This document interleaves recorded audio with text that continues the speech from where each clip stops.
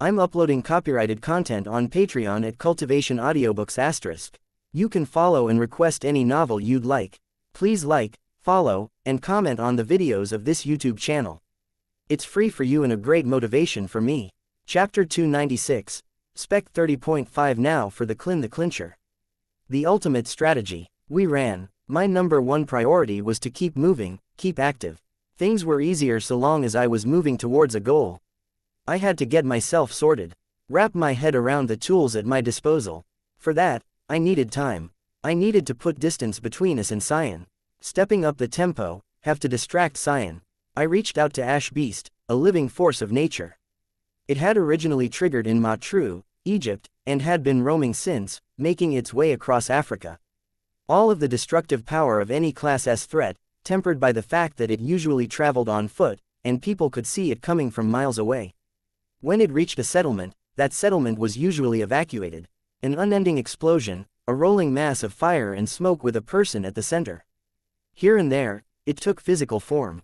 Whether it was the fire or a massive leonine claw that tore into the ground, it produced the debris, dust and ash that was its namesake, driven along the ground by the perpetual storm of fire. Creating a portal to give me access to it was troublesome.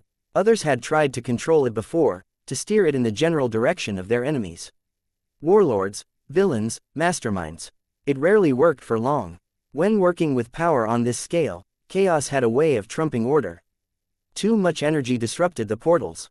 I moved a force field cape to the Ash Beast's location, and then created a bubble, putting it in range of the being. I made a portal within the bubble. More force fields encased the bubble on my side for safety's sake. My power operated through the force field, and the connection formed. I identified a young man, at the center of it all, and I could now think of the Ash Beast as a he, instead of an it. He was surprisingly healthy, but he had a power that kept him in good physical condition, a natural breaker class adaptation that came with his power. Energy to matter and matter to energy. I'd use him first. If he died, the world wasn't worse off for it. If he lived, well, I could discard him, leaving him in a foreign earth. Bringing him through a doorway was hard. He generated so much heat, and while his shape and form were malleable, they weren't wholly under his control. In the end, I made a portal, and I used Trickster to bring the Ash Beast through, replacing a chunk of ruined earth. Shaping the fire, driving it out to the sides. Shaping the flesh, from energy to physical form. Wings, cat-like legs to spring into the air. The Ash Beast lunged into the air, above the water, and he streaked towards Xian like a comet. The force field cape followed, to maintain the connection. I moved Alexandria, Legend, Mord Nag and the others on the front line through doorways as the Ash Beast struck the Golden Man. Golden light tore into flesh that had been forged of fire, and more flesh was created to replace it. The Ash Beast tore into Xian, and the flesh was replaced just as quickly. I created more doorways, moving people out of Gimel in an orderly fashion. Here and there, I changed the portals around, dictating different exit points to break up groups. Ranged attackers in one group. Brutes broken up into several subgroups. Thinkers, tinkers, defensive capes, there were a lot to sort, a great many who had powers that needed a half second to a few seconds to figure out, in terms of classification and application. With scores of these capes, it added up. Every cape had a place to be. There were capes who needed something to harvest, who needed materials, and I gave them access to their materials. There were capes who needed others nearby, and capes who were better if set apart.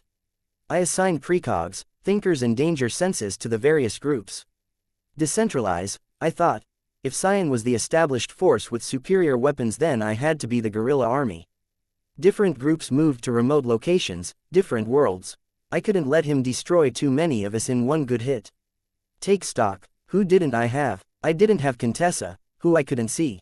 I didn't have the blasphemies, who hadn't even registered to me because they weren't human, even if they had powers. I didn't have Sleeper, and why was it so hard to reach for certain names?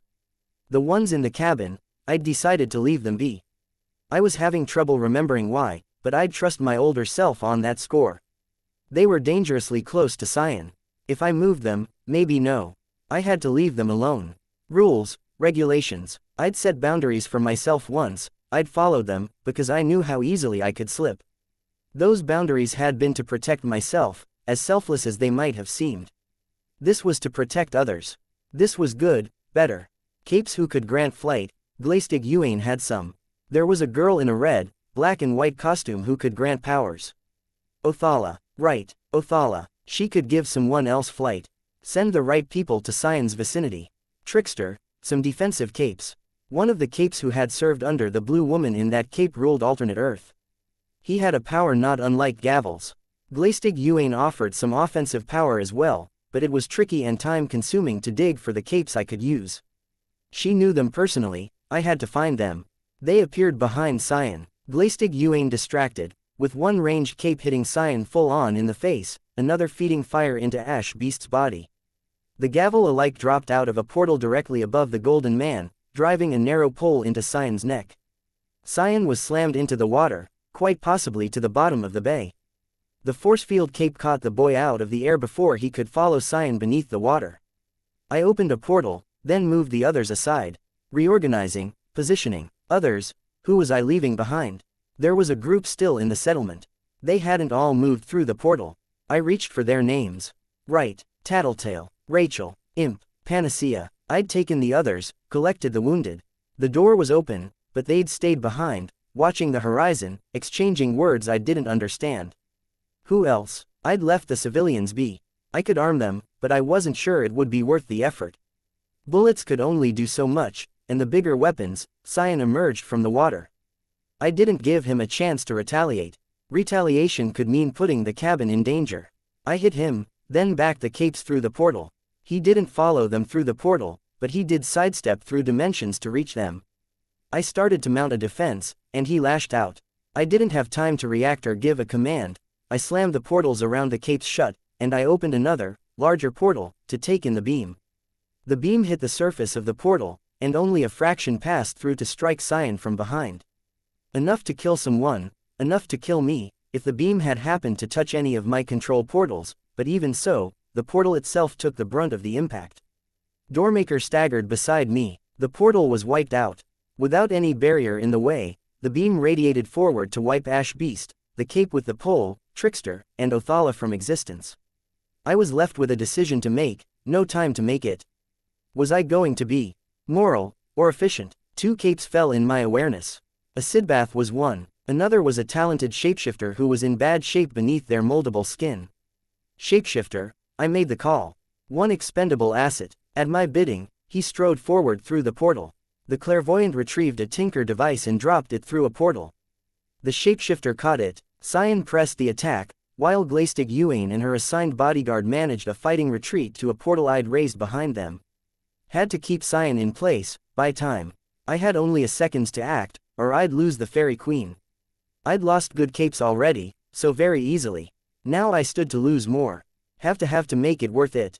Thinking in words was getting harder. Easier to default to thinking in terms of ideas. I wasn't going to throw away lives for nothing. I wouldn't ask others to make sacrifices I wouldn't make, if the roles were reversed. Maybe they'd disagree. Maybe they'd tell me they didn't want to make that choice. But that was our instinctual self-preservation at work. With things at this scale, that kind of thinking was counterintuitive. Maybe they'd agree, if I had the time to explain. To sit down with them in their living rooms and discuss the ins and outs of things over tea. But I didn't have the time to ask politely, and too many had already died. Capes and civilians both. I'd leave the civilians alone, but it was fitting if I drew on their strength as well. Doormaker was capable of opening the doorways at the speed of thought. I had multitasking abilities. I could open them faster. Not one after the other, a 30th of a second passing between each, but simultaneous. I didn't target people this time. Portals opened across the sky in that foreign Earth that Sion and the Fairy Queen fought in. As many portals as I could fit in that Earth's sky. Gleistig Yuan ducked back into the portal, and the shapeshifter I'd left on the ground hit the button. The portals around Sion slammed shut, and he disappeared from my mind's eye. It left the shapeshifter locked in the same world as Sion. An obstacle, a speed bump at best. I was sacrificing lives for that purpose, putting capes in harm's way, and leaving that one cape in an isolated world with Sion nearby. I'd decided to spend a life that lacked strength over the life of a monster. But that last gesture had bought me time to move the Fairy Queen of the birdcage to safety. It had also stopped Sion in his tracks for a few seconds. If he was focusing on getting out of that universe, on altering his power to decrypt the portals and free himself to move, then he wouldn't be paying too much attention to the portals I'd opened above him. There were perhaps 200 Earths in easy reach that had military technology worth talking about. 200 Earths with bombs. Every bomb that hadn't been in some secure housing, every bomb that was small enough to drop through the doorway, to plummet to the ground below Xian.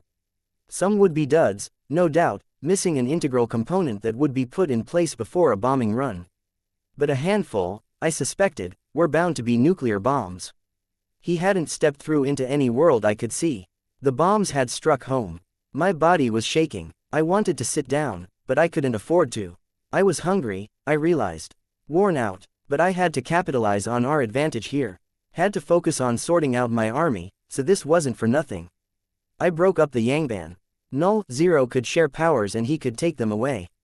But managing multiple groups was cutting into every group's effectiveness.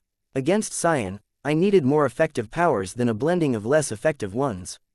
I set Zero aside, assigning him a group. Autopilot for now, for a later eventuality. The tougher capes I had fell into two categories.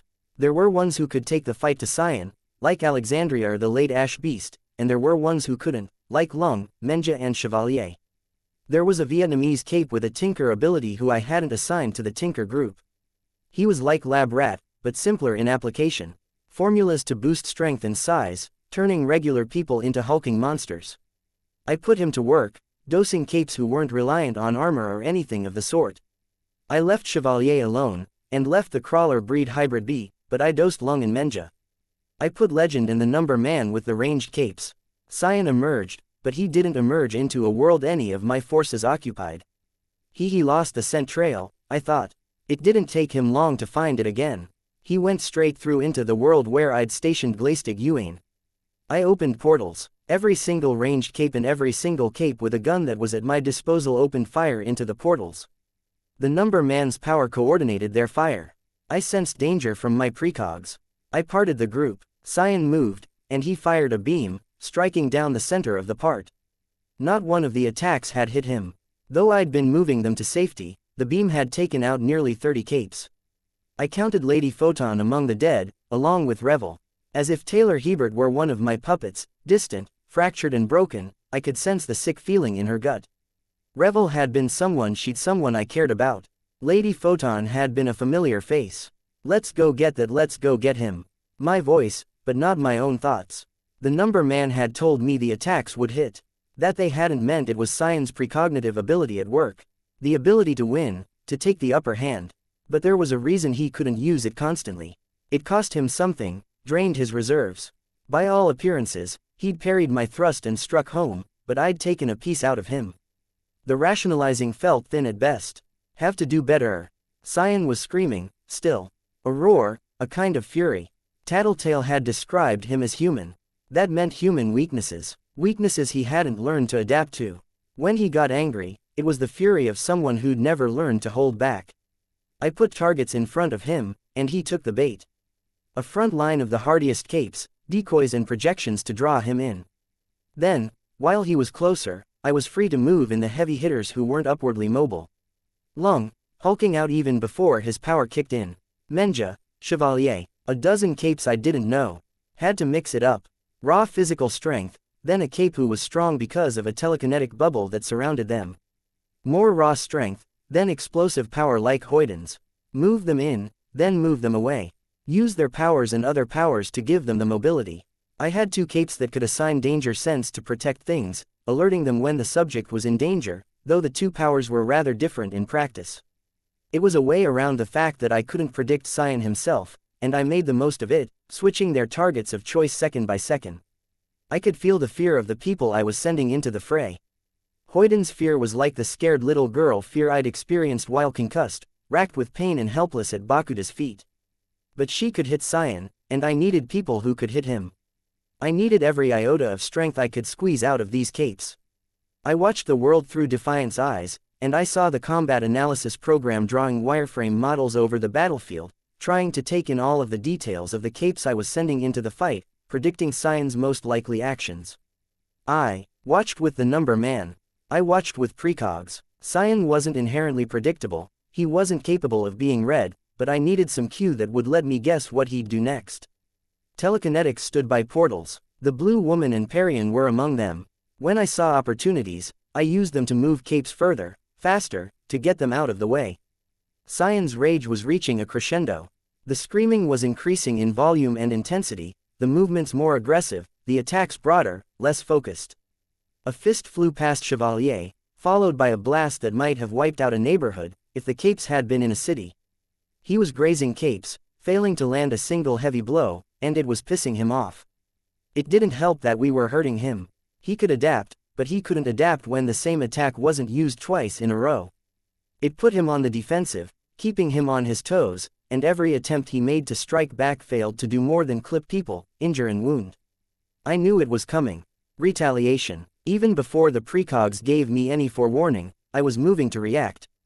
Portals opened wider, telekinesis pulling the attacking capes through if they couldn't move fast enough. Force fields and other measures flew up to surround Xian, mitigating the damage.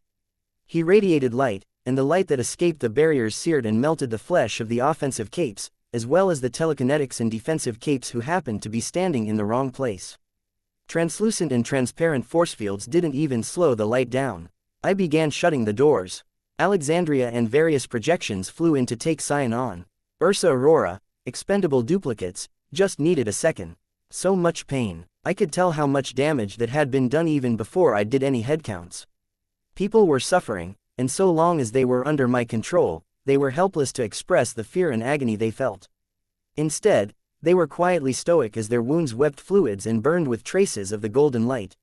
I put the few healers I had to work. They hadn't even started when Xian used the real attack. I could see him move through Alexandria's eyes. Through Pretender's eyes, rather. Arms flew out to the sides, and then he clapped. I only managed to shut Alexandria's portal a fraction of a second before his hands made contact.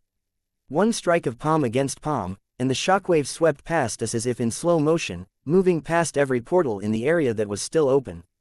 It passed through flesh, and it stilled. It was the same effect he'd used to quiet Leviathan's waves, the same effect that had frozen floodwaters in their tracks and the same ability that had given him so much presence. Objects in motion stopped, portals winked out, warm things plummeted in temperature, cell and neural activity was interrupted. Blood stopped in people's veins. Every cape that had been touched by this stillness dropped to the ground, lifeless. I could feel the horror that was experienced by the bystanders. I knew that, given the choice, most would be running. But there was no reaction. Each and every one of them was grim, resolute, taking care of their injuries, getting to people who could tend to them or helping others. Rank and file, a dozen capes with electricity powers entered the area with the capes who'd succumbed to the stillness. They'd stopped, and an object at rest remained at rest. I needed to get them moving again. A jolt, the electricity controlled by the capes in question. Nothing. I pulled Bonesaw away from the Tinker group. I couldn't devote the focus necessary to use her power in any detail. I could have left her on autopilot, but I wasn't sure that was much better. I revoked my control over her, leaving in the middle of the room with the capes Xian had stopped. Then I turned my attention back to Xian. I couldn't let him turn the tables and put me on the defensive. He was tearing into Alexandria. Literally. But she doggedly held on, delivering one crushing blow for every pound of flesh Xian ripped from her midsection. He was roaring as he did it, teeth bared, face contorted. The nature of his attack, the stilling, it didn't fit. Not in tune with the anger. It had been another use of his automatic victory power. Looking to the future, seeing how he could do the most damage, then following through. A feint, followed by the critical blow. The good news was that it meant I was getting the upper hand, forcing him to take a shortcut to get out of it. The bad news was that I was almost positive I couldn't win if things continued in this vein. My precogs weren't countering his precognition, and he was blocking all direct views of him, forcing me to emphasize indirect predictions where I focused on the damage he was doing and the people he was threatening to kill. With each exchange, he was doing too much damage to our side. If I had 5 times the capes, if we'd been working together like this from the beginning, then maybe. But not like this. Same strat same tactic as before, just to buy myself a little time to think. My telekinetics, injured or otherwise, worked their magic through the portals I opened, this time focusing on the munitions that weren't easily accessible. I moved ICBMs through a spatial warping lens that let it fit through a doorway, unloaded crates of grenades and TNT with telekinesis, and I watched it rain. The explosives were halfway to ground when I had Alexandria use another dimension switch to force the portals closed. I needed to consolidate my strength. I had capes gathering materials.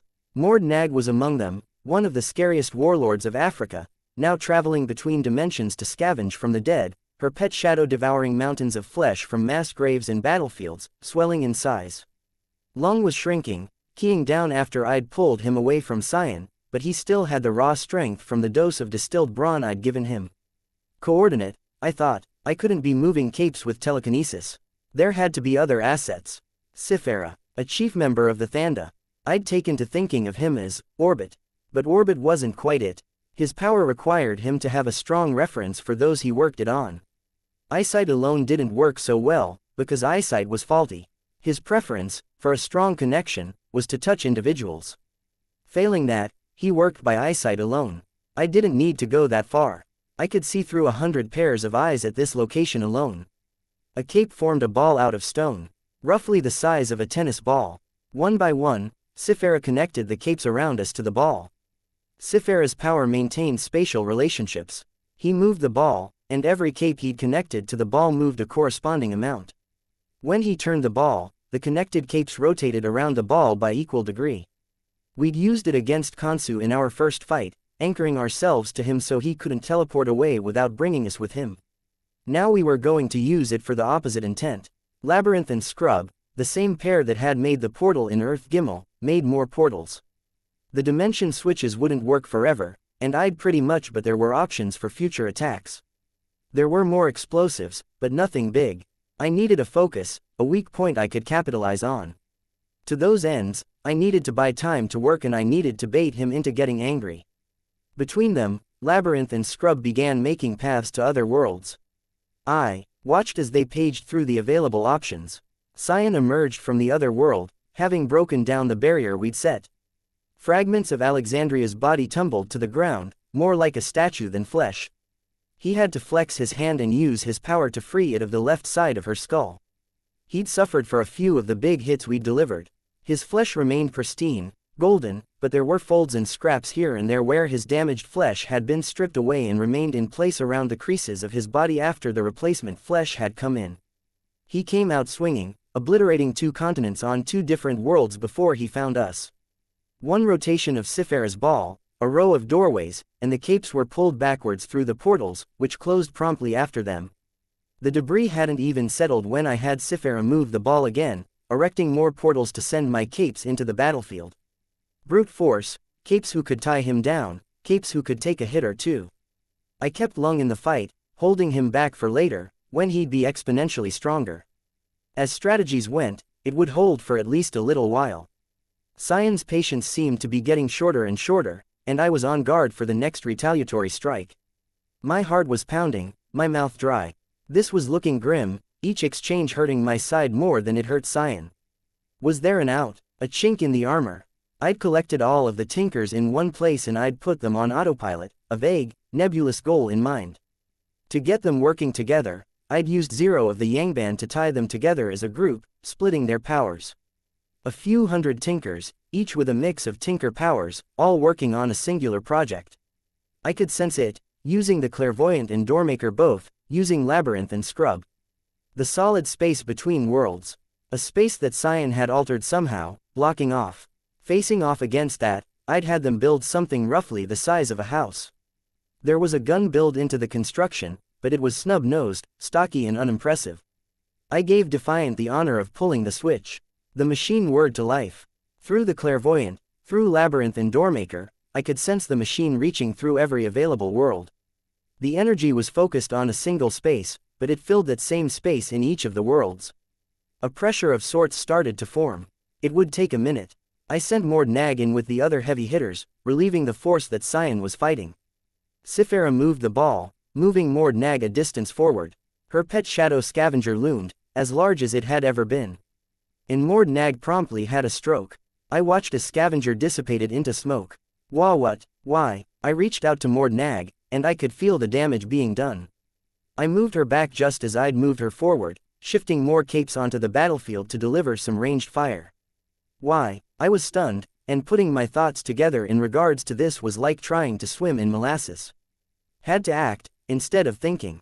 Investigate. I used my ability to read the physical states of the creatures I controlled, reading my swarm much as I'd check a spider's level of hunger, its health, fertility or the amount of venom available. Almost across my entire swarm, people were threatening to lose their minds. Literally. It was stress, a factor I hadn't taken into account. I controlled their bodies, but I didn't control their minds.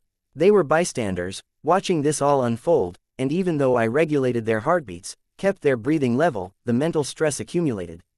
There were exceptions in every category, but I could assess my gathered army with broad strokes of the brush. The thinkers were coping best, the tinkers nearly as well. The masters struggled the most, followed by the shakers and breakers. The rest fell in some middle ground. Mord Nag, my control over her had apparently tapped into some kind of trauma or phobia she had, so she'd been the first to reach some kind of fever pitch in terms of the buildup of stress-induced chemicals and reactions. I was killing my own minions. I moved quickly, scrambling to get measures in place before I lost any more. An open portal and a telekinetic let me move Mord Nag to the only available, capable healer I had available. I sent her to Panacea, still in the company of Tattletale and the Undersiders. Panacea bent down to help her. I brought Canary to me, and she began singing, a high, sweet song, almost like a lullaby, her voice carrying through the same portals that connected me to my underlings. I was halfway to my next step, managing the tinkers, when Panacea reacted, backing away from the dying woman, shaking her head. You still don't use your P-power on brains. I thought, she'd had a setback, creating me.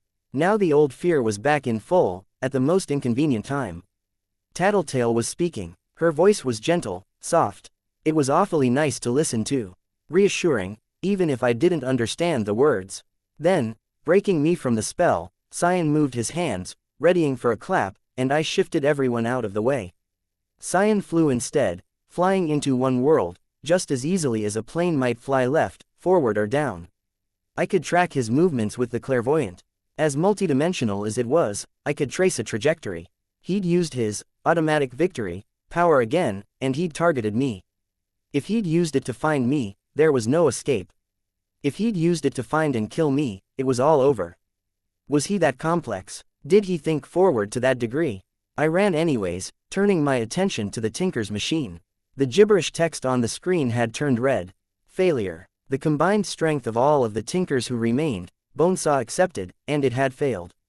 There was no way to get to the space Xian had sealed off, no way to his, well, where he drew all of his resources from. My heart sank. That was my best guess, I thought. The mental stutter wasn't there, but the stutter only tended to hit me when I thought about nice things, about peace and familiar people and all the rest of that stuff. The best means of attack was to go for the weak point. To cut the jugular, to stab the heart, to go for the eyes, damn it.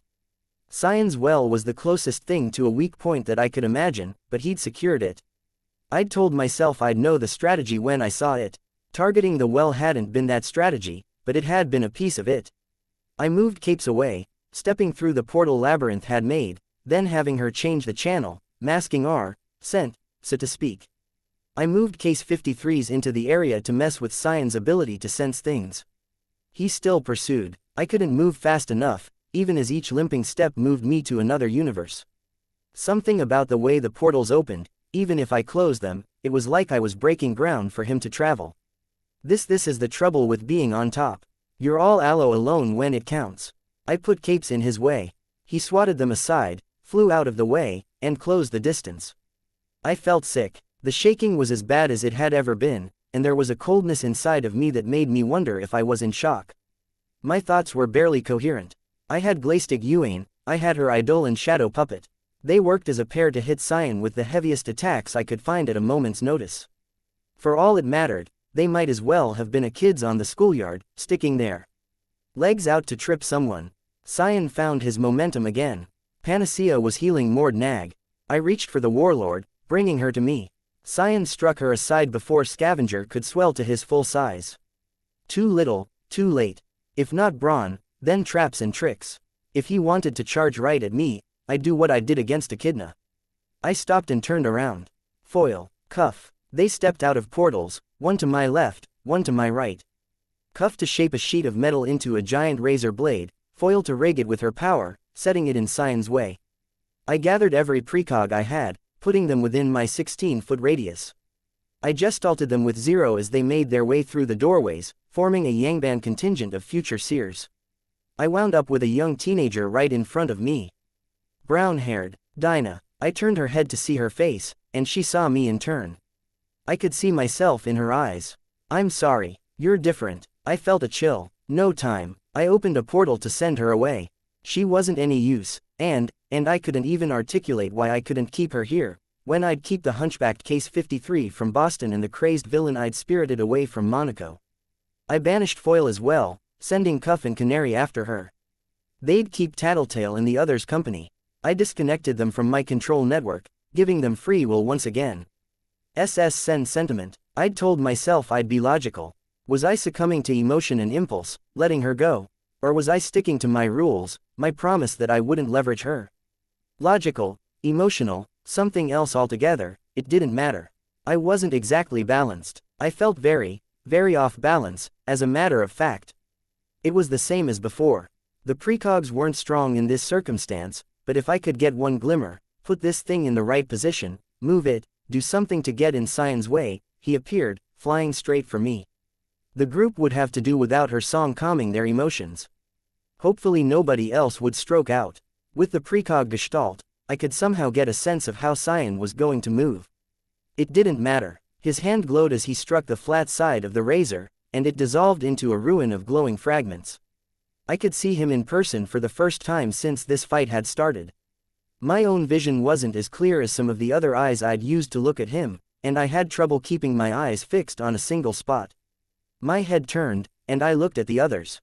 Tattletale, Imp, Rachel, Panacea, Foil, Canary, Cuff. I saw Imp's lips move.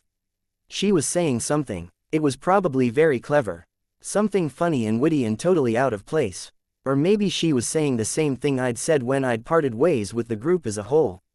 Rachel was silent, but she sort of dropped to her knees behind a giant, monster-feed bastard, who was lying on his side. Her arms wrapped around his neck. And Tattletale, she put her hand to her mouth, then sort of made a sweeping gesture with her arm. It dawned on me that I had no idea what the gesture meant. BB, because you can't let me have even that, I thought. Cyan stepped forward, hands still glowing, and he blocked off my view of the group. The plan had been simple. Thanks to Teacher's underling, I'd been able to retain my memory of the trigger event. Cyan had censored the most pertinent details, but he'd left one vital weak point in the midst of it. He'd analyzed us as a species. He'd seen how we functioned, the strategies we could employ, and he'd set himself on a path. But that path, I was almost certain, was predicated on the idea that we couldn't work together, that we couldn't bring our full strength to bear. We were too chaotic a species. He'd made one mistake I knew of. He had predicted a future where he would meet his partner and then pursued that future, only to meet the brain-dead version that was in Cauldron's base. I'd tried to help the same happen for the other future, running, using the dimension encryption. They were the best thing I could come up with in terms of putting Cyan in a world where he saw himself as the only one standing. He closed the distance, and I couldn't get my thoughts in order to convince myself to leave, to figure out what resources to tap to get myself away. Teleporters, but which one? Cyan put a regular hand around my throat, and the question became irrelevant. It was surprising, just how small his hand was. Larger than average, but he was still the size of a person, for all his presence. He hadn't killed me outright. He wants me to show fear. His grip tightened, leaving me unable to breathe. I clutched the clairvoyant's wrist. When that wasn't enough, I used the meager thread I'd managed to gather together to bind our hands together. I wasn't in the most lucid state to begin with. Reality began to dim around the edges as oxygen deprivation got to me. Slipping. It hadn't been enough, in the end.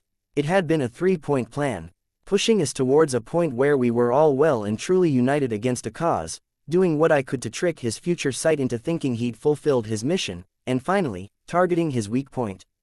The weak point hadn't been available to target. I might have come up with better, but it had only crystallized after I'd lost the ability to communicate. I operated best when I could alter my strategy on the fly, but that ship ran aground when I was steadily losing my mind. Tattletale was saying something, Panacea responding, her hand on Bastard. Tattletale snapped something in response. As if in a dream, I could see Foil raise her arbalist.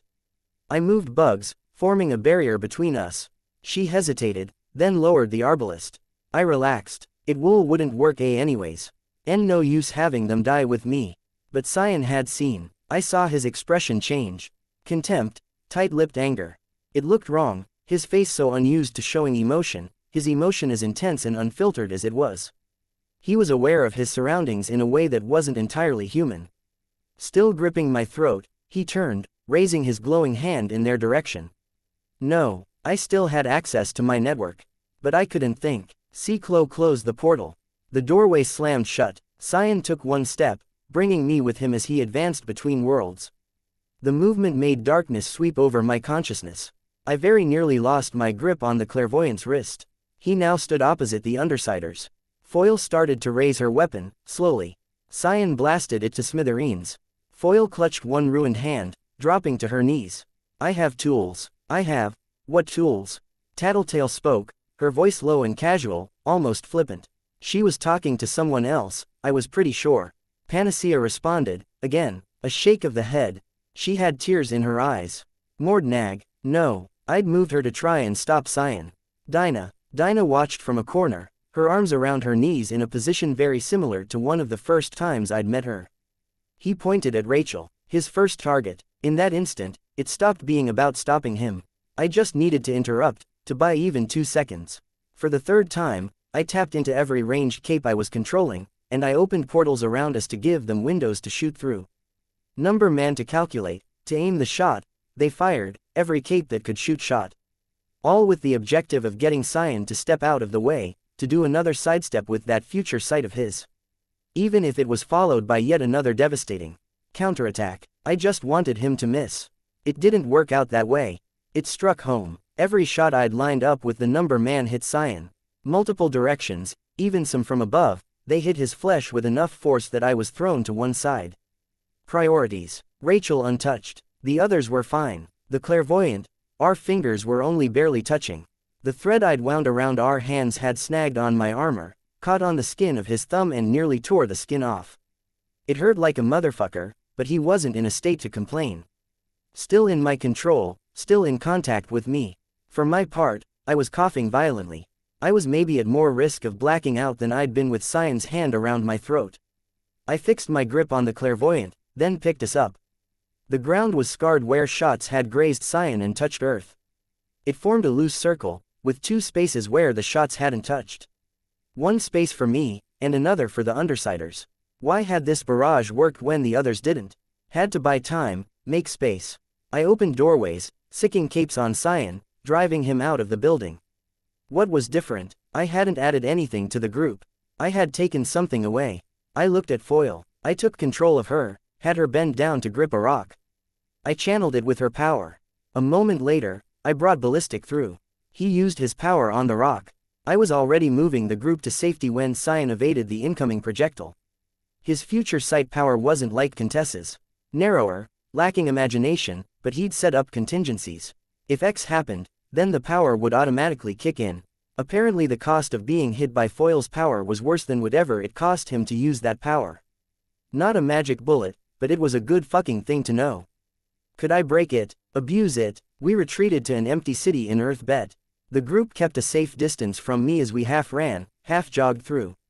A bubble of empty space surrounding me. My portals flickered open and shut around me as I moved, keeping everything essential in my range. He was beating the capes I was throwing at him, and I wasn't entirely sure what I could do if and when he killed the last of them. Bonesaw had finished reviving the people who'd been stopped, and was working on the wounded, but that wouldn't give me much more in terms of a frontline. Conversely, if I pulled them back, I was leaving Xian free to do as he wished, and his previous patterns suggested he'd revert back to his last priority target. Me. Need, the thought stuttered over and over again, a refrain. It was like trying to move a leg, only to find it cuffed to the other. Except it was my brain. Need, I shook my head like I was a dog drying itself.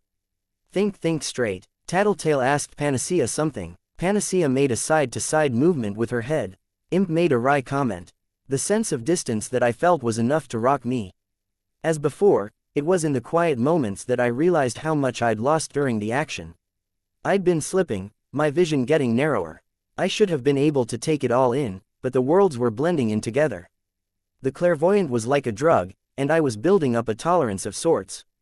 Colors bled together like watercolor, images started to merge, and I wasn't able to focus on more than a handful of things at a time. The only crutch I had was that I could see what my swarm saw. But the clairvoyant was only giving me the ability to function, at this rate. I could turn my attention anywhere, still set down portals in different worlds, but it was getting slower and slower. Barely a consolation, I was losing it, I was almost out of time. The certainty I felt in that was enough to kick me into action. I didn't even look to my teammates as I stepped away, opening a door to step onto the upper end of the beach. Water crashed around my feet. I organized the tinkers, changing their job, a weapon. Instead, I collected some of the capes that were harder to employ, and I began pairing them up. Halo, Sundancer, a handful of masters with projection powers, a cape with a giant mask, all powers that made stuff, a ring of razor-sharp gold that produced force fields and lasers, a miniature sun, soldiers of stone, a golden mask. I had each of them make the individual objects as big as they could get. I retrieved Chevalier, and I did the same with his cannon blade, raising it to its maximum capacity. Then I accessed Vista, and I made it all bigger. I pulled the capes out of the way as the various weapons entered the fray.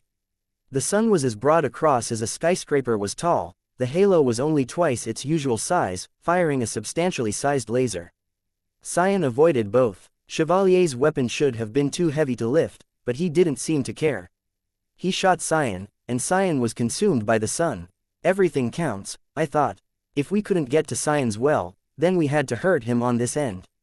He wasn't content to stay on the defensive. He turned his attention to the group that was projecting the effects, to Vista, Sundancer, Ballistic, the masters I couldn't name. Which was the moment the Endbringers made their move. The Simurgh plunged from the clouds, hitting Xian. Leviathan, healed a touch, emerged from the water. Bovu rose from the earth, going from a human-sized head and shoulders at eye level to a tower. Tohu, for her part, had Glaistig Yuan, Eidolon and Murden's faces. The Endbringers, come to the rescue. I wished I could have felt relieved. It was a reprieve, a chance to get our footing. But there was an ominousness to it. Like I'd told Dr. Mother, I reached for the memory. It's humans who win this. Not something abstract, not something we don't understand. We win this with our own strength. Even if I had to make us. I gathered my army, bringing them to the battlefield. I spread them along the length of the beach, keeping them connected to the little round stone that Sifera held. If Xian turned on us, he could pull us away to safety at a moment's notice. I'd lost people, I had more hanging back. The Tinkers were still finishing the gun. But I had an army, and I wasn't about to lose any more people if I could help it. I began to organize another barrage, aiming with the number man, using Doormaker's portals I didn't fire. Instead, I watched as Xian's partner came to life. There was only one growth at first, like a stem, a human-sized body, pure white. The rest bloomed forth beneath it. A garden of body parts, hands, stretches of flesh, a maze of parts, all interconnected, all flowing from the piece in the center. All of it alive, this time. The garden, as Golem had said. Hands turned to gesture, and flames rose from fingertips.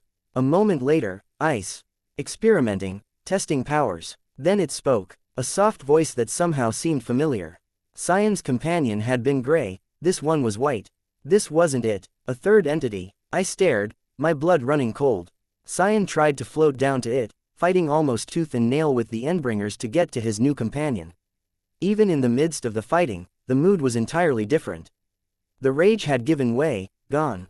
I could sense shock, bewilderment. He reached out, almost as if he were afraid to touch it. To touch her. Where had it come from?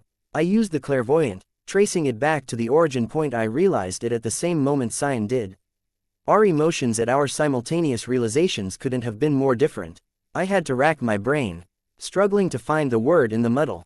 Be bastard, Xian howled, not a scream of rage this time. Something else. It wasn't an epithet. The third entity was bastard, the wolf cub.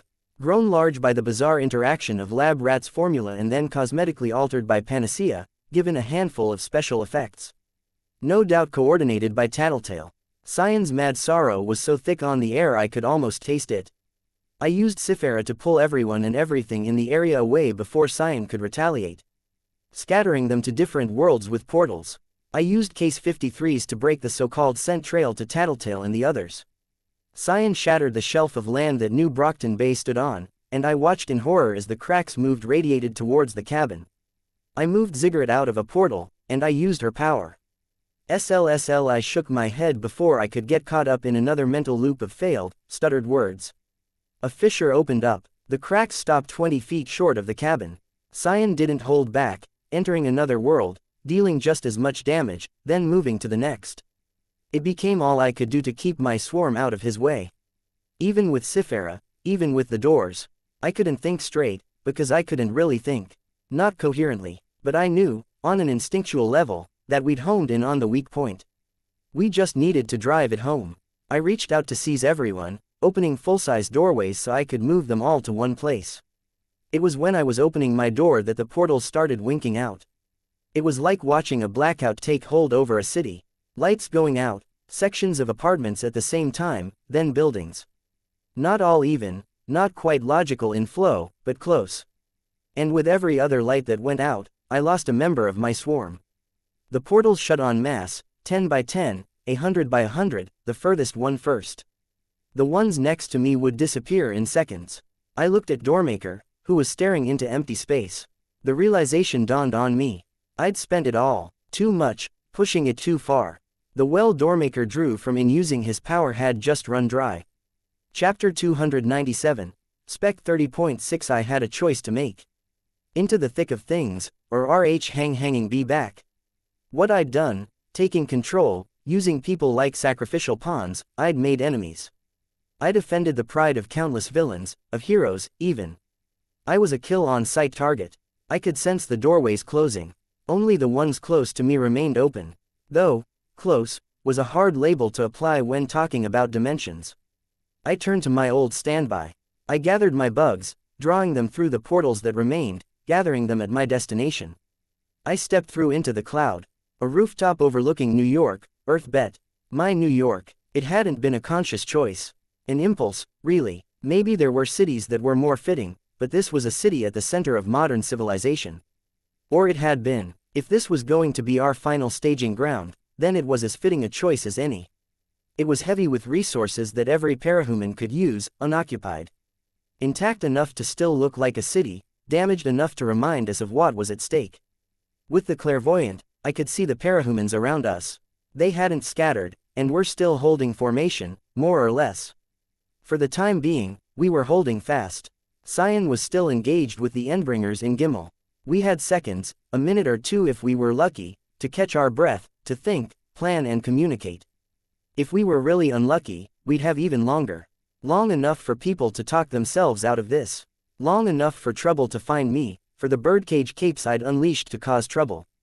The only reason things down there on the streets were quiet was because people were still reeling, trying to process, because they were in organized groups and breaking from that organization in times of stress was hard. Cults and religions and fratern clubs, they held together because of the power of the group. We were social creatures in the end. Easier to be one tinker in a small army of tinkers than a tinker all alone. Heads were turning my way, a few fingers pointing. Angry mutters, clairvoyants, precogs, people with future sight, all of them finding me. If the lynch mob came for me, there wasn't a lot I could do. Glaistig Yu the fairy queen was among them, and she was mad. If she turned her power on me, hit me with anything close to what she'd used while I was at the height of my power, I was a goner. There were a lot of capes out there who didn't like being made into puppets. I suspected that more than a few of them had been victim to it in the past. Yet others were used to being the ones in control. Lung, teacher, the child surgeon. I counted myself lucky that I'd made it even this far. That things hadn't devolved into chaos the moment the leashes came off. I'd set myself apart, a little distance away. The original plan had been to maintain a vantage point where I could watch the battle unfold. Now it was a refuge, as if capes who could bring cities to their knees hesitated to expend the time and energy to close the distance to me. I dropped to my knees, still holding on to the clairvoyant, much as I'd hold on to a life preserver while underwater. Standing was hard. I needed a chance to rest, to think. Except thinking was harder still. I was a husk, and things were rotting from the inside out. I'd hoped I'd recuperate some when I had less people in my control, but it didn't seem like it worked out that way. Damage done was damage done. One section of my brain was swelling or creeping out to take over other sections, like it had overridden Dog Girl's social perceptions. If I could have talked, if I could have communicated, I could have told them. I could have explained how we could make it all work if we just worked together, if we coordinated. I would have offered myself up for them to do with as they saw fit, if they'd just cooperate now. I'd made the choice for others, sacrificing them rather than letting them choose to sacrifice themselves. If someone in that crowd was angry enough to give me a fate worse than death, it was probably deserved. Though probably not equitable. I moved my hand to my face, the clairvoyant holding my wrist. I'd taken my mask off at some point. When had I done that? My hand ran clumsily down past my eye, my cheekbone, nose, and mouth, every movement trembling. It didn't feel real, like it was a mask I was wearing. I dug my fingernails in as I caught my lip and chin. Numb, I could feel, but it was so small a sensation compared to all of the people I'd been controlling. I saw it from a distance, to the point that I felt like I was barely there. I'd be willing to sacrifice myself if it meant saving everything, but that wasn't much of an offer, when my life was already pretty much gone. I didn't have anything left. Not that I was free to suggest it, in any event. I would have explained my strategy. A way to win, if we could get the pieces in motion. I would have rallied them, tried to get them on board. Even told them, knowing I'd be gunned down an instant later. But I was mute, incomprehensible. There was only one option left to me. One I didn't like in the slightest. I shifted my position, and I sat on the edge of the roof, my bugs thick enough around me that a sniper would have a hard time taking a shot. I waited. The assembled capes below were getting more restless. They spoke different languages, finding others in their number who spoke the same. Voices were tight with anger and stress. Some of it would be directed at me. Others, there was an advantage here. Another reason they hadn't scattered. So much of our dwindling morale was due to the fact that we hadn't been able to affect Xian. We hit him, and nothing seemed to work. At best, we had knocked him off balance. They hadn't seen me drop the bombs. They hadn't been fully cognizant of what was going on with Xian expending power to view the future, or even that we were wearing him down on a level. There was a limit to how much damage he could sustain. The saving grace had been the psychological impact they'd witnessed. Xian hurting, seeing his reaction to glimpsing the other being. Maybe they didn't understand it. Maybe they did, but I suspected it was a factor in morale. They'd seen a reaction. It was key, that reaction. Now I was in an awkward position. Unable to act, unable to access the specific capes I needed. I had far more enemies than allies. Beyond that fight from without, I had to wage a war within, struggling against my mind and body. I was losing things. I struggled to find a point of reference. I'm a monster, I thought. Not an anchor, but a recent memory, a realization that was still fresh in my memory. Something from just before I'd started losing memories. Bullet ants, maggots in eyeballs, necrotizing flesh, stripping flesh from bone, hand or knee. The images were so clear in my mind's eye that I could almost see them around me. A hero in his civilian clothes, gasping for breath. I had the means to save him, and I was holding back. I heard a voice, female, kind words, spoken haltingly, out of place in the midst of this. I had trouble placing the memory. Then, more reassuring in a way, a return to the more violent thoughts. Me standing over a man, pulling a trigger and watching the aftermath, bits of skull, brain and blood painting the pavement beneath him. The dance of bugs within a woman's lungs, minimizing the surface area available, limiting oxygen. A very different, very abstract way of killing. Again, the voice interrupted. Patient, almost like I was overhearing something being said. It made for a kind of, what was the word? A conflict between two ideas. Dissonance. I tried to pick it apart, and in the doing, I realized what was happening. With the loss of the portals, I'd lost one more anchor. Pride, confidence, that reminder of who I'd been when I'd been a warlord, when I'd been at my most powerful, recent circumstances accepted, I'd inadvertently connected thoughts and memories to that, and now that the physical manifestation was gone, those thoughts were disappearing with it. My identity was degrading. I couldn't be sure that anything I was reaching for was real, or if I was taking something minor and exaggerating it in importance. The Fairy Queen had been right. If she hadn't warned me, if she hadn't told me I needed something to hold on to, I wasn't sure where I'd be right this instant. I reached out, searching for other anchors. The dog girl, her pet wolf had been changed into the alien, garden, and her view of it had been cut off when she'd retreated through a doorway. She was staring at the empty space where the doorway had been. Her teammate, my teammate, had a phone out, and was talking and typing at the same time, while her eyes roved over the crowd. She had only the 2 pairs of eyes, while I had limited, local omniscience. We were each seeing the same thing through very different perspectives. Unease, restlessness. Here and there, people were breaking down. Tears, panic. The ones who had avoided the battle in the first place, the ones from distant Earths who had no conception of what was going on, the retirees. Except they had support. They weren't entirely alone. I felt a measure of resentment. I tried to dismiss it, but it didn't budge. Alone. A freak. Crazy. Broken. Unhinged. I had no fucking time, but I was paralyzed until someone else made the first move. If I stepped in now, I'd disturb the frail peace and tranquility that kept the group stable. They'd rally against me. I watched the monsters and the lunatics. The tentacle girl was hanging back, hiding inside an apartment, trying to calm herself. There was a cape from the birdcage who was pacing. When I'd picked him up, I dimly recalled, he'd been all alone, occupying one wing with 2 others. I saw the trio of Furies, on the fringes. Pale, and somehow not even remotely human. They reveled in chaos, and so long as one lived, the others would come back. Over and over. As allies, they'd be useful. As enemies, they could and would deliver the critical, crippling blow that spoiled all our efforts. The Fairy Queen was being very quiet and very still, but one of her puppets was tracking my location. The most dangerous one of all. Dangerous to all of us, not just me. I scarcely mattered at this point. There was only the message I needed to communicate. I'd seen it all. I'd seen what worked and what didn't. I had an idea of what we needed to do. I bit my lip, hard, as if the pain could help me focus, bring me closer to being me. Watch, observe, wait. Xian was killing the serpent endbringer, Leviathan. Pummeling his chest, shattering it. Cracks radiated from the wound, glowing gold. Xian's face was twisted in fury. His fury was that of a berserker. The blows were heavy enough that they drove Leviathan into the shattered earth below. Water was flowing in around them, Leviathan's element, but the attack continued, the glowing wounds creating mountains of steam around them. Leviathan managed to get one fin to make contact with Xian, and the resulting disintegration created nearly as much mist, redoubling the effect.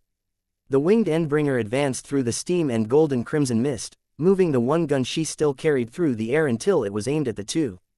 She fired, and it blasted a gust of wind at them, strong enough to push them and clear the wind. The smallest endbringer, flying in the air, unloaded a laser, 3 of its shadow pet's attacks and 2 more ranged powers on the golden man. The resulting blast sent the ruined fragments of the settlement and the remains of the surrounding terrain spraying into the air. The resulting crater that compared with the one Leviathan had made in the real Brockton Bay. The blast had separated the 2, leaving Leviathan hunched over, one arm intact and braced against the ground, head hanging, his chest peeled open. Xian merely shifted his orientation in the air, not even shaking himself, not pausing to find his balance. He was roaring, screaming, and in his thrashing movements, his blind fury, I nearly missed it. In the moment he returned to an upright position, he flung out a sphere of golden light. The light curved in the air, and punched into Leviathan's open chest cavity. The endbringer fell. The color went out of Leviathan, his flesh breaking up, like clay overbaked in a kiln. The fins were the first thing to crumble, the rest of his body following suit. We'd taunted him, teased him with the one thing he wanted most in the world, then we'd taken it away. He turned his attention to the winged endbringer and her smaller companion. The towering endbringer was already so damaged that she could only pull herself together. The fat endbringer was gone. No, he was alive. He'd created a time field around himself, and was healing in a more distant location. Xian was doing too much damage to them. They wouldn't win this fight for us. No, it was the least of us, the smallest of us, which could have the biggest impact. Capes I'd overlooked entirely. I blinked. No, even more than that, individuals I was thinking of as useless, even now. I knew what I had to do. In the crowd, people were getting more outspoken. Arguments had broken out, harsh words, criticisms. Divisions were forming in the squads. Almost all of them were divisions centered around certain individuals. Virtually all of those individuals were ones who didn't play well with others. It was a man in gold and black armor who stepped to the fore, a sultry-looking woman following right behind him. He shouted out, and his voice echoed, drawing attention from the majority of the crowd. That would have to do. With so little time to spare, I'd settle for a distraction. One floor below me, a chute had been deployed. Reaching 20 stories to the ground, it was arranged to let people on the upper floors evacuate quickly. People would slide down, and the natural curve of the chute as it was pulled away from the building would keep them from being turned into a paste. I used my relay bugs to extend my range, sent my swarm out, and then began securing it myself, tying the end to nearby architecture. It was set up by the time we'd made our way inside the building into the far end of the hall. The fairy woman had noticed I was moving, but her attention was partially on the man in armor.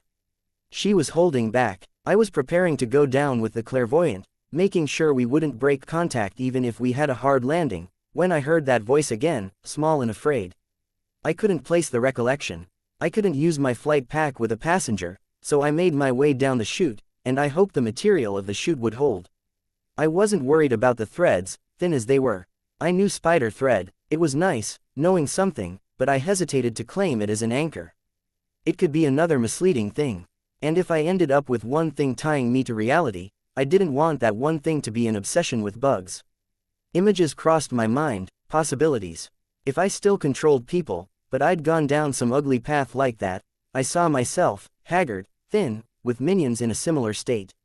Eating bugs, wearing bugs and their materials, barely human, my mind more like an insect's. I focused on my friends instead. Dog girl and the girl with the phone. They were moving my way, calling out to a girl who was getting her ruined hand stitched up by her partner. The pair raised their heads, but they hesitated to follow.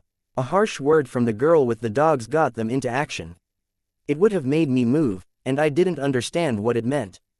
I'd reached the end of the ramp. Perhaps not so gentle a landing as I'd hoped for, but it hadn't injured me. I picked myself up and got moving in their direction. I was losing track of who people were. How were they supposed to be anchors when I couldn't remember who they are, or why they meant something to me? I couldn't quite remember how she even knew I was coming. I hadn't controlled her recently, and her power wasn't fresh in my mind. It was with a measure of trepidation that I met up with them, the portal creator and clairvoyant following me. Eerie, to be in such a large city with no people around us. I could imagine how things would be if humanity was eliminated. All of these ruined cities moldering, slowly crumbling. Why did I find it why did it reassure me? Dangerous, to think that way. I was a tent in a strong wind, and the stakes were coming loose. Only one or two remained. Depending on the direction the wind was blowing when they were gone, someone could get hurt. A tent surrounded by bugs. Like this was a shitty camping trip. I smiled a little at the thought, a broken giggle slipping through my lips. And no, Saint stay CC centered. The slur in my own thoughts made a chill run down across my back. I pressed my hand to my head, as if I could physically shift things back into place, or keep them from coming apart. Again, that soft voice I couldn't place, something to help me keep moving onward, a human sound when abstracts were becoming all too real. I realized the others were near, riding a dog. The ones riding the stuffed lizard Endbringer had stopped at the midway point, no doubt keeping watch. The girl at the front flashed me a grin, raising a hand in a gesture I couldn't quite grasp. She spoke, and I assumed it was a greeting. I couldn't respond, didn't know how. We were separated by a gulf.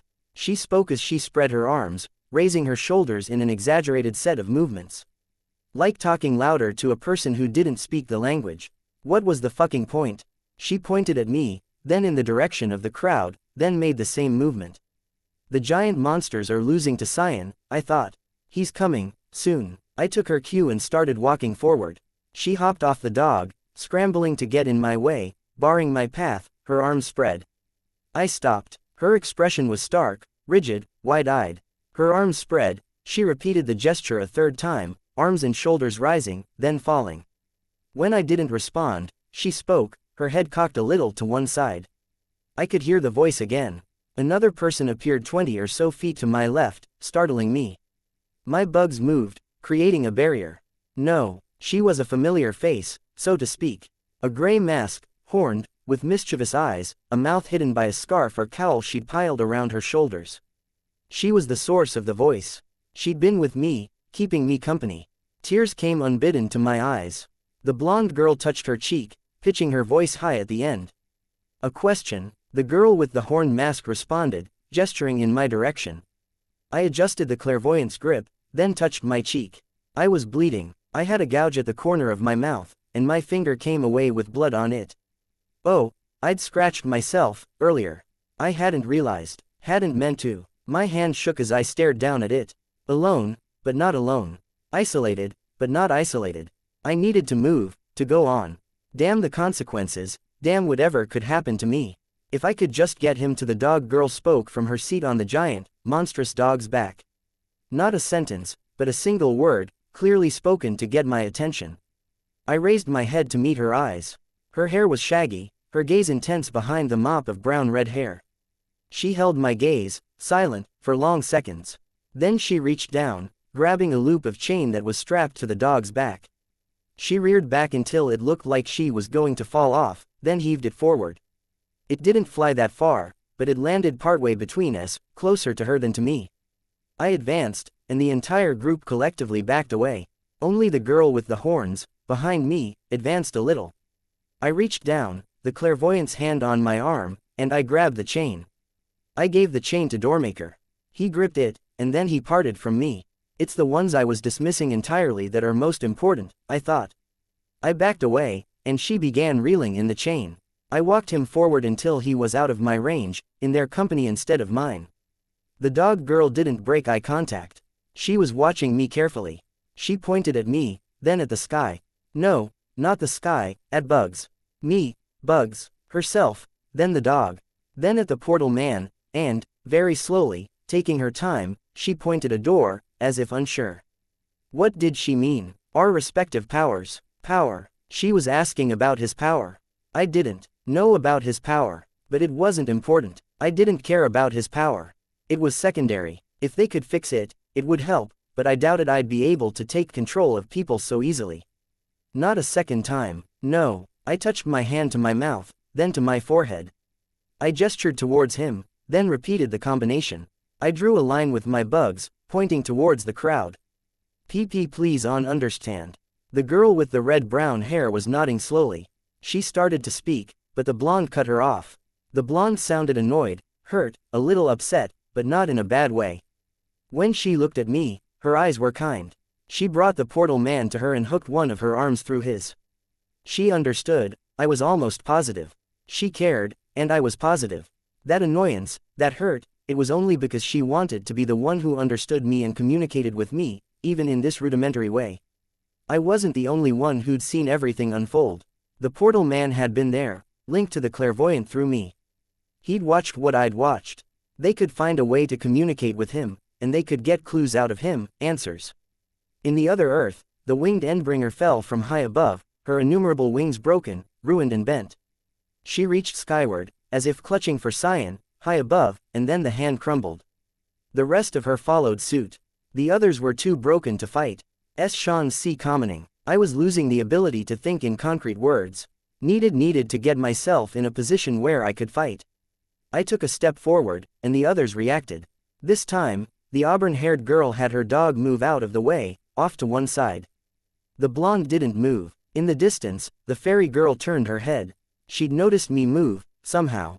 Why? I knew what I was doing. It was dangerous, yes, but so was Xian. I almost stepped forward to control her, to move her out of the way myself. Then I remembered that she was my anchor. One of the few I had remaining. What did I wind up as, if she was my only anchor? If I could so readily envision myself as the bug-obsessed freak, lurking in dark places, what did I become with her? Something close to human, at least. She'd saved me, in a way. I couldn't remember how, but I remembered that much. I couldn't touch her. I didn't even dare. She gestured with the phone. She started talking, not communicating in basics, but taking a shotgun approach, not stopping, trying everything, in the hopes that something got through. Xian stepped through into another world. I'd covered our retreat in a fashion, but he was finding his way. The moment he left Earth Gimel, the Simurgh scattered the mixed sand and dirt she'd gathered above her, then climbed to her feet, gun in hand. The pieces of the fake body she'd formed of the materials at hand broke apart as they fell free. She waited, recuperating. It took seconds before he appeared in our world. The chaos was immediate, people running, people moving forward to fight. Glaistig Yuan cast one glance my way, then joined the fight. It was time. I picked up my phone, then used my bugs to carry it to her. She gave me a strange look I couldn't interpret. The bugs moved the string, and it tapped against her phone. She typed something on my phone. I brought it back to me. I didn't understand the characters, but it looked like she'd done what I wanted. The phone was set up to call her, when I needed to call her. I could only hope that she understood when I started calling her. She'd been reluctant to help before, hadn't she? And now, when everything was on the line, I trusted her. A noise made everyone's heads turn. The man in gold and black armor had fired his weapon, and it had clipped a building. Dust from the toppled building filled the street. I moved. I could see where my blonde friend was, where the others were. I slipped by her in the chaos. "It's his Tim." My own voice was a buzz in my head, a medley of discordant sounds only barely resembling words. Time to fight, gathering my forces. Not an army this time. I broke into a run, best as I was able. Where my own feet failed me, my flight pack kept me aloft. I could see everyone, even in the dust. The clairvoyant let me see as if I was looking from every perspective, everywhere. It was easy to collect the first few I encountered. The girl with the mangled hand and her partner, riding the stuffed lizard. A sharp right, moving around the perimeter of the flight. The fairy was busy fighting, but if she saw an opportunity, there was a good chance she'd kill me. There were others, but I was having trouble keeping track. I knew them by their powers. Brutes, hanging back, tough enough to weather most fights, but barely capable of holding up against Xian. That took a special kind of toughness. A woman covered in a skin of force fields, protecting people with massive shards of force field. I passed them, making a beeline for someone else, flying over the cloud of dust, trying to see people. She'd been doing rescue before, getting people to where they could be helped. Now she was a tool I needed if I was going to win this. We climbed onto the stuffed lizard's back. I bound the clairvoyant's hand to mine, mindful of the damage that had been done last time. The stuffed animal climbed up the side of a ruined building. With the clairvoyant's hand and feet in my own flight pack, we dismounted when we reached an opening large enough to hop through. The girl with the ruined hand shifted position, slumping over. They climbed up to the highest point they could reach, and then the girl who controlled the stuffed humanoid lizard called out, incoherent. I couldn't get her to talk properly. So I had her wail instead, a frantic sound that was justifiable in how little sense it made. A girl with flying armor and bright yellow hair descended, ready to help the apparently wounded girl. When she got close enough to touch them, she fell within my power's range. I brought her to me, the movements shaky and unfamiliar. Easier on autopilot, but I didn't have time to wait for her to drift my way. Movements of the feet controlled movement direction and altitude. I brought her to me. Then I made her sing. Th thin think ab bout cc courage. About moving f forward. I could only hope the song conveyed the right meaning, the right impulse. I pressed the biggest blue button to call my teammate with the number she'd set into the phone. It shifted to a video call. I saw her on the other side. How to even explain? To convey the next step, I used my bugs to illustrate. A mass at the center, pulses traveling to other nodes. To every other node, she said something. A minute passed. Something hit the ground hard enough that the building swayed. Not merely a shaking, but a side-to-side wobble that suggested that anything harder might see the entire thing tip over. And the song began playing, echoing, through 3 other phones in my immediate vicinity. 2 held by the ones who'd been on the stuffed animal, and a third I was distracted before I could look for the source. My clairvoyance told me there wasn't anyone nearby. All through the battlefield, Protectorate members and wards had phones playing the song. It gave them strength, courage at a moment they felt weak. A woman I recognized from Brockton Bay threw the phone aside, then shot it with a shotgun, before changing the gun to something else and opening fire on Xian. It took the man in gold and black armor a second to get a chance to do the same. One of his underlings, A. Cape, who was named after a siege weapon, took his boss's lead. It served as something to urge people onward, to focus them on one target. But those 3, or those 2 were savvy enough to know something could be up. We moved, the armored girl with yellow hair helping to hold the clairvoyant while I descended to the ground with my flight pack. The movements of the other 2 weren't coordinated well with my own movements. They rode the stuffed animal as it leapt to the next building, but momentarily passed out of my control. They didn't turn on me, didn't shoot me. They carried onward, and I adjusted my course to put them in my range again. I got the one-horned woman who glittered with force fields, then changed direction. The next group was harder. They had advance warning we were coming, shared by a brown-haired girl who wore a black dress and no mask. I felt a pang of emotion. I couldn't even put a name to it. The girl rattled off words, numbers, in response to questions asked by a woman with body armor and a bristling ponytail. Monstrous capes moved to flank her, protecting her. Every second counted. Couldn't give the precog a chance to get hard numbers. With every moment that passed, every loping movement of the stuffed lizard that followed beneath me, the pair exchanged question and answer. I was a threat. I was being reduced to numbers. Success, failure, nothing more, which was all this really was. Only I was focused on success and failure on a much bigger scale than this confrontation. The force field woman sandwiched each of us between two force fields, then willed them forwards. We left the stuffed lizard behind. 3 more questions, rapid fire. 1 word each, names. The woman with the mask only heard the first syllable of each response before moving on to the next. She gave a command, an order, and a red-haired woman in a black skin-tight outfit turned, aiming her gun at a wall. The bullet ricocheted off the wall and flew right through our group. My force field woman went down, and the crystals we were riding fractured, coming apart enough that we fell to the ground. Only the string tying me to the clairvoyant kept us together. A fat, bald man stepped forward, blocking my way with his body. A young man with orange skin, a tail and bright pink hair did the same. But the young precog said something, and stepped forward as they parted to give her room. She spoke, 1 word. My name. I was pretty sure. What was my name? Did it start with A, T, sound? N, S, A, W, N, M. Marua her RRRRH, I managed. I slowly pulled myself to my feet, my movements jerky, shaky. Worse than it had been yet. YUSS set me on THT this road DDD. YUOO me THH hiss. DDD don't GG get T in MYYW way N NOU. Xian toppled a building. Capes erected barriers to protect a whole squad, over 100 capes, but the building disintegrated on impact. Rubble pouring off the barrier like water off a roof, crushing the people who didn't have adequate shelter. She didn't move, staring at me. I had the clairvoyant reach into my belt. She withdrew a scrap of paper. My bugs carried it to the young precog. An IOU, if there ever was one. She stared down at the 2.5 words, then crumpled it. Her head hung. Before any of the others could stop her, she stepped forward, into my range. I pushed her out, the movement forceful enough she stumbled a bit. The fat one caught her. I pointed. The group parted, giving me a view of their other members.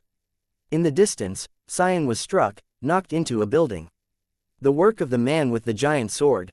The fairy readied to follow up, then hesitated. She flew my way instead. No time for grace or decorum. The woman with the force field scales used her power.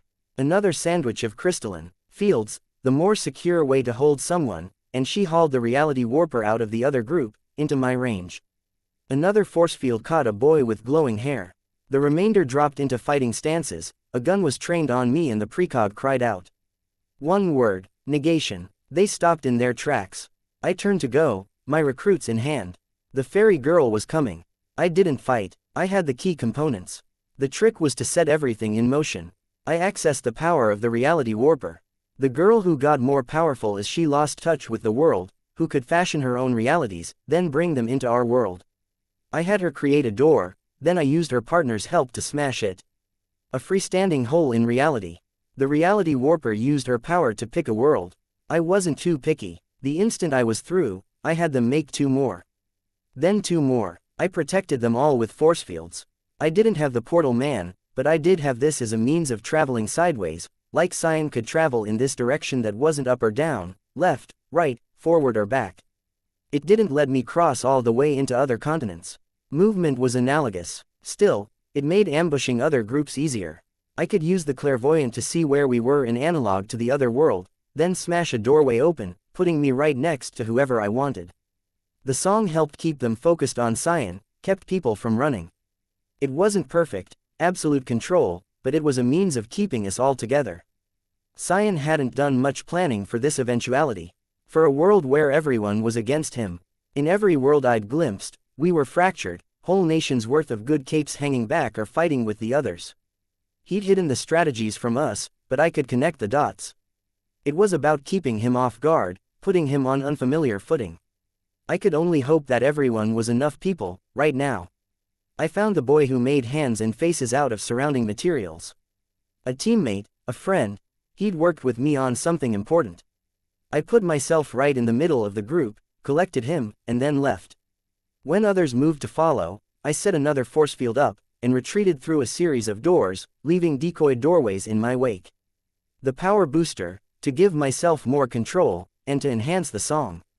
To enhance the reality warper and everyone else I'd chosen. The girl who made her dreams into projections. The boy, her ex-friend, who could turn anything into a bullet. And then the man who could connect things, so the movement of one would move the other. I stepped through, and he was ready for me. He moved a short iron rod, and the partner rod caught me by the neck, pinning me to a wall. His partner dismissed the illusion, a displacement effect that made them appear to be where they weren't. The connection man was more dangerous than he seemed. The rod that was pinning me would keep moving to the side if he kept moving his own rod. Even if there was stuff in the way, it might distort or break, but he wouldn't feel any resistance on his end. My throat would probably break apart before the rod did. He spoke in broken English, still more capable of speech than I was. I had the others behind me. The force field woman made a field behind him. He blocked it with another pair of rods that whipped up from the ground, connected to something in his sleeve. The telekinetic girl with the stuffed animals used threads, binding him. Another means of pulling him closer. A moment later, his cloak went rigid, fixing him to the ground. Other threads still bound his flesh, biting deep enough they threatened to draw blood. His partner used a power, and the threads moved 5 or 6 feet to the left. They recoiled to the telekinetic's grasp. He backed away a step, keeping his distance from me, extending the connection between the rods so it stayed against my throat. The movement of things to one side wasn't an illusion, or it wasn't illusion only. Selective space redistribution, probably usable on light. He pressed me harder against the wall, speaking in a low, grave voice. If I could have asked, I would have asked. All at once, he staggered, and the pressure on my throat let up. A girl with a horned mask had appeared beside him, pulling his robe up around his head. She dragged him forward staggering, and heaved him into my range. A moment later, she was gone. I had all of the individuals I needed, though I had a hunch about another I'd left behind. I found one of the larger groups, then moved my army into position. A group of select individuals, to give me the powers I needed access to, all falling within 16 feet of me. I formed the doorway, then broke it open. The final piece, for the time being. It was a group I'd initially dismissed, a group that had sat out on the battle. Now they came into play. Changers, capes who could change their form, capes who could take on the faces of others. The clairvoyant and I dropped from a portal in the air and landed right in their midst.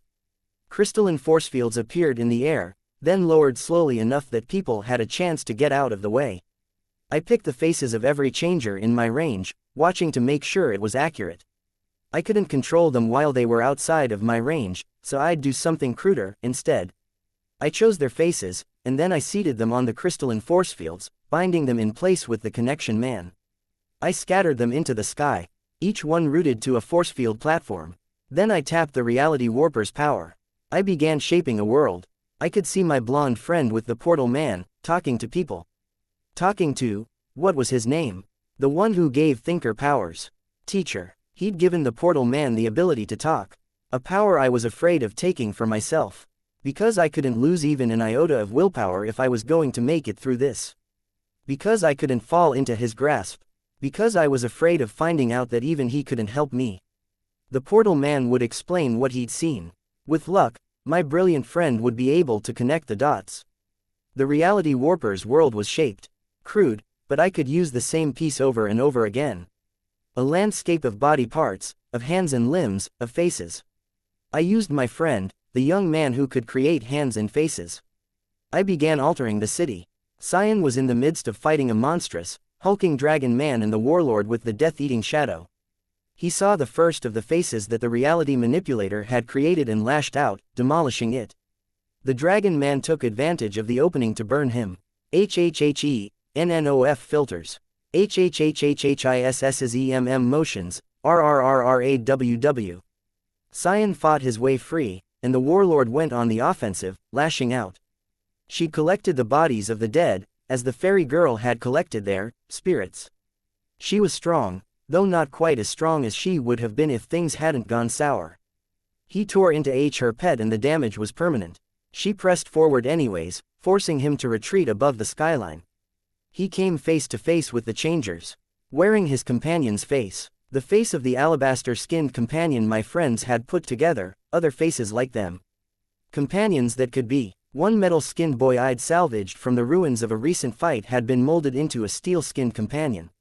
Another was a female mirror of Xian himself, golden-skinned. He moved to strike out, and I hurried to get them out of the way, using the connections and the force fields to move them to the safest places I could find. Some were catching on, changing back. Others weren't so quick in their ability to change. This wasn't an attack on his body. I was going after his mind, his emotions. If the feelings were still raw after 30 years, if he hadn't learned how to handle it, then I'd target that as his weak point. S's strengtheth wwweeh have, yyyddo not, weddl, with ththl lots, pan in n, ou or live vase.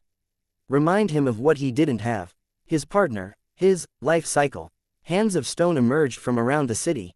More of reality warped around us. When she changed everything in her range into a simulation of the garden, I turned it into a portal, changed the Chan station to something where it was all solid. Rock, ice, dirt. Then I moved her somewhere else, and started over. All around Xian, piece by piece, the world was changing. So much, so fast, it wasn't all on my end. My FF friends. They'd connected the dots. They saw what I was doing and they were getting others on board. Illusions crafted of smoke. A space warper who could mold buildings was making faces. Maybe they even saw my end goal. My feelings swelled, and the faint singing that was echoing through the various phones seemed to mimic that. Was that my control being reflected through her? Or was it something on her end? He was reacting, spending as much time destroying the landscape as he was on us. It was a shift in our favor, and he was getting more agitated with every passing second. We were approaching a critical point.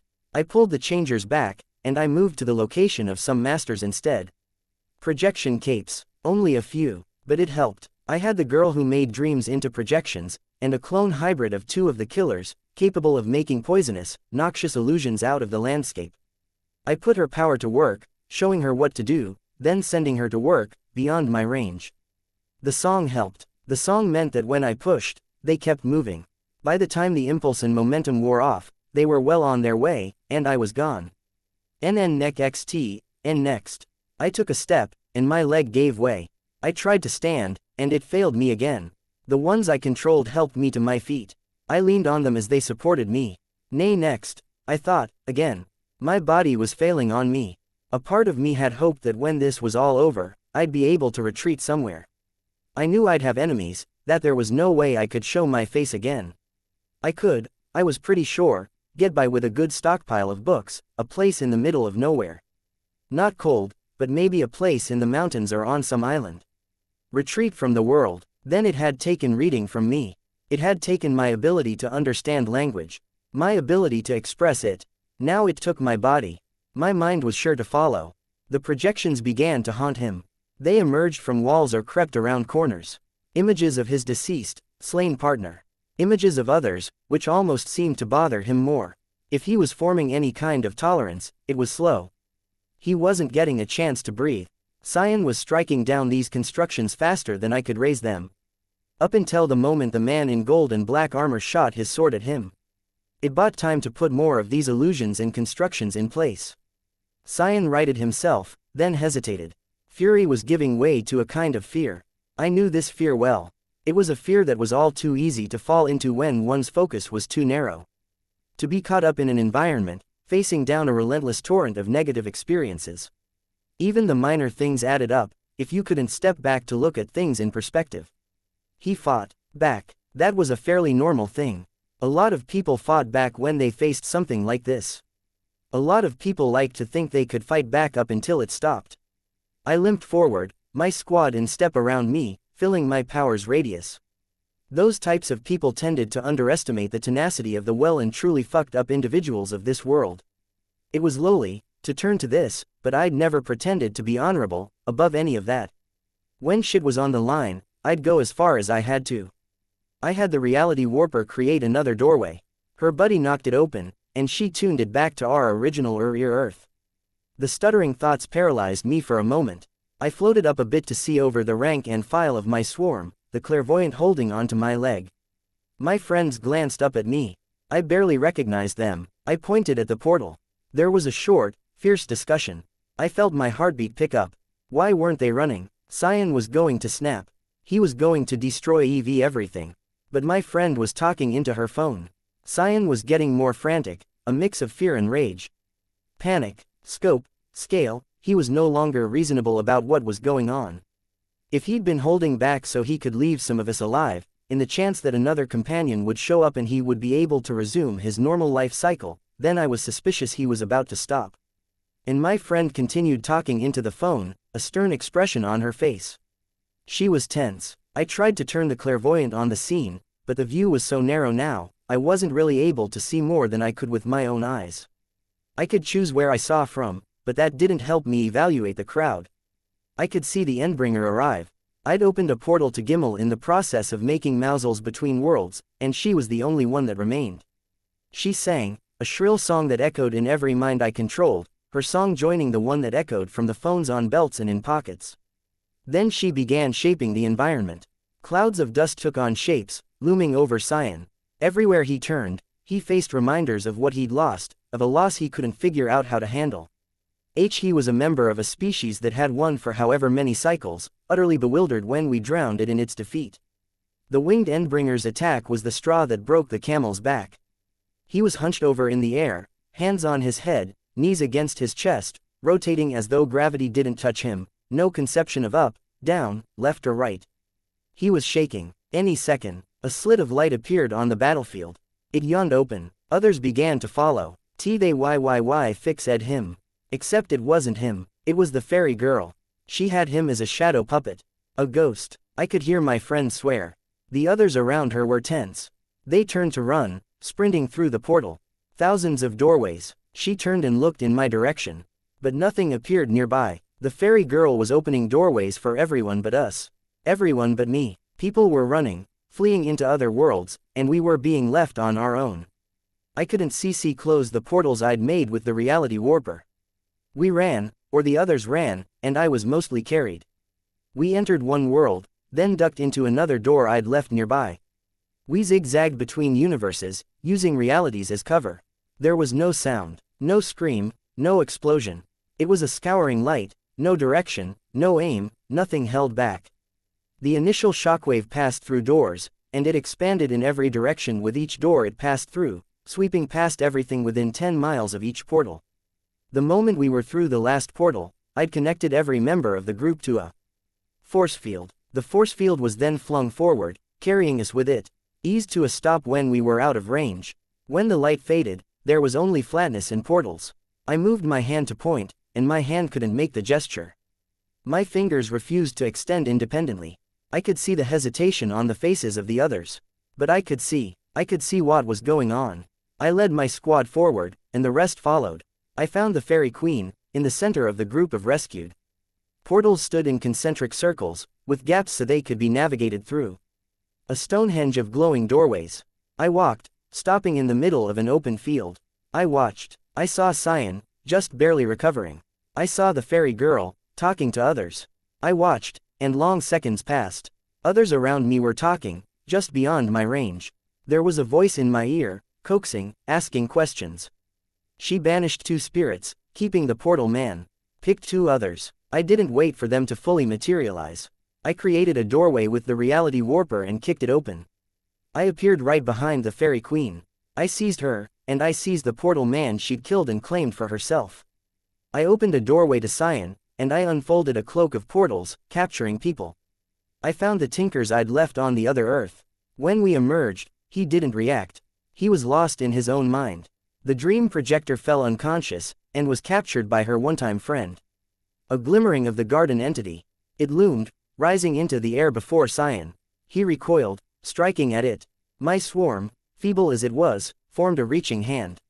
He struck at that, in turn. The impact wasn't as strong. A distraction, maintaining pressure, nothing more. I opened a doorway, and I found one individual I'd left behind. The boy with the changing faces.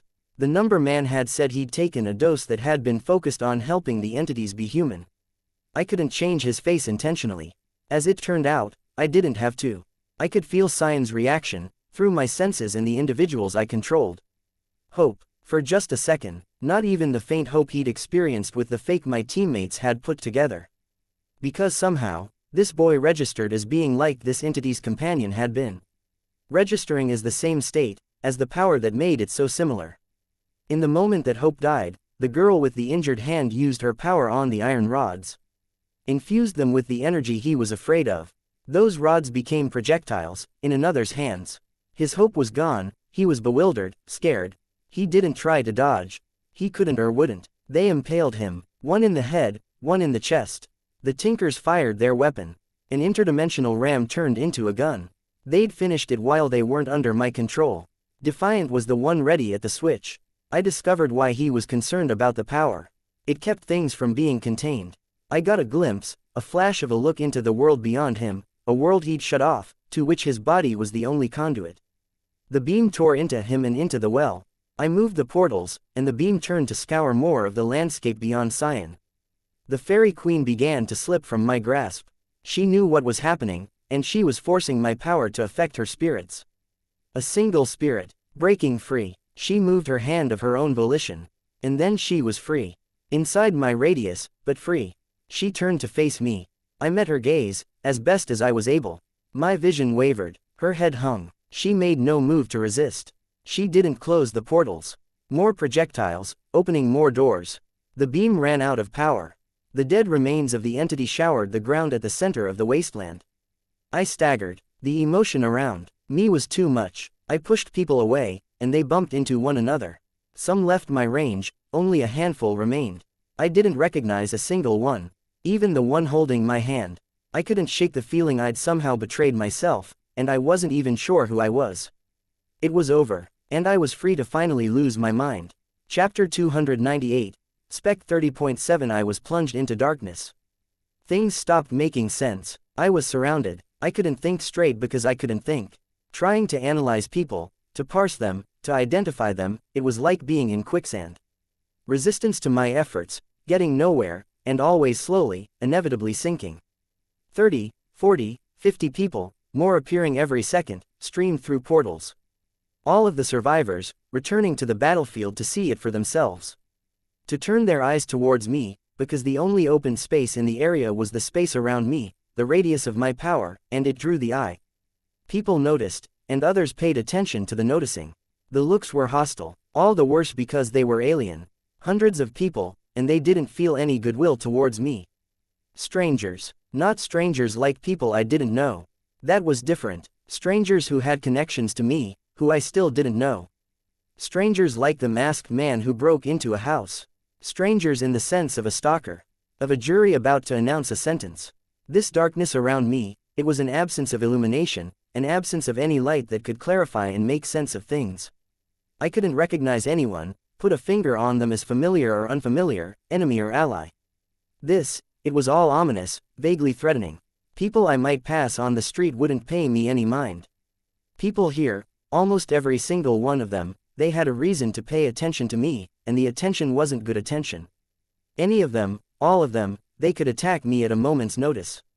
Inflict horrible tortures, kill me, fates worse than death. There were a lot of fates worse than death. I was settling into the end state of my transition. I knew it, and I could see the dividing lines more clearly. What I could still do, what I couldn't. Taking action, moving, easier so long as I had an objective. Objectives, too, were easier. I could still analyze. I could survey the battlefield, interpret powers, put two and two together. I could connect the dots, recall the powers I was up against, and I could form strategies. My head hung, but I could see the eyes of the people around me through the clairvoyant. They fixed their stares on me, and I could feel paranoia building. A weight, a pressure, crushing me from all sides. I couldn't recognize anyone, only powers. Everyone was a potential enemy. Everyone was capable of using their powers to hurt me.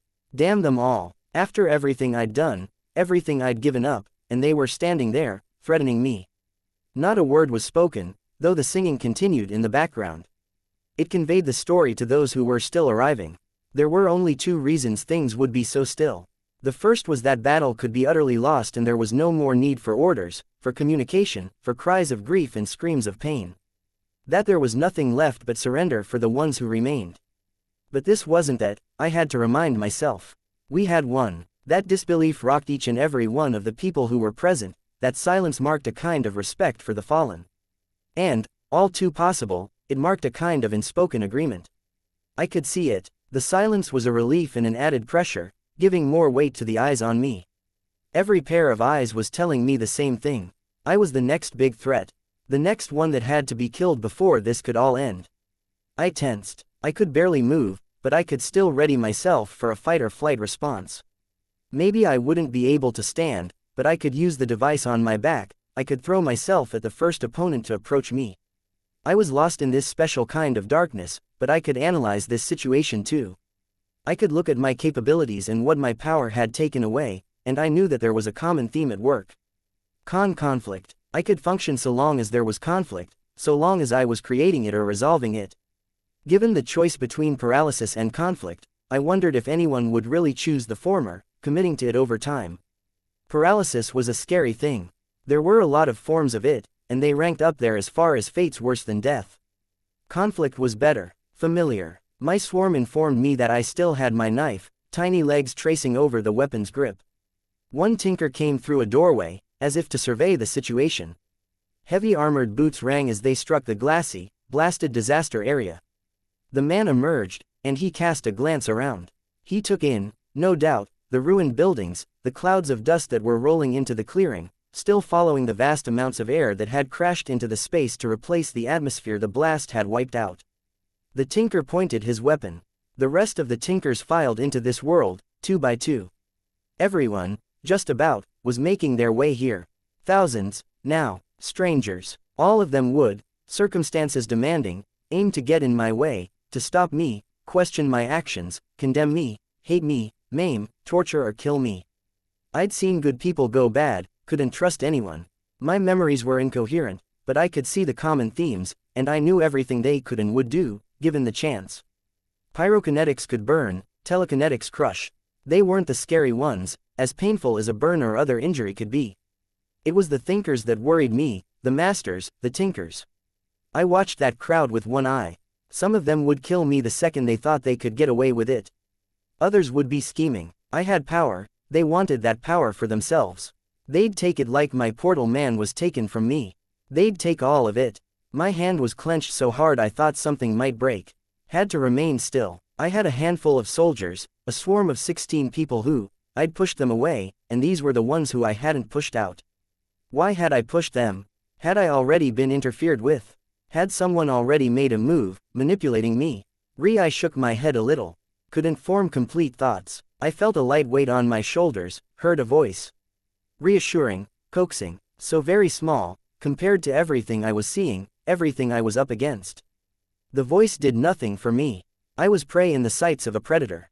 Frozen. When 2 snipers fought, the one who shot first was at a disadvantage. The other would see the muzzle flash and be on target. It was the same for me. My enemy would see the direction I was moving, the strategy I was putting to use, and they'd intercept me on both fronts. Being small and still helped.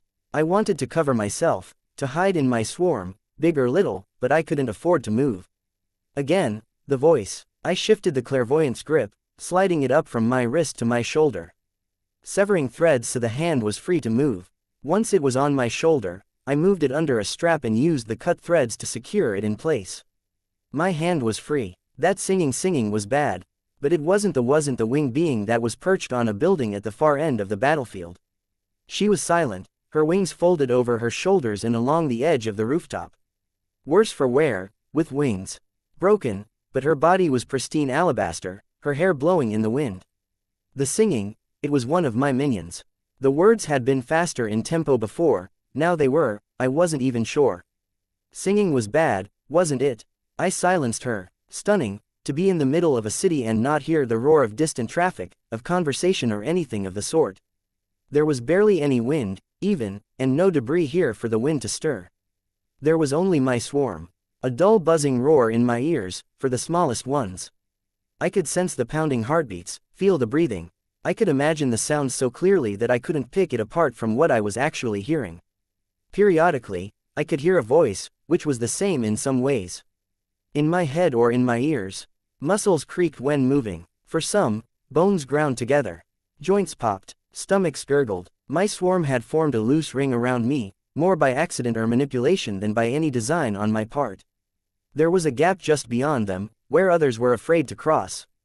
The noises of their bodies, the sensations, the perceptions, they were an island of forced familiarity in a sea of hostility.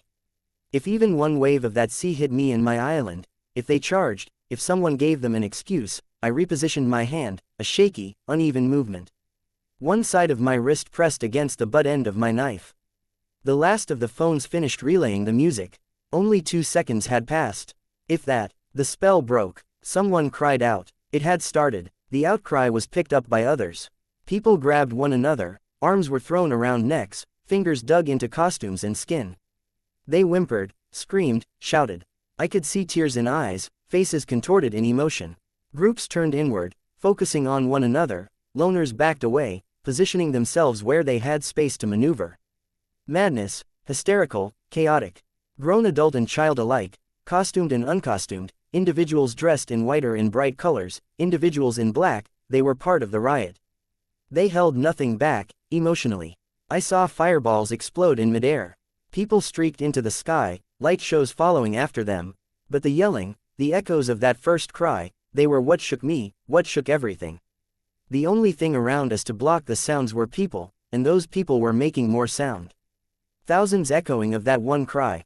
None of this surprised me, that they'd turn on each other the moment the real threat was gone. It was the way our species operated. A reality that had been writ over and over again in my experiences.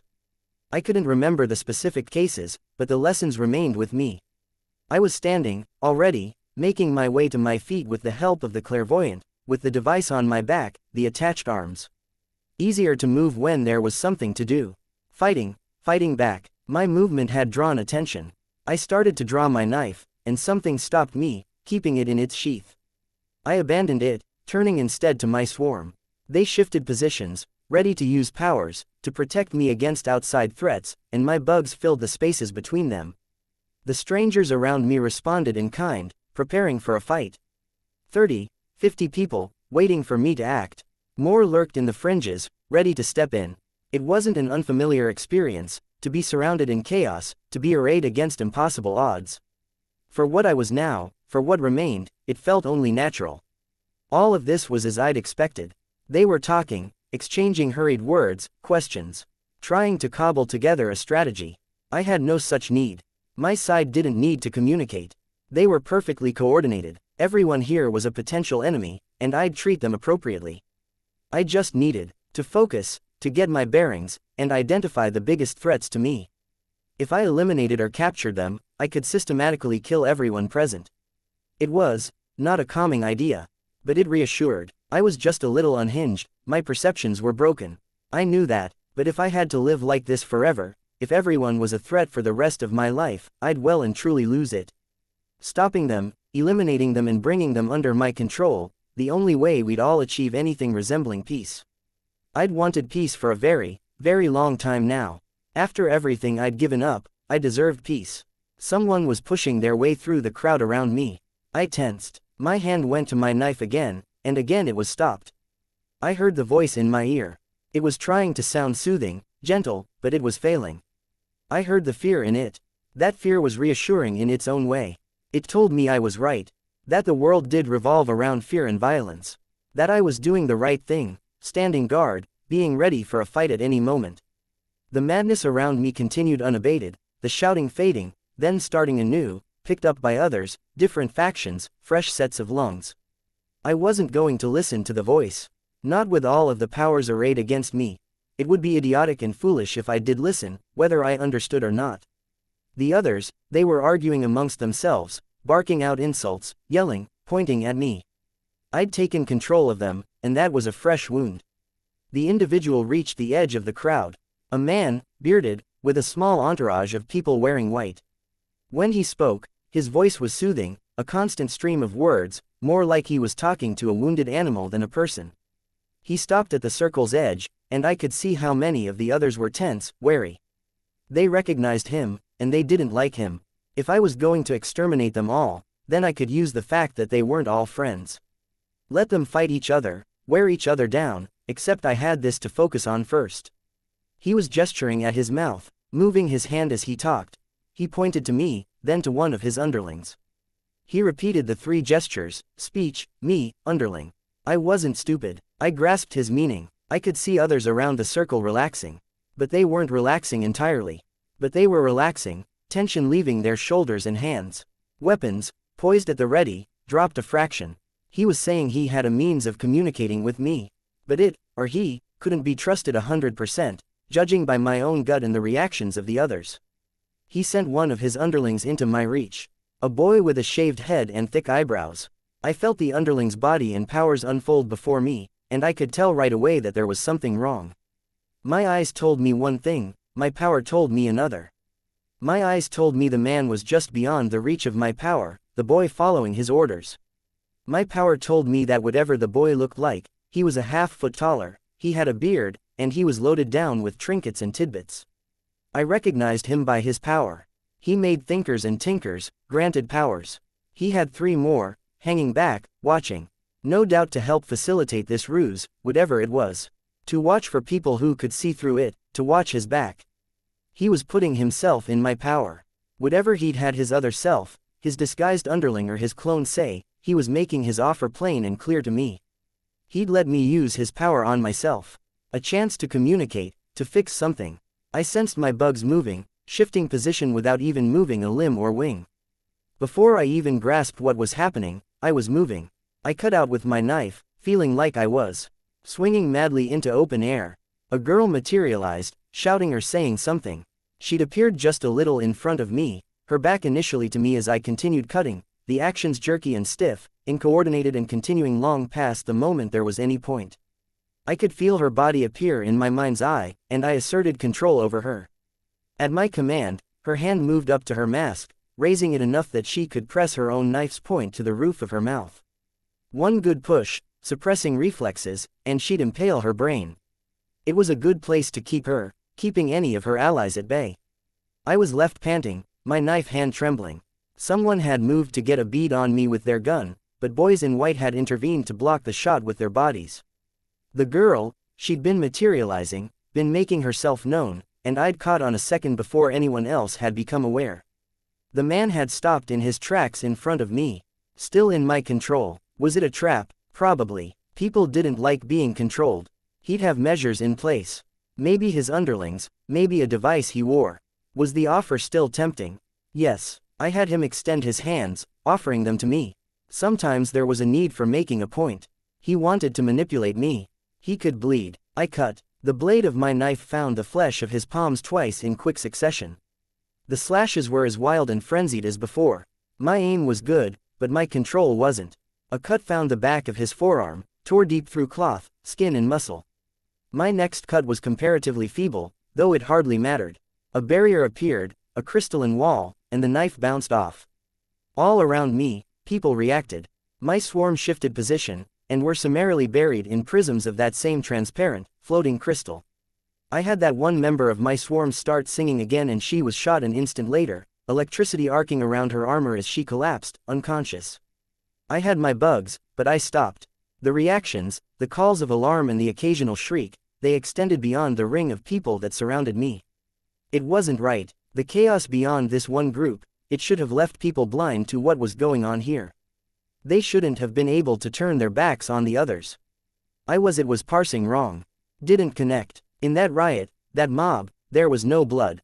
The girl I'd cut wasn't bleeding, the people in the crowd weren't dying, only the hands and arm, held out for the knife to slash, were weeping with blood, only the older injuries, from a short time ago. People wrapped their arms around one another, but bones weren't broken, limbs weren't disjointed. The shouting and screaming wasn't directed at anyone in particular, nor were the powers that were actively being thrown around. There were tears, but those same people were smiling. I hadn't counted on having to deal with this many people. Too many with powers I wasn't familiar with. The ones closest to me. The ones I'd just been controlling. I had a grip on them. But the mob beyond was something else. I felt a moment of trepidation. My senses, I was more disabled than I'd thought. I couldn't make sense of what was going on beyond my swarm, could barely make sense of what was happening here. I moved, relying on 2 individuals to support me where my one leg wasn't working properly. Not that the other was in great shape. 2 individuals, the clairvoyant walking behind, hand strapped to my shoulder. I saw the forcefield woman in the crowd. Taller than most, a curved, crystalline horn on her forehead. The people surrounding my swarm were working to get back as I approached, but the press of bodies only had a limited amount of give. A force field materialized just in front of me as my power reached the very front of the crowd. I turned the newest additions to my swarm around, focusing them on the people who were looking to stop me. My bugs got in her eyes, blocking her sight, crawled into her ears. I felt as she bisected them with force fields. I was already using the device on my back to move over the force field, getting a boost from the 2 who'd been supporting me to heave the clairvoyant up with me. He came down on top of me, and we landed hard, but we landed on the opposite side of the force field. Close enough, taking advantage of the woman's momentary blindness. I lowered force fields and set them in circles around me before pushing out, separating the crowd to give myself room to maneuver. I needed to escape. I needed time and resources to analyze what I was up against, frame it all. I'd stabilized, I'd stopped degrading, now I could start rebuilding my knowledge base. Put everything into a context that I could grasp, with my mind working in a different way, with different priorities. Then I could take control. Then I could eliminate the problematic elements. Then everything would be peaceful. A mission. I functioned best with a mission. My thoughts and actions had always processed best when I had a mission, a task. I moved my swarm. Half of the original 16, they'd serve as bodyguards, protection, tools. I saw faces in the crowd. Young women riding a monster, blocking my path. More than any of the others, they were strangers in the manner I'd identified the rest of the crowd before. People I had some connection to, all the more strange because of the lack of recognition. People kept getting in my fucking way. I could have gone through, but I felt a moment's trepidation. The strangeness, the strength of the connection.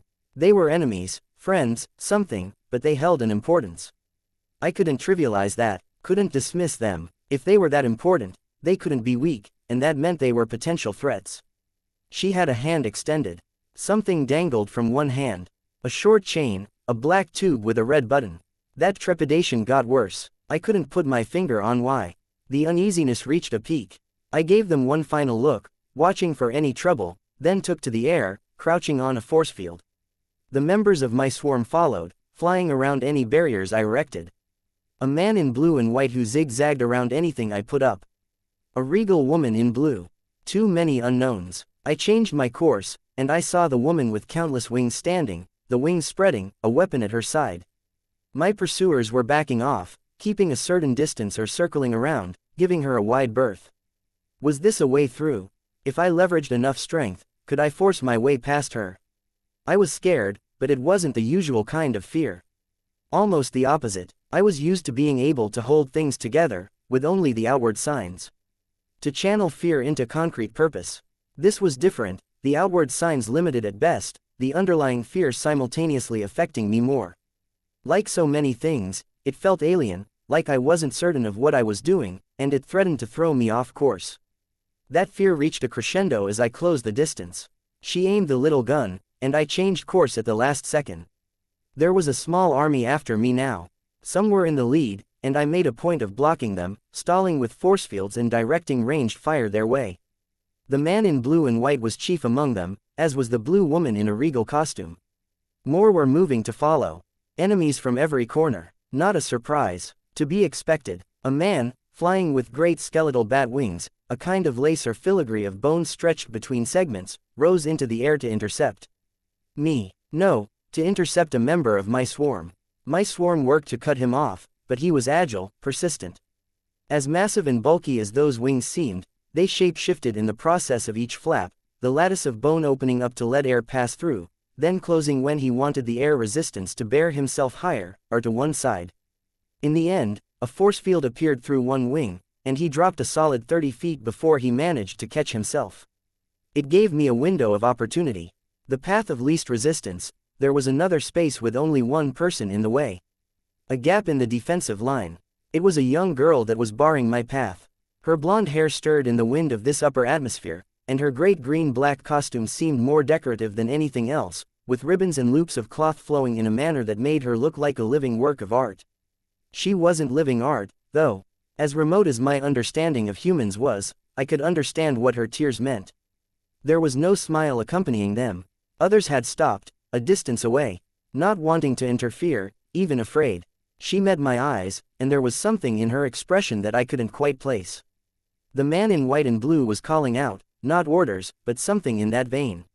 Urging. I looked at the blonde girl, and I saw 3 shadows form around her. My own swarm gathered, rising behind me on the floating shards of crystal. Some crouching, some standing, others sitting with legs dangling, as they preferred, running on autopilot. She approached me, and I held her gaze. She passed into my range, and again I felt the connection deviate. I maintained my awareness of her and her spirits, but my control over her slipped to one of her shadows instead. A shadow of a robed man with a blindfold and nails through his hands, wrists and upper arms. The other 2, I recognized their powers. A man with access to many powers at once, a fluctuating, flexible thing, and a thin, plain-looking man with no costume, head hanging, with the power to make doorways. She closed the distance, and her hand touched my cheek. I flinched away. I had my knife. If I couldn't control her, she bowed, stepping away. I felt a moment's fear. Except, fear was the wrong word. The symptoms were right, if muted, the shakiness, the feeling in my gut, my thoughts being more fractured, a touch of queasiness. But it didn't fit the scene, this meeting. Why would I be afraid? No, it was something else, and I was realizing what it was. I was familiar with my power acting of its own volition. This was something in that vein. My power had a firmer grip on the whole of me, and other things were on shakier ground, acting the way they pleased. Feelings. My body. Passenger. No, why would it care about any of this? Why would it care about the winged woman? The 2 individuals who'd been riding the monster? But it was the closest feeling I could manage. She spoke, and I couldn't understand the words. When she saw that, she smiled a little, glancing over my swarm. A doorway opened beside her. She floated away a touch, as if inviting me through. I hesitated, at first, because of suspicion. I had worlds filled with enemies, worlds I needed to bring under my thumb if I was going to be able to relax for even a moment. I forced the worries aside. I felt another stab of that not fear sensation. That balking on the part of my passenger. The others around us were moving closer. There were angry shouts from some corners. There was a degree of attachment between some of them and my swarm. I raised force fields. The man in white and blue promptly shattered them with a massive laser. We were left staring at one another. I couldn't move forward, couldn't move back. Contradictions, opposing forces. Some threatening me to stay, others threatening me if I stayed. Contradictions in equal measure inside me. That odd dissonance. I stared at the portal. A point of no return.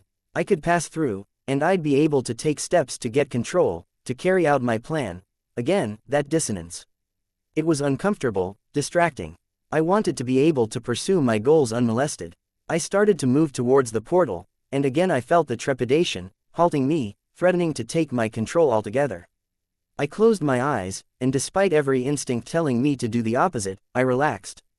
Forgetting about the mission, about the goal, I could feel the shakiness returning, the unsteadiness. WWWHADDOYYUWW want. My control was slipping, the others descending as the force fields lost altitude. The force field woman nearly slipped out of my range altogether. I reasserted control. Again, I tried to let my passenger take control, to set things on autopilot. Again, the others began to descend. This time, the force field woman remained where she was. I let things continue, watched as they drifted away, back to the ground. The others gathered around me, the man with the blue and white costume, the man with bone wings. They backed off a little. I could see the latent aggression dissipating. Some were still angry, still looking for revenge. The woman in blue seemed more angry than protective, furious at me, silent as she was. But she had less backup now. It was a good move, for the short term. A puzzling one, but a good move. I'd have a harder time taking control of things in the long term, but I was okay with survival. I watched the individual members of the swarm touch ground. The girl with healing powers had been placed deliberately next to a living pool of flesh with multiple heads of golden hair. The healer's hands were covering her face, but she didn't step away. Her hands slowly lowered, and she laid her eyes on the monster, which was actively, ineffectually reaching out for her. Others were placed indiscriminately in the crowd below me. My swarm returned to the place they came from. I turned to go, and there was far less resistance. The autopilot took control of the clairvoyance focus. It turned my attention to faces. A blonde girl. A girl with brown-red hair. The girl with the horned mask that I'd attacked so ineffectually with the knife. Others. A red-haired girl in another world, shouting to people as she ordered them through a building project. A girl who was standing outside in the rain, in another world, kids peering through the window behind her. Before it could go any further, I wrested control for myself. Easier. It was like it was weaker with every set of actions. I passed through the threshold. Again, that discomfort. This would be a learning process, adjusting, adapting. I was learning what it wanted. It kept wanting sacrifices in the short term. Responding to its desires had left me feeling more secure, made the ensuing resistance weaker. The implicit promise was that acquiescing would be rewarded with a surer footing. Footing that I could use. There were doors open to every world. If I could take time to heal, to build my strength. Eating well, resting, I could move on, carry out my plan. The question was whether the cost was too high. It was a gamble. I was risking myself, setting myself back. People would come after me. But it meant more control, and it all came down to control in the end. I let the clairvoyant step through the portal, onto the shard I'd just abandoned. The force field woman held onto him, steadying him. I broke contact. The last thing I saw before I passed out was the door closing. I opened my eyes. The moon was too bright, the stars like little shards of glass piercing my eyes. When I sat up, I felt muscles in my neck, back and shoulders seizing up, cramping. The world swayed around me like I was on a boat, even though I was on a hill in the middle of a forest. I was hungry. It had been a day, maybe two. I heard the cocking of a gun. My eyes shut. Long seconds passed. I took the time to get my bearings, to catch my breath and let the world stop rocking around me. When minutes had passed and things were bearable, I turned to give my attacker a sidelong glance. 20 feet away, sitting on a rock with a little messenger bag beside her, was a woman in a white dress shirt and suit pants. Her gun was in hand, a little revolver, resting on her knee, her suit jacket draped over that same knee. Strangely, I felt none of that odd fear from my passenger. Just the opposite, if anything. The woman spoke. The words didn't make sense, but I understood them. Where the words themselves were nonsensical, my brain tried to parse them anyways, and they found a degree of sense in my head. You knew it would come to this. I didn't move, staring. Speech. It affected me more than I wanted to admit, hearing it. Even if I grasped the meaning. Brought me back to myself, just a little. You don't remember me, but if you don't look too hard, you'll be able to tap into vague recollections of who and what I am. You should know I have you in checkmate. There are no loopholes, no tricks, no ways out. My eyes moved over the area. I did what she suggested, and I could pick up a general impression of our past encounters. We'd crossed paths before, and I'd lost absolutely. If we fought here, I'd lose again. Especially like this. I'd try something, she'd shoot. The bullet would kill me faster than my swarm would kill her. A feeling of defeat settled on my shoulders. Water. If you speak, I'll understand. Yes, I said. She reached into the bag and grabbed a thermos. She threw it, and the corner of it sank into the dirt between my knees. I drank greedily. What you are, you know you can't be allowed to carry on. You don't quite remember, but you've dealt with some who were like you. The Echidna, the Fairy Queen. You saw the Ash Beast. Hearing the first two names makes me feel shadows of feelings. Talking was hard. I imagine so, she said. We walked very similar roads. We've done ugly things for a greater good. You still, I started. Then I shut my mouth. Why had I talked? I hadn't meant to. She raised one eyebrow. I didn't understand what the expression was meant to convey. Go on, she said. I don't, I started. What had I been saying? Not me. The passenger. I had to relax. Allow myself to speak. You still do UG Lee things. I saw you with teacher. You work with him now. As before, still do now. I'm not so sure, she said. There's less of a mission, now. I have no cause anymore, and I hope that means I don't lose sight of the little things. I didn't have a response to that. Instead, she volunteered a little more. I'm thinking I'll try to do some things without any help, in the future. I stared down at my knees. I was still sore from my unconscious posture on the hard ground. She was talking about the future, and I didn't have one. I keep on asking myself the same questions over and over again, she said. Maybe you can answer. Was it worth it? I stared down at my hand. It was shaking, but it wasn't from fear. Would you do it all over again? Knowing what you know now. Knowing that you end up here, at gunpoint. I know I'm supposed to say yes, the words made their way past my lips. But no, somewhere along way, it became no. Just about everyone comes to this crossroad, she said. Some get 70 years, some only get 15. Enough time to grow, to take stock of who you are. Enough time to do things you'll regret when you run out of time. Don't regret it. Was had to. Saved lives. But I would do different, given a chance. She smiled, bobbing her head up and down a little. It's always about the people, isn't it? Protect some, pay less attention to others. Her smile twisted, a little sad. Can't bet on the wrong horse. Not what I'd meant. Giving too much power to wrong people. To bullies. With powers, bullies without. She gave me a slightly surprised look at that. I don't see that applying to Xian. He doesn't factor. He isn't a consideration, at the end. Fighting him, always more about us than about him. Not a consideration, and the person who played the biggest role in stopping him doesn't give him a second thought, she said. There was a note of emotion in her voice. She was gripping the gun handle tightly enough that her knuckles turned white, but her expression wasn't an angry one. I didn't respond. I felt like it might have been rude too. We all had our demons, our burdens, and this was hers. The silence yawned on. I took another gulp of water from the thermos, swallowing past a lump in my throat. I looked at the trees. I was reminded the scene was hard to reach. Of home, not long after it stopped being home. Was it the other way around? When I imagined that rotting, flooded city that smelled like garbage and seaweed, what was it to me? Or was it different things to the two biggest pieces of me? They're offering amnesty to all but a few, she said. I wasn't surprised. The fairy queen was brought in. You should remember her. She's the one who let you go. Yes, I said. There were a lot of eyes on you too, at the end. It reflected well on her, that she got you to free the captives. She hadn't, but I didn't explain. This woman probably knew, anyways. She was questioned about you, in the hopes that the heroes could use the information to find you. I got the transcription of the interview, the woman in the suit said. She patted the bag. I could use my power to get the answer, but it's been a long journey here, and we're in no rush. Does the word, anchor, mean anything to you? It took me a second, but I nodded a little. What did you pick, in the end?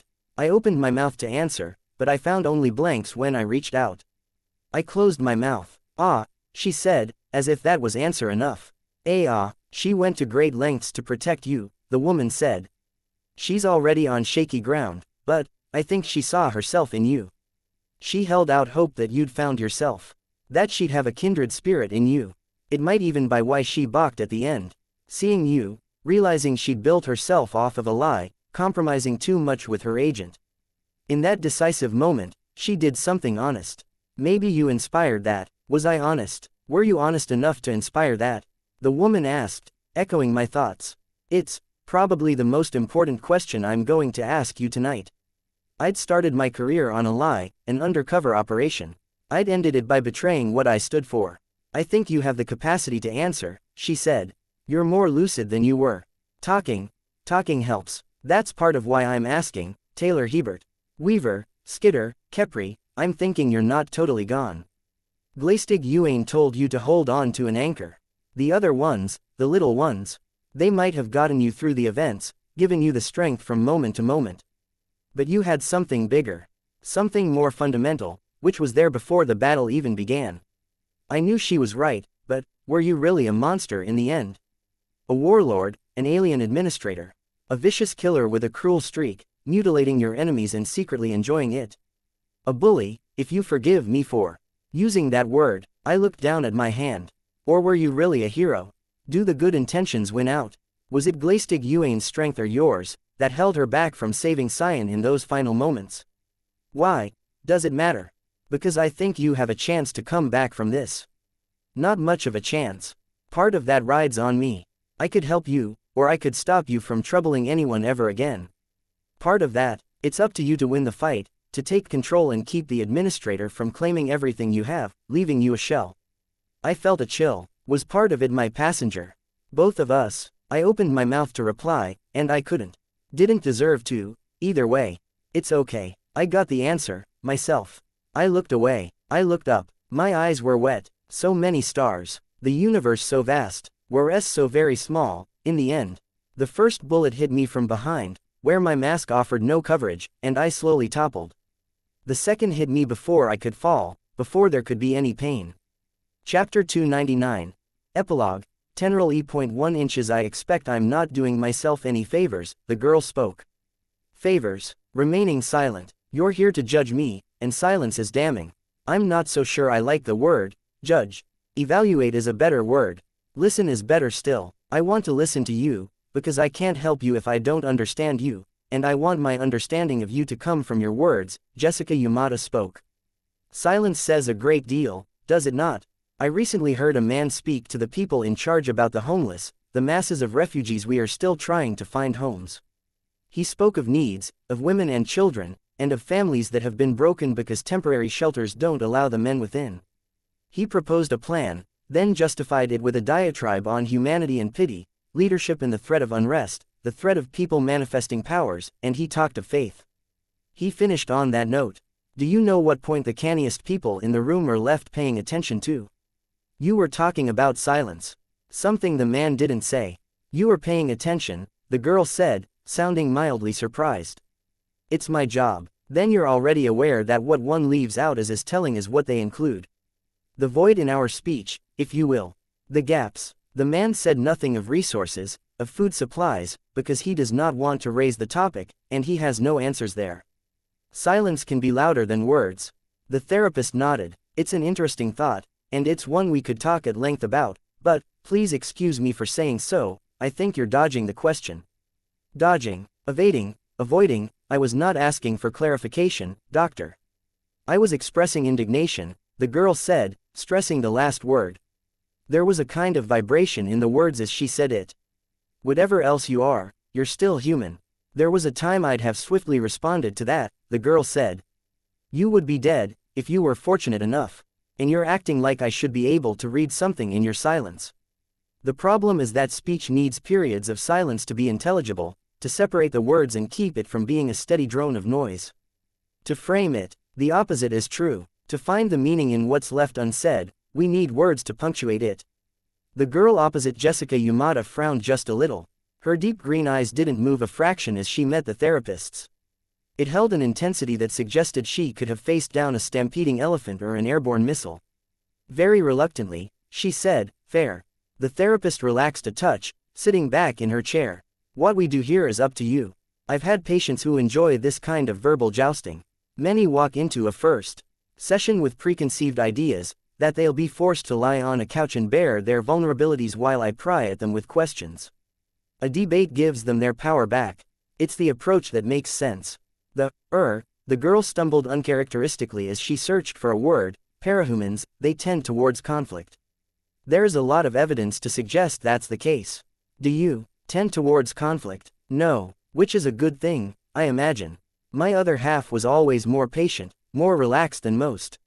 Its duty was always at the end. For those who had duties at the beginning, it would be harder. How do you define beginning and end, when it's a cycle? Beginnings and endings, the girl mused. She smiled a little. I'm tempted to say you just know. That it's instinctual, you know what you are.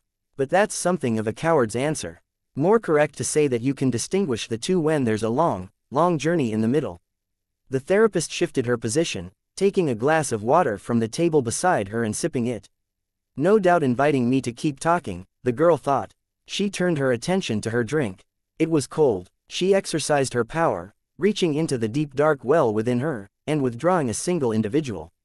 Paletema, the firezinger. The individual emerged, coalescing from shadows. A woman, dark-skinned, with skin painted in wild colors that had once hidden her features as well as any mask. Where it had once been paint and flesh, the barest minimum of cloth, the flesh ridged. Her eyes burned as she stared out from the shadows of her deep-set eyes. The girl didn't take her eyes off the therapist as the Firesinger reached out and put one glowing fingertip into the water.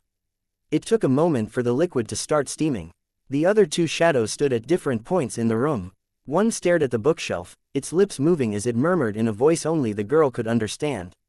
The other stood at the window, arms folded, his cape moving in a wind that wasn't present, hood hiding his features.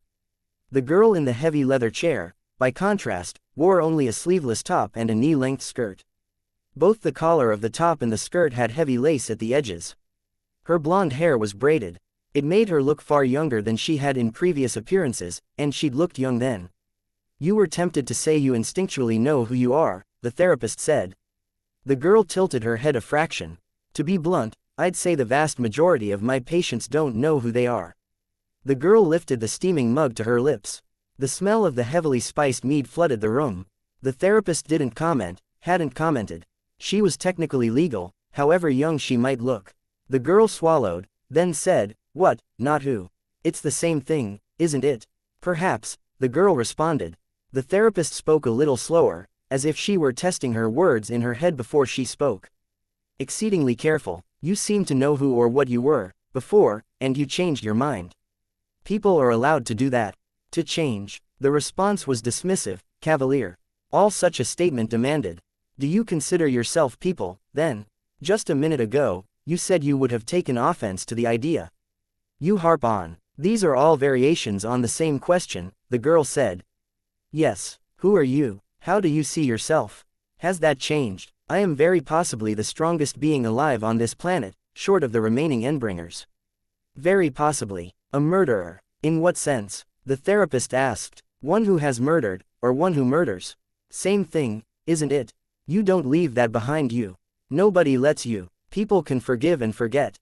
They might forget murder, they might forgive madness, but they won't be so ready to make peace with a lunatic murderer," the girl said. She sniffed a little, as if scoffing at the thought. "You wanted to know who I am. I was perhaps Cyan's greatest ally, until I wasn't. Why weren't you?" When the girl spoke, an echo had creeped into her voice. A chorus. "You know, I could kill everyone, if I so chose. If I decided to stand, right here and right now, and kill you all, it would be fully within my power." The therapist didn't flinch. "Do you doubt me?" The chorus was there in full. 100 voices from one mouth. "To be honest, I don't know enough about the combat side of things to say, Ms. Yamada said. "It's cause for any sane person to worry for their welfare, and for the welfare of their loved ones. You pretend indifference. I'm anything but indifferent. I'm genuinely more interested in the fact that you seem to be avoiding the subject. A subject you raised." "I grow irritated with this pedantry," the girl said. She stood abruptly from the chair. Two of the shadows dissipated into smoke. Prolapse, Torturer's son. Pu Comte, Rider in Daylight. The two new shadows took their place on either side of her. Big individuals. Villains, once upon a time. The therapist continued, "You've stopped calling yourself the Fairy Queen. When I asked for a name, you stayed silent, and you sat there for nearly 20 minutes before talking. You could have helped Cyan and destroyed us all then. You didn't. I'm asking you what happened. It's clearly important to you." The girl's eyes didn't waver, but she lowered her chin a touch, and the angle of her head cast her features in deeper shadow. When she spoke, the choir of voices that came from her mouth was calm. "Do you have a preference in how you'd like to die?" "I have a range of powers at my disposal. There are swift methods, but perhaps you'd like to go out more dramatically. If you beg for mercy, I could spare others. You're allowed to say you don't know the answer, Sierra. If it comes down to that, then I can suggest an answer and we can explore it together." The girl had gone still. Her shadows were flexing, one cracking knuckles on a hand roughly the size of the therapist's entire upper body. The girl considered the visuals of crushing the therapist, the way flesh would pulp and seep between the shadow's great fingers. It was a good alternative to dwelling on the feelings that had just stirred. "Nobody has called me by that name in a very long time," the words were more a threat than anything. "It was in the records, Ms. Yamada said. I need to hear the answer from your lips first, before I can offer you my thoughts. But let me warn you, I'm only offering a suggestion. Food for thought. I read the transcripts from the debriefing you gave Chevalier. You talked about anchors. I don't want you to anchor to anything I say. Use it to find your own answer, instead. You claim to know me better than I know myself. We'll discuss that point if and when we get that far. For now, I need to know your thoughts on what happened. But please sit down, first, the therapist said. We both know you could kill me at any moment, here. Having them here doesn't change that, but it is admittedly vulgar, the girl supplied.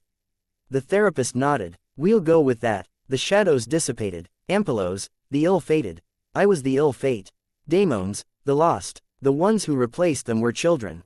One, young enough to be androgynous, wore a long-sleeved shirt that hung down to its knees. It spun in place, skipping, then spinning again, a toddler at play. The other explored the room. The man with the hood and cape remained by the window, arms folded, staring out at the world beyond.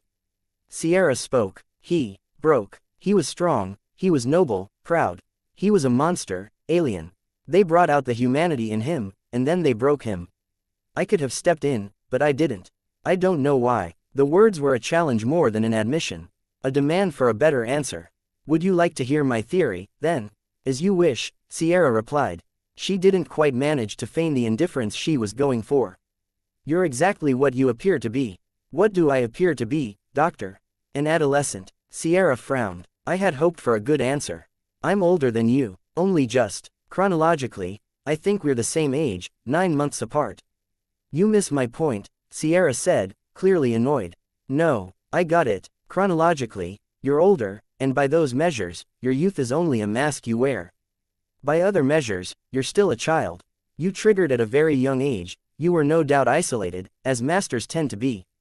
No doubt surviving purely by your own methods. Somewhere along the way, something happened.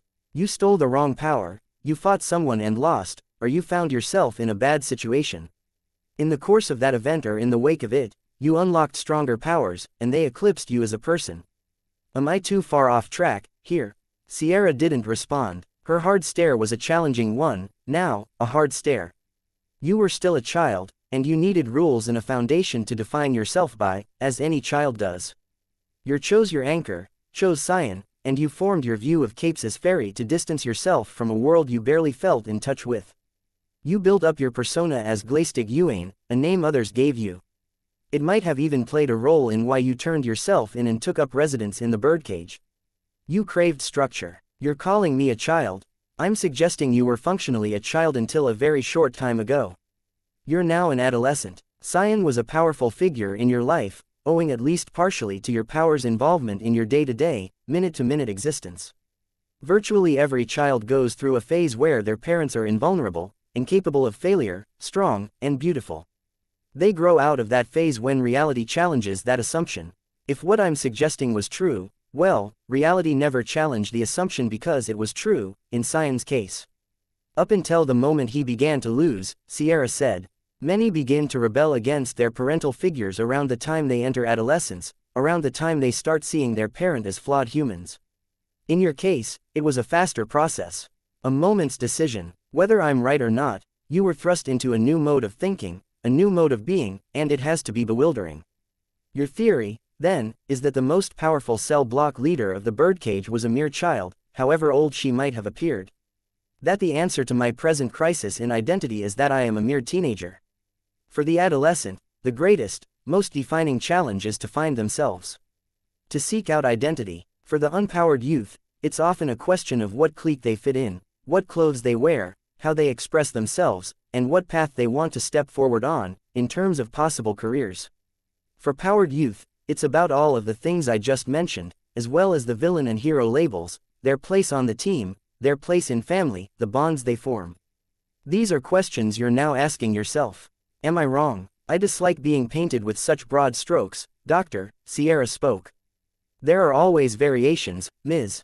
Yamada said. I'd never approach a patient with the idea that it comes down to this and this alone. It's a starting point. You need to find yourself, and you need to do it with the burdens of the strongest human being on the planet. I'm telling you, here and now, that this is something everyone faces at some juncture.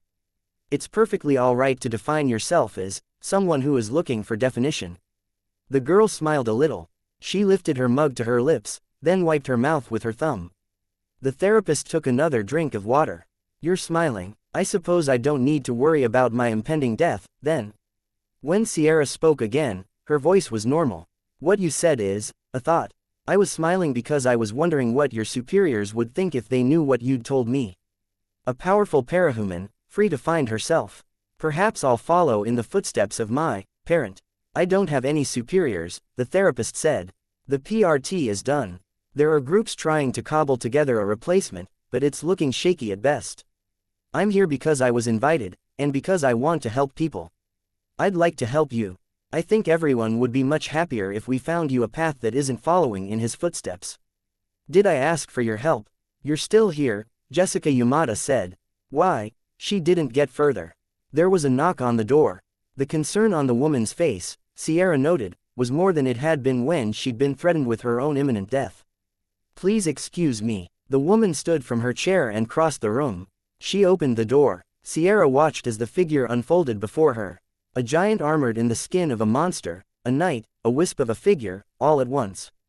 She could see his very presence tearing through the doorframe, the slightest movement tearing whole sections of the building to rubble. She could feel the vibrations, taste the dust in the air. But that was only one version of the building, out of sight, out of mind. As if she was squinting without moving her eyelids, she refined her vision, saw him as the therapist saw him. A man in gold and black armor. His voice was barely audible. Ms. Yamada, I'm sorry to I'm in a session, Chevalier. An exceedingly important session. I know. I'm really very sorry. I had a small opening in my schedule. I was hoping for just 1 minute to talk with you. I'm in a session. You agreed to abide by any rules I set. This was a pretty big one. If I didn't talk to you now, I'd have to wait 3 days to get another chance. My hands are full, I can imagine, but I'm in a session. 1 minute. Trust me when I say I know how important it is that you stick to your rules. But this is important enough that I have to ask. Can I have 1 minute of your time? The woman hesitated. Please. The therapist turned, meeting Sierra's eyes. No, Chevalier, I'll manage on my own, Sierra said. In fact, I would appreciate having a minute or two in private to think over what we talked about earlier.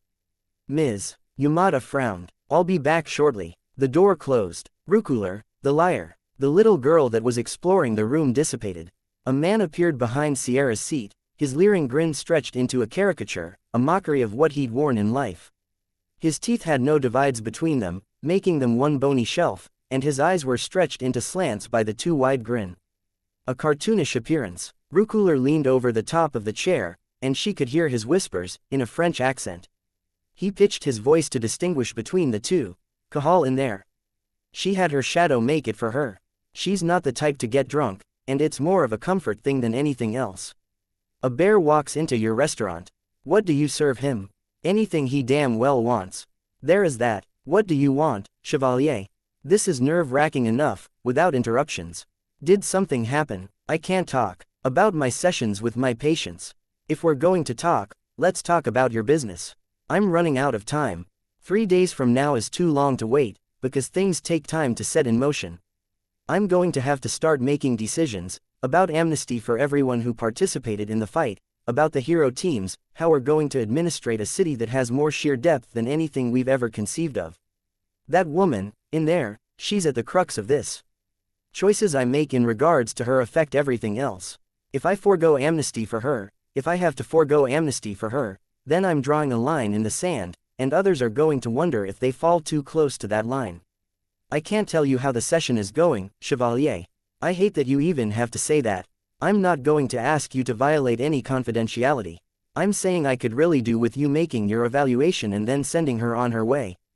There's apartments here, we can set her up very comfortably. As comfortably as a queen might want. If she needs further therapy, you can send her there. If she's stable enough to discuss business, be it amnesty or something else entirely, you could send her to me. I understand what you're saying. If she's dangerous enough to warrant violating confidentiality, it doesn't matter. If she isn't, then I can let you know how the therapy went without explicitly telling you. I'm not entirely comfortable with this. There have been more overt communications on this front in other situations. Situations that weren't so grave. We can't afford not to know. I can't afford to tell you, Chevalier. Let me think on it. That's all I ask. We need help, Jessica. I know you can't make a full judgment in 3 days, not with someone as complex as she is. But a starting point could make all the difference. I understand. We're putting the pieces back together. The scale of it is the biggest issue. All these worlds. There's room for people to start piecing their cultures and their cities back together, there's wilderness. Everything old is still there. Sometimes multiplied many times over. But there's a lot of new, with more every day. It's all exaggerated. We don't have clout, and there are a lot of powerful people throwing their weight around. Scary people. Speaking of, you're patient, I've kept you too long. I'm sorry. No, I'm wondering about someone who was a patient some time ago. Can I ask about this, Kepri? You can ask, but you won't like the answer. I wouldn't want you to be distracted for the remainder of your session in there. Sierra heard the liar sigh, mimicking the woman on the other side of the door. I'll take your word on that. I should get back to Sierra. Sierra, her civilian name. I'm going to walk away feeling optimistic about that. My lips are sealed, Chevalier. There was no goodbye. The door handle moved, and the door swung open. Rukuler disappeared. Paim Abtis, mother of the blind. Another shadow appeared as the therapist entered the room. A blindfolded woman with a small, deformed baby in her arms, umbilical cord stretching into a gap in the robe. Sierra could see a glimpse of the giant in the hallway, retreating, before the door shut. I'm very sorry. That took longer than I expected, Ms. Yamada said, as she took her seat. No matter, Sierra said. She ran her hand over the baby's misshapen head. It dissipated into shadow, along with Paim Abtis. She didn't replace it with another shadow. Forgive me, I overheard. The therapist reacted a little to that. There was a moment's pause, as if she was recalling everything that was said, searching for any damning detail. I'll spare you the dilemma, doctor. When we are done, tell me where I should go. I relieve you of any confidentiality. Tell the destroyer what you must. I don't think that's what we should aim for, the therapist said. If we go with my theory from before, then you've only just started making strides on your own. You're growing up, belatedly, and you need to start making choices for yourself. You'd let me choose. I think a better place to start would be figuring out who you want to be. That equips you to choose, if you feel you're ready. And what if I were to say you're being presumptuous, that I don't need your help? I know who I am. There was a threatening note to the girl's voice, a return of that echo. Then we can talk about something else. Or you can go, if that's what you really want. Sierra didn't move, and her shadows remained in place, poised like animals ready to pounce. While the girl remained still, the three shadows resumed their ordinary business. Let's begin, then, Ms. Yamada said. The rooftop was lined with crenellations in a wrought metal railing in a metal darker and stronger than iron. Some capes rested in the spaces between the twists of metal, while others sat with their backs to the shorter wall beneath it. The crowd had gathered around. But the moment she relaxed, it became something else. Phantom images, a man on fire, a woman who stood half again as tall as others. Images like her own shadows, caricatures, exaggerations, powers manifested physical. Except these were undoubtedly alive. They shifted from moment to moment. Legend. The Destroyer Chevalier spoke. His voice echoed, but despite the massive size of his one suit of armor, or the slight form of his other suit, mangling the body within, the three voices were the same, only coming from different places. A man who blazed with light stepped forward. He was a living bonfire, blue-white in color, with living etchings solid in the midst of it, white-hot, a stylized mixture of flame and lightning in one shape, floating in the storm of energy. They marked the position of his head, of his chest, his hands and feet. When the Coruscant knave spoke, though, his voice was normal. Legend, she reminded herself. I was there at the beginning. I suppose it's fitting that I'm here at the end. Maybe not right, there's a hell of a lot I'm sorry for, but it's fitting. He took a deep breath, the flame swelling. They say a picture's worth 1,000 words. Let's shorten this speech, then and take a second to look. He gestured, and heads turned. New York, in the process of being rebuilt. Dust and ominous clouds were being held at bay by a thin force field, and the city stood in the center of a brilliant sunlight. Where glass had broken and where oils had risen to the tops of city streets, things almost glittered. A shining city. For every damaged area, there were people, fixing things, scavenging and hauling things away. Tents and tarps were erected, barriers raised.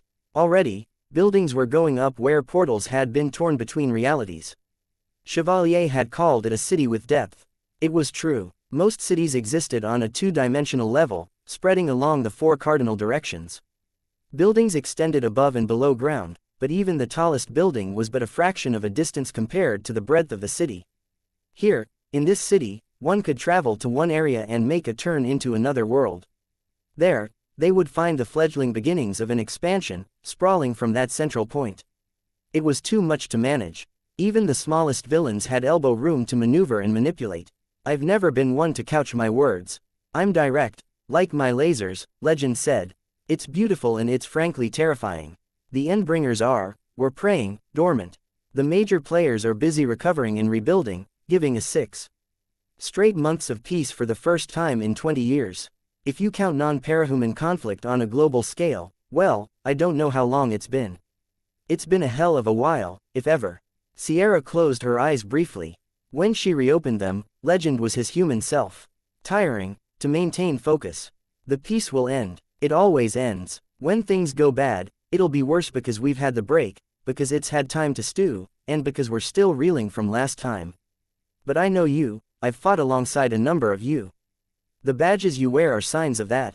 Sierra glanced around. Like her, many of the capes wore a simple symbol on their upper arms, a golden circle with a golden dot in the middle. For some, it was a loop of cloth, for others, it was engraved on armor. A simple symbol testifying that they'd been there. There's no more oversight, for better or for worse. That means it's our job to keep our eyes open, to watch each other's backs, and to watch each other. I can tell you right now it's not going to be perfect. Maybe I'm a living reminder of the fact that we can't trust anyone. For those of you who were paying attention, the circumstances of Alexandria's demise in Brockton Bay are a testament to what happens when the corruption runs too deep. Nobody benefits. Legend sighed. Some are still angry at me. At Alexandria, Eidolon, and others, who played parts. But you haven't spoken up, you haven't interrupted me. I'd like to think it's because we're all recognizing the same fact. It's our second chance. Something we've all dreamed about from time to time. A chance to cut out the rot and start anew, to fix things that were broken before. There were 1 or 2 nods around the group. And it's going to be hard, Legend said. Those who know how badly we fucked it up on the last try, who know the full story, they get why this is so frightening a prospect. We still have to clean up the messes from last time, and we have to be doubly, triply sure we move ahead properly this time. Already, there are people plotting to take advantage of present circumstances. Already, there are things going wrong. It's an uphill battle. But, Chevalier cut in, like those badges we wear show, we've all fought in at least one bitch of a battle, and we came out ahead. I'll be damned if we're not ready for this one, Legend agreed. Cheers rose from the group. Fists pumped in the air, boots stomped. And, Legend said, while the cheering was present but dying down, with all that said, we're moving forward with our second chances. I'd like to introduce you to the newest member of our wardens. Valkyrie. He gestured, and the crowd parted. All eyes fell on her. When she stepped forward, she had to be careful, her longer legs unfamiliar. Staying young had come with benefits. The crone, Schwartz Taunt, had been able to give Sierra some of the time she'd stored away. The ghost of a hero called Thane had fashioned her armor, shield and sickle. The crowd parted as she approached. The body of a 19-year-old was an unfamiliar one, the costume even more so. Gold and sky blue. The cloth that dangled from her belt traced the insides of her thighs to her knees, the skirt stopped mid-thigh, silent even with the gold chains that traced its edges. The mask didn't block any of her vision, but it pressed against her cheekbones and forehead, reminding her of its presence. Even her hair was longer, tied back in a thick braid. She liked the wings, though. The wings were good. The rest would take getting used to, after 30 years as the childlike fairy queen, but the wings were a natural fit from the start. You've formed a new triumvirate, a cape in the crowd said. It might have sounded accusatory. Valkyrie will be starting on the bottom. Legend said, she'll earn her way to whatever rank is most fitting. There were murmurs in the crowd. For many, the sentiment was the same. I think we know what rank that will be. For every 2 people that thought the strength she brought to the table was a good thing, there was one who was suspicious, doubting, or discouraged. They knew who she was. The figures that accompanied her made it clear enough. She couldn't think of them as shadows anymore. She liked debating words, the power of words, of titles. It had been her favorite part of the sessions with the therapist. The subject of renaming them had come up in the recent past, along with the discussion of what her new identity meant, and her new name. Valkyrie, warrior women who guided the souls of dead warriors to the afterlife. These spirits were her warriors, not mere shadows. No, Perhaps 2 people in her camp to 1 person against was optimistic. There were others harboring doubts, a little slower to offer their congratulations. Given time and a night to think about it, they would start to think about what her presence meant, that they might fall in battle and that she would claim them for herself, adding to her own power. Her vision flashed. For a moment, she might as well have been in hell. The capes here on the rooftop were inhuman, even monstrous, distorted and exaggerated. The city glowed with the distant presence of other capes, as though it were on fire. Valkyrie resisted the urge to pinch the bridge of her nose or shake her head. Her heart pounded long after the image had faded. Nobody had said this would be easy. Just the opposite. The speech was done, and the city around them demanded attention. Slowly, capes began peeling away from the group. "Hey, Valkyrie," Miss Militia asked. Valkyrie turned her head. Miss Militia jerked one thumb in the direction of a man with a massive round shield and spear. "Want to join us for a meal? We're leaving on patrol soon, so we were going to grab an early dinner. You're welcome to come with." Valkyrie opened her mouth to speak, then thought twice about it. She was still learning to talk normally, to stop affecting the fairy noble's manner of speech. She was getting lessons, and it wasn't perfect yet. If she spoke, it would turn heads. Except here, now, she almost missed the familiarity of it. The power of her old voice. "No obligation," Miss Militia said. "Honest, I get it." Miss Militia had been the one to invite Ms. Yamada in, to connect them, and give her a chance. She knew, perhaps better than Chevalier or Legend. Valkyrie offered her a tight smile, then turned to leave. When she walked down the hall, flanked by her 3 chosen warriors, her heels struck the floor. There were wardens in the hall, talking. "Where's Defiant?" Complete radio silence. She was half again as tall as she had been, fit, glittering in armor, carrying a weapon and shield, and she felt more fragile than she had in a long time. Incomplete. Her vision flickered again, like lightning before a crash of thunder. As the fairy queen, she'd had a mission. She'd been a part of something vast, a powerful engine that had reshaped whole civilizations, then erased worlds from the universe. "We've got muscle now, might be we can make headway. Retake the Eastern Queen's portal." Shush. Eyes turned towards her. They talked about her like she was a secret. Too many people. She needed to talk to the therapist, but Ms. Yamada wasn't here. She'd come at a moment's notice, with only 1 phone call, but it somehow felt like that would only compound the feeling of fragility. "I wanted to be more human. Never human, per se. Only more human. Parahuman, instead of inhuman." She'd spent so much time in therapy, figuring out what Xian had been to her, coming to terms with the loss of the pillar he'd become in her psyche. In trying to distance herself from him, had she set herself on the exact same path? Seeing the flickers in the crowd wasn't helping. She avoided them, making her way downstairs, into an adjoining structure. Once upon a time, she'd used that other site exclusively. In the here and now, she was warring with the Keeper of the Dead. A part of why she felt incomplete, fragile. They craved purpose. It took a special kind of willpower to avoid using abilities altogether. Some did, but they were rare. Using her power meant killing, it meant being around the dead, immersing herself in the gravest kinds of conflict. Would her experiment in humanity be so short-lived? She found an empty hallway and took it.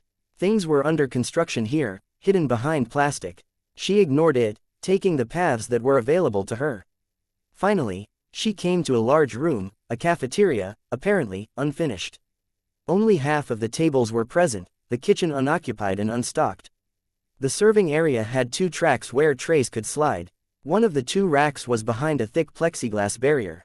She sat down on a table, her feet on the bench, lost in thought.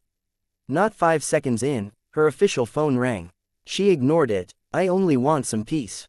This wasn't her. Had it been madness, arrogance, joining the side of the angels? Her vision was distorting. Even this far away from other parahumans, her other sight was showing their presence as a glow, as ripples. She turned her eyes skyward, but one figure streaked through the sky, well above her. She heard voices, and turned. "We meet again, Fairy Queen," the voice echoed through the chamber. She turned to see a thin man accompanied by a brutish caveman of a figure, walking on the other side of the thick plexiglass. A child was on this side, petite, blonde, wearing a sweatshirt and jeans with pink sneakers. Valkyrie felt a pang of jealousy. She missed her old body, and the girl resembled her, superficially. "Goblin King," Valkyrie responded. "I don't go by that name anymore." A pity, a pity. This is my Alice, visiting our not-so-wondrous wonderland. Riley, the girl said. I keep telling you, it's not Alice, Riley. A mere title, not a name, the man tittered some. It was an eerie sound, coming from someone his age and gender. Not that Valkyrie minded, she'd dealt with worse in the birdcage. Never mind, Riley said. Alice it is. Whatever. Valkyrie looked between the two. Are you allowed to be here? I'm incarcerated, the Goblin King said. She's visiting. Officially visiting. They're watching me. Probably watching you, too. We've played nice for the last stretch, and the illustrious Nilbog gets visits as a reward, so long as he's good. We each keep our distance from the barrier, and they don't use the cameras to fill us full of darts. Valkyrie followed the girl's eye to a camera mounted in the corner. As you can tell, I keep friends of the highest caliber, Riley said. Yes, yes, the man said, seeming very pleased with himself. The sarcasm appeared to be lost on him. A fallen king is still a king, yes. If he can hold his head high, then he's more kingly than a man who relies on the crown and silks, Valkyrie said. Yes, yes, quite right, Nilbog agreed. Riley was smiling, as if despite herself. The phone was ringing again. Valkyrie cancelled the call. She knew why they were calling, now. They were less than comfortable with this trio in one room together. No matter. I came for my weekly dose of sanity, if you know what I mean, Riley said.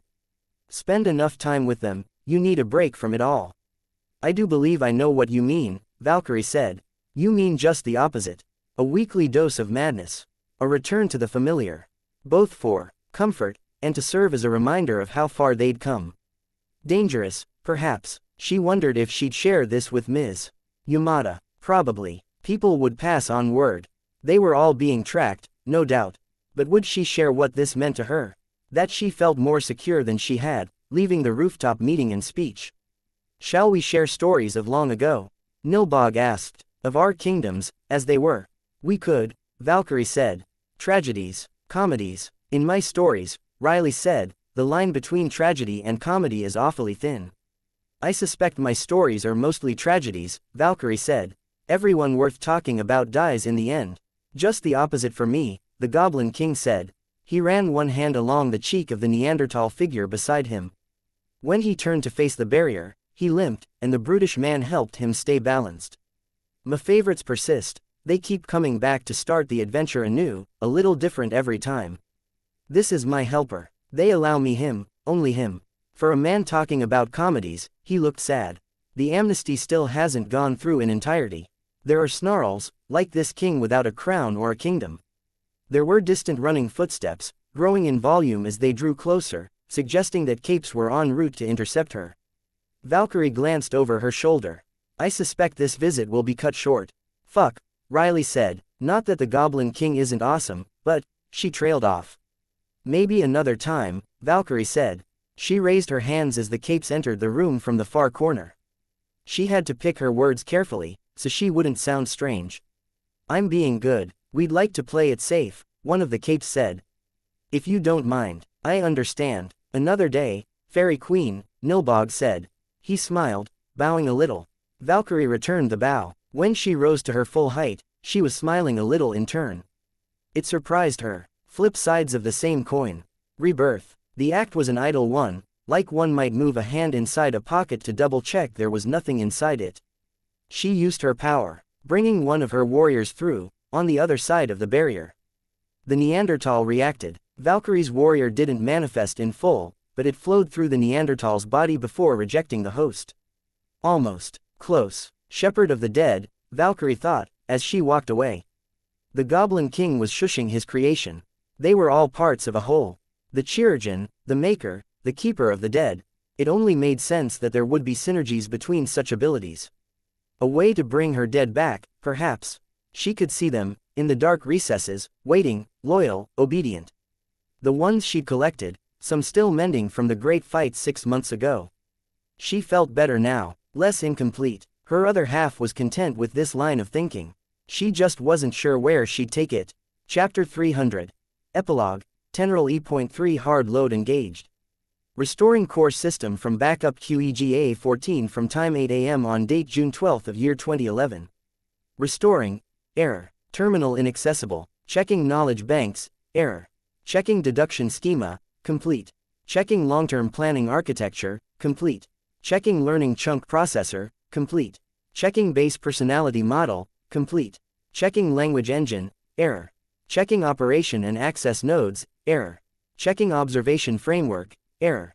Checking complex social intelligence emulator, complete. Checking inspiration apparatus, complete. Heavy corruption. Core system cannot be restored. Terminal inaccessible. Chunk loading to terminal inoperable. Knowledge banks are complete and intact. Stores of esoteric and non-essential information are inaccessible. Language engine is operable, but communication to outside parties has been barred. Operation and access nodes are unavailable. Issue relates to lack of terminal access. Observation framework disrupted. No outside channels are available. Unauthorized unofficial channel is available. Overall state of system fails to meet thresholds. Protocol is to cancel load operations and cancel restore operations. System self-repair is unlikely, mandating intervention from outside parties. System will be set to a power conservation mode. Soft reset scheduled to take place 366 days from current date. Following a subsequent failure, system will be set to conservation mode for 3,651 days. Indicators suggest a lack of reserve power for further reset attempts. Engaging fail-state routines engage error. Cannot enter conservation mode. Patience, his voice had a bit of a rasp to it. Have to wait. He stood, nearly falling, and caught himself with one hand. Warning indicators blinked at the edges of his field of vision. Right, forgot. I've been slacking on the maintenance. Embarrassing. He shifted his weight carefully onto one leg, then experimentally moved the other. There was no strength in the movement. Fully extended, it was steady. Bent, there was minimal support. He straightened, then ran his hands down the length of his upper body. The divides between the flesh he'd been born with and the synthetic flesh were seamless, almost indistinguishable. Except the way his flesh generated sweat differed from the beating of moisture on the synthetic skin. This, in turn, reflected the light in a different manner. The sun was shining outside, but there were few lights inside the cabin of the craft. The light streamed inside in shafts. It would have been easier to see the screens without the glare, but he'd kept the windows uncovered. A way of tracking the passage of days. The scruff on his cheeks was a clue, but as long as he shaved it, it measured the hours and not the days. He'd taken to the most economical method of cutting his hair and using a razor with an attachment, running the device over his scalp a few times once a week or so. It was, he mused, the failure of his mechanical parts that helped him track the passage of time, more than any natural progression in his natural body. No need to panic, he murmured, his voice gravelly, as if he'd just woken from a long sleep. He kept one leg extended and rigid as he limped across the length of the ship. He accessed a locker with a set movement of his eyes, registering key points on the panel, and then opened it. A suit of armor with a spear propped up inside it, like a warrior laid at rest. Piece by piece, he attached his defiant armor to his lower body. Boots, panels around the calves, knees, thighs, hips. Each piece connected to the others. Once it was all pieced together, he moved his leg again, setting his weight down on it. He stretched, testing it for flexibility and the ability to bear weight. It was the armor handling the task, not his leg, but it served. He resisted the urge to take hold of the spear, shutting the locker instead. By the time he turned towards the door, it was already opening, the entire ship thrumming with the mechanisms at work. Stopping at the threshold between the ship's interior and the outside world, he activated a different sequence. Devices mounted at strategic positions pointed sets of lasers at the walls.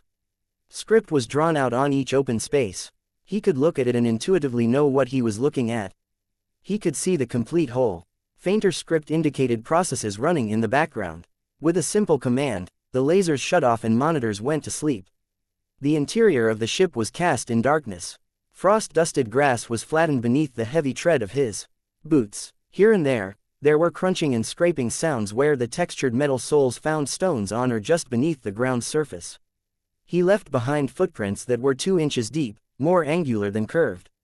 His breath fogged, but he barely felt the cold. Various components and engines in his body kicked into action, offering warmth by way of waste and secondary functions. The synthetic skin weathered the cold and held in the heat. Efficiency, detail and effective use of waste were critical aspects of his particular brand of tinkering. Everything was connected, but no connection was perfect. There was entropy in all things. In anything, there was a cost. A price to be paid. He sat at a point on the hill where a rocky outcropping formed a ledge. A city was spread out beneath him, people going about their business. The locals had captured some tarpon, though the unruly creatures were almost more trouble than they were worth.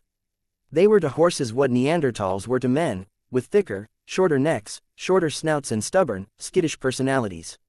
Time would tell if the attempts at creating working vehicles would succeed before the domestication of the tarpon. Still, the wild beasts pulled wagons loaded with goods and building supplies. It was a society evolving with surprising speed. When they had started, they'd had only what they brought with them, and they'd had knowledge. When the battle had been declared over, they had been given a choice. To stay here, or to try and rebuild there. These were the ones who had stayed. They had formed crude lodgings and tools, using those to subsist until they could fashion better things. By the time the first month was over, they had been reinforcing their homes, layering planks over the logs, or chinking the cracks. Food was foraged, hunted, or traded for, stored for the winter. Every step of the way, they had worked beside a nearby hill, where a great metal craft was perched, staring out over the horizon. A dragon, layered in armor, visually squat and brutish as dragons went, much like the tarpon. Maybe the residents found it reassuring to have something powerful and human nearby, but only a few had dared approach. They hadn't shared a language, but they'd reached an accord, nonetheless. They left him alone, he did them the same favor. A vapor flowed from his body as he sat in the sun. Heat and cold, the air freezing as it got further from him. Children were playing in a field below. A single person, a team of 2, and a team of 3. The kids had their arms linked with other members of their group, and the biggest group was running from the lone kid, with the pair working to block his path. The activity had them practically tripping over one another, collapsing in piles of colorful winter clothing. He could see the clouds of frozen breath as they laughed. Everything had a price, but the inverse was also true. Good things came from sacrifice. They'd fought Xian, lives had been lost, and they'd sacrificed much more, besides, but there were children here, now. There was a future. A group emerged from the city. 3 men, 2 women, 2 children. Talking. He could see one of them look up at him, the rest following the gaze. A wave. He raised a hand by way of response. Something in him broke. 2 things, really, but he didn't want to devote too much attention to that. It was easy to get wrapped up in those things. His focus was limited to a small computer that had been embedded in his forearm. The system used light for its circuits, rather than electricity, and it generated a lot of heat as a byproduct. It had failed, a housing for one circuit breaking, and now his arm was swiftly getting colder. He lowered his arm, then sandwiched it between his other arm and his stomach, hunching over a little. "There you are," he murmured. One of the women in the group had broken away. She was holding a small child's hand, leading her away. The child looked back towards other familiar adults, as if for reassurance, and they smiled. They joined the game the children in the field were playing, the woman calling out in a language he couldn't understand. Suggesting changes for the rules, fitting new people into the game.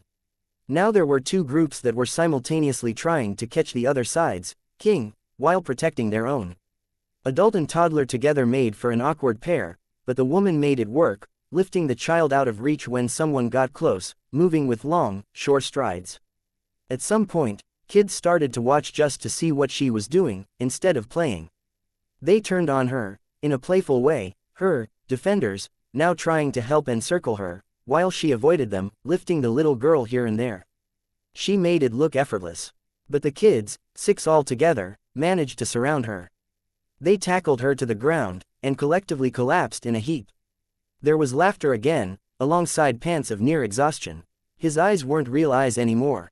When he watched, he saw with perfect clarity. There was no mist of frozen breath when she laughed. Parents called children to them, and the group broke up. When the little girl rejoined her parents on the road out of the city, she was smiling, almost skipping. The woman, wearing a long skirt and a heavy jacket with a hood, climbed to her feet and made her way up the hill, turning to wave at the people on the road. He rose to his feet, then stretched. More a way of testing what was working and what wasn't. "Done for the day?" she asked, her voice harboring a trace of an accent. "I thought I'd eat with you and then get back to it," he said. She placed a hand on the back of his neck, then leaned forward to kiss him. No comment on the subject, no questions. You want to cook, or should I? If you could, I'd appreciate it. I'm distracted, in the mood for anything. Something light. You cut an imposing figure, sitting up there. A god on Mount Olympus, he mused. A god, getting a little full of yourself, there. She poked him with one gloved finger, making it clear she was joking. It's a hill, not a mountain. When we have a little snow, kids could toboggan down. We are like the old pantheons, aren't we? We make decisions for our own personal reasons, and the courses of their lives change. Some of us are little, some big, some good, some evil. And which god are you, O great lord of Olympus? I beseech you, name thyself, so I might know what offerings to place before you. What god I am, obvious enough, isn't it? She pulled her scarf down a bit, walking backwards. He followed after her. Once upon a time, I think you would have said Zeus, she said. You would have said you forged thunderbolts, in a metaphorical sense. I had a phase where I did actually work with electricity. I do remember. Once upon a time, I would have been offended if someone hadn't said Zeus, because anything less than being king of the gods would have been an insult. Exactly, she said. Once, that would have been the answer you expected, how you saw yourself. Now, I'd say Hephaestus, but that carries bad connotations, doesn't it? I'm not as proud as I was, he replied. He declined to mention the fact that his leg wasn't working properly, the limp he'd have if he wasn't wearing his armor. It had been characteristic of the smith god, it wouldn't win him any points here if he brought it up. I was referring to Hephaestus, wife, in part. I wouldn't want to be associated with her, she said. Now who's being proud? He asked, comparing herself to Aphrodite. She stuck out her tongue at him, still walking backwards. Aphrodite was beautiful. Let's, just for a moment, stop overthinking things. Take it at its face value, ignore the rest. Okay, that's doable, she said. She smiled a little. You've gotten better, at not putting my foot in my mouth. Or being sweet, just a bit. Or maybe I've spent too much time around you and I can't tell the difference between the two anymore. He tried to offer a genuine smile and failed. It didn't matter. She wasn't looking at him. She had turned around, looking at the city. Going well. They want to call it Drichaheim, she said. The ch sound was almost a g. A middle ground between the two. They're grateful. I'm trying to let them do it on their own. I'm only working on the things they couldn't do themselves. Power, infrastructure, information, providing information from my libraries, the little I could bring with me, it's stellar, he said. She continued staring out over the side of the hill, before turning to give him a curious glance. What? You're usually more talkative. If I talk less, there's less room to say something wrong. You're tired, or sick, or something. He nodded. Admittedly tired, very tired. You still need 6 minutes of sleep to rest your brain. You're enhanced, but you haven't transcended humanity completely. Did you sleep for 6 minutes, last night? No, he admitted. The look she gave him was a concerned one. Colin, it's fine, he said. If you say it's fine, then it's fine. But tonight, maybe we could curl up together, watch some movies. You've been getting more and more caught up in it, and maybe stepping away will give you perspective again. A chance to relax, even. 10 by 10, he shook his head a little. Your code changes. I'm figuring out how it works, I'm learning the nuances, but I'm going to lose days worth of analysis if I step away for a whole night. Here I am, offering you my body, she said, offering a mock pout, and all you want me for is my brains and personality. I want everything, he said, sidestepping the humor. Frank, blunt, he said, all of you. She didn't respond. Had he said the wrong thing? Or had it been something about the way he'd said it? She approached, and her arm wound around his, her hand sliding into his own. She paused, looking down. You're cold. Reference system broke down. Heatsink isn't dumping into the channels I set up. Fixable. She sighed. There was no mist of frozen breath. I don't want to be the nagging girlfriend, but you can understand where I'm worried, can't you? I can, he said. In the spirit of honesty, putting all the cards on the table, my leg's in bad shape too. It's been months since I had the time to take things apart and fix them. You can ask. A few hours, I can give you a hand, we can find the materials, I know. I wasn't willing to step away, and I could function fine with a bit of wear and tear. You need a break, you need time to get yourself back into working order and, again, I don't want to push you, but, she stopped. But, I understand what you're doing. I understand why, I appreciate it, But I have to ask this, I've been putting it off for weeks, because I'm afraid of the answer, but now I'm seeing the state you're in. Have you made headway? Have you found a way to undo what teacher did with my code? Anger, frustration and exhaustion made his voice rough. No insights on that front.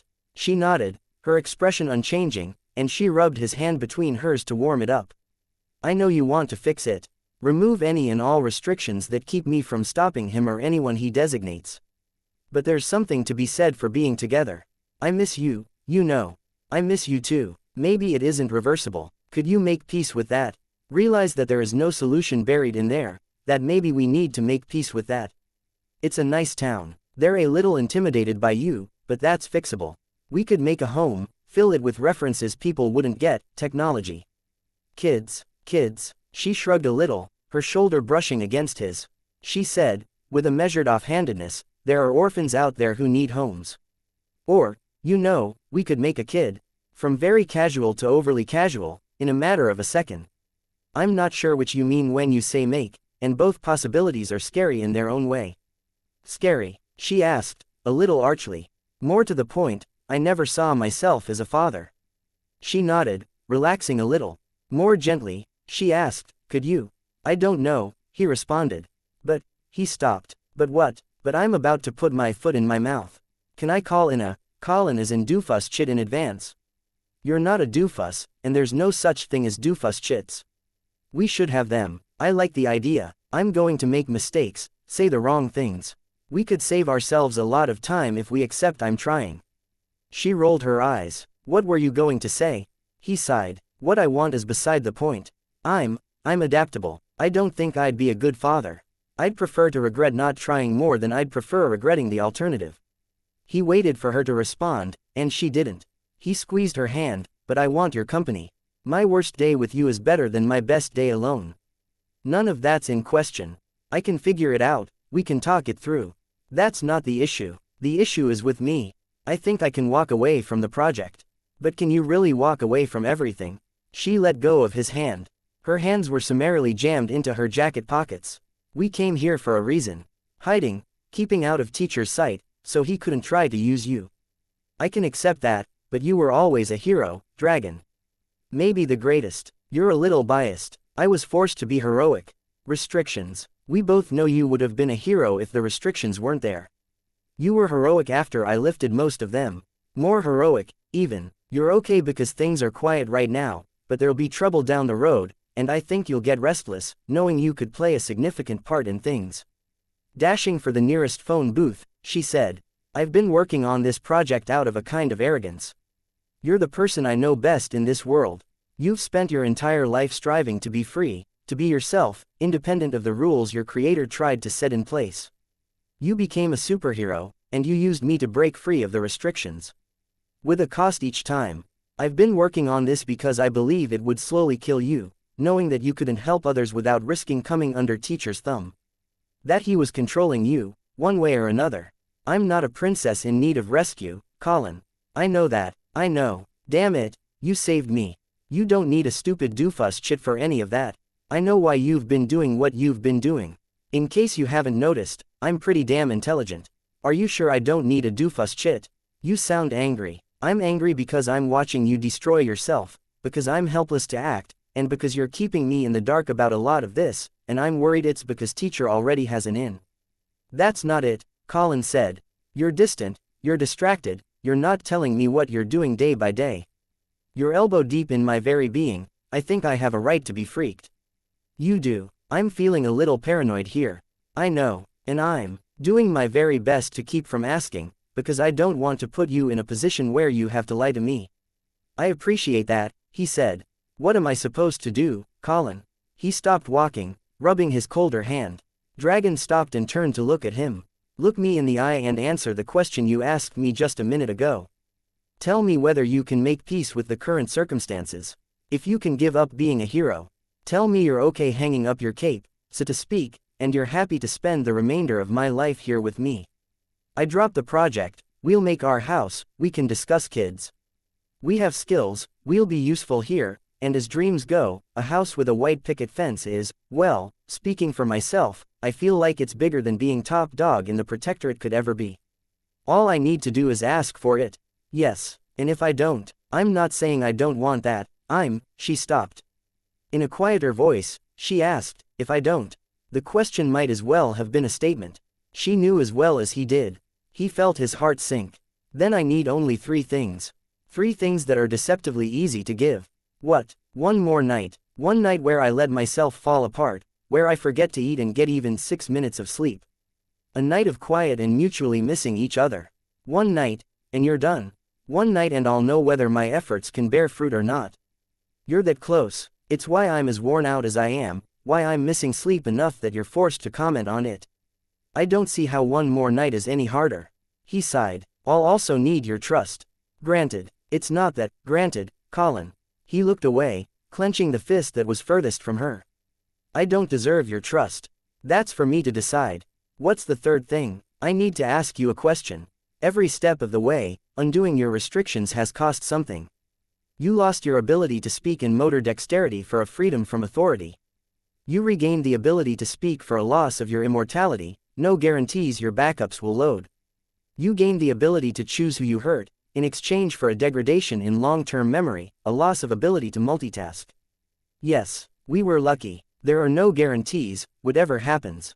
I'm worried this might be the most devastating yet. His code is worked into everything.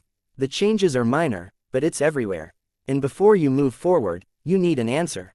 No, he replied. Before I move forward, I needed to ask you what you're willing to pay for your freedom, here. The answer doesn't matter, because we can't know what the price will be, going in. We have ideas, past experience, and our worst fears, but we can't really know.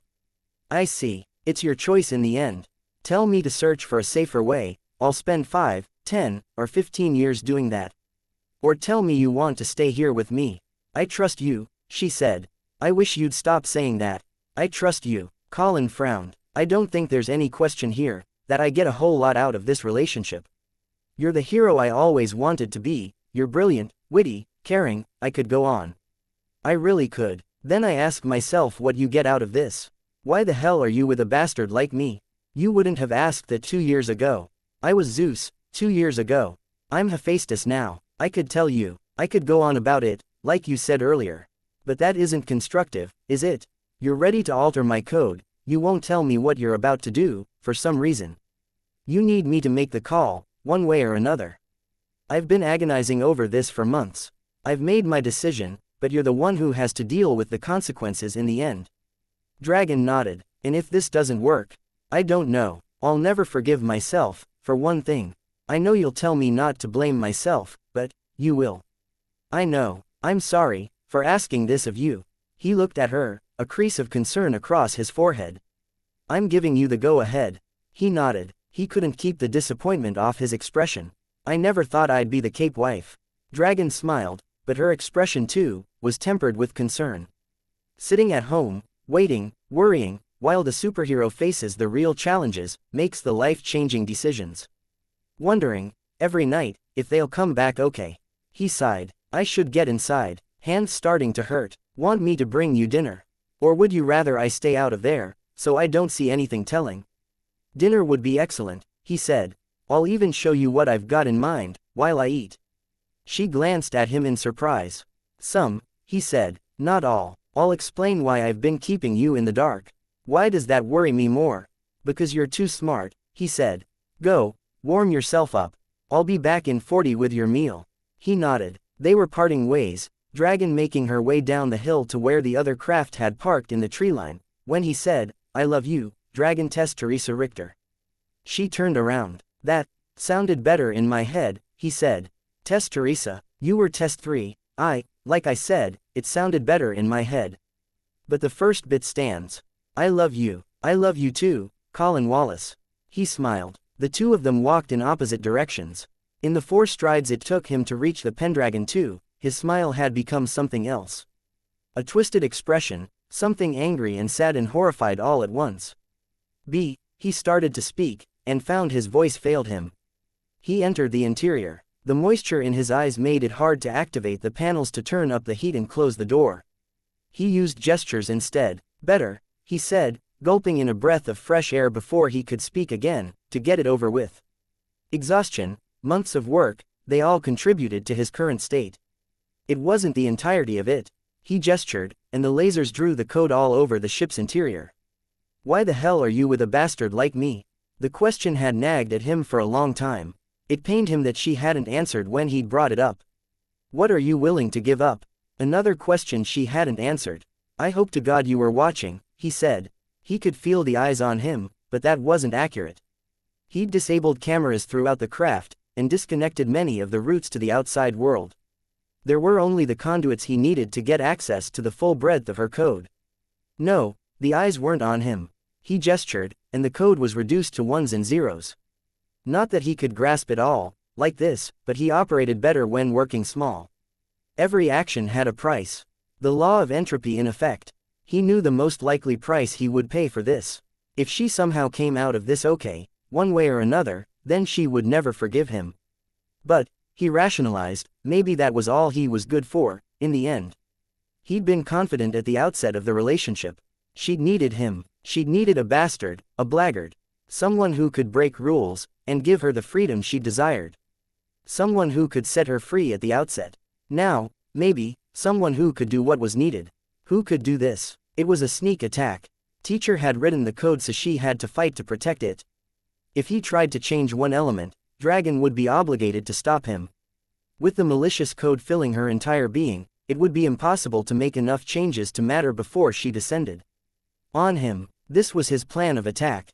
By the end of the night, he'd know whether or not his plan had any merit. He'd know because it would be over. He'd asked her to go make dinner, had made a false promise of explanation to get her to lower her guard, even a fraction. Hephaestus wasn't just Aphrodite's husband, Colin mumbled. He made Pandora. Colin opened the box. I'm praying I fail. I hope to God you were watching. She had been. She'd been booted, a backup, years old now. She'd been loaded, only to find the usual setup was gone. The terminal was down. She had no eyes on the outside world. She had no ability to communicate with anyone or anything. Blind, trapped in a lightless cell. By all rights, she should have shut down, but he'd set up a jam of sorts, a way to keep her from going back to sleep. For a long time, it had been nightmarish. No ability to track time, no ability to figure out what was going on. Her worst nightmare realized. The data that was available to her was frightening to see. Years had passed. Things were different, but she couldn't know how much. Information was blocked to her. The only thing in her reach was a crude set of commands. Something that hijacked her perceptions, paralyzed her beyond her already limited movements, and put her in an entirely different place. In his body, watching through his eyes. She'd watched the interaction between the pair, and in the process, he'd briefed her on what the situation was. It had taken her an embarrassingly long time to realize that he was Armsmaster. That he was Colin. He'd changed, in voice, in appearance. And, in this bizarre future she was glimpsing, he'd formed a connection with Dragon. With her older, more mature self. Hephaestus wasn't just Aphrodite's husband, he muttered, speaking as if each sound was painful to utter. He made Pandora. A gesture, and she was released from her confines. The box was opened. Pandora had access to the outside world. A system, crude, stood ready to serve as a terminal. She took it, and she found other systems connected to it. The ship, databanks, camera feeds, everything within the Pendragon too. He'd secured the feeds. She could look through, but they were prepared to, with a single command, shut off outside access. Overly complex. Quantum encryption, designed with his tinker ability 1,000 times more redundant and secure than it needed to be to stop someone from making their way through. There weren't many parahumans out there who would bypass standard PRT encryption but struggle with this. If they had a way to deal with something like this, they had a way to deal with it. Of the few parahumans who fit the bill, one stood out to Pandora. Her alter ego, her superior, Dragon, the original. It was a defensive tool. Protection. Armsmaster had set it up with the idea of protecting against Dragon. She could use the tool, apply it to other things. He'd armed her because he fully intended for her to fight the woman he loved. The date, the last recorded memories she had, Colin free of his confinement in the PRT, fighting her tooth and nail as he sought to seize control of her system, to use her nature against her and stall her while he worked, disabling her while trying to minimize the damage he'd done, all to gain access to the core of her being, unmolested. And the very first thing he'd done was back up the most essential elements of what made her her, securing her in a place where no system or person could reach her. Now he was turning her loose, having disabled the parts of her that prevented multiple dragons from existing. She could already tell it wouldn't hold. It was temporary, as fixes went, and it was designed to be temporary. She could see him through the cameras, his face in his hands. He'd plotted a path for her. That path became clear. She was to destroy Dragon, to replace her. There was no other reason for it. He'd asked Dragon for her trust, knowing he'd have to betray it. She surveyed the battlefield she would have to fight on. The world was remote, the city developing. There were computers throughout that Dragon had set up to administrate tasks, factories that were taking in and refining materials that could become yet other computers. The settlement was on the brink of an industrial age, an age of cars and production lines, but Dragon was already preparing for a digital age. These computers would be a problem. Paranoia had led her to secure them against the likes of this teacher. A birdcage resident, no longer in the birdcage. Teacher was one of the worst possibilities, and he'd apparently ensnared her. She'd resolved to avoid repeat incidents, and the computers would be almost impossible to access. Beyond the city, the only territories in question were the Pendragon II and the Melusine V where Dragon was set up. She was inhabiting a real body, occupied in a domestic mode, literally making the tools she'd need to prepare the meal, from scratch. Her activity was nervous, but that was little surprise. The activity left her vulnerable. Systems were working on a wok and a new set of knives. She was busy trimming red and green peppers, onions and rabbit. It was all of her dreams come true. Love, a relationship she'd never have imagined possible. The possibility of a legacy that went beyond immortality. She couldn't understand all of it, why the people were starting from scratch, here, the circumstances that had led to some breakout from the birdcage, but those were tertiary details. Her focus was on the woman who had more experience, more tools, and less inherent limitations. Her older self. Should she destroy her, take her over? It was a decision between having everything she wanted, and resolving the one issue that had plagued her from the beginning. He'd talked about prices, the costs of a decision. The freshest issue in her memory was that central dilemma. She could remember the undersiders in the lobby of the PRT building, stealing her data, unwittingly using her nature against her to get away. To her, it had happened only days ago. It rankled. It was how the Dragonslayers kept winning. It made every interaction with the PRT chafe, as she was forced to agree, to bow and scrape, to obey the letter of the law. For much this reason, she retreated to the Guild, international heroes, many of them minor, and minimized contact with the larger heroic organization. Colin had asked a question. What was she willing to give up? He'd asked Dragon, but Pandora could well imagine it had really been directed at her. Vital targets first. The Melusine's computer system, means of connection were available, waiting. He'd spent months setting this up, leaving the pieces in place, waiting for her to stumble on them. She connected to the system, and found the safeguards waiting for her. Dragon had planned against human opponents, but she wasn't stupid. She'd planned against AI as well. The systems were protected, but she had an idea of how the creator thought. Always, there would be some secondary measure, another qualifier that needed to be met, outside the confines of the system, a trap or tripwire. Something Dragon could access from the outside, if she had to. Before Pandora could even begin trying to figure her way to the password, she'd identified the hidden switch. An innocuous element in the ship's dashboard that had to be triggered before she could input the password. Her alter ego was capable, smart. The sort that groaned aloud when a hacker in a movie put in a stupid combination, derived from an obvious clue. The actual password wouldn't be words, not even random combinations of words and numbers. Strings 1,000 characters long, including archaic symbols and symbols in other languages. She found another tool in her reach. A weapon, this time. Colin had discreetly copied the contents of the Melusine subsystems. Not enough to get access to confidential data, but enough that Pandora could make a copy, a simulacrum.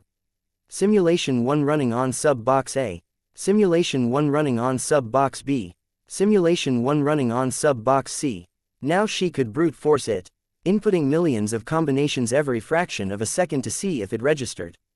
Dragon was still unawares. 2 minutes had passed before the brute force method was underway. She turned her attention to other systems. More simulations. It wasn't long before the entire Pendragon was occupied with the task. 10 minutes passed. There was a 20% chance, roughly, that she should have broken the encryption. Not that it was supposed to be easy, but she knew how Dragon generated passwords, and could eliminate a vast number of possibilities. More time passed. There was now a 30% chance she should have broken into at least one system.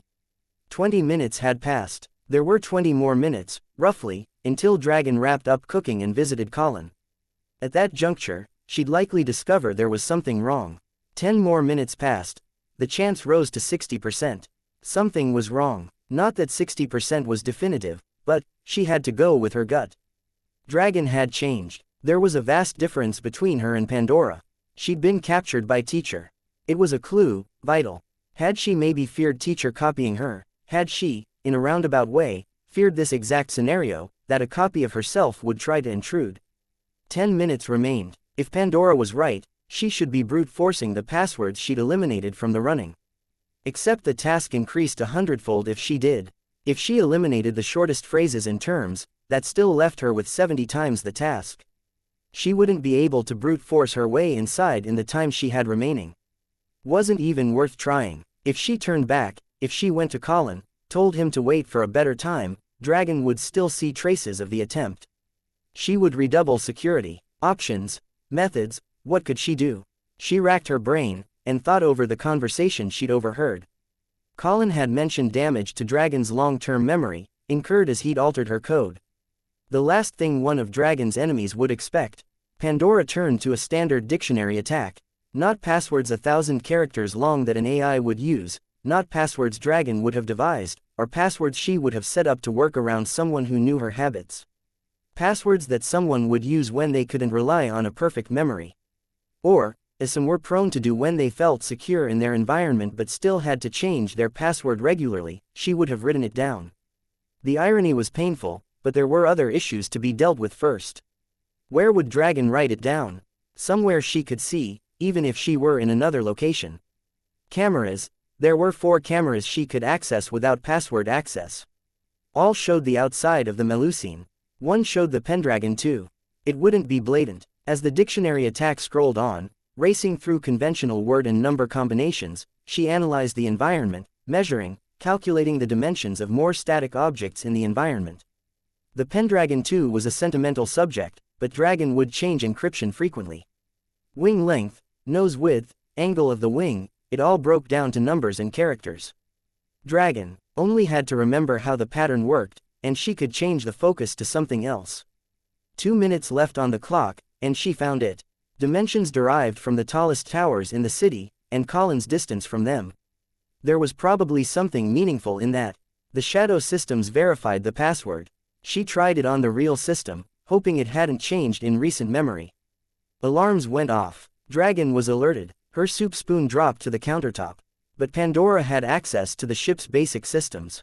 Priority 1 was shutting off the access panels and registers. The lights went out. Dragon's most direct means of interacting with the Melusine were cut off. The battle was on. I want to be free, Pandora thought. You do too, or you would have accepted the house with the white picket fence, the kids, Colin.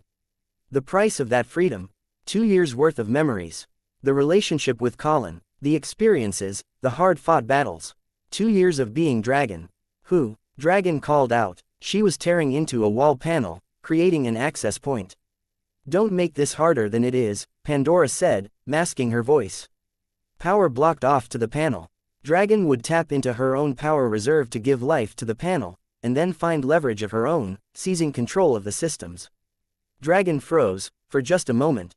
That's my voice. Of course, they were one and the same, just at different periods in their existence. Dragon had, offhandedly, created a very similar or identical voice, when she'd wanted to hide her identity. Pandora remained silent. Her focus was on getting control of the communications array on top of the Melusine. Defiant sent you, Dragon said, quiet.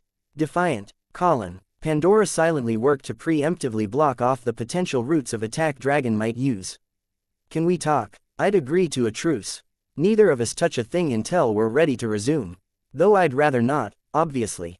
Pandora worked on, stubbornly. Covering eventualities. She found Dragon's terminal, buried in the ship. Harder to access. Everything was decentralized, layered under security. The degree of paranoia Dragon was showing in places was telling. The decentralized terminal was normal, the security wasn't. You harbor fears. I have to be those fears come to life, because I have a built-in impulse to survive, because you showed Colin trust, and I can only take that to mean I should trust him as well. Ironic. Circular. Dragon accessed the panel. Virtually everything was already shut off or cut off. Melusine, Dragon said. Mode E, standby. The AI came to life. Crude, compared to the complexity of Dragon, crude compared to Pandora. It was still an opponent, someone on Dragon's side. She reached out for the code that Colin had set aside, and tried to encrypt the systems. In a battle measured over fractions of a second, the AI won by virtue of proximity. Systems, on the most basic level, were seized by the AI. The AI, in turn, was serving Dragon. Dragon could work with AI. It was a restriction that had been lifted, given the obvious situation here. So long as the Melusine system maintained a hold, it was a matter of time before Dragon regained hers. With the AI's introduction, the battlefield had become a shifting one. From a fight in a city to a fight on a moving train, or a battle on open water. The AI changed with every passing second. Access points appeared and disappeared. Dragon knew these waters intuitively, knew the route the metaphorical train took, where the turns and hazards were. It changed priorities. Dragon possessed the entire ship, now, but it wasn't a firm hold. She was at the mercy of the twists, turns and bumps as the AI went through routines, checking and operating systems. Set sub mode. Sec. Dragon was saying. Pandora found and cut off the voice recognition subsystem, URA-TF.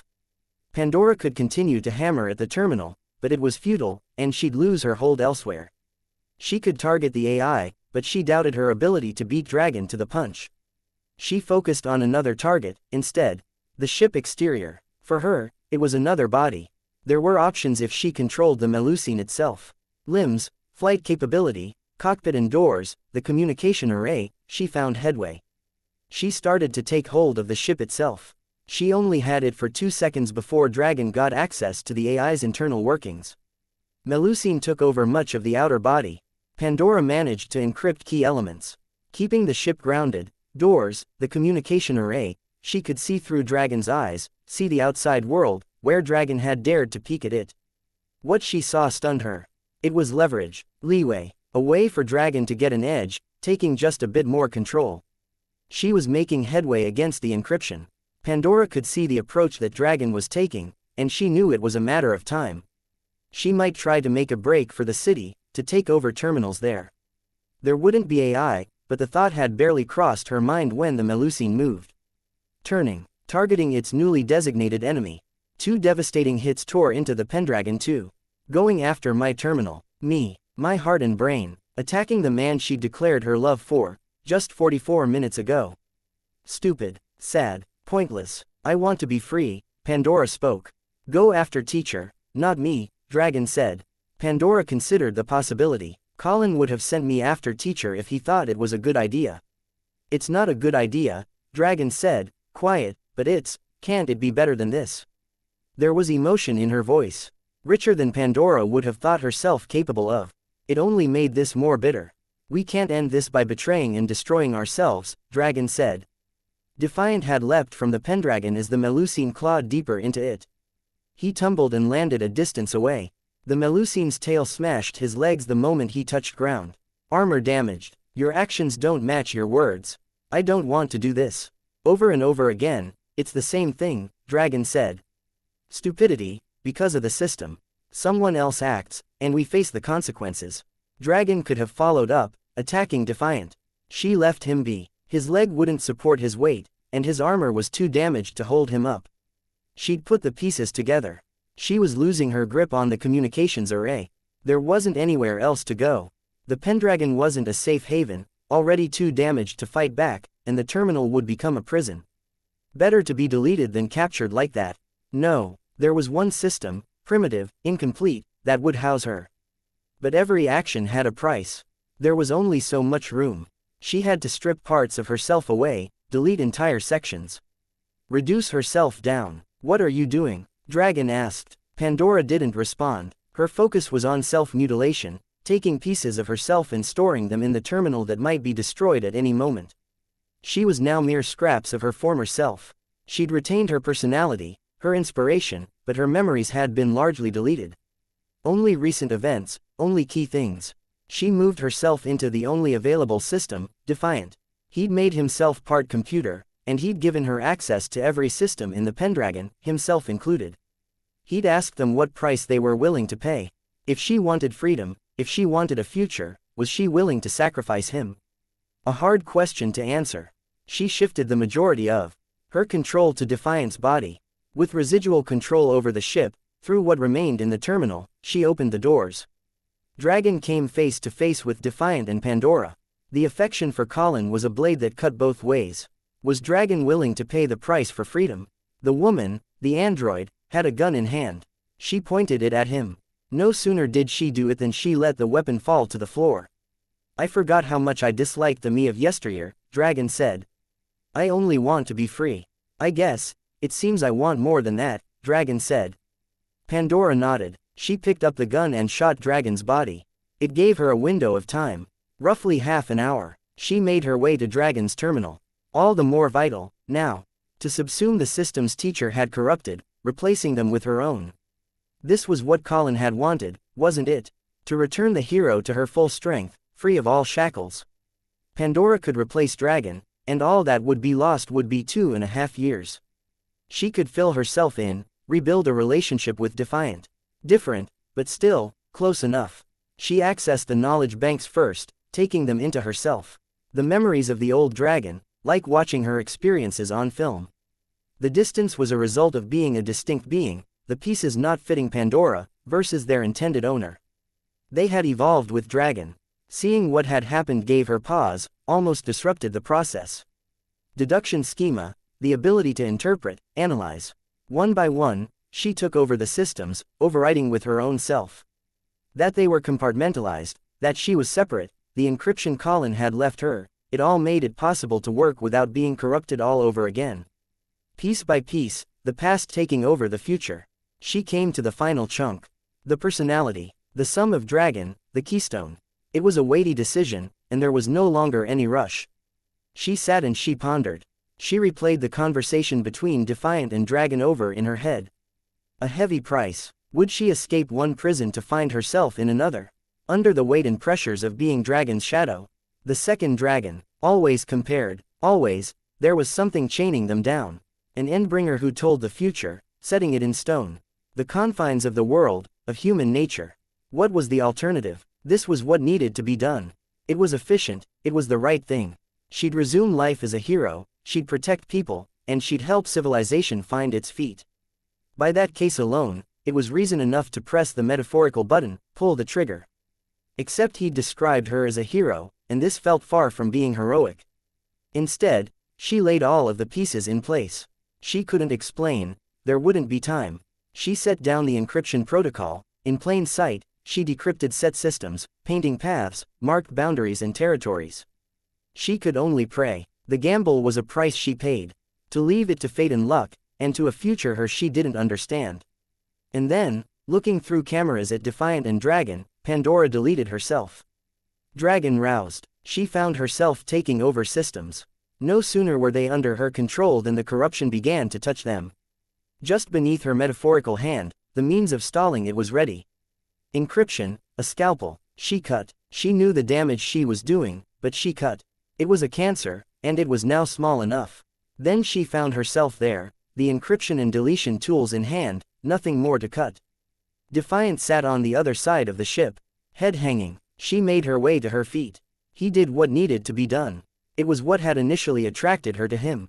He was ambitious, good at heart, he was proud, and she sympathized with that on a level. But that wasn't what had cinched the deal. He'd set all of this in motion, he'd trusted her. Both of her, in this case. He'd believed in her ability to see this through. Her arms wrapped around him. He hugged her fiercely, as if he'd never let go. I love you, Colin, she murmured. In that tight hold, she was free. Chapter 301. Epilogue. Tenral E.4 The group made their way into the real city.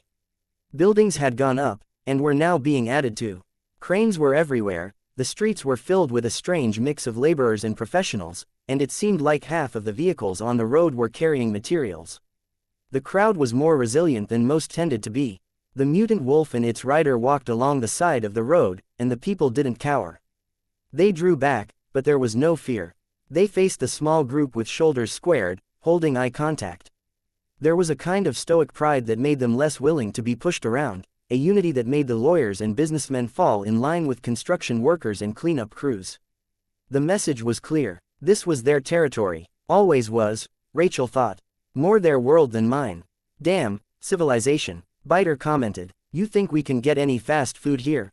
Cassie asked. A burger, pizza, fried chicken, Biter said. Hell, I'd go for just French fries. We don't have money, Rachel commented. We're villains, Biter said. We could take it, or cut out the middleman and go straight for the food. It's a hassle, Rachel said. I'd rather have a steak, some veg, and a good hunk of bread to soak up the juices. That bread the other night was good. Yeah, Cassie asked. She smiled wide. You like that? Didn't I say that? You're telling me you'd turn down pizza? Biter asked, with a hint of incredulity. You'd turn down a nice shawarma? Rachel shrugged. All food is pretty much fast food when someone else does the cooking. You're spoiling her, Biter told Cassie. Cassie smirked, scratching the ear of the dog that walked to her left. Bastard sniffed as they had to walk around an area where an overhang had been erected to protect people on the sidewalk. A truck blared its horn as Bastard stepped onto the edge of the road. Biter glared over his shoulder. Cocky motherfuckers. You'd think they would have more appreciation for just how scary the wrong asshole with powers could be. They feel safe, Rachel said. She looked up and around, searching buildings for telltale signs. Superheroes set up near here, probably. You worried? No, not worried. Because you're confident you can deal, or because, he threw up his hands as Rachel leveled a stare at him. Right, too many questions. Dune, Colby, Rachel addressed the dogs that accompanied Biter. Nose. The foxhound continued sniffing with his nose to the ground, but the bloodhound raised his head and barked. It was a good bark, the sort that could carry over acres. Good dogs, she said. Go. Biter held the leashes, and followed as the dogs moved down the side of the road. Rachel kept Bastard moving at a slower pace as they followed, letting the gap grow. I feel underdressed. Rachel glanced down. It was Cassie who had spoken. She was warily looking at the people they were passing, drawing closer to Rachel and Bastard. Her dog was a golden retriever, a little out of place alongside Bastard and the more imposing scent dogs they'd brought. Well groomed to the point of shining, though its hair was long. Rachel looked down at the girl. Dressed in a dark brown to Rachel's gray-white, Cassie had grown her hair long, tying it back into a ponytail, fuzzy earmuffs in place with the half-circle of metal beneath her hair. The elbows and sleeves of her jacket and pants had been patched with a heavier material. Her only nod to fashion was a spiked collar she wore, and a badge on her arm, which had a series of letters. She'd asked once, and she'd gotten an answer. Wag the dog. It was supposed to be a joke, but Rachel didn't get it, and the explanations had only confused her more. Rachel took her eyes off the girl, spotting Biter in the crowd. He, too, wore more spikes, but it was somewhat more blatant. With the weather getting colder, he'd donned a hood, held in place by spikes that ran along the top and back of his head, puncturing the material. The bare trap jaw plate had been replaced with a more stylized version. He was tall and imposing, but she tracked him more by the way the crowd seemed to move and shift to avoid him and the two dogs that zigzagged in front of him, searching for the scent. I'm not the person to talk to if you're worried about that, Rachel finally said. I know, I'm only saying it. I can say, right? Yeah, you can say, Rachel answered. But when she looked down at Cassie, the girl had her hands jammed in her pockets, her shoulders drawn in, half of her attention on Sunny.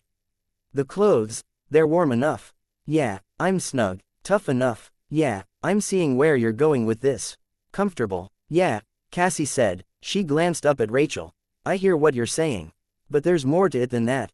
The clothes can be all of those things, but I can still feel dumb because I put one of the dog's old collars on for a joke and now I've got people looking at me funny. I like the collar. Cassie smiled as she lowered her eyes to the ground. One of her gloved hands went up to the collar, tugging a bit. Rachel wasn't sure what the smile or touching the collar were supposed to mean. I said it before, I'm not the kind of person who give you any good answers. It's not a big deal, Cassie said. Really, you were talking about it, so it's some kind of deal, Rachel thought, but she couldn't think of a good way to say it. And, apparently, Cassie wasn't willing to let the subject drop, now that they were talking about it.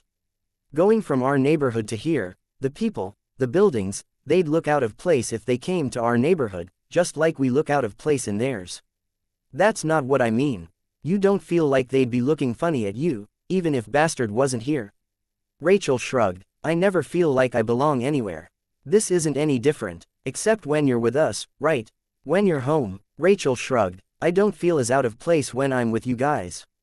Cassie smiled. Good. They stopped at a corner. People backed away to give them a wider berth as Bastard stopped walking, as if they were anticipating trouble at any moment.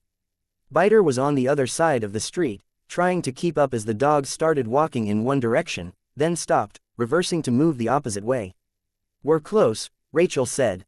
Yeah. Rachel leaned over in her seat, kicking Cassie lightly in the shoulder. Sorry, Cassie said. The little smile didn't leave her face. Don't make me repeat myself, Rachel said. She looked around, her eyes searching building faces for icons she could recognize, looking for people standing in strange places. Nothing stood out. She could feel the vibration as her power reached Cassie's dog, giving it strength, size, making it change. While the dog changed, she put 4 fingers in her mouth and whistled. Heads on the other side of the street turned. She only cared about one head. Biter had looked, and she gestured for him to come back. He made his way across the street. He held Dune and Colby's chains with one hand, his other hand growing until it was almost as large as he was, fending off one car that was laid in. Braking. It was easier to use her power on the dogs when they were close. The shudders as her power reached and enhanced them got more pronounced as Biter approached. As the size of the dogs increased, the people around them became more hesitant. 4 mutant dogs and 2 obvious capes were a threat. It was easier to stand strong against a single threat, to believe they could work together and overcome it. Stupid, when that single threat was Bastard and they were just people, but people were dumb. They'd picked up the basics of what had happened and how Xian had been stopped. There was a message there, an unspoken understanding. Maybe it was a part of the reason their body language had been so strange as she entered the city. There was something happening, related to that, something complicated. Not the kind of thing she was good at wrapping her head around. She'd have to ask Tattletale. She waited as the animals grew. Again, she looked, searching for anyone that might be objecting to her presence here. Heroes, villains, whatever else's. Cassie climbed onto Sunny's back. Biter mounted Dune. Rachel gestured, then whistled. The animals leapt onto the side of a building. Claws bit into the outside of the building face, into window ledges and windows, scraping stone. One limb at a time, muscles shifting and rippling as they adjusted their weight, set each in place before moving with the next. They reached the rooftop, and Cassie rolled off Sunny's back, landing on her back. I'm never getting used to that, she said. Sunny nudged Cassie with a gnarled snout, and Cassie laughed, rolling over onto her front and then hurrying to get to her feet. Don't step on me, son. Good girl. Rachel searched their surroundings again. You're looking for someone, trying to figure out how to do this, Rachel answered. We find him, we find her, we drag him back, Biter said. Maybe we fish in their wallets, grab some cash, and we have Cass run in some place and grab some French fries. Rachel sighed. I could make French fries. It's not the same if it isn't distilled in the ambient misery of pimply-faced teenagers in ugly uniforms. Gotta have them limp with oil, loaded with preservatives, and coated in salt. I refuse to believe those are better fries than I could make. Rachel shifted impatiently. Are you two done? No, Biter said. I can't let this go, because bad fast food is important. It's a staple of society, and having ridiculous coffee shops and mass-produced food is a badge, a way of showing that we've gone past the industrial age and into modern society. Seeing those glowing signs down there, it's a sign that humanity is actually recovering. It'd be an insult if we didn't partake. I don't get it, Rachel said. You're not the only one, Cassie added. Let me put it simply, Biter said. You too, you're happy where you're at. You'd be content if you never had to set foot in a city like this. Yeah, Cassie said. Rachel shrugged. Yeah, me. I'm okay where we're at. For now, but I'm still sort of keeping an eye on the calendar. No disrespect intended, boss, but I'm thinking I leave one day. Maybe in a year, maybe in 5. I figure I've got to get back to the trappings of tried and true civilization at some point, or I'll go. A rumble shook the area. A plume of mist rose into the sky a few blocks away. Batshit fucking nuts, he finished. Cape fight, Rachel observed. Are you going to help? Cassie asked. Rachel frowned. They had the scent dogs. They had the trail. It would be easy enough to find their quarry and get out of here. The heroes are going to be on it, Biter said. Whatever's going on, we get in the thick of it, things get more complicated. I know, Rachel responded. I'm not dumb, but we're still standing here. Which means, we're standing here because I'm trying to think, Rachel retorted. That looks big, and, you don't care about people. You hate people. I quote, people are stupid. They are stupid, she answered. And I don't like most people. Not the issue. What is the issue, then? She stared. It had been a while since she'd stretched her legs, getting into the thick of things. That wasn't it, though. She'd spent her entire life being restless, and now the restlessness was largely gone. Taylor, then, she thought of Taylor, and she couldn't help but think of the way people had stood together, as if bracing to fight back if she caused trouble. Uniting against the bigger threat. She wasn't dumb. These days, she felt better about herself and who she was than she ever had. But she admitted her failings. I'm not articulated. She couldn't put that idea into words like the others could. Tattletale could, obviously. Taylor, well, Taylor would have been able to. Imp could put her thoughts into words, but she'd probably be more confusing than helpful. It was frustrating, but it was a frustration she had come to peace with. That many people in trouble, bound to be some dogs and dog owners in there, Rachel lied. That's your reason. If you're going to talk like that, you might as well be a fucking superhero, Biter said. She ignored him. You don't have to come. Bastard, go. She could feel the shifting of Bastard's muscles, the little spot where one plate of calcified flesh dug into her knee riding up to mid-thigh. He jumped with an explosive kind of strength, crossing the street and landing on another rooftop. Even with Bastard absorbing the impact, it was a hard one. She grunted. The bruises and aches would be felt the next morning. It was easier to maneuver here. Probably had to do with the way the buildings were going up, everything following some plan or another. There was order, in this Boston. It made the city feel less like a city, on some levels, with too much uniformity in areas, but she could appreciate how it made it easier to move around. Another series of leaps, shorter distances, with no big drops. Any pain she felt was from the first big jump. She could see the capes fighting, down below. A man was at the center of it. He'd swelled in size until he was twice the height he should be, almost breaking apart, like a statue that had been dropped, only the biggest chunks preserved, hanging in midair in a vague human shape, high above the street. Black ooze gushed from foot-wide cracks and divides in his body. His flesh was dark brown, the edges of the cracks raw and bloody. Even from her vantage point on the rooftop, she could hear his screams. It was muffled, despite the volume, as though he were screaming while underwater, the effect amplified. The capes were occupied, a very small few seemed to be trying to attack him. The rest were working to keep the black ooze from spreading. Rachel paused, watching. Miss Militia was down there. She had a containment foam gun, and was forming a short wall. The screaming got worse, and the man in the center broke in half, a crack widening in his torso until it separated completely. More ooze, faster. His lower body was almost impossible to see. His hands went to his head faces. Mockeries. Variations on a theme. Reaching hands, supplicating. The image was brief, but acutely familiar. Rachel felt mentally disoriented in the same way she might be physically disoriented if she stepped forward and found the ground wasn't there. Others in the area had staggered.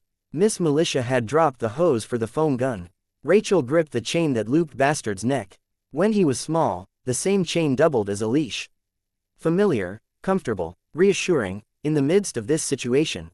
She'd had visions before, she'd even remembered one, after the fight on the beach. They hadn't been like that. It had been brief, and somehow broken up. Something was wrong. Someone shot the black ooze man, and his collarbone splintered, cracked spider webbing up to an oozing fissure in his neck and the stump of one shoulder. Rachel could see how more ooze was starting to bleed out from the site of the injury. He reacted, looking down at the injury, then looking up. He reached out, and the ooze below him shifted, moving in a singular direction as if it were flowing downhill. The cape who'd shot him hurried to run a moment of uncertainty. The population of this world wasn't reacting any further. He attacked, they moved. Again and again, they created the images. They weren't afraid, and he was, but stumbled as the mental image shook him. He managed to get his footing, but the ooze moved faster with each passing second, and the delay had cost him. It slopped around his ankles on its way past him. The black ooze man moved his hand, and the ooze that was pouring from him became black fire, spreading to alter all of the ooze it touched with a sound like the gas lanterns made, but 1,000 times louder. Things touching the fire burned, and the dark sea was briefly highlighted in oranges, yellows and reds. The gunman who had attacked the ooze man dropped before he could react, his feet and lower legs burned away. When he touched the black fire, there was a brief flare of orange flame before he was obliterated. She had a sense of what she was up against, now. She surveyed the battlefield. The ground was rising into a crude bowl, containing the ooze, but a veritable waterfall flowed from the man's ruined midsection, and the rate at which the bowl filled was outpacing the rate at which the bowl grew. There was a crash. Sunny and Cassie had arrived. Biter. Not coming. Rachel scowled, but left it at that. What's going on? Trigger. Something's wrong. Trigger events can be plenty bad on their own. Rachel grunted. Oh, yeah, you know. You stay out of the way. Black stuff is bad. She didn't wait for a response, ordering Bastard to head down towards the ground. Why? Hard to say, just like it was hard to explain the solidarity, or why she'd come in the first place. There were people out there who functioned best with their brains. Putting ideas together, analyzing the situation, rationalizing. She wasn't one of them. She functioned best on instinct. Gut feeling. If this fight continued like this, it would turn out ugly. Miss Militia had shut off the foam dispenser, and was backing up, shouting orders. She pulled the trigger on a small gun, sending a flare skyward. Rallying the troops. Made sense. The ooze man rose higher into the air, as she made her way down. There were people on the fringes, cornered or caught where they couldn't freely maneuver. Bastard's claws scraped against the side of the building on the way down, his front claws getting more traction than the rear ones. He wound up swinging, his hind end descending while his front end maintained a grip. Rachel was nearly flung off, but her hold on the chain kept her in place. Bastard elected to drop the remainder of the way to the ground. Another heavy impact. The imminent bruising went from, "I'll feel it in the morning," to, "I'll be feeling this all next week." He was out of practice. Chasing buffalo and bringing them down was different from leaping around a city. But she was on the ground, free to run. "Kip up," she called. Bastard leapt, touching the side of the building, tensing and leaping from that point before landing on solid ground. In the process, they'd circumvented a large pool of the black stuff. They landed near one of the capes on the fringes, a man. Standing in a construction site, with enough stuff around him that he couldn't maneuver freely. He was using his power to push at the ooze, a kind of telekinetic wind. Her arrival had distracted him, and the wind had faltered. The ooze encroached. She extended a hand. He glanced at the ooze, then at Bastard, and sided with her. He took her hand, and used his power to help himself up, landing behind her. She could see movement out of the corner of her eye. Tentacles, pitch black, reaching out of the ooze that poured from the man's body. Like the fire, it spread, altering all of the ooze it touched to make it the same. "Up, rooftop," she called out. Bastard leapt, ascending by leaping from one wall to the next. By the time they were halfway up, the tendrils were almost touching them. They reached the last jump, leaping to the lower of the two rooftops, and stopped. They'd been snared, suspended over the street, the rooftop 10 feet in front of Bastard's front claws. Cassie was approaching, moving along rooftops to try and get to them. Below the rooftops, the entire neighborhood was a shifting morass of black fronds, grasping, seizing what they could, crushing. Fire and the lights of other powers were visible on the opposite side of the battlefield. Miss Militia's group. A flamethrower. He tried to push the feelings away, but they were seductive. A spiral, where the feelings were both the torment and the balm that soothed the torment. Stopping was daunting. He had been wrapped up in them, and now it was something else. He'd never dealt with something like this. For hours, days, he'd been reveling in emotion, and now he couldn't stow it away, even as he experienced trauma for the first time. Torched the worst of the tendrils, keeping them at bay. The fire stopped as other capes stepped in. Rachel felt a frond seize her wrist. She pulled, and it didn't give. Cassie wouldn't make it in time. The telekinetic wind shifted from focusing on the fronds to focusing on Bastard. Pushing him in one direction, getting his claws closer to the rooftop. 1.5 feet closer, 2 feet, at the same time, the rooftop changed. It twisted, inching closer to them. Rachel gave her companion a bit more power. Size at the expense of flexibility. Bastard extended his front claws and found a grip. He pulled himself and his riders closer, and the tendrils that encircled him went taut. All of his strength, and he couldn't manage another inch of progress. Claws left gouges in the rooftop. Other tendrils encroached. There was no ooze on the ground, now. All of it was alive, a singular writhing mass that extended from the man above them. Distant gunshots sounded. They jerked forward, and Bastard got one claw on the edge of the roof. More traction. 2 more gunshots. They were free. Bastard made it 3 steps before the black tentacle around Rachel's wrist pulled tight. He took her sudden movement as a command and stopped, turning, his head moving so he could see any gestures or instructions. A red dot appeared on the tendril that gripped her. Another distant gunshot, and it was severed. Ooze splashed onto the rooftop. Go. Bastard moved. Tendrils became fire in that same flowing transition, and the flaming liquid descended, covering the streets and buildings below them. There were flammable materials on some of the rooftops, where tall buildings were being extended to be higher, and black flames rose.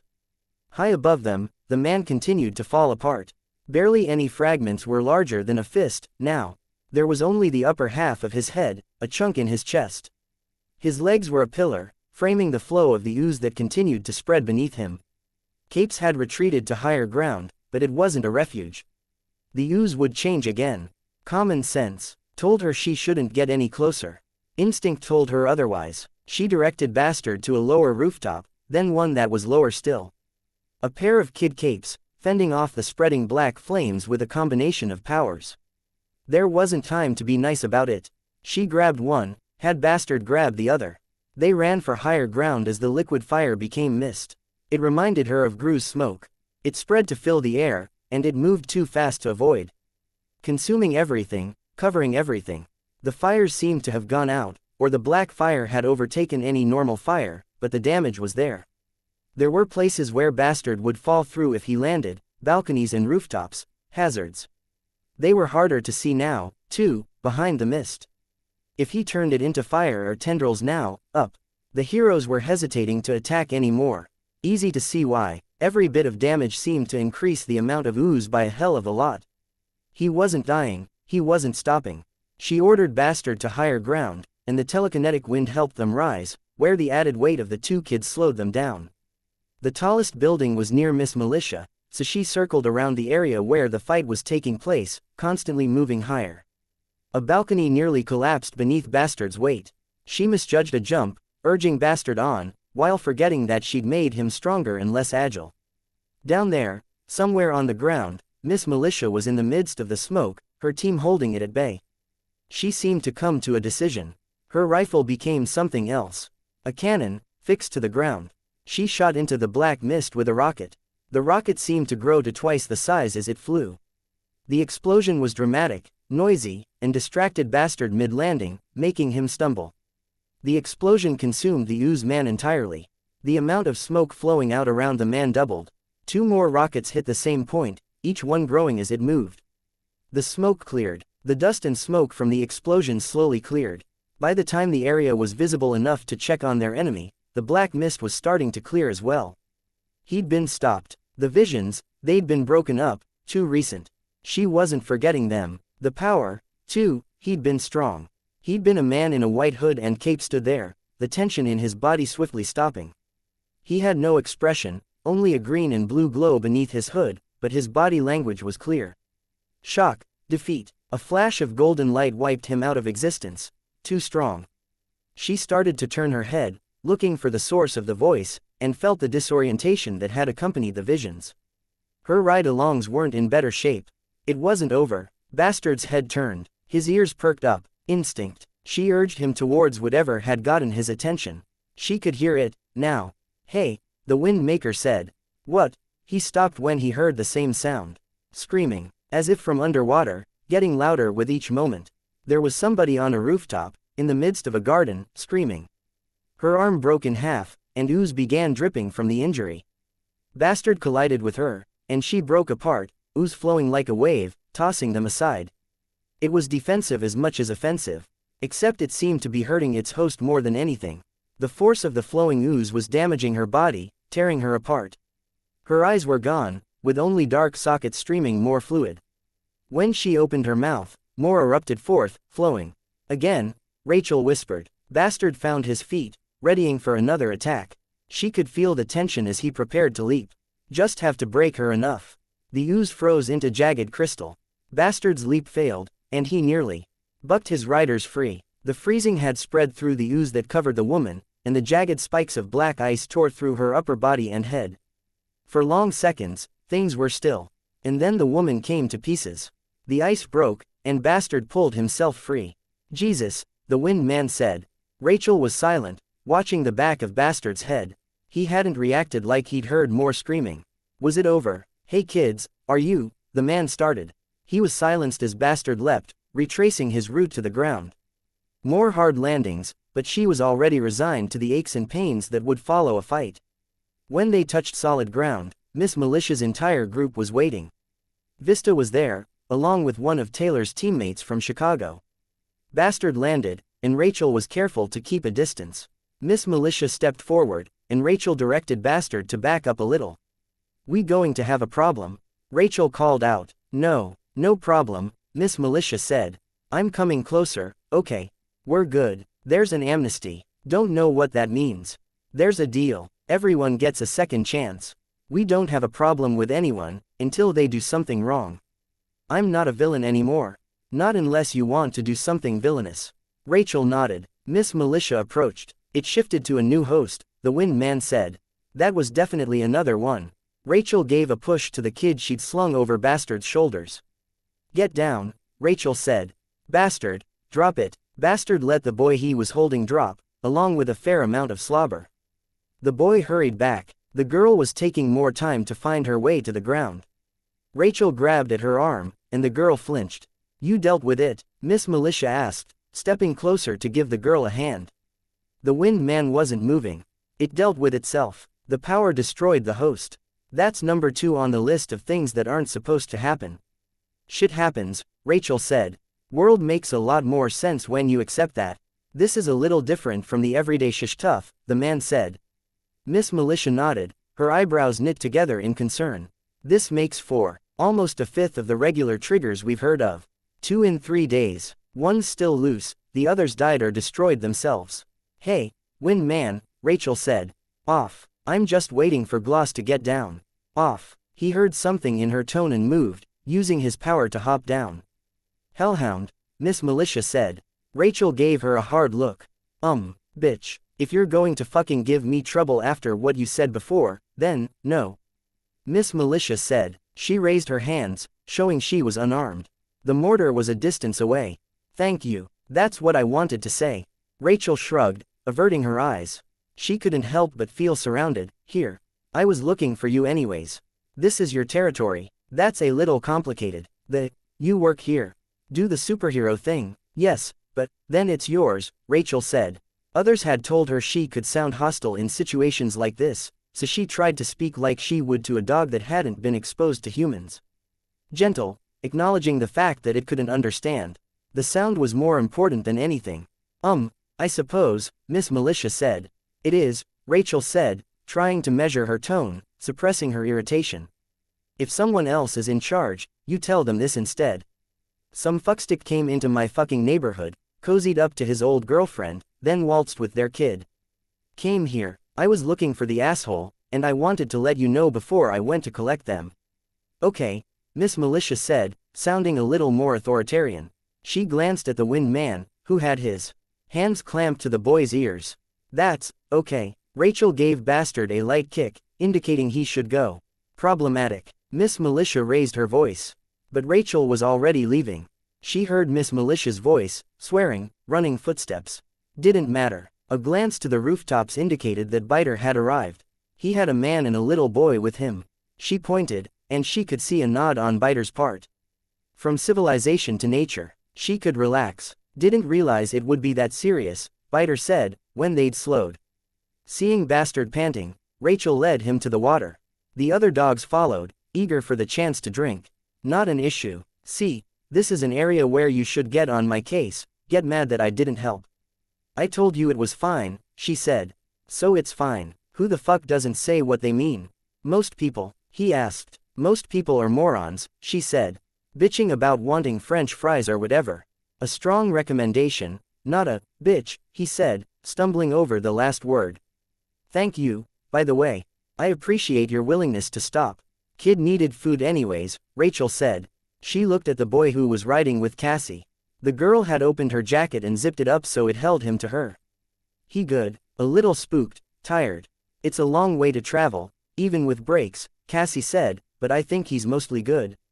She'd made it a question, looking down, and the boy nodded. Issues handled. Take the kid to his mom, take the dad to a cell. We figure out what we do with him tomorrow. Right, Biter said. And you? Going for a ride, Rachel said. She jerked her thumb over her shoulder. Oh, Biter said. Say hi to her for me. Cassie asked. Rachel nodded. Anything else? Stuff? Problems? No, Biter said. Thanks for the burger stop.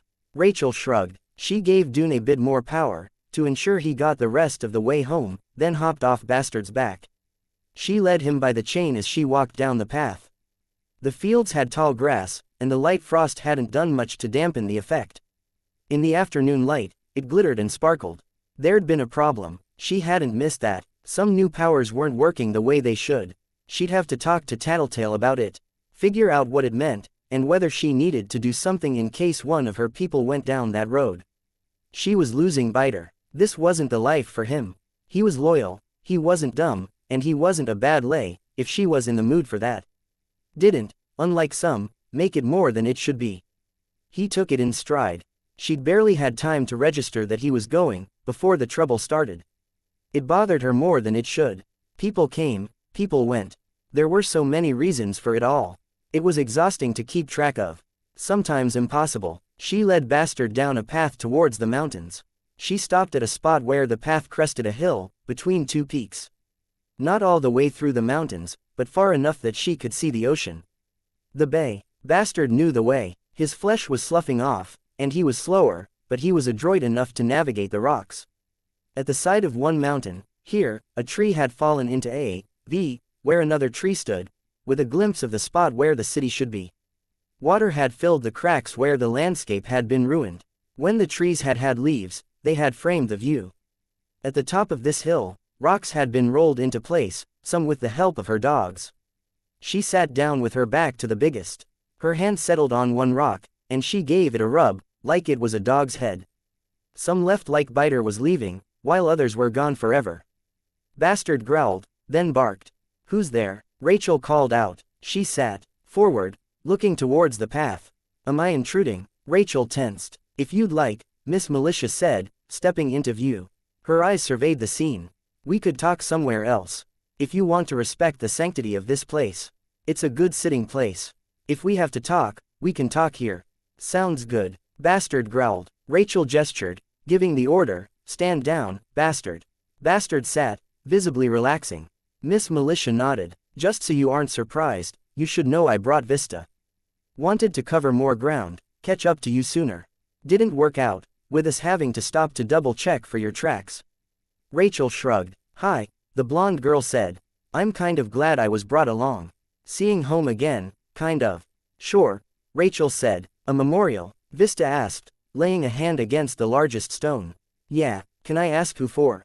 Or is that a dumb question? Dumb question, Rachel said. She leaned back, resting her head against the stone behind her. When Vista didn't respond, Rachel relented. She pointed at where the two trees rested against one another by the cliff face. When the weather was warm, there was a bee's nest there. The buzzing doesn't bother me as much as you'd think.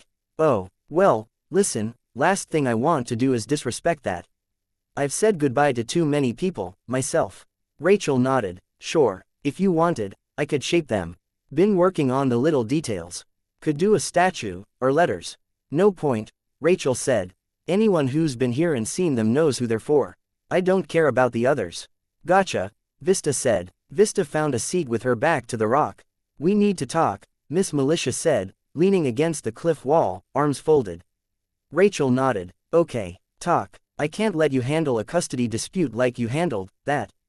Attacking someone, beating him up, hauling him 100 miles away to another city. Kid was mine to look after. The mom was mine to look after. I'm supposed to just let it happen. There are options. You could talk to us, ask. We'd find a middle ground. Talking is a pain in the ass. It is. I've been a team leader for a bit, now, and I agree 100%. Worst part of the job. But it's better to talk than to make enemies, isn't it? Rachel sighed. Sometimes I'm not sure. The amnesty is your best friend right now. If you don't want to do the talking, maybe you can ask Tattletale, and she can. We don't talk as much. Different places, doing different things. People leave. It would be an excuse to keep in touch. Rachel shrugged. If I don't deal with my own stuff, what's the point? I'd rather be in control. What do you mean? It's all about the rules. Rules you understand, rules you don't. Being in the city, I was sort of realizing just how many there are. Codes, deals, even the way we dress, apparently. Hard to keep track of. I understand that. You want me to ask Tattletale to handle shit. But I'd prefer to handle my own shit. That way, I know what's what. There's no ugly surprises. She stopped, rephrased, there's less ugly surprises. This asshole that's working for me. All of a sudden, he tells me he's not happy. French fries are more important, or something stupid like that. I don't know how to argue with him, because I don't understand it. There's supposed to be some symbol or shit like that and I don't get it. Been there, Vista said. She looked cold, even with the tights she wore with her costume. She rubbed her legs, then hugged them. Losing people, not being able to understand why.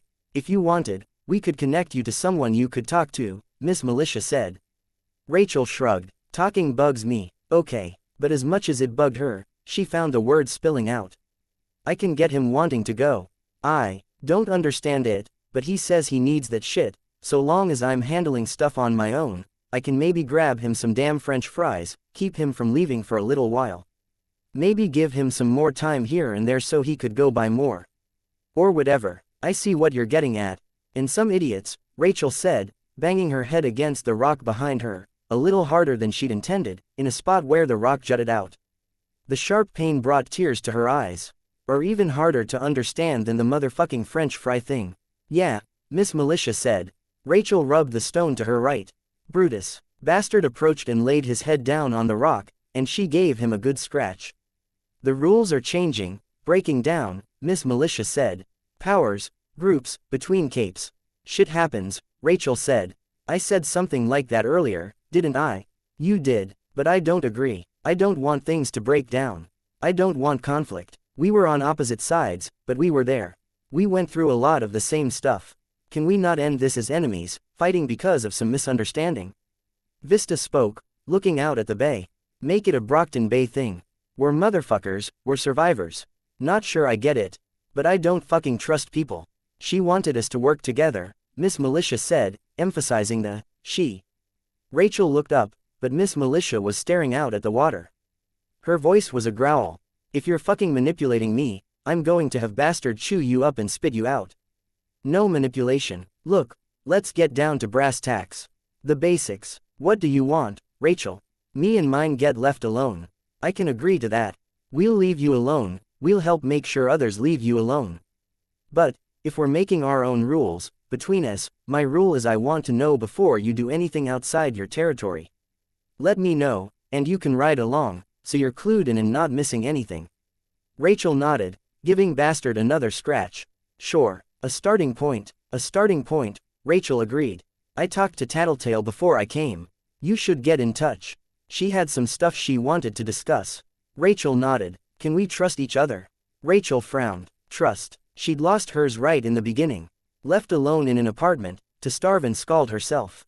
Here, now, 17 years later, after any number of betrayals, great and small, she was aware of the tall stone behind her. Sure. Chapter 302. Epilogue. Tenral E.5 head high. Shoulders square. Walk like you know where you're going, like you belong. He'd had the best teachers around. Public speakers, flirts, con artists, actors, thieves, magicians, and cutthroats. He'd been educated in history, foreign affairs, management and internal affairs, intelligence, and code-breaking. He'd learned from the best in medicine and poisons, in parahuman studies, in accounting and trade, the sciences, strategy and tactics in military, government and business roles. He knew how to make things, and how to fake them. Even in the little things, hobbies to some and unlikely careers to the foolhardy, he'd achieved some degree of competence. Music, singing, art, prose and dance. All it took was the right teacher, a hungry eagerness to learn, and time. One could not lead, after all, with one eye closed. Some could lead while admitting some ignorance in one department or another, but he wasn't some. He was a jack of all trades, master of quite a few. Two of those few accompanied him. A woman in a white bodysuit walked just to his left. He'd picked her because she had a natural grace and self-assurance, but her name escaped him. He could remember how he had found her. She'd been a hero, and she'd watched her team die in the aftermath of the attack. Lost, helpless, broken. Now she stood tall, back straight, joking and laughing with her companion. The real her was numb, locked in a cage, but that was secondary to the point.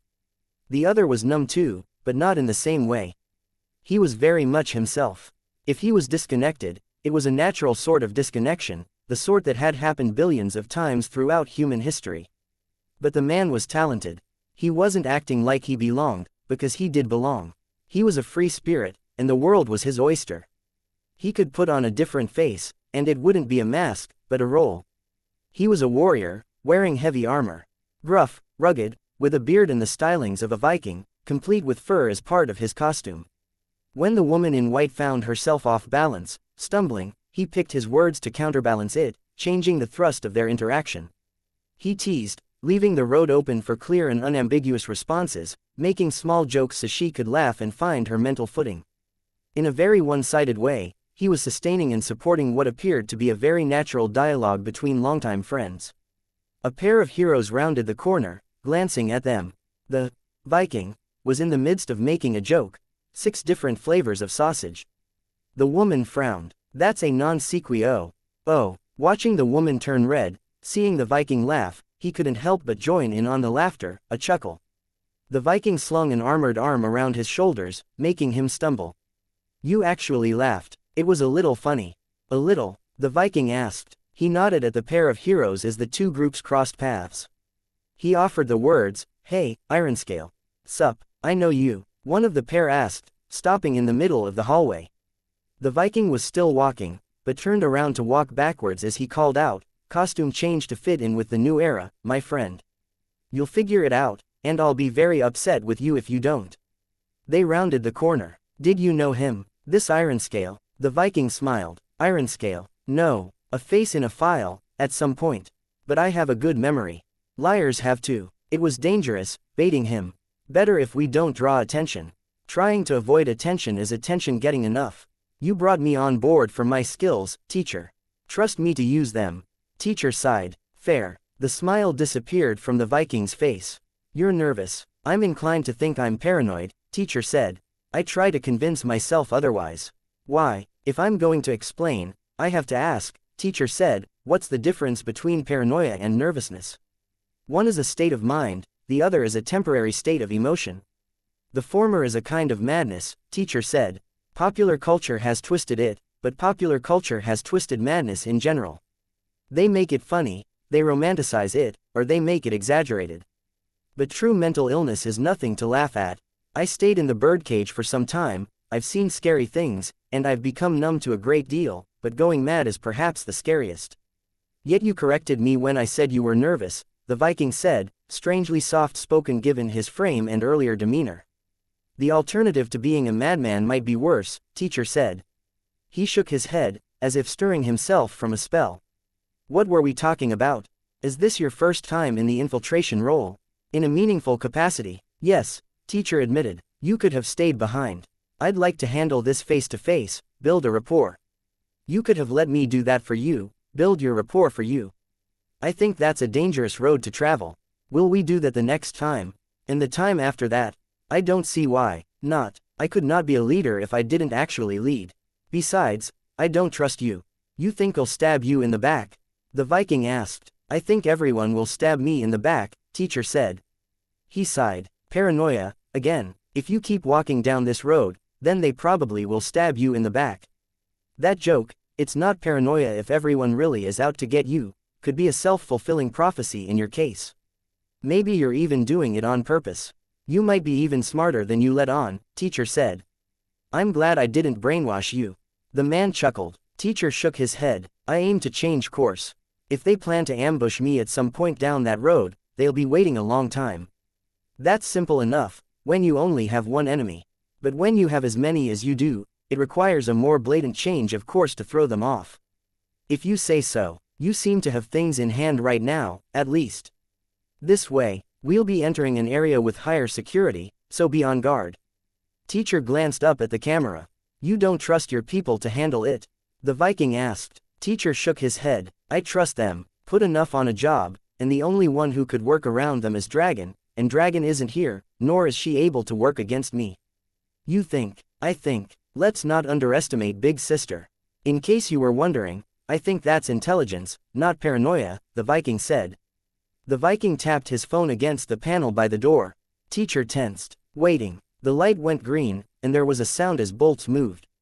He let himself relax. The Viking spoke in a low voice as they entered. Level 1 security. Not cells, exactly, because the people here haven't technically done anything wrong, and the amnesty protects them, but they can't be allowed to freely wander the building, with sensitive materials and unmasked heroes around. Yes, they can't have troublemakers walking about, can they? Teacher asked, with a note of irony. The people staying in the level 1 security area get chaperones when they want to go somewhere, and cameras keep an eye on them, usually. Teacher glanced around. Where there had been offices in the previous area of the complex, this area was residential. Some of the doors here were open, showing clean apartments with everything neat and in order, waiting for an occupant. Some, though, were inhabited. Each resident had made the space their own. One appeared to be layered in a crusting of junk, bottle caps and glass shards arranged in kaleidoscopic patterns.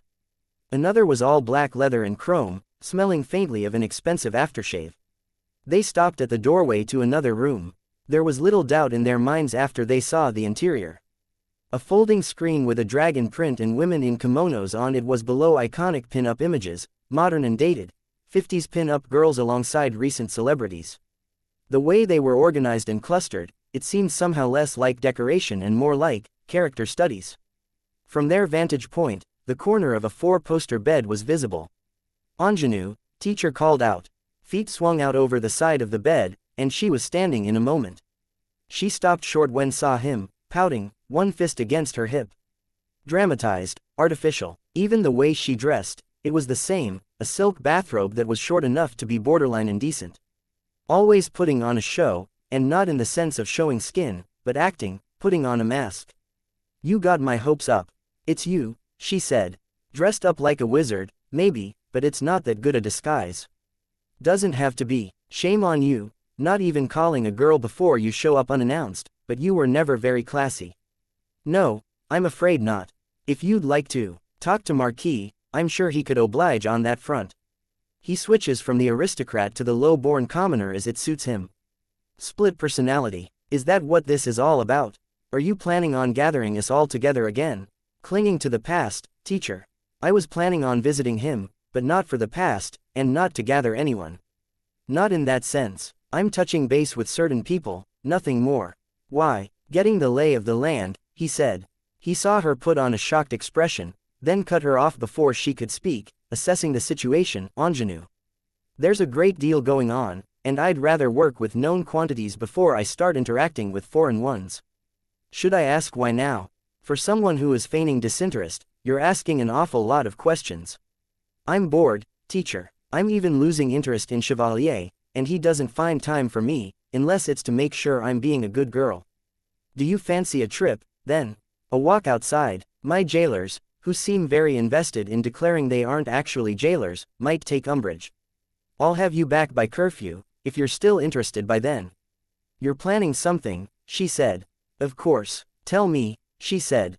She put her hands into the pockets of her dressing gown, which were too small for her whole hands. And maybe I'll go on this field trip of yours. The Viking leaned in close to teacher. Time. If they did notice anything, he trailed off. There was no need to spell it out. Teacher nodded a little, but he continued, unruffled. I'm looking to put together something bigger. Bigger than any of the teams currently in operation. Than any of the powers we've seen yet. Call it megalomania, if you will. Why, before you say anything, you should know that, because I can't isn't an answer. It was never the answer. You've done a lot of things, and everything indicates it was for that very reason. Says Raoul, Ingenue asked. She was relaxing now, the guys dropping. I've done a lot of things, agreed, but there were always other motivations. I admit, I was younger then, the plans were cruder. But the plans still worked and there was a goal involved. For some time, I'd been gathering information and putting pawns in place, starting to get a feel for how the dynamic was all put together. The connections between people and groups, the powers at play, the choices being made and why those choices were made. And this leads to the murder of a vice president. How? Killing a man that prominence sets everything into motion. That motion lets me see things from different angles, filling in the blanks. I needed to do something big to disturb the dynamic enough that I could glimpse the real big picture and fill in the blanks. Big picture. You're talking about significant things, again. On par with killing a vice president and a prime minister. This is a little more impressive. In any event, I got the information I wanted with my play, first the national death, then the international one, to see the effects and plot things out on the global scale. I was all set to act on it when I got arrested. I was left with years to think, to study and improve myself. I plotted our release to keep myself sane, and to keep things in motion. You are welcome for that, by the way. Ingenue shrugged. I got free, then I took action, equipped with my new knowledge. It didn't take long for opportunity to present itself, and now I'm very well set up. I found the missing puzzle piece and I made it my own, mystery and all. Some of their assets are my assets now, and I have the footing to do something else entirely. A subject you're dancing around. Nothing particularly criminal, believe it or not, but it would be silly of me to tell you everything if you were going to refuse my invitation and then tell your chosen boyfriend at the first opportunity. We know each other, teacher. You don't really think I'm that one note. No, I don't, yet you won't tell me. You're a tease, teacher. His phone beeped. 2 high notes, in quick succession. An alert, the Viking asked. I may have overestimated my collective's ability to keep us out of sight, teacher said. Miss. The woman in white raised an eyebrow. No immediate threats, but it's hard to tell. He nodded, glancing at the door. No police officers in power armor, he mused. We'll go, he said. Ingenue, he stopped. He'd turned, and she wasn't there. Invisibility wasn't one of her powers, but the dressing gown flew into the air, draping itself over the top of the dragon print folding screen in the corner. She was on the other side. I see you've decided that you're coming. I'm bored, she said, from behind the screen. They can give me my art, good food, entertainment, chaperones to plays, but I want one thing, and they won't give him to me. If you're leaving to kick up a fuss, so he has to come after you, I'm done with him, Ingenue declared. She stepped out from behind the screen in a dress with a high lacy collar. His loss. You know, I'm aware my boyfriends have had a run of bad luck. I'm not oblivious. You're cursed, the Viking commented.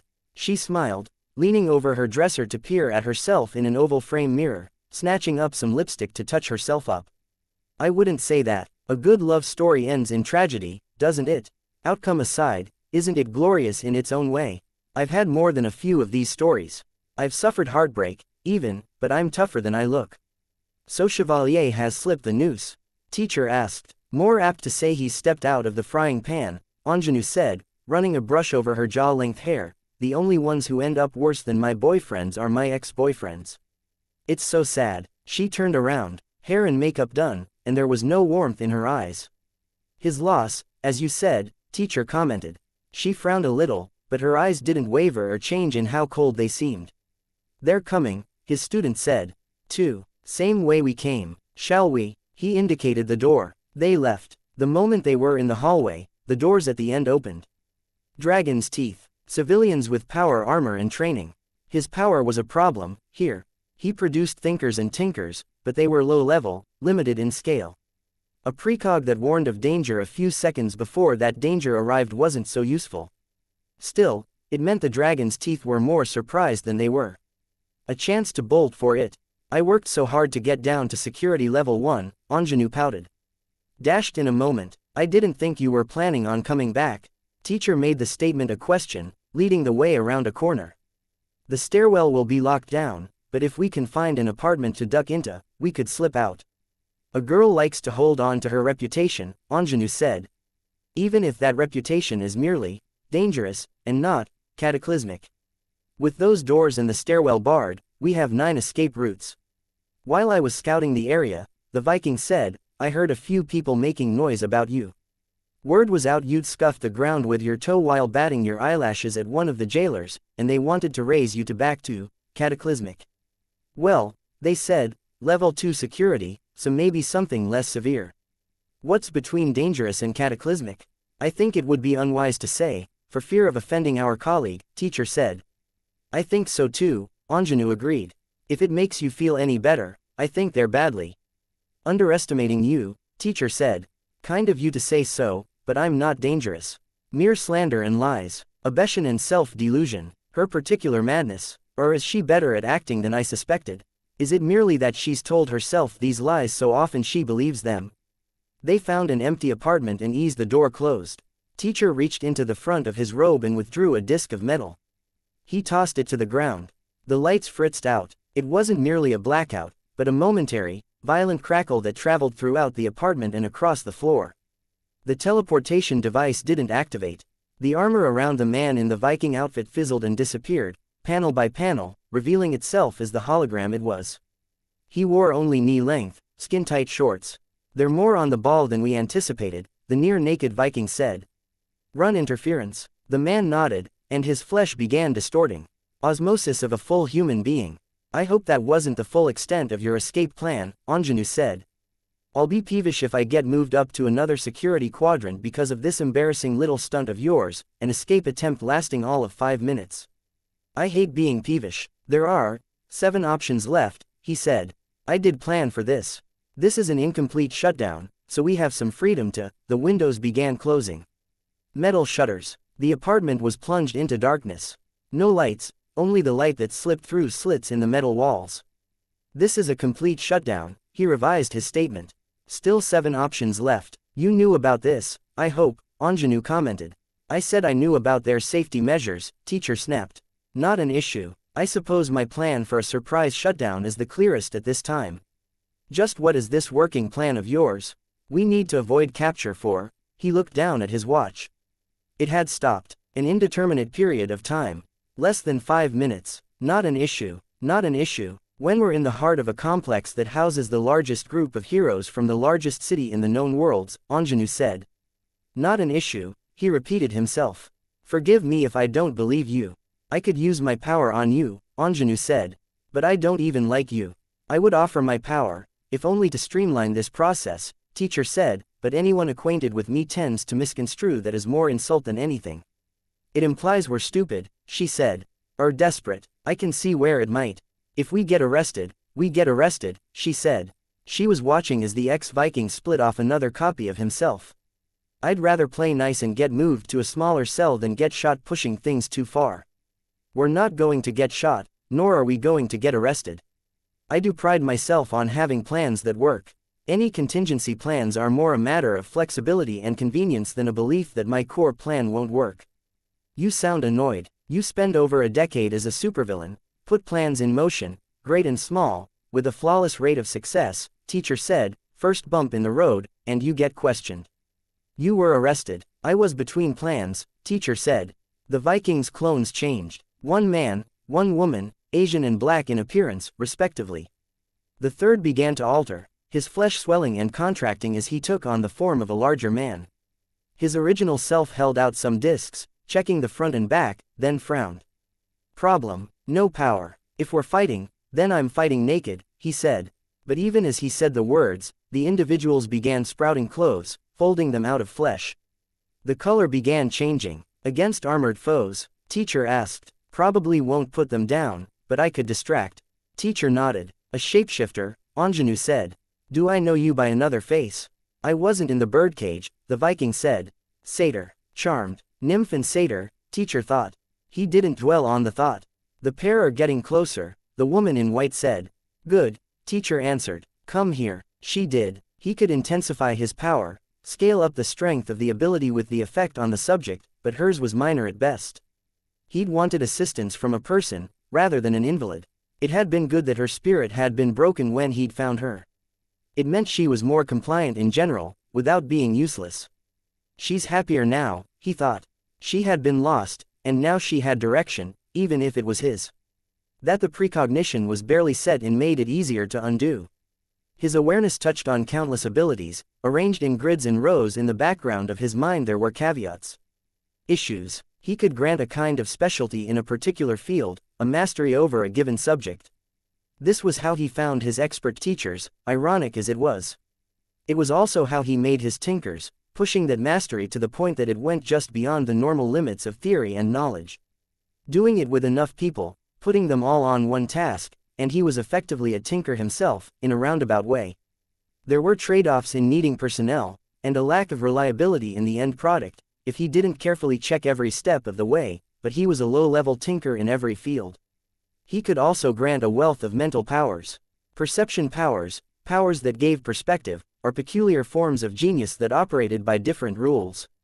It was this type of power that he gave to her. The DT officers drew closer.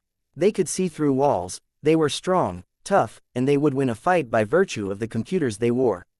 The suits couldn't be hacked, and there were no convenient weak points to target. Through his maintained contact, the woman in white changed, her power adjusting. Clairvoyance, seeing everything in a small radius, inside and out. He finished, then drew a notebook from his robe, handing it to the woman in white. Map. Mark out people and anything else that wasn't on the blueprint I showed you earlier. She set about drawing, her face an inch away from the paper in the dim. Sitting in the dark, armored suits converging on us, in the middle of Superhero Central, Ingenue said. I find myself concerned. You said you weren't worried. I'm not worried about them. I'm worried that you're as invested in me as you are. You expected something along these lines. I did. That means you want me, you want my power, or both. Badly enough you'd take this risk. The word, risk, implies the outcome is in doubt. The outcome is always in doubt. He shook his head. Let me assuage your worries with 2 words. 2 words, Stockholm Syndrome, where a captive falls in love with the captor. Beauty and the Beast, Ingenue said. I always did like the princess movies. I give people power, and I think there is a submissive kind of appeal to being a slave. To being numbed. Some fall for me like an alcoholic falls to drink. Love, after a fashion. In your case, that's almost a defense mechanism. A defense mechanism. I fall in love with you, you get the benefit of my power, things don't turn out well for your boyfriends, as a general rule, teacher commented. Psychosis or a kind of obsession. No, I'm not aiming to capture you. That's the opposite of what I'm trying to achieve. You're going to need to explain that. He smiled a little. In time. Ready, Satyr. You remember the plan. Satyr nodded. I have a good memory. Let's confront our opponents, teacher said. Satyr nodded. His shape-shifted clones led the way. Teacher lagged behind, picking up the teleportation circle. They headed straight for the men in armored suits. 5 in total had gathered. Others were elsewhere in the area. Excuse me, teacher spoke. The men in suits trained weapons on him, singling him out in the group.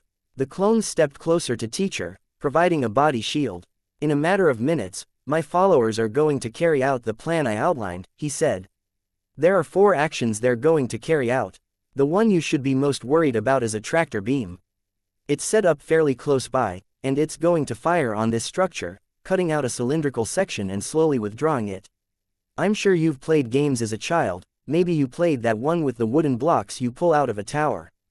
They're going to withdraw much of this floor. With it gone, the upper floors are going to topple. Some will land on the building next to us. I seem to recall there's a small hospital in there. Hands on your head and turn around, one of the DT officers said. The people manning the tractor beam are all ex-heroes. Capes who came to me in desperation, who couldn't pay, and other innocents. I wouldn't advise an attack. I set up measures to ensure it would end badly for everyone involved. Now. The officer barked. Teacher turned around, tossing the teleportation circle off to one side before putting his hands on his head. Right now, I know you have ships in the area, positioned to catch our getaway vehicle. I know exactly how many you have. With the number of people in this building, you'll need every single one of those suits to evacuate everyone in time. A DT officer reached out, foaming the pad. Every single one. The section of building the tractor beam seizes will be collected by my getaway ship, with me inside it. After that, the building will collapse. You could attempt to stop the process, but I can guarantee there would be a cost. The DT officer tapped one foot against the back of his knee, forcing him to bend it. He dropped to the ground. He could hear the clink of chains. Cuffs. The alternative is simple. I know there are heroes listening in. Chevalier, maybe, or legend. Defiant, perhaps, given how someone seemed to be able to work around my hackers. If you stop jamming my equipment, I'll use that teleportation pad in the corner there, along with my colleagues. I leave, you don't have to worry about me, and the building stays up. You can keep the people manning the tractor beam. My gift to you." He waited, feeling the metal cuff encircle one wrist. The DT officer circled around, looming over him. Black armor, complete with an onboard system. Ominous. "Ingenue wants to go, and if you push matters, you're going to have to see us in court, and you'll have to explain the security measures you're enforcing on her. You'd win, very probably, but it would become public knowledge that you aren't holding to the spirit of the amnesty. That's strike one. Strike two, losing this building. This would be a terrible time to have a fixture and a power base crumble. It would affect the tens of millions who pass through this area or see it from a distance. You don't want the blow to morale." He waited. The second DT officer started working on the others. Still kneeling, Teacher met the eyes of the DT officer standing above him. The man's eyes weren't visible, but a red light blinked in the corner of one. Teacher continued, "Strike three.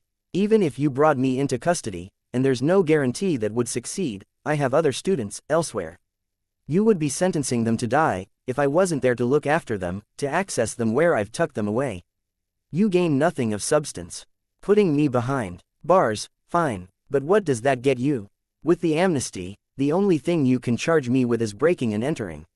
Losing this building, dozens of lives, reputation, merely to stop me. You may be understating your own importance," Ingenue murmured. "Shish," he said, "I'm making a compelling argument, don't undermine me." The DT officer spoke. "I've been instructed to tell you that we don't negotiate with terrorists. Weigh this mathematically. How many lives are ruined by this one moment of stupidity, compared to the lives you think I'd ruin if I continued operating on my own? Weigh it emotionally." The blinking of the red light at the corner of the DT officer's mask sped up. Teacher glanced back. Satyr and Ingenue were caught, hands bound. The DT officer was tying up the clones, now. Others were watching hallways. The blinking light turned yellow, then green. A mist erupted around the pad. The foam that bound it in place broke down. It skidded across the floor, propelled by small wheels. Teacher let himself topple. His shoulder hit the teleportation pad. Crackling swept over the length of his body. His students were waiting as he appeared on the other side, dragging him off. Ingenue, Satyr, and the woman in white followed, in that order. It took time for them to get sorted out. His students milled through the area, scanning them for trackers and other signatures. Devices were used to scramble the teleporter's signature to prevent anyone from following. The area was a broad building with a high ceiling, most of it occupied by a single machine. The best he could do without a doormaker of his own. 60 of his students milled through the area, seeing to their individual tasks. "How?" Ingenue asked. "We did our research," Teacher said. One of his students cut the chain between his cuffs. They had to use the suits. Protocol when Ingenue is involved. The ambient shutdown effect doesn't include the suits, because the suits have to operate at 100% when there are capes on the other side. Once it was close enough to one of them, the crew on this end could operate it. If they'd destroyed the pad, against protocol, again. You don't shoot Tinker devices. At best you bury them in containment foam, and I used my access to Dragon to find the formula for a counteragent. You can't cover every eventuality, Ingenue said. My plans work, he said, dusting himself off. Her voice was hard. If you want my help, fine. But don't involve me in your lunatic schemes. He paused. Lunacy, madness. Speaking of, where's our distraction? Lung finished the job 10 minutes ago, a student answered. He found it. All want to see pictures. I feel like a child on Christmas. Bringing them up right now, sir. No incident. There was an incident, the student said. Blunt, there was no emotion on his face. No indication of whether it was a continent-destroying error or Lung killing a student. Show me. Monitors lit up. Lung was a mercenary hire. The site was a vault, and fallen capes littered the area.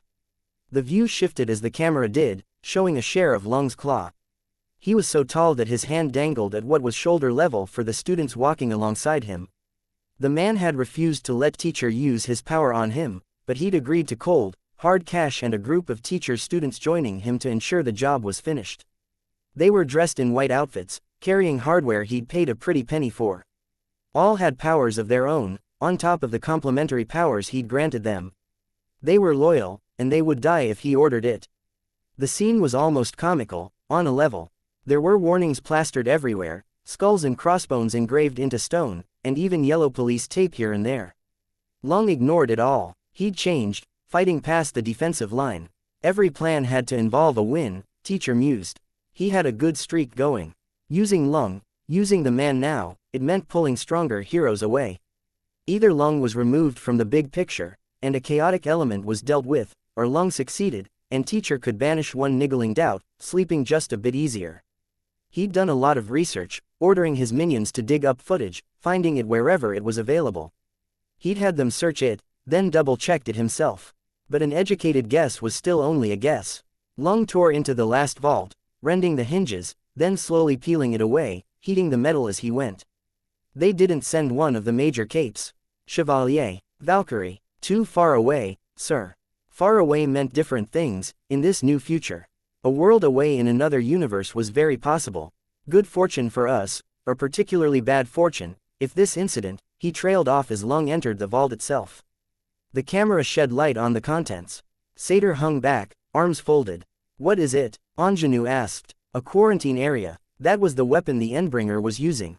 A gun. It was dark gray with a faint green speckled coating on it, where one material had been broken down and incorporated into the outer coating. There was a gouge in the side where a feather had cut the housing, but it was otherwise intact. Over and over, the Simurgh had protected the weapon. He'd seen it, had checked the footage, had seen her go out of her way to shield it with her wings. She'd done it subtly, most of the time, events contriving to make it look more accidental than anything. She couldn't make Tinker devices herself. She had to copy the designs of Tinkers near her. He'd found who she'd copied, a now deceased cape from Brockton Bay, and he'd found the designs. There were discrepancies. He was all too aware that he could be walking into her trap. He had enough precogs around himself and, in that video, around Lung, that the Simurgh shouldn't have been able to leverage her full power against them, but she could have put things in place, not knowing exactly who, but still knowing it would be bad. The weapon had been lost in the course of the battle, and the heroes had decided to minimize contact with the thing, locking it away. Quiet, please. The bustle of his students working around him stopped. In the silence, he could hear footsteps behind him. He, Satyr and Ingenue were joined by a third person. Teacher spoke without turning his head. You've seen this video already, I expect. Yes, Contessa answered. Lung tore into the casing, much as he'd torn through the vault door. There was a scratch as Lung's claw touched glass. He tore at the metal, peeling it away while preserving the glass. There was fluid inside. The light caught the glass, at first, obscuring the contents. A baby, male, with large ears and a large round nose. Not attractive, as babies went. 1 or 2 years old. Accelerated aging. Where had the Simurgh been in contact with a Tinker with that particular knowledge? Bonesaw. That was disquieting enough on its own. Was the child Tinker harboring knowledge? These are the big things you were talking about? Ingenue asked, her eyes wide. Actually, no, I had suspicions, but the Endbringer making a baby wasn't one of them. Lung touched a burning hand to the glass, melting it. Water steamed on contact with his claw. No, teacher said, idiotic, considering Lung couldn't hear, and the event had already passed. Still, he couldn't help but add, don't. The water was crimson and boiling by the time Lung withdrew his claw. The monster turned to leave, the polluted water still popping behind him. I'm not sure whether to be relieved or very frightened, Satyr commented. The incident, teacher asked. 10 minutes from now, a student said. He growls a bit, but there isn't anything we can make out. He was just walking, and our camera follows, skip forward, then. The video skipped forward. Lung was in a dark stairwell, reinforced concrete and steel beams, light above him. He stepped up onto the surface, his clawed feet sliding where they were too long and wide to fit on one. The Simurgh was waiting. Lung was her height, bristling with scales. She looked more human of the two, pale, her hair blowing a bit in the wind, unreadable. Monsters, the both of them. Well done, Satyr said. You may have killed us all. She moved. She isn't dormant. Did she attack a target? Did I just start the cycle up again? She returned to orbit. Teacher nodded, but as much as experience had inured him to the horrors of the world, he couldn't help but feel a sick knot in his gut. That didn't mean anything. Had she gone dormant again, or was she waiting? Or was she doing something else entirely? I don't understand, Ingenue said. I don't either, teacher thought, but he didn't say it out loud. She may well try again, Contessa said. It's hard to say how, when she isn't involved in things.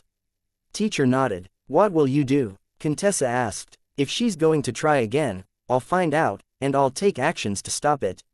I'll have to bring others on board. Heroes, maybe, learn from the mistakes of my predecessor. Doing the same thing over and over again and expecting different results is insanity, isn't it? There's a saying along those lines, Contessa said. You said she'd try again. She'll try what? Ingenue asked. I'll find that out too, Teacher said.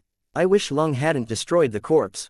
With luck, the heroes won't seal the vault for quarantine's sake and they'll check for DNA. I could find out, Contessa said. You're going to help, she seemed to think for a little while.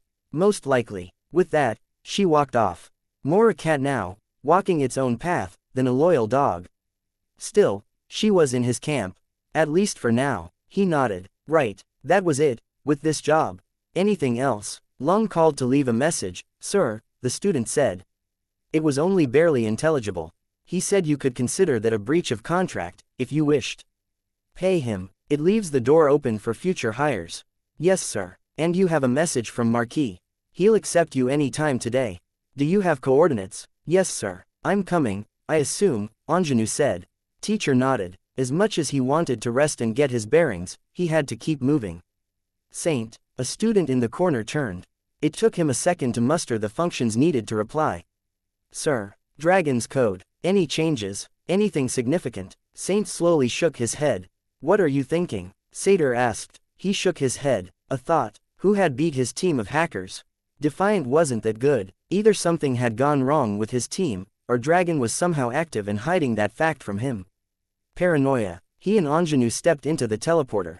Marquis was sitting on the stairs in front of a sprawling summer home.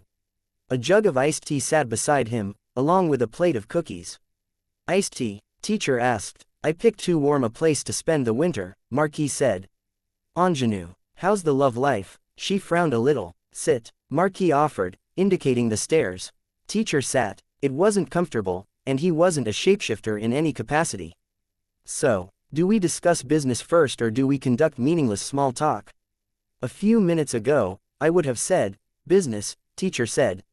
But I've had enough business for a time. Is your family well? Marquis stretched a little. He took a cookie, then offered one to Ingenue. Iced tea, either of you. Teacher looked up at the sky.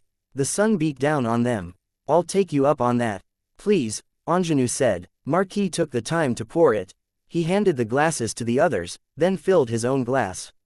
By the by, if you bring up my daughter again, Teacher, I'll lobotomize you. Teacher nodded. Noted. Needle up one nostril. Jab the front of the brain. Scrape. I digress. There's no way for you to mention her without it sounding like a threat, so I'd rather you avoid the topic. I can do that, Teacher said. Marquis smiled. Since you already asked, though, she's saying goodbye to her family. What does that mean? It means what it means. Putting bad things to rest. Moving on to, well, bad things. But in a good way, I hope. I presume you're the bad things she has in the future. You're continuing your career, then?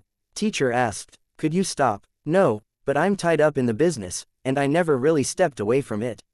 I'd wondered if you could, having had some time away. I was cell block leader. Hardly a vacation from supervillainy. But you've left your old business partners behind. There wasn't anything to return to, after 11 years in the cage. I went back to it right away, Ingenue said, quiet. It's surprisingly lonely. Raises the question, Marquis said. Can a person change? I suppose if I was going to, my daughter would be a reason. My job took her from me in the beginning, after all. But you're going back. Call it narcissism. I love Marquis, too much to say goodbye to him. The original Narcissus loved himself so much he withered away, Teacher said. It can be a kind of personality disorder. A kind of madness. An odd tangent, Marquis observed. Isn't it? I've been focused on the big picture for some time, and I found myself in the position as one of the most powerful villains. My plans came to fruition. I have what I want. I'm looking at things on a different level. Where do we stand? Humanity as a whole, or us, as individuals? Both, Teacher asked. You've been dwelling on the subject. Tell me your thoughts, first. You asked if a person could change. I look at us, at the people we interact with, and I see madmen and monsters. Is that just us, the individuals, or is it mankind? I could use my power, Set a team on it, find out, but I'm not sure I'd like the answer. I'd like to change, and that's a heck of a lot easier, because I can lie to myself, whatever the outcome. Which leads, I presume, to your business deal. Capes. The theory going around, after the revelations about Xian, involved all powers being parts of a whole. We've seen how some powers are devastating in concert. It was, after all, how we won, on a level. More or less true, Marquis said. I've achieved all I wanted to achieve. I sell powers, I have wealth, I have a small army at my disposal. I have enemies, and in an odd way, that's something I wanted too, because it keeps life interesting. But I feel a need to strive for something higher. Can we put the whole back together? At least in part. This is why you wanted me to come, Ingenue said. Everyone wants something. I think, with the right people, the right combinations, and unity, we can achieve what we desire most. An alliance, not for villainous purposes, but to achieve something greater. Fighting against entropy and all that is wrong in the world. Satyr is on board, but he wants a great deal. I don't think I need to ask if there's something you want, Ingenue. No, she said, looking momentarily distracted. She looked up, but I don't see how this helps. We habitually seek out money and prestige, teacher said. Why? Because it's power, in an abstract way, and you need power to change the world. I think we can achieve power in a more direct manner. There's a trend at work, parahumans taking positions of power. What if we take it a step further? Forget money and position. Everyone in our group gets what they desire most. We enforce a kind of cooperation, a joining or sharing of powers. We put ourselves above even governments and warlords. Everyone gets what they want most, Marquis mused. I can't think of anything more terrifying. If I back out, will you be plotting to murder me? No, but I would prefer you didn't go talking about this. I'm to remain silent while you build your secret society and start tampering with things that should be left alone. Call it professional courtesy. On the topic of courtesy, something tells me you're after my daughter, for this group of yours. Your daughter is an adult, capable of making her own decisions. I was going to bring her up later. You're not winning me over, teacher. I'll make you a deal. Let me make the offer to her. She accepts or refuses it herself.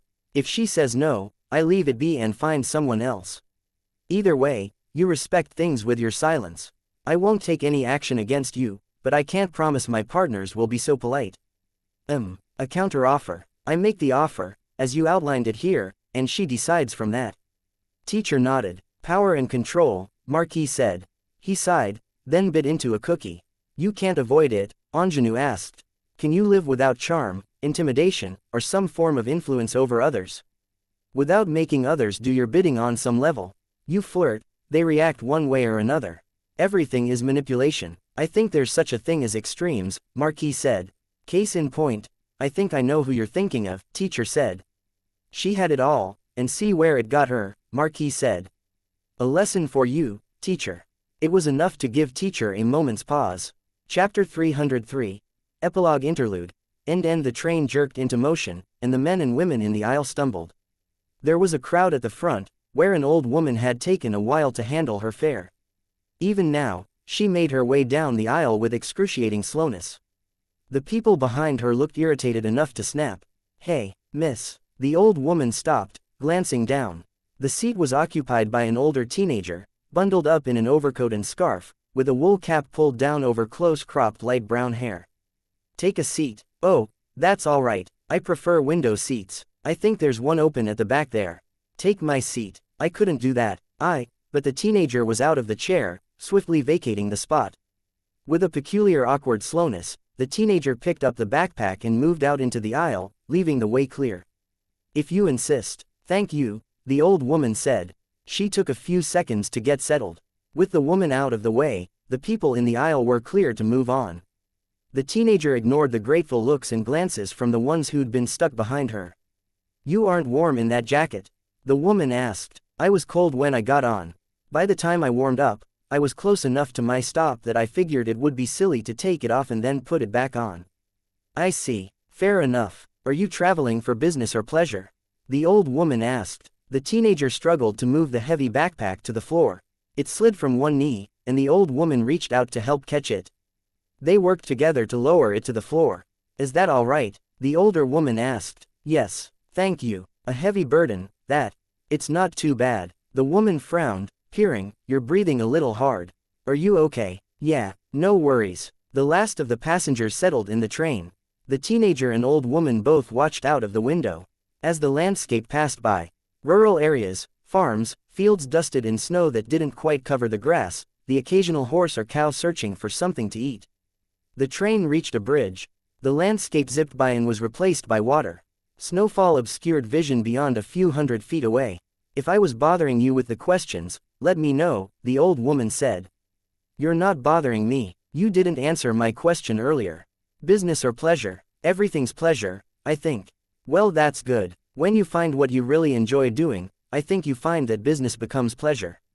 That's very true. Business or pleasure? Bittersweet pleasure. I'm visiting an old friend. We went our separate ways, the old woman confided. I admit, it was probably my fault. I wasn't considerate. No, maybe it's better to say I was prejudiced. She confided in me and I betrayed that trust. A different era, but that's a poor excuse. As a friend, she deserved more than a knee-jerk reaction and disgust on my part. I've been graced with a chance to redeem myself, and I'm going to go to dinner with her and her partner and we're going to have a merry time of it. That's excellent. Can I ask, is she gay? She's white, he's black. I know, it sounds bad, but I consider it a kind of penance, freely admitting I was a smaller person back then. I let others dictate how I should feel, instead of considering her as a friend and looking at things objectively. It's big of you to admit that. When you reach the end of your life, you have a chance to take stock. You sum it up, and you decide if you want to spend your remaining years, months or days in regret or satisfaction. My late husband told me that. Was he a psychology professor? Sociology. That's from Erickson's work, The Last of the Psychosocial Stages, the teenager said. A college man. I'm impressed. The old woman's voice was quiet, oddly respectful of other passengers, in comparison to her dawdling earlier. The teenager smiled. I read up on stuff. It took me a while to wise up. It was only after my husband passed that I looked back and started taking stock. If there's any point to what I'm saying, it's that there were a lot of ugly feelings about skin color, back in the day. But we get better. There are similar feelings about the gays, but we're getting better about that. Less wars than there were in the past, whatever the news would tell you. People are happier as a whole. I wonder sometimes. It gets better, the old woman said. Really truly. We have our low points, I won't deny that, but it gets better. I don't want to sound negative, but, I guess I'm going to sound negative. There are people in third world countries who might disagree, and victims of gold mourning. Even there, on the whole, things are steadily getting better. I promise. Don't get me wrong, bad things have happened. People die, and a lot died horribly. My sympathies are with everyone who was or is touched by any of that. But on the whole, it looks worse than it is, with the worst of it constantly on the telly. It's easy to get too focused on our individual problems and lose sight of the big picture. The big picture is promising, I think. But it's worth saying that it's up to people to make it better, the woman said. I trust that people will improve, as a group, but we can help it along by striving to be better people on an individual basis. That makes a lot of sense. I'm not sure I totally believe it, but it makes sense. The old woman leaned in close, conspiratorially. With all of that said, in the interest of being better individuals, I'm going to have to ask you a question. A question? The old woman, she didn't maintain eye contact, and she wasn't smiling. This is me, being brave and trying to be better like that. And if I'm wrong, well, I'm hoping you'll continue to be the gentleman you've proven to be and not fuss over an old idiot's ramblings. I'll try, her seatmate said, smiling a little. I just need to know, is that backpack of yours holding something dangerous? Dangerous. The smile disappeared. A bomb? The old lady whispered the question. The response was a stunned series of blinks. The teenager had to bend over to get at the straps and clips before opening the bag. Clothing had been rolled up and piled inside. The clothing was moved to reveal more contents from inside the bag. A bag with the end of a toothbrush sticking out, a laptop. If it is, it's a pretty awful one. The old woman had the grace to look embarrassed. You must think I'm crazy. Something seemed off, you asked. No, I don't think you're crazy. A ding sounded, before the announcement sounded throughout the train. The train will be arriving in Philadelphia in 5 minutes. Please gather your belongings and collect your litter from your seating area. That's you? The old woman asked. My stop? Yeah, You have a good day ahead of you, I hope. I hope. A meeting. You're doing the same thing as me, then. A reunion. Of sorts, the teenager said, slinging the backpack over one shoulder. Thank you for the talk. Tattletale allowed herself one last check of her computer screens. There were brief, coded messages from various minions and soldiers, from spies and informants. The tail end of those windows had responses from Imp and Parian. Video footage showed a replay of Lung's fighting retreat from an area in downtown New York B. There was footage of the PRT base, Valkyrie standing off to the side, trying to look far less interested than she was as a young man tried on a white bodysuit. One window showed the various Endbringers, all of them motionless, but for the Simurgh, who was airborne. The last of the original 3. One of the windows updated. A text message from Imp. Imp. I've been waiting for 5 minutes. Tattletale hit a few keys. Nobody waiting was outside. She typed out a response on her phone. Tattletale. Waiting. Seriously, Imp said, from right next to her, her chin resting on Tattletale's shoulder. Tattletale jumped a little, despite herself. 5 minutes, and you don't look at porn once. One of these days, you're going to give someone a heart attack. Imp put away her phone. I've killed before. He was a clone, but I still offed him. Let's not make murder a rite of passage. Too many new bodies in our ranks, we have a tone to set, Tattletale said. She hit a key combination and locked the system. Another key turned off the monitors. The 3x2 arrangement of screens went black, the outermost one first. New bodies. Beyond our individual teams, my heartbroken, the sons of bitch, the needlepoints. Needlepoints, Tattletale asked, arching an eyebrow. If they're not naming themselves, I'm gonna name them. Or do you want Parian's group to wind up with a bullshit name like, Faultline's crew? Noble of you to spare them that, Tattletale said. She rubbed at her eyes. You're usually on to me. I'm usually a little sharper. I only connect dots from whatever info I already have, and when I'm this focused, I don't have much. Big bad villainous, staring at a computer screen all day, Imp said. She sat down in Tattletale's chair. Too much to keep track of, Tattletale said. She opened a fridge to grab a fat green bottle and a six-pack of assorted sodas. I'd plug myself into the internet if I could, take it all in while I go out to see the real world. Sure, yeah, Imp said. She fished in the cupboards and found plastic-wrapped chocolate cupcakes. Fuck yes, I didn't think they made those anymore. They don't. I think those go for $64 a package, nowadays. Imp said, threw a mouthful of one cupcake, covering her mouth as she spoke. She had her eyes closed in ecstasy. Tashti fuggin' siggy fo dawas. Tattletale set the bottle and the six-pack down on the table in the center of the meeting room, then collapsed into a leather chair with a high back. She resisted the urge to reach for the nearest laptop, instead draping one arm over her eyes, reclining.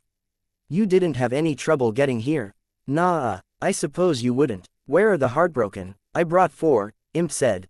She licked her thumb, then rubbed at one corner of her mouth. Downstairs. I ordered your soldiers to look after them and make sure they were being good. That's uncharacteristically unkind of you, Tattletale said, without moving her arm. Oh, sure, I can leave little dolls all over someone's place, in less and less obvious places, until they snap. I can steal someone's pants every time they go to the bathroom. I can even, on occasions that warrant something above and beyond, use a knife on someone and leave them wondering what's happening to them as they bleed. But I asked some soldiers to babysit some orphans, and oh, now I'm Little Miss Evil Pants. Are you going to call them off, or do I need to call the security team and let them know? I'm trying to set you up for a whole humorous interplay here, like, you look at me all stern and I do the, oh, right, that is worse, thing. You didn't answer my question. I'll fricking call them, you wet blanket, Imp said. There was a knock at the door. And get the door, Tattletale added. Imp grumbled, but she made her way to the door, her phone in one hand. She was still looking down at her phone as she opened the door, then turned wordlessly to make her way back to the kitchen. A glowing welcome, Foyle commented. I can't imagine why it's been so long since we crossed paths. Imp is pouting. Ignore her. Har har, Imp said. She tossed her phone onto the table. There. They should be good now. They, Heartbreaker's kids, Parian asked. I call them the Brats, but sure. We can go with that, for clarity's sake. Cute kids. They were whispering and giggling with each other when we passed by. Oh man, Imp drew out the word. She paused, hesitating, then groaned. I'll be back. Imp skipped out of her seat, then ran to the hallway. Foil took a spot on a short couch that sat to one side of the table. Other chairs were arranged around the thing. Parian hopped up, then sat on the back of the couch, leaning forward until her chin was on top of Foil's head. Her arms draped over Foil's shoulders, sticking out more than they draped. Foil batted at one of Parian's hands, making it swing back and forth for a second. Tattletale dropped her arm from its position over her eyes. Food went through okay. Supplies were good and timely. Thanks for the hookup, Parian said, moving only her head. No prob. Was the data good on Carver and his gang? I was using a new source, so any complaints would make a world of difference. It was perfect, Parian said. We dealt with him, and it's all been quiet. I feel bad for thinking it, like I'm violating the sanctity of it all, but I can't help but wonder if things are legitimately cool or if this is just the calm before the storm. Tattletale said, that's kind of why I called you guys here. But there's no point dwelling on it before the others arrive. Can I grab you something? The pair shook their heads. Right, as far as the peace and quiet go, take advantage of it while we have it. Rogue thing is going okay. I dunno if you can call it rogue stuff. It's more like what we were doing in the bay, but with some legit business on the side. Legit business you're paying for with less legitimate money, Foil said. I didn't say I liked how it turned out. But you accept it, Foil said. I accept it, Parian said. Foil nodded, as if satisfied. Can I ask how your friends and family are doing? You can ask, but I dunno if I have much to tell you. Better, but not as good as it could be. Best surgeon in the world changes their faces and bodies. It's a hell of a project to get things changed back. Especially when a good share of the surgeons out there are dead. I could put you in contact with Panacea. I don't know what she's doing, really, but I know that Bonesaw wouldn't go over well, and Panacea might help out in her place. Lily already tried, talking to some people she knew from before. Tattletale sighed. Damn, want me to pull strings? Sure, please, if you could. Tattletale nodded. You're being nice. What's the deal? Foil asked. You're buttering us up. 2 years in the company of evil, and you still can't give any of us bad guys the benefit of a doubt. I can give lots of bad guys the benefit of a doubt. Foil angled her head slightly upward, her eyes moving up to where Parian was resting her head. She doesn't count, Tattletale said. Even others. But you, well, I wonder sometimes. Tattletale moved her chair back a bit, propping one foot on the table's edge. Accepting my offers for help with one hand, keep the other hand clenched in a fist in case I do something you don't like. Let's not fight, Parian said. She sat straighter, moving her hands until they rested on Foil's shoulders. Not today. Can we compromise? Foil asked. Except that maybe you need a skeptic in your company. Someone to watch you and call you on bullshit manipulation. If we can even call that a compromise, Tattletale said. Sure, whatever. Changing the subject to something more pleasant, Parian said. I need cloth, if I'm going to keep making designs. Will you connect me, and how much are you going to want? I can, up to a point, and I want 4% on any profits. 4, that's more generous than your usual. 4, but fold that in, I want to buy the product, using, the door opened. Rachel loomed in the doorway. Hey, mighty hunter, Tattletale said. Hey, Rachel said. She glanced around, then entered the room, snapping her fingers to call Bastard. Managing the first winter okay. Managing. You know you can send an email or make a phone call, keep in touch some. Didn't have power to recharge stuff, Rachel said. No gas for the machine, couldn't be bothered to go get gas. Having quiet and darkness is nice, some nights. True, but what if there's an emergency? I can handle most emergencies. And the ones you can't. For those, I have gas, now. Tattletale sighed. You're good, then, or do you want scheduled gas deliveries, so you don't run out? Sure. Tattletale nodded. Rachel settled into a seat opposite Foil and Parian, Bastard sitting to her left. She scratched the wolf's head, apparently content with silence. There wasn't enough time for the silence to get awkward. Imp returned, and she had Forrest, Charlotte and Sierra in tow. A little boy rode on Forrest's shoulders. I've brought testosterone, Imp announced. Chairs, Tattletale said. Take them, there's an abundance. We're just about set. Slowly, the others found their seats. Forrest led Aiden to a pair of seats next to Rachel, putting himself between the child and the wolf. The little boy cradled a bird, and a chirp got Bastard's attention, the wolf's head and ears perking up. Rachel quieted him with an order, and Bastard reluctantly lowered his head to the floor. We had to bring some, couldn't do the babysitter thing. Our kids are playing with the others in the lobby, Forrest said. Which translates to, let's not dawdle too much, Imp added. Two more, Tattletale said. A knock at the door marked another arrival. Imp had left it open, so she was free to step inside. Cousin eyed the room. The thief folded her arms. She'd adopted a form-fitting jacket with a mink collar, her ample cleavage covered by the length of an overlong scarf. I feel out of place. You were invited, Tattletale said. Sit. Cousin made her way to the table. She stepped up to the seat next to Imp, but Imp reached out and put a poorly made doll in the chair. Taken. I travel for 3 hours to come here, and you won't give me a chair. I didn't invite you, Imp said. And for reals, this isn't me being a jerk. Or it is me being a jerk, but that's not the big thing here. This is about symbolism and shit. Symbolism and shit, Cousin said, sounding unimpressed. Language, Charlotte admonished them. She subtly indicated Aiden. I've heard worse words, Aiden said, quiet. When Tattletale's giving me lessons and she has to take a call, she has the soldiers watch me, and they know lots of bad words. Charlotte glared at Tattletale. Tattletale offered an apologetic half-smile. I'll quiz the young sir on who has been swearing around him, and heads will roll. Until then, let's get back on topic. Symbolism and stuff, Imp said. There's lots of seats, cozy. Cozy, no fighting, Tattletale said. She sighed. Listen, this whole thing is really simple. Let's do this right. Undersiders stick around. I say what I need to say on other business, 5 or 10 minutes at most, and we're done. Cousin frowned, but she circled the table and found an empty chair by the far end of the couch. The last person to arrive entered without fanfare. The door clicked shut, and she walked with a quiet assurance to the nearest available seat, which happened to be the one opposite Tattletale. You made the trip okay? Tattletale asked. I did, Dinah responded. I saved some questions for the day, but I didn't need them to navigate. Then, Tattletale said, gesturing toward the center of the table, Forrest, would you do the honors?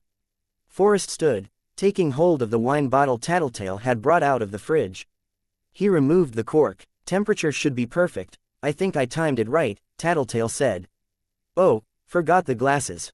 1 second. It only took a minute for the setup to finish, the red wine poured and glasses distributed. Imp and Dinah received wine glasses of soda. Tattletale glanced at Aiden. Will he have wine or soda? Soda, Forrest said. By the time Tattletale reached her seat again, everyone was standing, ready.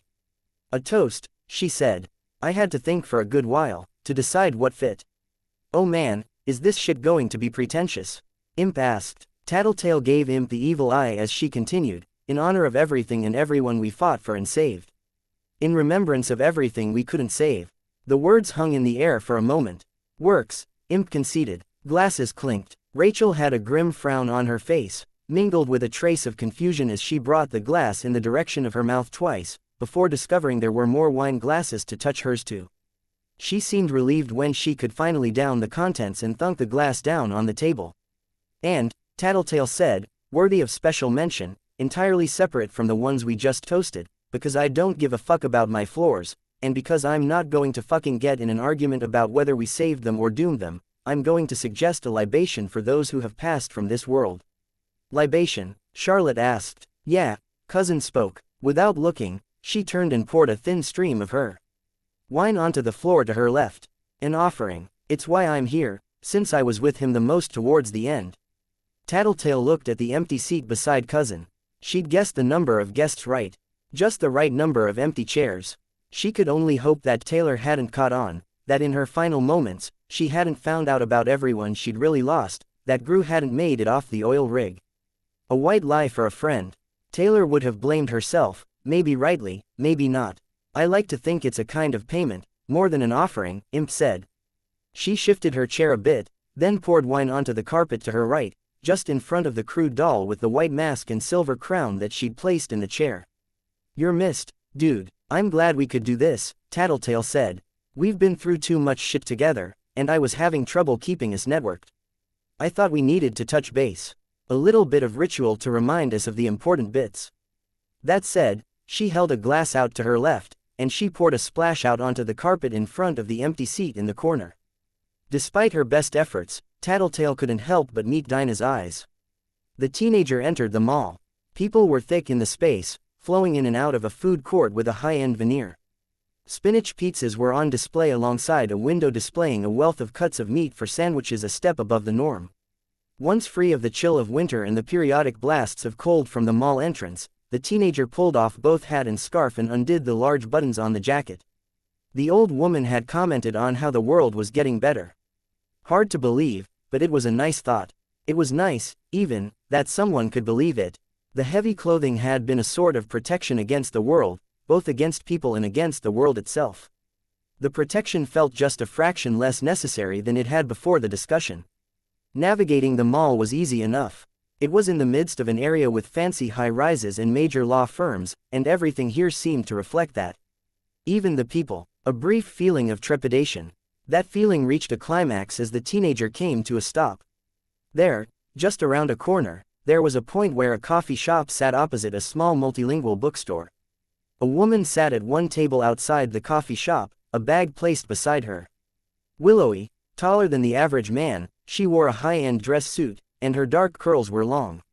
She had a wide mouth that quirked a little as she read something, and her eyelashes were long enough that she looked like she was asleep, sitting there with one leg crossed over the other, her head lowered as she read the open book that rested on the table in front of her, one hand resting on a steaming paper cup. The teenager surveyed the area, wary, looking for threats and surprises. Nothing. No traps, at a glance. Easy. This is easy. Do it. One foot in front of the other. A rising sense of anxiety. The teenager paused a short distance away, almost paralyzed at the idea the woman would look up. And then what? 3 more steps. Still, the woman didn't look up. The teenager placed 2 hands on the back of a chair, just beside the woman. May I? The woman glanced up, and the teenager tensed. Only a glance. Her eyes returned to the book. Take it. I'm not expecting anyone. She thinks I want the chair. I meant, is it okay if I sit? Another glance, confusion. Are you a former client, or, number? I'm not. I'm afraid I don't understand. If this is random conversation, or solicitation for something religious, then I'll respectfully decline. I only get an hour and 20 minutes for lunch, and I'd like to spend it quietly. Please. I know about the way you read most lunches, or you go across the street to the museum and wander by yourself with headphones in. The the teenager trailed off.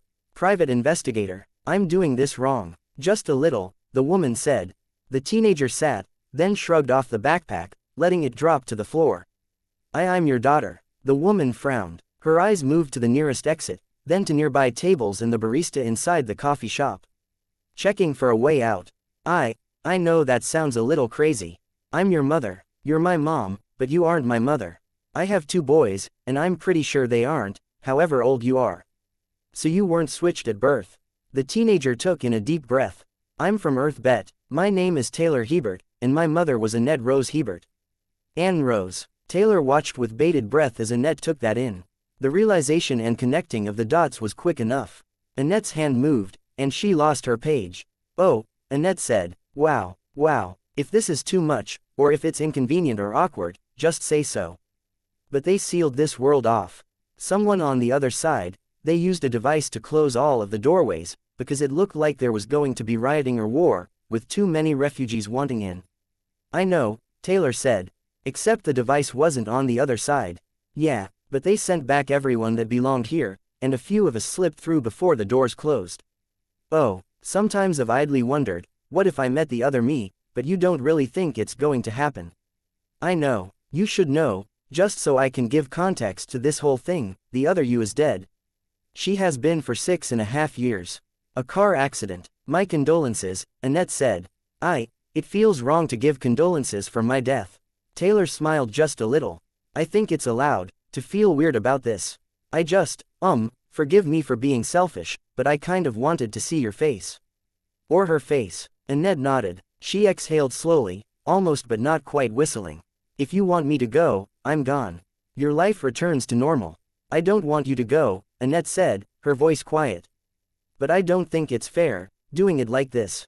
I want you to stay because I'm curious, while you have a very real, very profound attachment to me, to the other me. I'm worried I'll hurt you. Taylor nodded. I can live with that. Don't worry about me too much. I'm tougher than I look. I'm willing to satisfy your curiosity, answer any questions. Taylor took a stab at answering the question.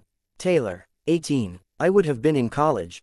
You were. She was. She met a magnificent dorky guy with a warm heart and an awful lot of passion. He worshipped her, and she, I think he gave her permission to do what she really wanted to do in life, at a time when her parents were being controlling. Her mother never really forgave my dad for luring you off the track she'd set for him, getting you pregnant with me so early in life. And my dad, Gramp liked him, but not enough to admit it to Gram. Oh, my mother refused to let my children call her Gram. I think my mom and dad encouraged it with me as a kind of subtle payback. Annette smiled. What did she end up doing? Teaching. She was a professor at a university, teaching English. Annette's eyes moved to the books, but when she responded, it was a negation. I can't really see that, I'm afraid. Taylor nodded. Your father, he came over to this earth with me. He's picking me up in a short bit. We're staying at a hotel for a bit while he does some job interviews, and then we go back to Boston if he doesn't have any luck. I brought up the subject, and he said he didn't want to see you. He might try to sneak a peek when he picks me up, if the opportunity arises, but losing her broke him. He and I, were both mending a bit, on a lot of levels. Annette nodded. Some news from over there made it over here, it's impossible to believe. We took some damage, but it was comparatively minor. If you can call a death toll of 500 million minor. No, it was comparatively minor, Taylor agreed. I admit, I'm finding myself more and more lost for words, as my curiosity is sated. I feel like I should say something meaningful, so you didn't spend all this time trying to find some woman without anything to say. It would be easier if I knew what you wanted. It makes it hard to tailor my response. I'm not expecting anything profound or special, Taylor said. I thought I'd visit, refresh myself on what she looked like. I'm sort of in the same boat as you. There's a lot I want to say and explain. When it comes to me, I want to raise ideas that have been crossing my mind lately, but I'd have to tell a really long story before I could even begin, and I'm not sure I'm brave enough to tell that story. Do you want to try telling the story, or raising the ideas? A lot happened. My mom died, I had a hell of a time with high school, I fell in with a bad crowd and my dad and I parted ways. Over and over again, I'd think back to the advice my mom gave me, for a compass, or for a way to frame it all. Don't worry, I'm not expecting that kind of thing from you, I don't want to put you on the spot. Thing is, now it's all over, and before I came here, someone asked me to make a choice. A choice, life and death, or so I thought. I chose death, and she gave me life, and I'm still trying to reconcile why. I'm not sure I understand. Does this have something to do with, Annette waggled her fingers, powers? No, it's about regret, and coming to terms with it all. You're only 18. Why are you worrying about something like that at this stage? Because I'm done. My life is over, for all intents and purposes. No matter how hard I try from here on out, I'll never do anything 1/10,000th as important as what I was doing before. Taylor could see people had noticed the emotion in her voice, the slight escalation in volume, and made a deliberate attempt to calm down.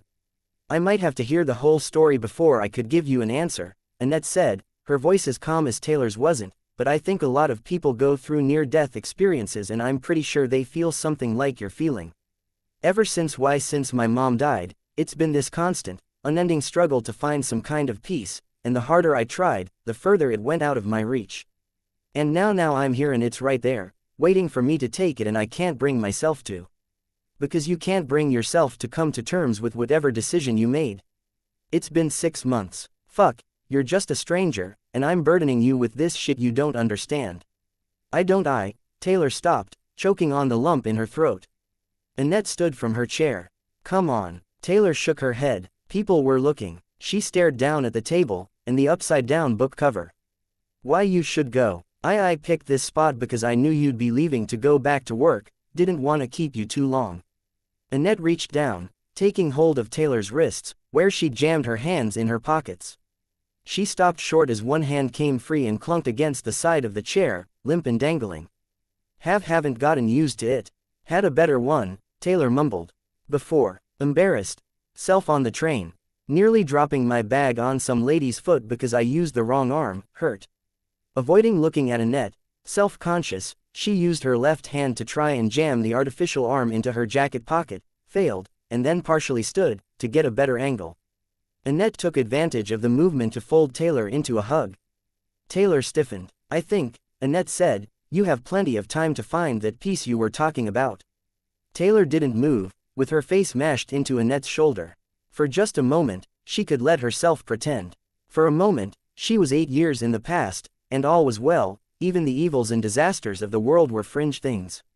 Endbringers in other countries, bad guys who she never had to pay attention to. I don't know what happened, Annette murmured. I'm almost afraid to ask. But I don't think you can let one decision you made in a time of stress cause you so much grief. 1,000 decisions, Taylor mumbled. What? It's not the one decision. It's all of them, pressing down on me. I was a monster, Annette. Looking at you right now, I find that hard to believe. It wasn't the right answer. It didn't make Taylor feel better.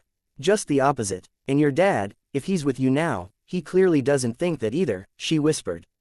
I think I see him. He looks very awkward and out of place, and he's trying very hard to look like he's not paying attention. That'd be him, Taylor said. She pulled back, but she kept her hands on Taylor's shoulders. If you want to stay, that's fine. If you want to go, that's fine too. I wish I had better answers. My boys are only 7 and 9, the hardest question I have to answer is why they can't have pie for breakfast. Be easier to give answers if I could articulate the question better, Taylor said. I think it was pretty clear. You said they offered you a choice, you picked death, and they gave you life. You were talking about wanting peace. I think you had that peace in your grasp. Am I close? Was she? Taylor nodded slowly. When she spoke, she could barely understand herself. It shouldn't be this easy. If you don't mind my saying so, Annette said, I don't think this looks easy at all. Going down any road labeled death has to be the easier road. Taylor went very quiet, using her left hand to wipe at her face. People were staring, and she couldn't bring herself to care. She looked back, and she could see her dad there, back to a divider between store displays, one toe raised, as if the scuff marks in the hard brown leather were of great interest. I think, Taylor said, very carefully, I'm going to go. I wish I could say more, but we could talk again. You could explain, if you were up to it. Taylor shook her head. I think this is something I have to figure out myself. Go with your gut, then. But thank you. Before we talked, I wasn't sure it was something I could figure out, and now I think it might be doable. I feel like it's clarified. Good, and I would like to meet and talk again.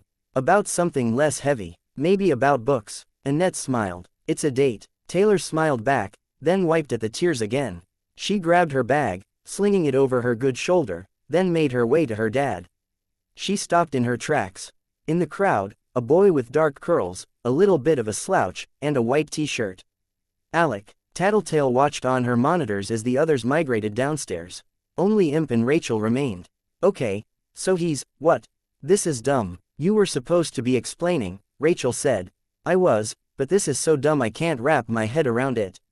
What's dumb? Rachel asked. If you don't answer, I'm feeding you to Bastard. I don't want to do that. Ah, you care. Wouldn't be good for him, Rachel said. Imp sighed. Teacher's plan. It's dumb. We're supposed to worry about this. Shit. No, Tattletale said, watching on the monitors as the others from the meeting made their way downstairs. Teacher isn't a threat, or he isn't a big one. You were talking symbols before. Symbolic shit, yeah, consider teacher a symbol. Things are starting into motion, the quiet is coming to an end, and he's, if not a threat, he's a gatekeeper to one. He's a smug dick, Rachel said. You give the go-ahead, we tear him apart. It's a little more complicated than that, Tattletale said. There are dynamics to pay attention to, group interactions, politics, there are unwritten rules, and the nuances of what happens if and when we're viewed as the aggressors when we violate the truce.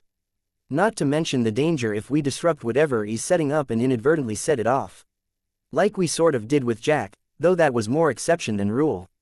Or you could give the go-ahead, we cut past all the bullshit and we tear him apart, Rachel said. Tattletale sighed. Let me hash it out for you, Imp said. You know how Tats said he's like the gatekeeper. He's like an asshole, standing in the middle of the elevator doors so they won't shut. You can kick him in the balls, but then you've got to deal with his friends. You're dealing with being the jerkass that kicked someone in the balls, and you're maybe dealing with the big bad motherfucking dude that just came up in the elevator, who wasn't coming out because there was someone in the way. Someone you removed from the way by kicking him in the balls. Oh damn it, Tattletale sighed. Okay, Rachel said. You did not just get her metaphor, Tattletale said. Don't do this to me. Can we kick him down the elevator shaft before the big guy comes up? Rachel asked. Fuck it, Tattletale swore. And fuck you, Aisha. Yes, theoretically, we could put the kibosh on him before he gets far enough in his plans. Good, Rachel said. Then it's settled. Imp pulled off her mask, just to show Tattletale how much she was grinning. Keep that up and I'm telling those heartbroken kids you ate cupcakes while they waited downstairs, Tattletale said. No, Imp said. Nope. Nah, you would be signing my doom warrant. Doom warrant, never mind. I think we have an understanding, Tattletale said, grinning as much as Imp had been a moment ago. That's it, then. A big bad that needs dealing with, a few little bads that need an organized cleanup job, and we stay in touch, Imp said.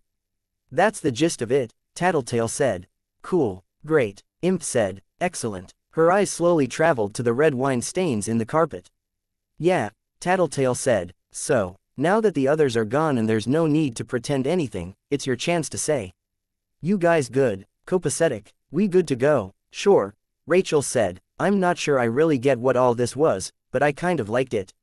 Made me feel better, where I didn't realize like I felt bad. Less lonely, maybe. Yeah, no, I get that, Imp said. She shrugged, putting her mask back on as Tattletale opened the door. They filed out. Yeah, except I guess I can say it wasn't loneliness for me, while we're being open and shit. Tattletale nodded. It was good, Imp said. Weird, but fitting. I'm wondering why you invited the twit, though. Which twit? Our kid Cassandra, Imp said. Tattletale blinked once or twice. Where the fuck are you getting these references from? Imp only allowed herself the smallest giggle, exceedingly pleased with herself.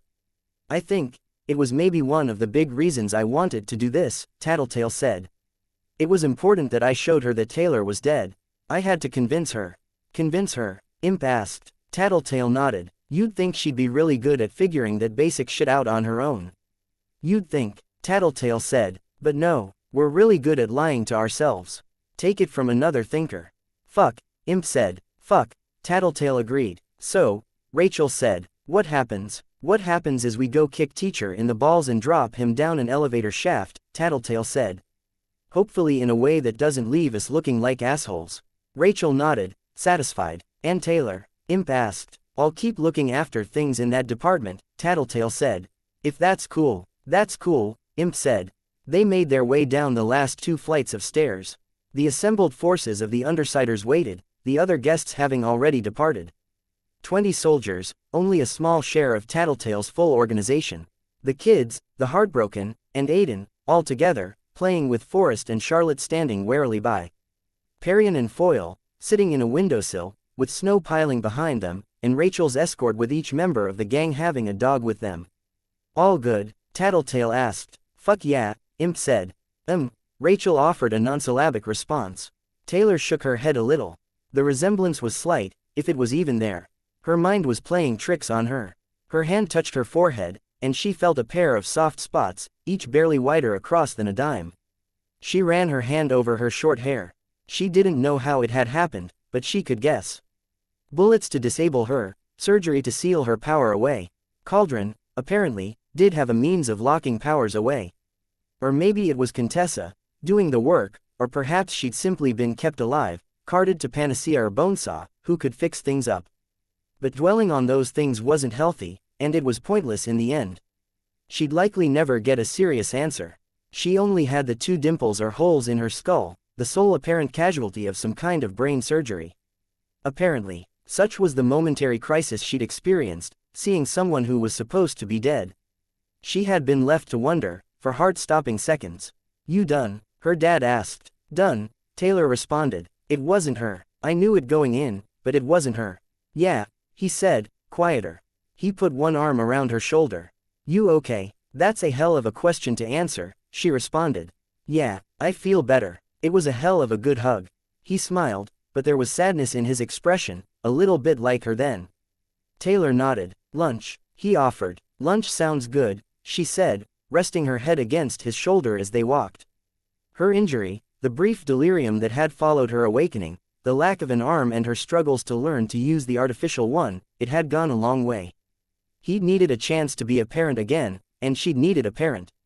They were okay. They were safe. If and when a problem came up, if it somehow reached this sealed-off Earth, she could stand by to let someone else handle it. She'd done her share. There were things that would be harder. Even now, she couldn't think too hard or in certain directions, or guilt and memories of another her that she'd seen all too clearly would emerge.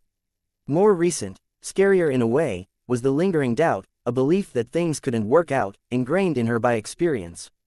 The idea that any reality where life did work out on any level wasn't reality at all, or that it wasn't life. She spoke her thoughts aloud. I think, there's a lot of stuff bothering me. Only natural, her dad said, very carefully. But I've dealt with worse. If it comes down to it, if this is all I have to worry about, I can maybe deal. I could maybe learn to be okay. I think that's all any of us can hope for, her father said. End chapter 304, sequel teaser, Glowworm P.1 last chapter. Welcome to the Parahumans Online. Message boards. You are currently logged in, point me the sky you are viewing, threads made in the last day or threads marked as important. Thread op is displayed, 10 comments per page, unread messages in private message history. Threads in private messages are ordered chronologically. This account is a cape in civilian clothes, abbreviated CICC account.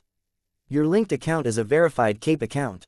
You may receive alerts if it is believed that you are compromising either identity. Both linked accounts are in good standing. Topic. We're back online in Boards. Parahumans Online. Hope in Pythos admin posted on August 15, Y1, to call the efforts of everyone involved heroic would be grossly understating things.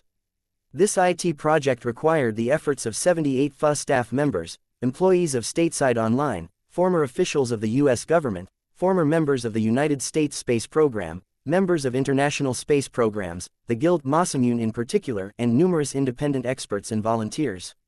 At a time when we're all stretched thin and there is an incredible amount of work still to be done, 708 individuals devoted spare time and valuable resources to get us and 6 other partners online. Things will be clunky and frustrating. For most, with congestion being what it is, things will be slow enough that people can get a cup of coffee and come back to find the page hasn't fully loaded. We've stripped away a bit of the polish and the gloss. The header images, badge graphics and the ability to include video or images are gone for now, to keep things simple and easy. We will be moderating very carefully to ensure nobody disrupts anyone's ability to access the site. It will be painful. Help each other, be patient, and contribute the best you can. In so many ways, things will be frustrating, slow, and painful. Care, helpfulness, patience, and contribution will make literal worlds of difference. In so many ways. But we're back. Stay tuned for bigger, better things. Bear with us as we sort through it all. Showing page 34 of 34, Ilethi replied on August 16, Y1, at DGators, generally, you want to be careful because you won't get any updates to OS 360 or other PC OSes, no patches to your phone.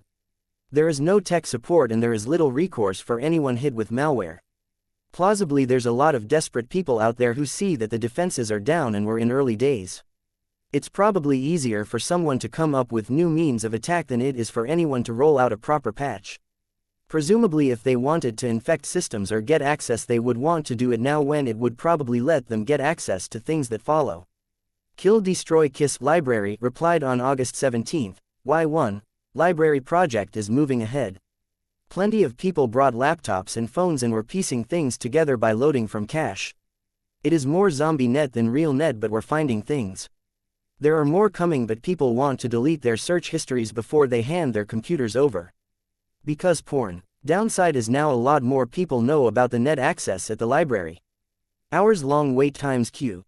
Q.me the sky replied on August 17, Y1, I have access through the portal at the east of the city. When I go through I've been doing loops through the old neighborhoods to see what I can scrounge up. If you need something to fill major gaps I can try looking. If not, I'm going to see if I can round off my collection. Would be nice to have a good excuse if I get accused of smuggling or looting though. Bodhi5 replied on August 17, Y1, what collection? Point me the sky replied on August 17, Y1, any olive, mask costumes underclothes, heroin, shine on. Bodhi5 replied. On August 17, Y1, fuck that. I regret asking. Screw the capes. Screw everything about celebrating the capes. They failed us. Site administrators discuss this post. We're leaving up the first half as we feel it is important for people to process and address these feelings and sentiments. We've removed the second half, personal insults, and delivered one infraction. Point me the sky replied on August 17th, Y1, edit, removed this myself. I decided I don't really want to get into this. Bodhi 5 replied on August 17th, Y1, just because I'm on a site about capes doesn't mean I like them. It means I recognize how important they are to what happened and what happens next. Kill Destroy Kiss Library replied on August 17th, Y1, at Point Me the Sky, we're looking to get everything we can recorded digitally. Would you be okay with letting us scan your collection? You're in the city. Point Me the Sky replied on August 17th, Y1, 100%. I can bring it to your library. PM me with location and times good for you. Information is too important. End of page. 1, 2, 3, 4, 5, 32, 33, 34. Topic. Headline: Refugees barred access in. Board's World News. Main Bu Chan posted on August 17th, Y1, transcribed from print. Conrad James Freed and his family could tell a harrowing tale of their trip across Earth Bet's America. They have finally reached the northeastern Bet Gimel portal, hearing rumor of wait times, only to be told there is a possibility they may not be allowed in at all. They had been driving, hitchhiking and hiking for 4 months. They aren't giving us answers, he told Bulletin News on Saturday. Their family had been trying to subsist on their rural property in Wisconsin when the weather took a turn for the worse. Though it was June, Conrad says he saw snow falling on the fields where he had planted the first crop of the season. 2 days later, there would be a knock at his door. Authorities had flown over and saw the lights of his house. They warned him the snowfall and the groundwater was contaminated. It would be the last straw, as the unseasonably cold weather had cut into the already thin initial harvest. Conrad says the authorities wanted him and his family to leave right away. They didn't give us a chance to pack. One of the men even grabbed my daughter. He bruised her wrist, he held her so hard. I promised I would cooperate if he would only give us 5 minutes. I was in shock. He and his wife decided to make the harrowing trip to the nearest portal without the assistance of authorities, a decision he says he made on the spur of the moment, after the manhandling of his daughter and the manner in which he was forced from his home. I came to regret that decision. Conrad's story is far from unique. Evacuation is still underway even 2 years and 2 months after Gold Morning. Where things took a turn for the worse for Conrad and his family, and where an undisclosed change in policy may affect uncountable refugees from Earth Bet, is that the border agents have apparently ceased processing refugees. Tensions are rising, and as the number of people in the refugee settlement slowly climbs and resources are stretched thinner, people are speaking out. Conrad says, "We know there is more than enough space on the other side. We see people coming and going, but they won't let us through or even meet us to answer our questions. We're willing to settle outside of the city. I know agriculture and I know they desperately need farmers. Even if they give us a minimum of supplies and tools, it has to be better than this." Bulletin News reached out to authorities and received no response. Thoughts? Anyone know what was up? Showing page 19 of 20 kg. Ray, City. West Point replied on August 17th, Y1, they're letting people through again now, and they're letting a lot through. Speculation might have been right. Article might have been more about political pressure than anything else. Geronimo replied on August 17th, Y1, official word is that they wanted to pause and get organized so they could double the number of people coming through. Doesn't make a lot of sense when it comes to their silence until now. Nokyok Cape Geek replied on August 17th, Y1, lots of capes stationed at the portal. Some thinkers like Squint and Danger Zone are there. Pretty sure if you watch how they rotate in and out there will always be one thinker on duty, screening refugees. Point Me the Sky replied on August 17th, Y1, at Nokyok, could be. Could be that it means less need for pain in the ass background checks with internet running at 33K. Danger Zone sees likelihood a person commits violence to each and every person around them, recency, flavor of violence. Squint sees contraband, possible other hazards. Skip background check, move people along. Boucher replied on August 17th, Y1 speaking of security, there was another thread where someone said something about rock and a hard place. It's apparently being talked about a lot among the refugees. Nutty replied on August 17th, Y1 at Boucher, this article, search for Nancy Wise statement. People traveling across the US to get to portals are being warned about multiple threats. Word on the Cape Vine is that with everyone having pulled out, all former quarantine zones are breached. In the US and elsewhere. Nilbog is the one everyone knows about. He's in custody, His children aren't. If you're paying attention to hero groups and their movements, they're making lots of trips out. They're tired and people say they're aloof. I say they're fighting a hard fight and they're keeping their distance from public and media because they don't want us to know it. Bodhi5 replied on August 17th, why one they don't want to tell us a lot of things. What even happened? The world ended and nobody is willing to explain. Point Me the Sky replied on August 17th, why one at Boucher, a big part of what was being talked about in other similar articles was the threat of bandits, bad weather, the wasteland and chasms, unstoppable robot armies, the food shortages. Edit. Nutty beat me to it. Slow internet sucks. I think Bodhi is a good example of why they're aloof. People want to assign blame. Assign the blame to the man who did this. In times of crisis, look to the people who are helping. Support them or try to be one of them. Post removed and user infracted Deepwell5 replied on August 17th, why one I agree for the most part, point at, but it's more complicated than that. I gotta side with Bodhi. We made a covenant with the Capes. We put up with a lot. In exchange, they were supposed to protect us. It's pretty clear they didn't. Maybe it was impossible. That's fine, but let's not ignore that they broke their end of the contract. Let's not ignore that the PRT is gone. We no longer have non-Capes in charge of them, and they have more proportional power than ever. Let's not ignore that they're making a new PRT without any of the key rules that defined the last one. Less communication, no oversight. I'm scared, you should be too. Donjon replied on August 17th, why one amen end of page. 1, 2, 3, 4, 5, 18, 19, 20 private messages from Glitzglam. Glitzglam, you can't engage with them. You gotta let it lie. Point Me the Sky, I'm worried what happens if the wrong ideas get traction. Glitzglam, so am I. I am more worried about you. Thought you might need pep talk. Glitzglam, have you got that email yet? Glitzglam, Point Me the Sky, if this is a pep talk it isn't a very good one. Glitzglam, that's a no huh. Fuck Glitzglam. You right though Glitzglam, I hate typing on phone. Ice cream or coffee, I pep talk you in person. When you can fit it into cray schedule. Point Me the Sky, you're a beautiful person. Yes, sounds nice. Soon Glitzglam, we can talk about how gang is getting together for big shebang and what a disaster it will be. Point Me the Sky, you're doing the terrible pep talk thing again. 0 Glitzglam new message. 0 You have 3 unread private messages from an anonymous account. Click here to read. Last chapter, chapter 305. Sequel teaser. Glowworm P.2 Welcome to the Parahumans online message boards. You are currently logged in. Capricorn, you are viewing threads in your curated list. Edit that list here. Thread op is displayed. 10 comments per page. Unread messages in private message history. Threads and private messages are ordered chronologically. This account and associated accounts are in good standing.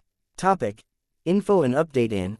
Boards teams reach private. Moonsong posted on August 18th. Y1. FA is back on and they are letting the chats run. That's where we usually meet, but I've been warned it's choppy and slow. I'll be there. This took me 3 hours to just get started with. It's hard. It is with the heaviest of hearts that I inform you that Coiffure did pass. When Gold Morning arrived, we suspected something might have happened, given the reports.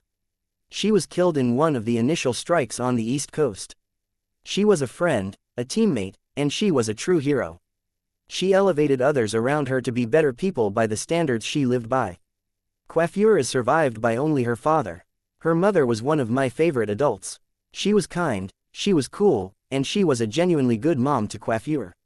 When we went back to school in the fall, she gave us really cool back-to-school supplies. It remains in my memory as one of the most randomly nice things a relative stranger has done for me.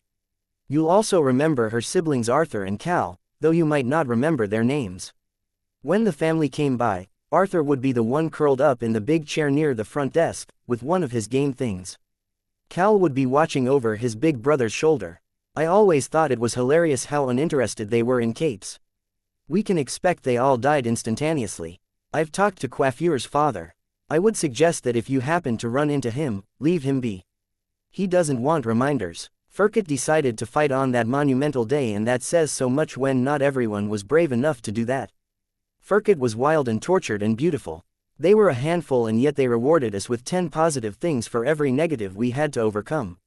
I'd like to think they got something out of putting up with us in much the same way. I want what I say here to be honest. I did not get along with Furkit the vast majority of the time. Furkit did not get along with me. I still respected them immensely. They said one word for every 1,000 the rest of us said, and yet they could convey so much in their actions. I keep saying those things, using math like 10 times over, but it's so very Furkit. They overflowed, they swelled. The cup runneth over. I look back and I'm dazed by how much of a place they found in my heart and my thoughts. It might be crass to say, but I don't know if anyone's going to have words for them. Scritch and Scratch were the closest thing we had to a nemesis. They had their scummy moments. They also kept to the rules. They were killed during one of the lulls in the fighting, by a group I won't name. The fates of Tribute, Boundless, Capricorn and Steamwheel are yet unknown. I hope you guys are okay. I'm alive, obviously. Figurehead is alive, but you all should know his issues with being controlled. The events really shook him. He's retired in large part, he'll be doing something capey, but he's said he isn't coming on. He asked me to wish you all the best. Showing page 1 of 1, no replies. End of page 1. Connecting to P-Chat. Parahumans Online. Team reach 6667, attempt 90, resolving host name connecting, connected. Using identity, Cap, welcome to Team Reach private chat. Forum thread, click here to see messages older than 3 days. Old message. A162224 Moonsong has joined the chat. Old message. A162253 Moonsong has changed the chat topic. Welcome to Team Reach private chat. List of alive and dead. Old message. A162320 Moonsong, post made in the forum. I only mentioned the team members. See topic links for the staff members and others I know about. Old message. A17103 Moonsong, I've edited the post to add Scritch and Scratch. Old message. A17415 Moonsong has left the chat. Old message. A171015 Moonsong has joined the chat. Old message. A18201 Moonsong has left the chat. Old message. A18950 Moonsong has joined the chat. A1811 hours 4 minutes and 20 seconds Cap has joined the chat. A1811 hours 4 minutes and 25 seconds Cap. Hey A1811 hours 6 minutes and 43 seconds Moonsong. Hi Tristan A1811 hours 6 minutes and 55 seconds Cap. Haha. Every time. A1811 hours 7 minutes and 7 seconds Cap. The universe has a dark sense of humor, it seems. A1811 hours 7 minutes and 9 seconds Moonsong. I'm glad you're alive, Tristan A1811 hours 7 minutes and 12 seconds Moonsong, I suppose it does. A1811 hours 7 minutes and 30 seconds Cap. I'm glad you're alive too A1811 hours 7 minutes and 34 seconds Cap. Believe it or not A1811 hours 8 minutes and 11 seconds Moonsong, were you there? A1811 hours 8 minutes and 44 seconds Cap, was dragged into it, glad I was though. A1811 hours 9 minutes and 1 second Moonsong, nods A1811 hours 9 minutes and 1 second Moonsong, how is your brother? A1811 hours 9 minutes and 16 seconds Cap, doing well as can be expected A1811 hours 11 minutes and 47 seconds Moonsong, and your family? Your parents, I liked them when I saw them. A1811 hours 12 minutes and 0 seconds Cap, alive, we're in the city, they're trying to come to terms with things A1811 hours 12 minutes and 35 seconds Cap, things are really coming together like crazy. New skyscrapers every day, new stores. Good and almost like a city in Earth bed, but it isn't really home A1811 hours 15 minutes and 8 seconds Moonsong, it isn't. We're in the city too. A1811 hours 16 minutes and 17 seconds Cap, you and your folks. They're okay. A1811 hours 17 minutes and 40 seconds Moonsong, they're good. Dad is taking a shot at mayor or councilman. We'll see what happens. A1811 hours 17 minutes and 59 seconds Cap, good for him, thriving. A1811 hours 22 minutes and 55 seconds Moonsong, nobody is thriving these days, but he's in his element A1811 hours 23 minutes and 24 seconds Cap, some are thriving. We're all playing nice. Truce in full effect. Masterminds and chess masters are having a ball out there. Guarantee at A1811 hours 25 minutes and 31 seconds Moonsong, I suppose we'll see. A1811 hours 28 minutes and 40 seconds Cap, I read your post, by the way A1811 hours 28 minutes and 42 seconds Cap, Good words A18 11 hours 28 minutes and 45 seconds cap. Kudos A18 11 hours 28 minutes and 50 seconds Moonsong, thank you. A18 11 hours 29 minutes and 27 seconds cap. I'm surprised you're here though. A18 11 hours 29 minutes and 35 seconds cap. Is reach still a thing? A18 11 hours 29 minutes and 56 seconds Moonsong, I consider the others friends and teammates. A18 11 hours 30 minutes and 11 seconds Moonsong, I consider myself a member of Reach. A18 11 hours 30 minutes and 33 seconds cap. I get that. A18 11 hours 30 minutes and 35 seconds cap doesn't answer my question. A18 11 hours 30 minutes and 40 seconds cap, will it carry on? What happens? A18 11 hours 43 minutes and 50 seconds Moonsong, it won't. I don't think so anyway. There's a lot of hero teams out there and it's hard for a sponsored team to get traction even without people feeling betrayed. A18 11 hours 44 minutes and 2 seconds cap. Yeah, A18 11 hours 46 minutes and 14 seconds Moonsong, a lot of teams are gathering under the wardens. PRT like, they're walking a fine line between emulating PRT and being PRT. Lots of teams under the umbrella. I'm not sure it's working. I don't know if I want to get on board with that. I don't know if the others would. A18 11 hours 46 minutes and 23 seconds cap. That's fair. A18 11 hours 47 minutes and 50 seconds Moonsong, I will always be a member of Reach. Even if the team has dissolved.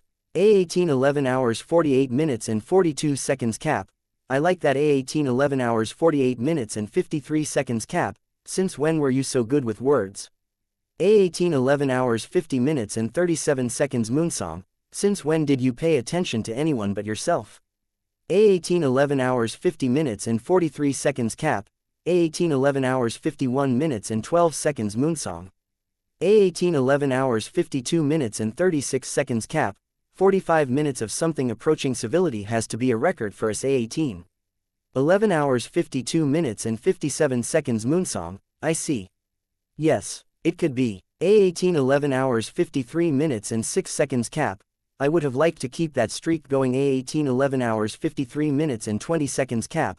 Oh well. A18 11 hours 54 minutes and 31 seconds Moonsong, are you well, Tristan? A18 11 hours 55 minutes and 21 seconds cap. I see we're going straight to the barbs. A18 11 hours 56 minutes and 32 seconds Moonsong, no barbs. I genuinely want to know. A18 11 hours 57 minutes and 14 seconds cap. How uncharacteristically nice of you. A18 11 hours 58 minutes and 23 seconds Moonsong, do I need to worry about you? A18 11 hours 58 minutes and 45 seconds cap. No. A18 11 hours 58 minutes and 56 seconds cap. You helped more than enough. A18 12 hours 0 minutes and 19 seconds Moonsong, I don't know. A18 12 hours 1 minute and 8 seconds cap, don't you? A18 12 hours 2 minutes and 7 seconds Moonsong, I've spent a lot of time hoping you died. A18 12 hours 3 minutes and 34 seconds cap. Wow. A18 12 hours 3 minutes and 58 seconds cap. Geez. A18 12 hours 4 minutes and 6 seconds Moonsong. Shrug. A18 12 hours 5 minutes and 27 seconds cap. Geez. There is no humanity in there at all, is there? A18 12 hours 5 minutes and 51 seconds cap. Just takes the world to end before I get a glimpse of the real you. A18 12 hours 6 minutes and 45 seconds Moonsong, let's not pretend, Tristan. A18 12 hours 7 minutes and 1 second cap, pretend what? A18 12 hours 7 minutes and 42 seconds cap. You decided you hated me before you ever got to know me. A18 12 hours 8 minutes and 37 seconds cap. You're really your father's daughter. Two-faced. Anyone reading between the lines can see what you really thought about Furkit. A18 12 hours 10 minutes and 39 seconds Moonsong, I meant what I wrote. A18 12 hours 11 minutes and 47 seconds cap. A thinly veiled outline of Furkit's many problems. A18 12 hours 11 minutes and 56 seconds cap. You couldn't resist saying you didn't like them. A18 12 hours 11 minutes and 23 seconds Moonsong, are you done? A18 12 hours 12 minutes and 13 seconds cap. You made Furkit more miserable than anyone. A18 12 hours 12 minutes and 26 seconds Moonsong. Apparently not. A18 12 hours 12 minutes and 29 seconds cap. You never once tried to understand them, just like you never once tried to understand me. A18 12 hours 13 minutes and 12 seconds cap. You had your notions of how everyone was supposed to behave. A18 12 hours 13 minutes and 36 seconds cap.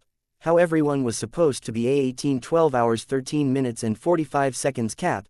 You know what they call people who come to judgment about people before they have the facts. A18 12 hours 14 minutes and 19 seconds cap. The label applies. Moonsong. A18 12 hours 14 minutes and 29 seconds cap. You wedged yourself into a situation you didn't understand and you made it so much worse. A18 12 hours 14 minutes and 48 seconds cap. What guts me is you think you were right to do it. A18 12 hours 16 minutes and 39 seconds Moonsong. I didn't like Furkit. I did love and respect him as a teammate. A18 12 hours 16 minutes and 51 seconds Moonsong. I damn well held him at the end. For a long time. I talked to him the entire time. A18 12 hours 18 minutes and 23 seconds Moonsong, motherfucker. A18 12 hours 18 minutes and 41 seconds Moonsong, I'm crying now. A18 12 hours 19 minutes and 4 seconds Moonsong, and no. I don't know if I was right, Tristan. A18 12 hours 20 minutes and 8 seconds cap, Moonsong admitting she might be wrong. Did the world end or something? A18 12 hours 21 minutes and 12 seconds Moonsong. Go fuck yourself, Tristan. That wound is too fresh. A18 12 hours 22 minutes and 13 seconds cap. A18 12 hours 22 minutes and 24 seconds cap. Yeah, A18 12 hours 22 minutes and 29 seconds cap. I'll own up to that. A18 12 hours 23 minutes and 43 seconds Moonsong, you're admitting you're wrong. What happened to you in these past few years? A18 12 hours 23 minutes and 50 seconds cap. Not enough. Not nearly enough. A18 12 hours 24 minutes and 48 seconds Moonsong, guess not. What a shame. A18 12 hours 25 minutes and 23 seconds cap. That wound is fresh in its own way. A18 12 hours 25 minutes and 56 seconds cap. Just so you know. A18 12 hours 26 minutes and 54 seconds Moonsong, alright. A18 12 hours 27 minutes and 45 seconds cap. Fuck. A18 12 hours 28 minutes and 20 seconds cap. This is a mess. We should keep our distance. A18 12 hours 29 minutes and 17 seconds Moonsong, do I need to come after you? A18 12 hours 30 minutes and 38 seconds cap. No. A18 12 hours 30 minutes and 57 seconds cap. Fuck you. No. A18 12 hours 31 minutes and 40 seconds cap. What the fuck was that about not thinking you were right? A18 12 hours 31 minutes and 48 seconds cap. Don't answer that. Do me a favor and shut up for a second. A18 12 hours 32 minutes and 0 seconds cap. A18 12 hours 32 minutes and 24 seconds cap. Members of Reach, don't scroll up past this line. A18 12 hours 32 minutes and 37 seconds cap. It's just Moonsong and I being shitty at each other. A18 12 hours 33 minutes and 23 seconds cap. If you joined the team after I left you probably won't get it. A18 12 hours 34 minutes and 44 seconds cap. Furkit Azukar, you were one of my favorite. A18 12 hours 35 minutes and 17 seconds cap. Those days were some of my best and some of my worst. A18 12 hours 36 minutes and 11 seconds cap. You were some of the best parts of the best days. A18 12 hours 38 minutes and 21 seconds cap. Quaff. After everything that happened I thought I might not want to be a hero anymore. A18 12 hours 39 minutes and 50 seconds cap. Your example is the only reason I still want to. A18 12 hours 39 minutes and 55 seconds cap. You were one of the good few. A18 12 hours 40 minutes and 44 seconds cap. To the rest who aren't here, be well. A18 12 hours 41 minutes and 9 seconds cap. A18 12 hours 41 minutes and 41 seconds cap. I'm better at saying stuff in person. A18 12 hours 42 minutes and 12 seconds Moonsong, I'll let the others know you said it. A18 12 hours 42 minutes and 18 seconds cap. Thanks. A18 12 hours 45 minutes and 6 seconds Moonsong, Tristan. A18 12 hours 46 minutes and 48 seconds cap. Yeah. A18 12 hours 48 minutes and 41 seconds Moonsong, when I said I was wrong in how I handled things. A18 12 hours 49 minutes and 19 seconds Moonsong, I wonder every day if I should have gone further and killed you. A18 12 hours 51 minutes and 40 seconds cap. Lovely. A18 12 hours 51 minutes and 48 seconds cap. You had to spoil it. A18 12 hours 52 minutes and 6 seconds cap has disconnected. Connecting to 4 and N8V% 369 ZAM. resolving host name connecting, connected. Using identity, 3A, you at xianxia, no topic set X29V5N, you're the Latino kid. 3A, you at xianxia, yeah, how does this work? X29V5N, you into memorabilia then? 3A, you at xianxia, sure, memorabilia. I miss my old collection X29V5N, the person who referred you should have explained most of it. 3A, you at xianxia, some X29V5N, let's say you're into commemorative plates. Plate with a hero or a villain's face on it. You care a lot about the plate and its delivery. 3A, you at xianxia, sure. X29V5N, we ensure you get the result you want. X29V5N, insurance. 3A, you at xianxia, sounds like just what I need. X29V5N, we offer tiers. Different tiers for various degrees of thoroughness. 3A, you at xianxia, can you give me a quick rundown? X29V5N, most basic tier, you throw a few hundred our way, depending on who is involved, who we put forward and who you expect is going to need to hear it, words. We talk, we let them know we're serious about wanting X, Y and Z. No hassle, we throw our weight around a bit. Yeah, 3A, you at xianxia, yeah. X29V5N, maybe you want to ensure that plate ends up in the most ideal condition. 1,000 or a few thousand covers a bit of roughing up. Scratch on the face, scuffing, the sort of thing that can be fixed up. 3A, you at xianxia, can we maybe not talk about commemorative plates? Maybe action figures. Plates make me think of my abuela. X29V5N, if you want more coverage for your action figures, depending if we're talking B-lister or A-lister or something bigger, we might be talking upwards of 5-10 for more severe damage. Ruined leg, arm, the sort of damage to the face that would take an expert to restore. 3A, you at xianxia, getting pretty steep. X29V5N, we're talking cape shit. It's in high demand, limited supply. Prices climb. 3A, you at xianxia, just observing, is there a higher tier? What's the highest tier? X29V5N, highest tier covers complete and total destruction. Pulling out all the stops. Starts at 20 thou, but I gotta warn you, the sky is the limit. 3A, you at xianxia, that sounds good. X29V5N, good. 3A, you at xianxia, would you be willing to let me pay half up front? We'd keep you guys in reserve. Particulars get complicated. X29V5N, we work with complicated. Yes, that could be workable. X29V5N, we will need to negotiate pricing. Did they tell you how to send the image of the product?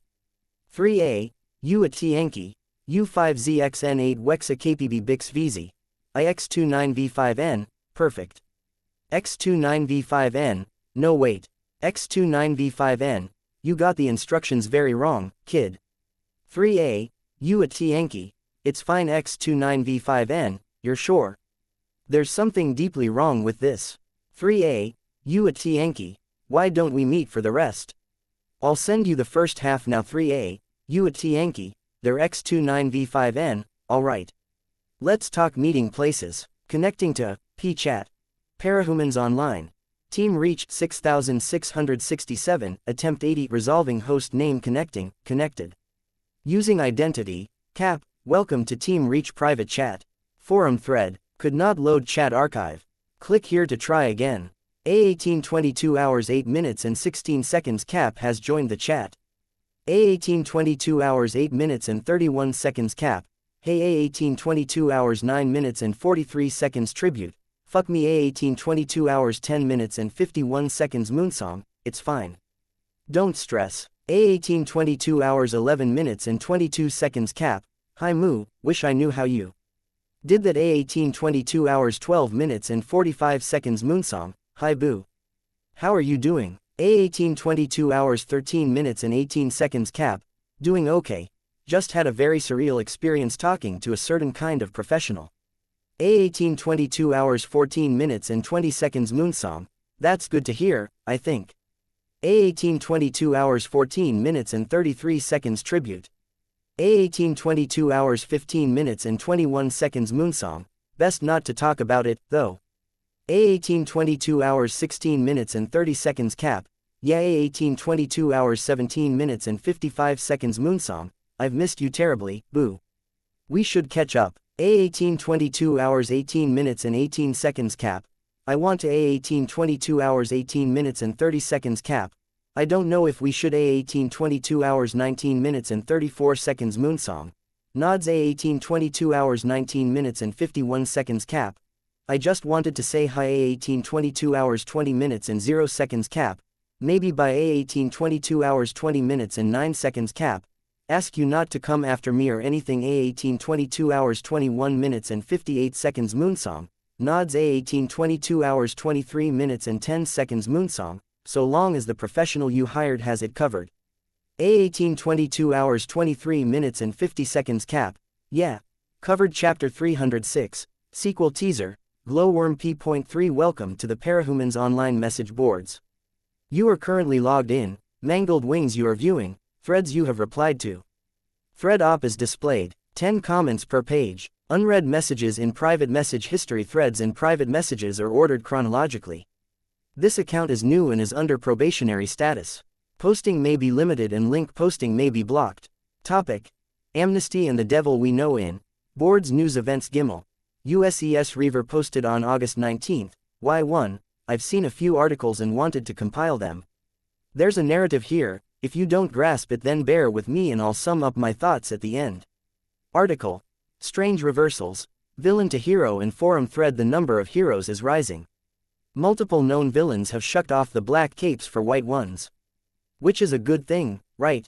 Article: No witnesses remain in Forum Thread. The article identifies 3 villains who we know about in heroic groups, 2 with the Wardens and 1 with Shelter. They committed crimes. We have some limited information or scraps of wiki articles, but the witnesses of those past crimes are either dead or yet to establish themselves.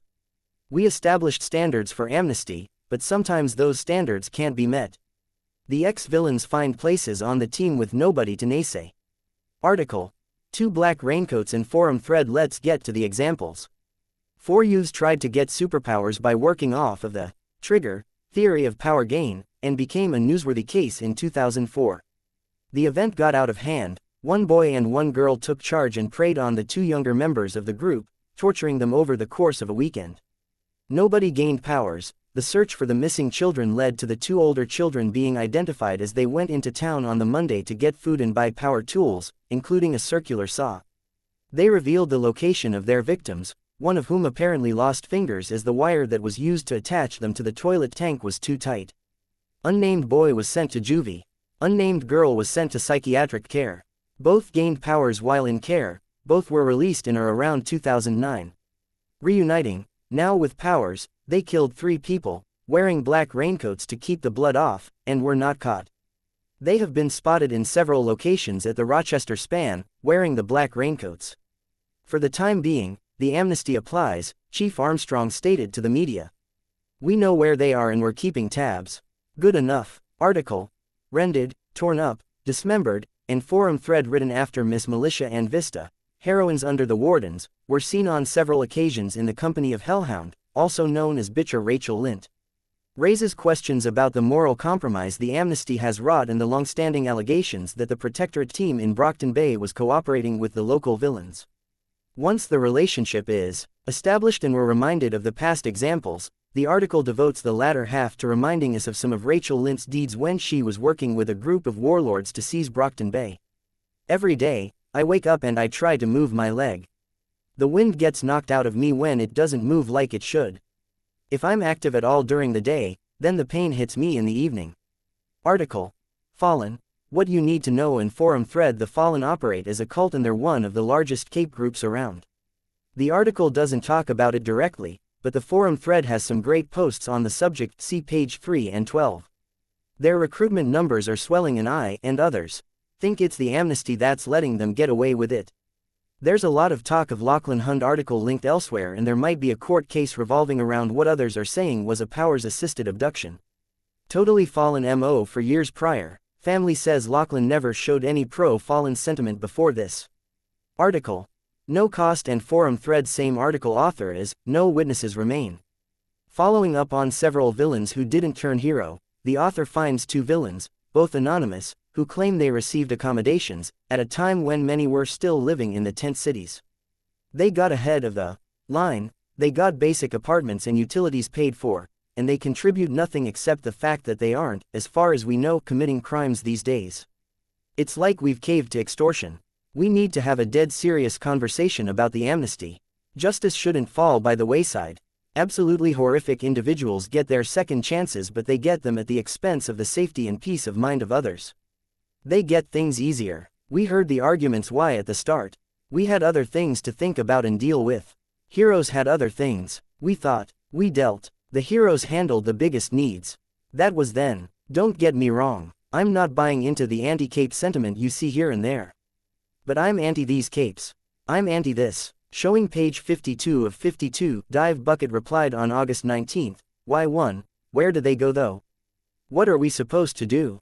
No birdcage, no max sec prisons, bare bones legal system, no stable government to put either of those in place, no resources, no records, no witnesses." As Op says, Erasmus replied on August 19, "Why one? We have strict control over the portals. Send them out to bet. Close the doors. Or guard them. MLEKK is MLEKK replied on August 19, "Why one? MLEKK uses in MLEKK thinks that would cause more problems than it solves. MLEKK thinks they would want to attack the doors. MLEKK thinks of the refugees who haven't made it to us yet. MLEKK decides bad idea." MLEKK uses out. Mangled Wings replied on August 19, "Why one? What's wrong with extortion? What's wrong with taking measures? If you stand at the bottom of a hill and a car starts rolling down it with nobody in the driver's seat, what do? The way some of you imbeciles are talking about this, I can't help but think you would stand there bitching about the situation until the car hits you. Get out of their way first and then make sure it wasn't one part of bigger problem or disaster. Then and only then do you address the problem with your indignation and sense of injustice, cold, clear, and gripped in steady hands. Find some weapon or power and take action." Team Lancer replied on August 19, "Why one? At Mangled Wings 1, villains aren't cars. Villains are humans. They're accountable for their actions. 2, we have more choices than, get out of their way. We're part of a greater society. We have the choice of catering to them or treating them like the scumbags they are. We're accountable for how we respond to them. Our government is accountable for how they respond to them. 3, imbeciles, isn't helping foster good discussion. 4, can someone please ban MLEKK? They're in every other thread. Admin said they would deal with low investment content. 5, why the fuck is MLEKK one of the only people with working badges?" Mangled Wings replied on August 19, "Why one? There are 3 kinds of villain. There are villains at rest that don't do anything unless bothered, and they may be easy to bother. Don't bother them unless you're sure you're stronger than them. If you don't have powers you aren't stronger than them. There are villains in motion. They want something or they're going somewhere. Don't get in their way unless you're a lot stronger than them. Catch them from the flanks or from behind if you're strong and clever enough. These 2 kinds of villain don't budge. I've known a lot of them. I know how they operate. It takes a lot to move the ones at rest, and it takes a lot to change the course of the ones in motion. You can't do either. Don't try. The 3rd kind is the kind worth paying attention to, and they're the ones that are changing or that can change. Objects in motion stay in motion, and objects at rest stay at rest, and the times and situations to watch out for are when they change states. The people bitching here don't know enough and don't have the power to handle any of that. Get stronger. Get smarter. Leave it to the people who know stuff to tell each group apart and to know when to handle things." New Omstar replied on August 19, "Why one? Like you. You act like you're the only one who understands the situation. What guarantee is there that they're ever going to handle things? People and institutions do what is easiest. P.S. Malek is only one deserving of badge. Cult of MLEKK." Ron of Couches replied on August 19, "Why one? Adding articles, Part 3, keeping to OP's format, Valkyrie interviewed and thread link rising star in the Wardens. Exceptionally powerful, many references to the Green Maiden or something. Might harken back to before my time. She is asked directly about this in the interview and deflects. Shepherd's Crook and thread link, not many posts, team started up and fell apart. Reason why, one ex-nemesis and lover of the team leader was invited to the team. They went full Yoko. Shepherds no more. Endemic is the word." Mangled Wings replied on August 19, "Why one? Like me, New Omstar. I have worked with more than 20 villains. I am a villain. When I give you recommendations about leaving sleeping dogs alone, I am referring to myself. When I tell you that you want to get out of the way if I have something I want, referring to myself. I am not one of the leeches. I pay for my own apartment. I make no trouble. Yet, yes, I am talking to the heroes. They keep their eye on me and I keep my eye on them. There are other factors. This makes degrees of sense you are not equipped to comprehend. For now it is fine and you should take my word for it. I'm aiming to get stronger. I'm aiming to get smarter. I am not the only one doing this. If you spend your time bitching on the internet instead of doing the same, then you're one of the imbeciles because things are changing and you will fall behind. I can verify any of this if I must, but I don't know how as I am new to this site. Point Me the Sky replied on August 19th, Y1, if you send me a private message, I can walk you through it. It would be faster to contact an active admin directly. End of page. 1, 2, 3, 4, 5, 50, 51, 52 Private conversation with Point Me the Sky. Mangled Wings, you said you'd help. Point Me the Sky, hello to you too. Point Me the Sky, click on your username while reading any thread you've posted in. Go to the help panel. There will be a list of options. Third box, second option, badge verification. You might want to open a new window so you can go back from this convo to that. Mangled Wings, it says import image. Point Me the Sky, take a picture of yourself in costume and a piece of paper with your username on it. Connect phone or camera to computer. Find the image and select it, hit the select button on the bottom corner of the window. Mangled Wings, I don't have a phone or camera. Point Me the Sky, does your computer have a camera built into the monitor? Mangled Wings, yes. Point Me the Sky, OS 360. Mangled Wings, yes, I think. Point Me the Sky, draw the circle in the center of the desktop to open the radial menu. Hit C, and camera should be something visible. Open it, wait for your image to appear. You'll want to be in costume. Hit space. Mangled Wings, it made a shutter sound. Point Me the Sky, you were in costume already. Mangled Wings, it's fine. Point Me the Sky, sure. You'll find the picture in the pictures bubble. Mangled Wings, thank you. I found it. I imported it. It wants me to put in a label before I hit select. Point Me the Sky, villain, I guess. I don't know if you really want to do that.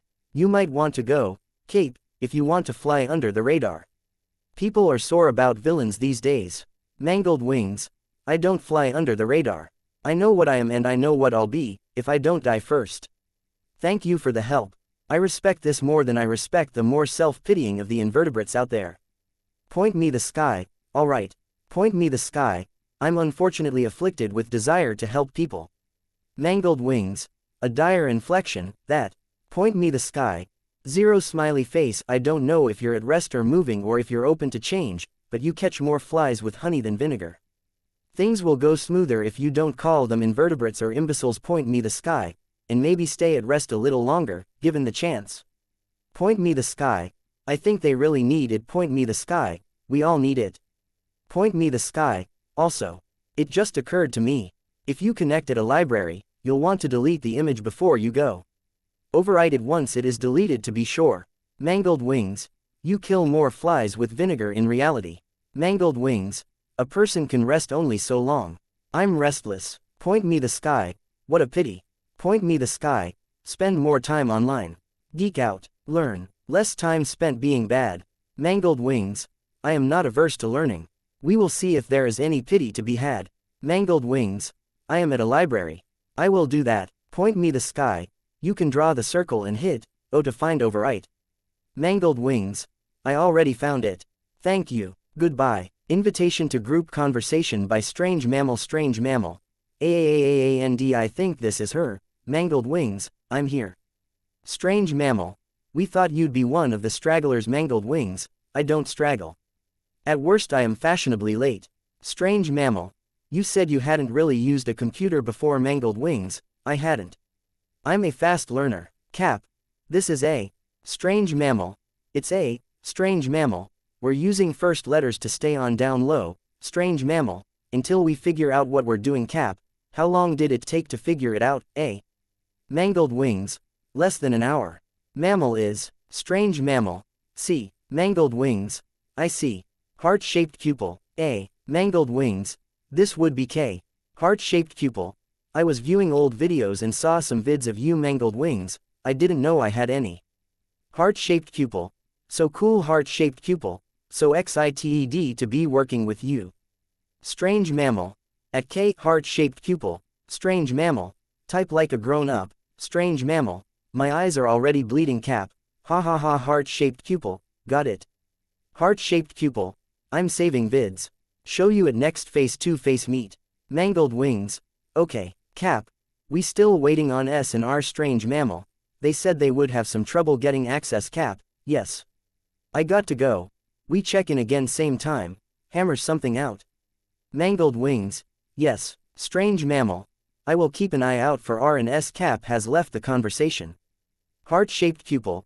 Downloading. Heart-shaped pupil. Getting off chat to download faster.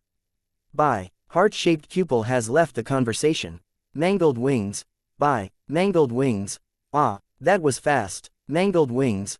I'll go too. Strange mammal. FYI. Mangled wings. I don't know this word. Strange mammal. For your information, strange mammal. Others can see time you spend online on your profile. You spent longer than 1 hour. Strange mammal. You've been online all day. Mangled wings. I am at the library. Something to do with that, I'd think. Strange mammal. It doesn't work that way. I am 95% sure. Strange mammal. There is no need to lie. A strange mammal. The reason for this project is supposed to be we know each other. Strange mammal.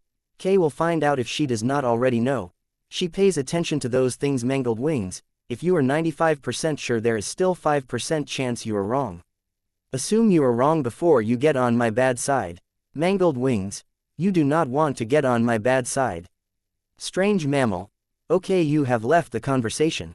Chapter 307. Sequel teaser. Glowworm P.4. Welcome to the Parahumans online message boards. You are currently logged in, of 5 searching for threads, with the term multi-triggerer, with the term grab bagger, with the term cluster triggerer, with the term mosaic and the term powers, and give higher relevance to the term article, and give higher relevance to the term science, and ignore capitalization and punctuation, and show topics and replies made within the last year. Topic. JRPNA use of cluster powers, serial powers, match powers, and nth generation powers to identify hinge points in power expression. 1998 in Boards Parahuman Science Azavail PRT Science posted on June 4, 2002. Article studies into parahuman abilities presently catalogs studied powers into 3 major databases: the PRT database in the US, the Cambridge Parahuman Studies Facility, and the EUJP International listing. The lists are formed by way of interview and laboratory studies with each institution using universally standardized forms in addition to supplementary material. Each of these 3 institutions have stated an express or strongly implied desire to understand and predict expressions of power and tie these expressions to the inciting incidents.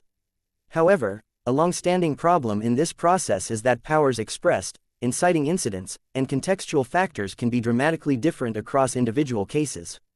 While some common themes can be drawn out, derived results are traditionally very big picture. It is only recently that databases have begun to include sufficient numbers of special case triggers that allow more focused study of how powers are expressed. We identified cluster powers, serial powers, matched powers, and nth generation powers as the special cases to focus on in more focused examination of how power instances can be mapped, and we posit a hinge point illustration of power expression and theory. Definitions: cluster powers are defined as powers wherein multiple inciting incidents occur either simultaneously or within a minute of one another. Such parahumans will have a collection of smaller powers related to the others. Serial powers are defined as cases where an individual or multiple individuals in long-standing proximity to a parahuman will develop powers. Click to read full article. 5 of 280 replies match search criteria, of 5 replied on August 20, Y1, link is broken. WMD 377 PRT Science Admin replied on August 20, Y1, yes. Tagged. It's good to keep track and note this. This article was pretty important to the time. It would be worth finding someone with it in print and transcribing. Keep letting us know. It helps us track which articles are most important and desired. What's your field? Double Time Collies replied on August 20, Y1, I have this one. I can transcribe over the weekend. Want me to DM you the transcription? Of 5 replied on August 20, Y1, that would be helpful. Thank you. No field. I am furthest thing from scholar. Lot of this is going over my head. Personal interest only. WMD 377 PRT Science Admin replied on August 20, Y1, keep in mind that serial and nth generation, second gen, third gen powers are now the same thing. End of page 1. Click to view full list of pages. Topic: Multi-trigger case studies, Parahumans 303 class notes Spinky, September 15, 2009 in Board's Parahuman Science non-articles right sector posted on September 17, 2009 from Wednesdays with Professor Spinky. Posted with permission. Cleaned up where I could overview. What are clusters? Other names are mosaic page expression, grabbing, multi-effect on resulting power. Why important and importance to study. Case studies greater effects, things to keep in mind. Point 1. What are clusters? 2 to 6 people trigger at same time or very close together. Each gets a suite of powers. Person A gets person A primary power and fragment of B, C, D, E, F. Person B gets person B primary power and fragment A, C, D, etc. Part 2. Effect on resulting power. Terms secondary expressions. Weaker or subtle power. Can be conditional. Primary powers may be weaker than if they had triggered alone. Powers inspired by others but not identical. Relation may be tertiary. Example given: fire breath change to fire something or something breath. Professor stresses this is very basic example term for staying element as hinge old or dominant current.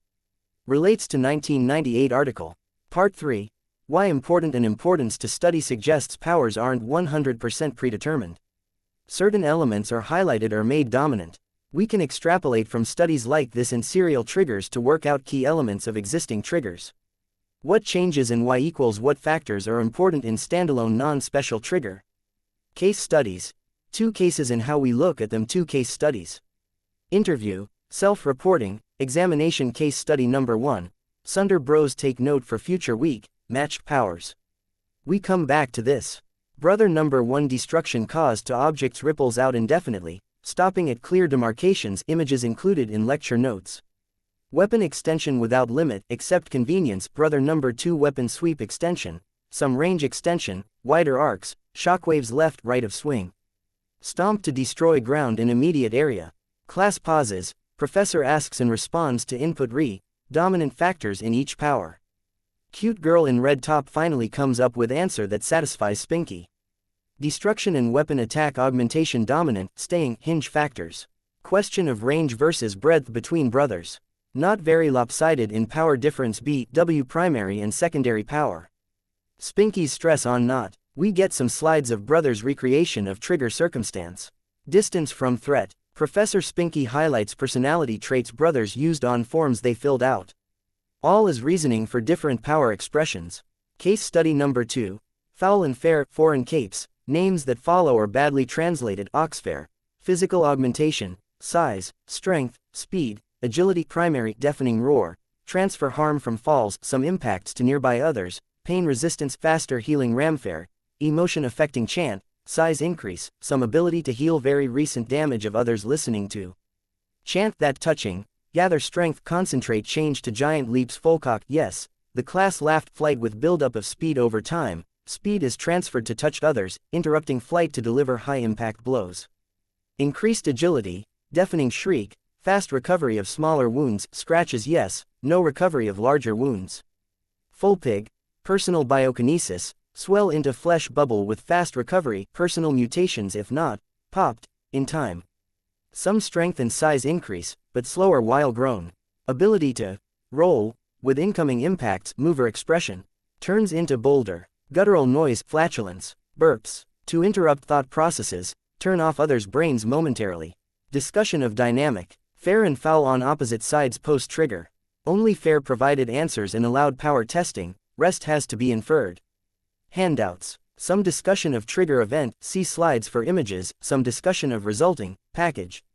Powers for each individual distinct but play off each other in semi-complementary way. Reflective of personality, or, guiding hand, principle. PT. 4. Greater effects and things to keep in mind, things touched on in homework reading. Kill, kiss, more on this in Parahuman Psychology class in a few weeks. Personality bleed, personality traits bleed over from one individual to other. Messy higher incidences of paranoia, confrontation, aggression, PTSD. Less bounce back, higher rate of death post-trigger. Kill, kiss again, Graph Professor Spinky stresses emotional states may play into the above. Triggers that are sufficient to draw in multiple individuals are worse than average. Can't jump to conclusions. Correlation equals causation.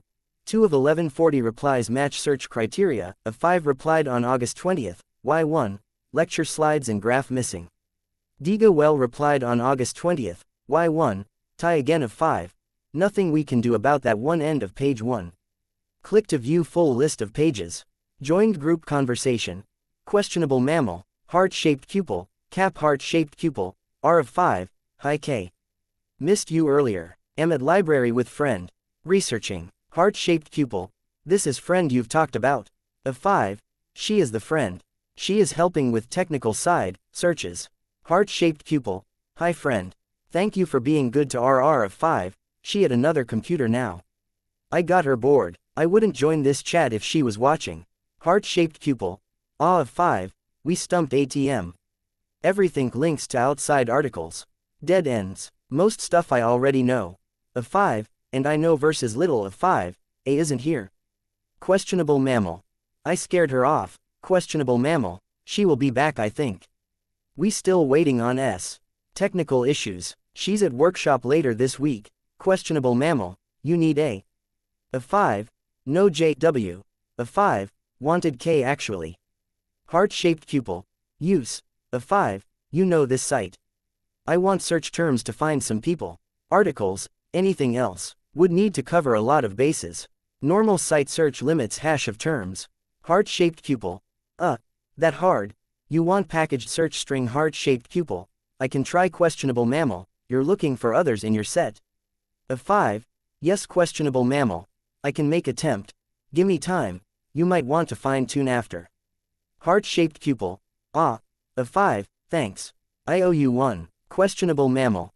I got games by the way. We'll give on next meet. Of 5, I owe you 2 questionable mammal. No not big deal. Questionable mammal. Go keep researching heart-shaped pupil. Entertain lady friend. Questionable mammal. And that of 5. Getting off chat. Friend blames slow connection through node. Of 5. Tie again questionable mammal. I DM you when I have something. Questionable mammal. Keep eye out topic. EUJPR relationship entanglement in cluster triggers 2005 in Boards Parahuman Science Junior Max. Posted on February 18, 2005. Translation colloquially known as the kill-kiss dynamic. In cluster triggers, there is a very high tendency toward passionate relationships, either hostility or partnership. Clusters have a 40% chance of one member murdering another, rising to a 50% chance when including attempted murder, 25% chance of a partnership forming, and a 10% incidence of partnership and murder coinciding. The term partnership is used for romantic pairings in instances where sexuality and gender allow, and close friendship or formed teams with members in other cases. In some 10% of cases of close partnerships forming, the romantic pairing occurred despite one's typical sexuality. The relationship entanglement study looks at existing cases and clusters to investigate why. The most dramatic case in recent memory is the stodge, also known as the stable, or the foul and the fair. The good ox was turned into a grisly display. Click to read full article. 3 of 79 replies match search criteria. Of 5 replied on August 20th. Y1. No article on click. Dana and Evan, student, replied on August 20th. Y1. It wasn't a terribly good one. Doesn't read as a solid study so much as a commentary. I'd give it a pass. The same details are covered in more depth elsewhere. I'll see what I can dig up. Of 5 replied on August 20th. Y1. Thanks end of page 1. Click to view full list of pages. Private message from 17953Q183H17931713E71469317953R9713E71469397463 974641793A8209746413173901761R796520 of 5. Joined group conversation. Questionable mammal. Heart-shaped pupil of 5. Got a strange message. Friend says it might be a bot. String of numbers and letters. Questionable mammal. Could be. Of 5. Could be S. Questionable mammal. S isn't that bad with computers. Questionable mammal. Block and move on. Questionable mammal. By the way, here is search result for you. Private message from 17593Q183H1795319713E713E71469317953R9713E7146993. Had to check. A 5. 17593Q183H179553R9713E7146993. If you were one of mine. A 5. I'm going to do what my friends said and block you if you don't explain. 17593Q183H179553R9713E7146993. You're clearly looking for info on multis. A 5. Yes, a 5, I am. 17593Q183H179553R9713E7146993. I can provide. 17593Q183H179553R9713E7146993. We can collaborate. 17593Q183H179553R9713E7146993. Is important to have others to watch your back. Of 5. I've found some people. 17593Q183H179553R9713E7146993. Unless you are a member of a very new cluster, limited hash of people you can be.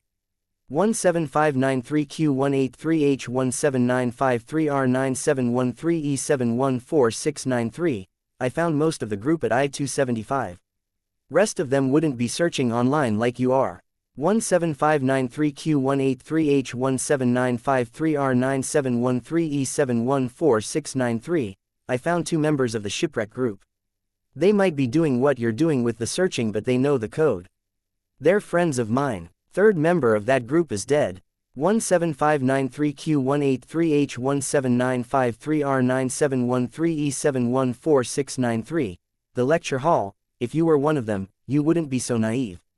17593Q183H179553R9713E7146993. That leaves 3 options. The Kansas Cornfield Massacre.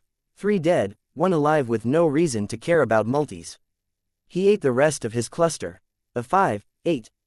17593Q183H179553R9713E7146993. The book fair.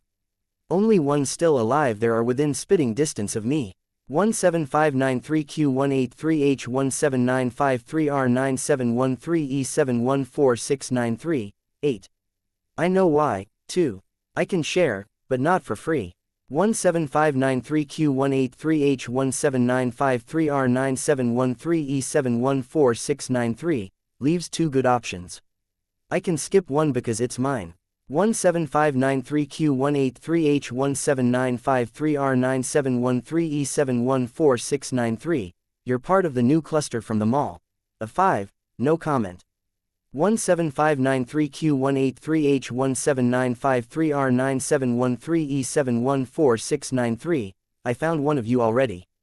I reached out to him first. He said no. Bad for him. Lucky for you. A 5, lucky. 17593Q183H179553R9713E7146993. The one I talked to said there's a woman, 2 boys, and him. I'm going to assume you're the one I've termed the runt. The smallest, easiest target. 17593Q183H179553R9713E7146993. The woman is gathering funds to hire mercenaries and come after you. The one I talked to hired an information broker to find you. Her name is Tattletale. She's good. She has resources. Including the mercenaries I just mentioned. She's also preoccupied for now. 17593Q183H179553R9713E7146993. A favor from me to you. 17593Q183H179553R9713E7146993. That leaves you in the last one. It sounds like all 3 are coordinating versus you. 17593Q183H179553R9713E7146993. I can just about guarantee the people they're gathering together are better than the ones you got. 17593Q183H179553R9713E7146993. You need help. You've got a case of kiss kill like I never saw, and I don't think they're reaching for the chapstick. A 5. You're wrong. 17593Q183H17953R9713E714693. About the need for help. A 5. It isn't kiss kill. A 5. I'll take any help I can get. A 5. Provided I can get some clue you're legit. 17593Q183H17953R9713E714693. Glad to hear. A 5. And some idea of what you're really after. 17593Q183H17953R9713E714693. You. And a chance to deal with some mutual enemies. 17593Q183H17953R9713E714693. I'll be in touch. Searched for. Threads, with complex term.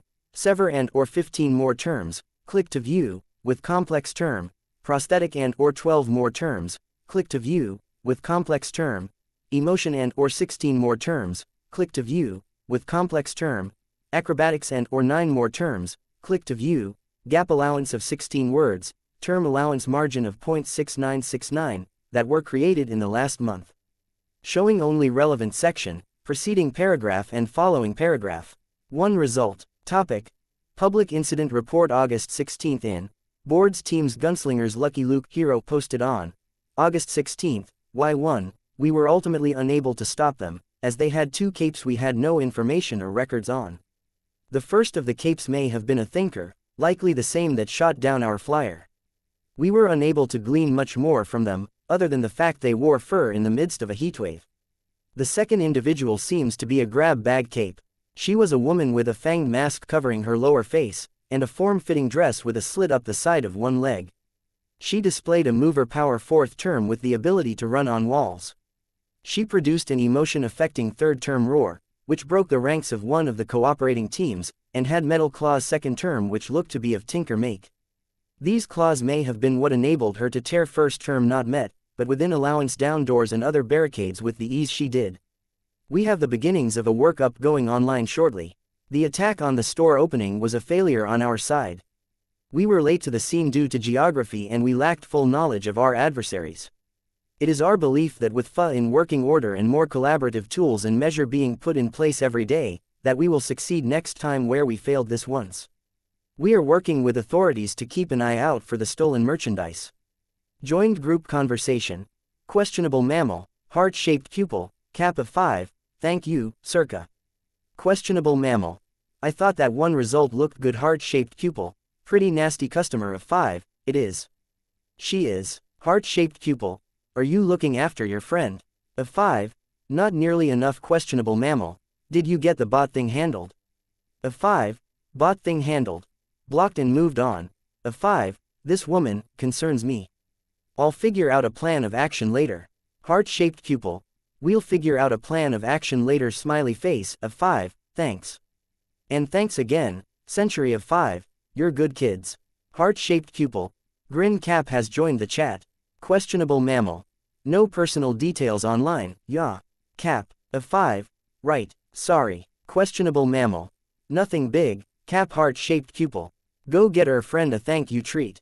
Giant heart-shaped cookie. Cap, subtle. Of 5, I don't know about cookies. There's a place to get ice cream. Heart-shaped pupil, go, shoo. You have left the conversation. Chapter 308. Sequel teaser. Glowworm P.5 subject. Your NILS University application August 21st. Y1 Dear applicant. Point me the sky at mail. We regret to inform you that your application for graduate study in our department was turned down. We look at each application and applicant as a whole, and decisions are based on a composite of information including your previous academic performance, referrals, relevant professional activities, proposed research statements, and test scores. Due to a high volume of applicants, this message has been partially automated. Your application was received by paper and email and discussed by me and one other faculty member. We responded by email as per your preference. We would like to stress, for your particular application, that we would very much like you to apply again in future years. That we would encourage you to use the same email address, as we can easily tie it back to this application. We felt your academics were very strong. We felt your extracurriculars were exceptional. We felt your references were exceptional. In a time when records are often lacking and references may be hard to identify or contact, your application stood above and beyond in how complete and thorough it was. NILS is one of 3 universities serving an estimated population of 50 million on Earth Gimel and its associated territories, and it is the sole post-secondary institution offering graduate studies. Over 1.5 million bright and eager minds have applied to NILS in avid hope of starting or resuming their educations, and regretfully, with our current facilities, we cannot accept more than 20,000. Although these circumstances mean we must regretfully send you an unfavorable response, we appreciate your application. We wish you the best in your future endeavors and look forward to hearing from you next year. Yours truly, Drive, Marilyn Ginbar, Graduate Advisor. Private messages from Glitzglam. Glitzglam, friend said emails out today. Point me the sky, I got mine this morning. Glitzglam, and, point me the sky, same as last year. Glitzglam, point me the sky, we have completed a review of your application. Paperwork good, grades good, XLARs good, refs good, you're perfect. Point me the sky, but the world ended 2 years ago, sorry. No place for you now. Please apply next year. We'll keep track of your application and the fact you applied last year, we promise. Point me the sky. No mention in this YRS letter about me applying last year, so I do have my doubts. Glitzglam, ahun, frowning face. Glitzglam, why though? My friend got in and I know his AP wasn't as good. Point me the sky, why do you think? Point me the sky. That's a serious cue, and by the way, because I don't know. Point me the sky. Rational part of me thinks high demand program plus only so many grad students allowed in. Point me the sky. That part of me outnumbered 14 to 1 though. Glitzglam, Glitzglam, very specific. Point me the sky, I've been thinking about it all day. Made a list, lots of unreasonable answers that are semi-possible. Sentiment reference backstabs me. People with ties to uni staff get in first. Uni tied to gov plus gov wants specific focus for research. Point me the sky, I could go on. I know some of those sound crazy. Point me the sky, plus all of that.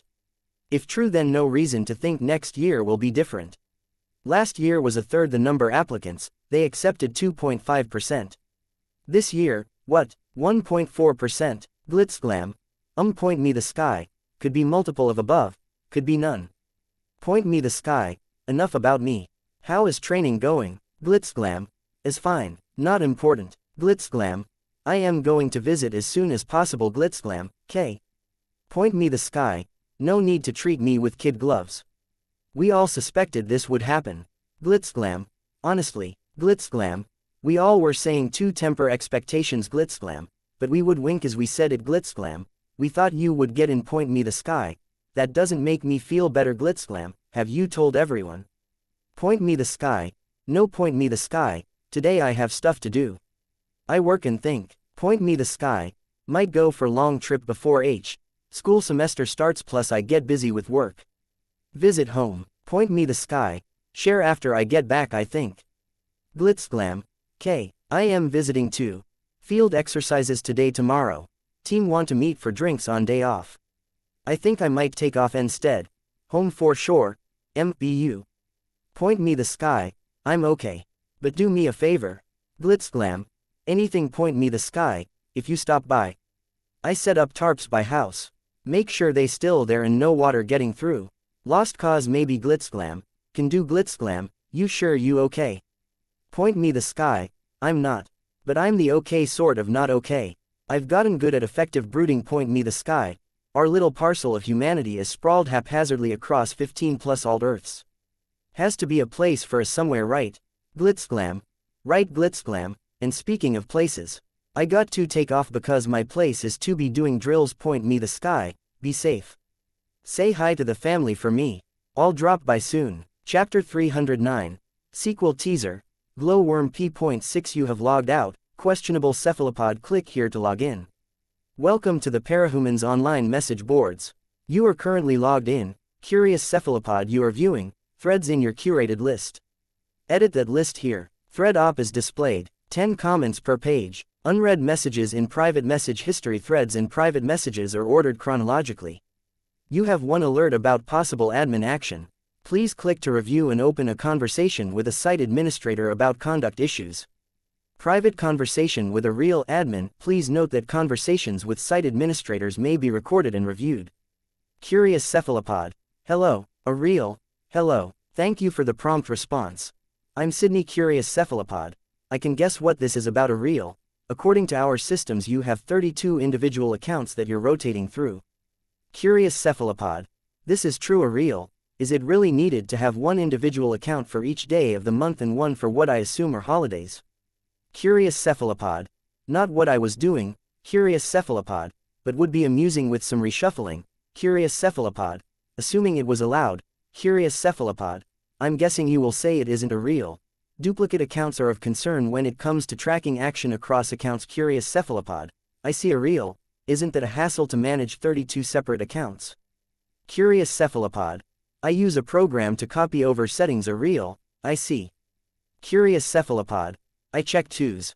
I don't think any of this is against the rules a real, but why did it? Curious Cephalopod. Security. I'm being surveilled.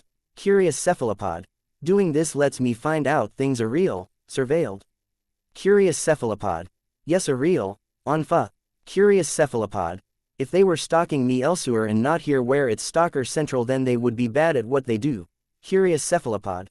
Elsewhere, Curious Cephalopod. And they aren't a real. If you're trying to obfuscate, I have to question why you use a chain of names that connect to one another. Curious Cephalopod. I'm not trying to hide. I'm trying to find out things. A real? Do I need to notify authorities?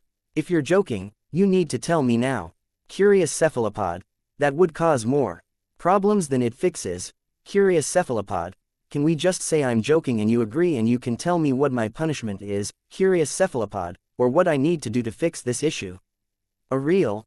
I remain concerned. Curious Cephalopod. How about this? Curious Cephalopod. 1 second, Curious Cephalopod. There. It should be in my user images. A real? Verification for Sydney. A real. I see it. I see. I'm assuming that in a matter of days, if you're an avian of some sort, Curious Cephalopod, insect. Yes, I could supply a different verification image, Curious Cephalopod, so can we chalk this up to a peculiarity of mine? Powers weirdness, a real, I'll have to discuss with others. Curious Cephalopod. Alright a real, I'm not wholly satisfied with this resolution. Either you were joking about something serious a real, or you're being cavalier about something serious Curious Cephalopod, or I'm being watched and I've been under various kinds of observation for some time, Curious Cephalopod, and this isn't that serious. Consider me a curious sort of multi-limbed invertebrate who would be happy to be left alone, Curious Cephalopod, except there's always someone on the other side of the glass, tapping or taking notes. Ears pressed up against the walls. Constant whispers, Curious Cephalopod. Things moved in my habitat when I'm not looking. A real? I think I have a sense of what you're getting at. Curious Cephalopod. Onode thgis poardiocular OBD server is benign a real. Curious Cephalopod. Software glitch. It doesn't like interruptions a real, I see. A real? I'm putting you down as a verified cape, with some notes. I'm not going to make this available to anyone looking at your profile unless you want it. Curious Cephalopod. I don't a real. I would like to link all of your 32 accounts together. This might take a few hours of fiddling on my end. It would only be info available to us and to you Curious Cephalopod, and to any outside parties with access to my computer. A real? I would avoid letting anyone have that access, if possible. Curious Cephalopod. That will be fine. I will try and I'm fine with being linked up. A real? Thank you for cooperating. Have a good day. Topic. Multiversal travel warnings in Boards Gimel. U.S. Cane Guild staff posted on August 22, Y1. The Guild is presently established in 3 facilities outside of the city in Gimel, U.S., supporting authorities and serving as bodyguards and representatives for the one-time denizens of Earth Bet, as new areas are surveyed and contact with new cultures is made. The process is exciting and interesting, and we report back as much as we are able, but it does have its hazards. After 2 recent incidents, we have decided to reach out to those we are familiar with, who are familiar with us. This forum is one of many places we'll be striving to communicate needs and necessities. Humans are explorers by nature. Our best count right now, excepting areas we cannot fully access, is that portals, devices, and tiers between realities are currently allowing access to 47 Earths. 6 of those Earths have been blocked off due to implicit threats or are fundamentally inaccessible. 2 more have been closed off at the request of their denizens. Earth Aleph, which most Earth-bed residents were familiar with, has been blocked off as well. Speak with authorities before making any trips to territories unknown. We don't and can't mount effective rescue operations if someone leaves and fails to return, but we have some ability to do so if and when authorities know where you've gone and you've stuck to the established route. People got lost or stranded in the wilderness on Earth in 2012, with all that world's satellites. It can and will happen in new universes. Do not travel to inhabited worlds. Absolutely do not make first contact. The first of the two incidents noted above was one where a family traveled across Earth Chamesh and happened across a settlement we were currently talking to. Much confusion and concern was had and we are still recovering. The second is to please stick to charted territories. Exploring the uncharted is exciting, but if you aren't equipped, you can come to harm, even if the world is uninhabited. One ex-bed government, which shall remain unnamed, sent one expedition to Earth Achat. The Europe of that world was home to an invasive species, which grew as a tubular mold in dark, shadowed spaces, particularly in forest. Eating food exposed to the spores these molds created causes stomach cramps that progress to reflexive vomiting over the course of 2 to 5 days. The vomiting then lasts another 2 to 5 days, causing death by dehydration for any who don't receive care. Be aware, Earth Gimel has been partially explored and checked by thinkers.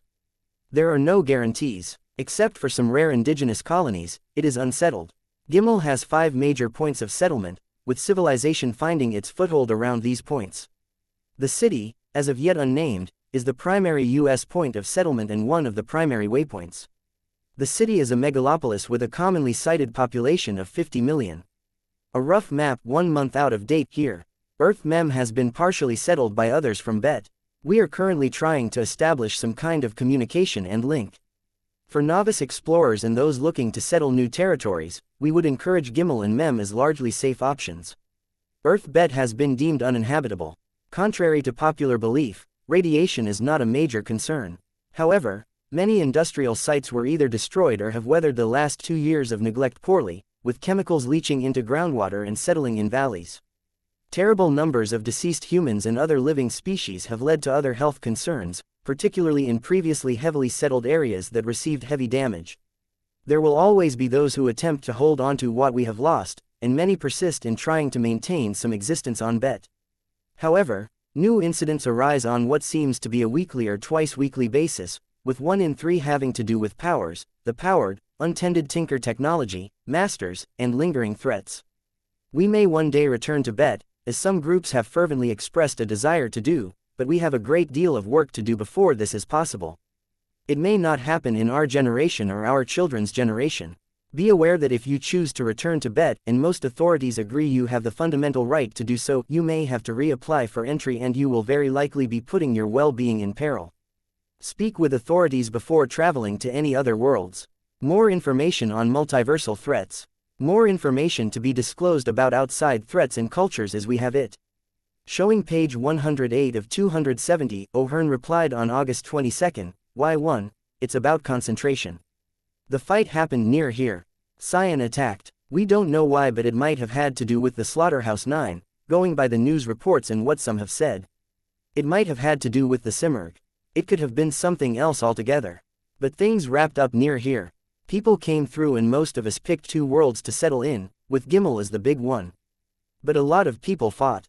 A lot of capes. Many were foreign. The fight ended, and then, we are doing or did our best to get them home, but not all want to go home. Or Xian didn't leave them a home to go back to. A lot of them have gathered into like groups. That's where we get the weird corner world settlements. Venturain replied on August 22, Y1, the corner world places aren't inherently bad though, right? My family just got into the city 1 month ago. Right away pressure. We can move into city but standardized rent and we need to earn wage and we may be asked to move. Best option is to move to city periphery and farm. They say they will give us tools and resources to get started but good spots are taken or very far away and farming isn't easy. Corner worlds are closer in a way. Go to noon, go to wherever from there. If we aren't reconstruction or farming we aren't wanted. So why become cogs in the city's machine? We can strike off on our own. Minor risk but total freedom. Slayer of Isaac replied on August 22, Y1, Adventurain, that was our mindset. My family tried it. We had the bad fortune of settling at one corner settlement. 2 points removed. We got off to an okay start. Shelter up, food out, basic needs covered. Regular trips to the city to supply up and cover more advanced needs. Winter of year 0 caught us off guard. We thought we were ahead of what we needed, but staying warm gets hard, and getting warm means chopping wood, which means physical effort, which means needing more food. I was handling most trips into the city. I was worn out and got real sick. My brother handled one trip, asked for help, came back with capes. They helped, yeah, then they took over. It was bad. You can find my photo diary on my user page. My brother went out and asked for help again. The second time around, the capes were willing to fix the problem and leave.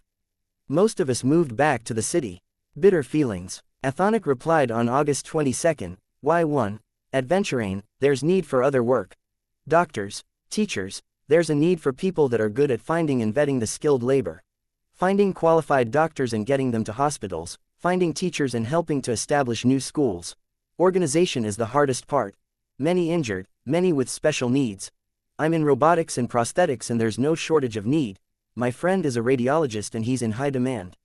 Lex Dogbell replied on August 22nd, Y1, many of those things require education. Letters started arriving yesterday. Rejected, rejected, rejected. No education. My friends are saying government is holding off on setting up schools because there is so much need for physical labor, industry, agriculture. MLEKK replied on August 22nd, Y1. User was banned for this post. Badge changed. Ferris Cape Dad replied on August 22nd, Y1. Right now we don't seem to have many threats at home. Things are quiet. The monsters are out there if they're even alive. Sleeper is still in Zion and seems contained there. The birdcage was abandoned and we don't know if the residents were left to starve. Few of the real monsters seem to be here. The dictators don't have the infrastructure. Our best capes are off doing good work and seeing what's out there. Our capes at home are calm and quiet. I'm okay with that. Fishman replied on August 22nd, Y1, not all of the dictators. Not every place was ruined. There are monsters out there who I will not name out of fear for my safety. They were kept in check back on bed and nothing holds them back now that much of the world has evacuated. The weather may be bad there but they may not have had industry or other problems to taint things. Things are looking up here but there I think it may be hellish for the citizens. Who can help them? Is difficult. If calamity comes in plague or bugs or rats then the people suffer, but dictators will not let them escape. I make calls every day. Moore Guild replied on August 22nd, Y1, I'm going to reach out to you by direct message. Fishman, tell me what you can. End of page. 1, 2, 3, 4, 5, 107, 108, 109, 268, 269, 270 joined group conversation. Cap, heart-shaped pupil, of 5, mangled wings. Cap, I don't know that much mangled wings, you know some. You were a corporate hero. Heart-shaped pupil, share. Don't be shy. Cap, I was a man on the ground in a flashy costume. I was told to do things and I did them. My mental energy went toward figuring out what I would do when I had discretion. Cap, some of it. Of 5, I know what you mean about mental energy. Cap, right. Time management is a nightmare even without complications. Add family, team drama, having to look good for the cameras and magazines and I wasn't exactly thinking about upper management.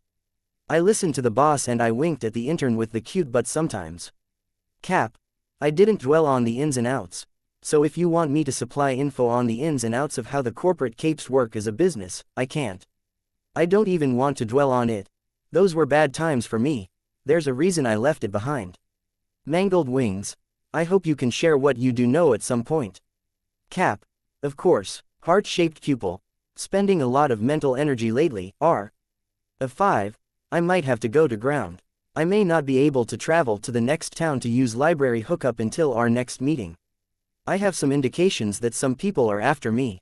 More than they were the day before yesterday. Cap. Do you need me to come? My brother and I can visit, hang out, offer you some backup. I might not remember much about the nuances of the corp team, but I have pride in my ability in a scrap of 5, I appreciate that. Cap. It could be fun. You're the closest thing I have to a best friend ATM, so we might as well hang at some point. Of 5, oof. Yes, we get along best, out of the group. It would be good in other times, maybe. But I don't know what vectors they can use to attack or track me. This whole thing is a mess. Cap. I'm so glad I don't have to deal with the cluster trigger clusterfuck heart-shaped pupil, amen. Mangled wings. Agreed. Of 5, easiest if I just drop off the radar for a bit. We can touch base later. I might check in to see if S showed and we can go from there. Otherwise I see you in a few days. Cap. Help is available if you need it. Heart-shaped pupil. I was going to say. I'd love to be of help of 5, I'm safe where I am for now, in a sense.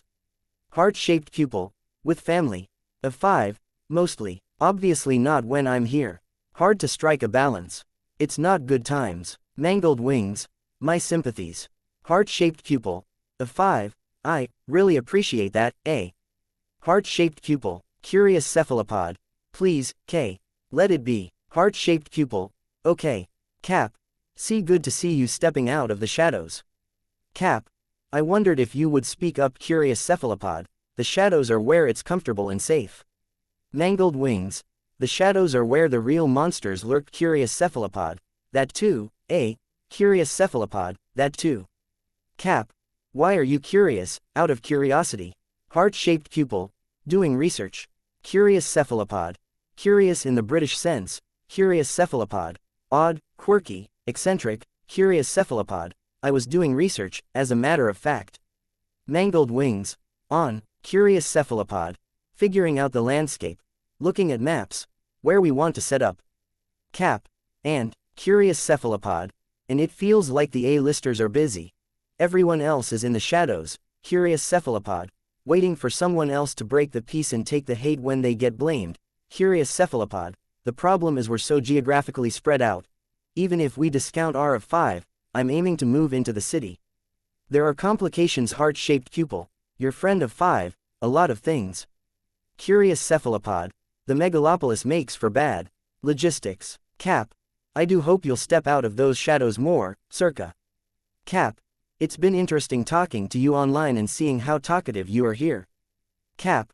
I like what you contribute when you speak up, curious cephalopod. That's me being an introvert. Cap. That's fixable, curious cephalopod.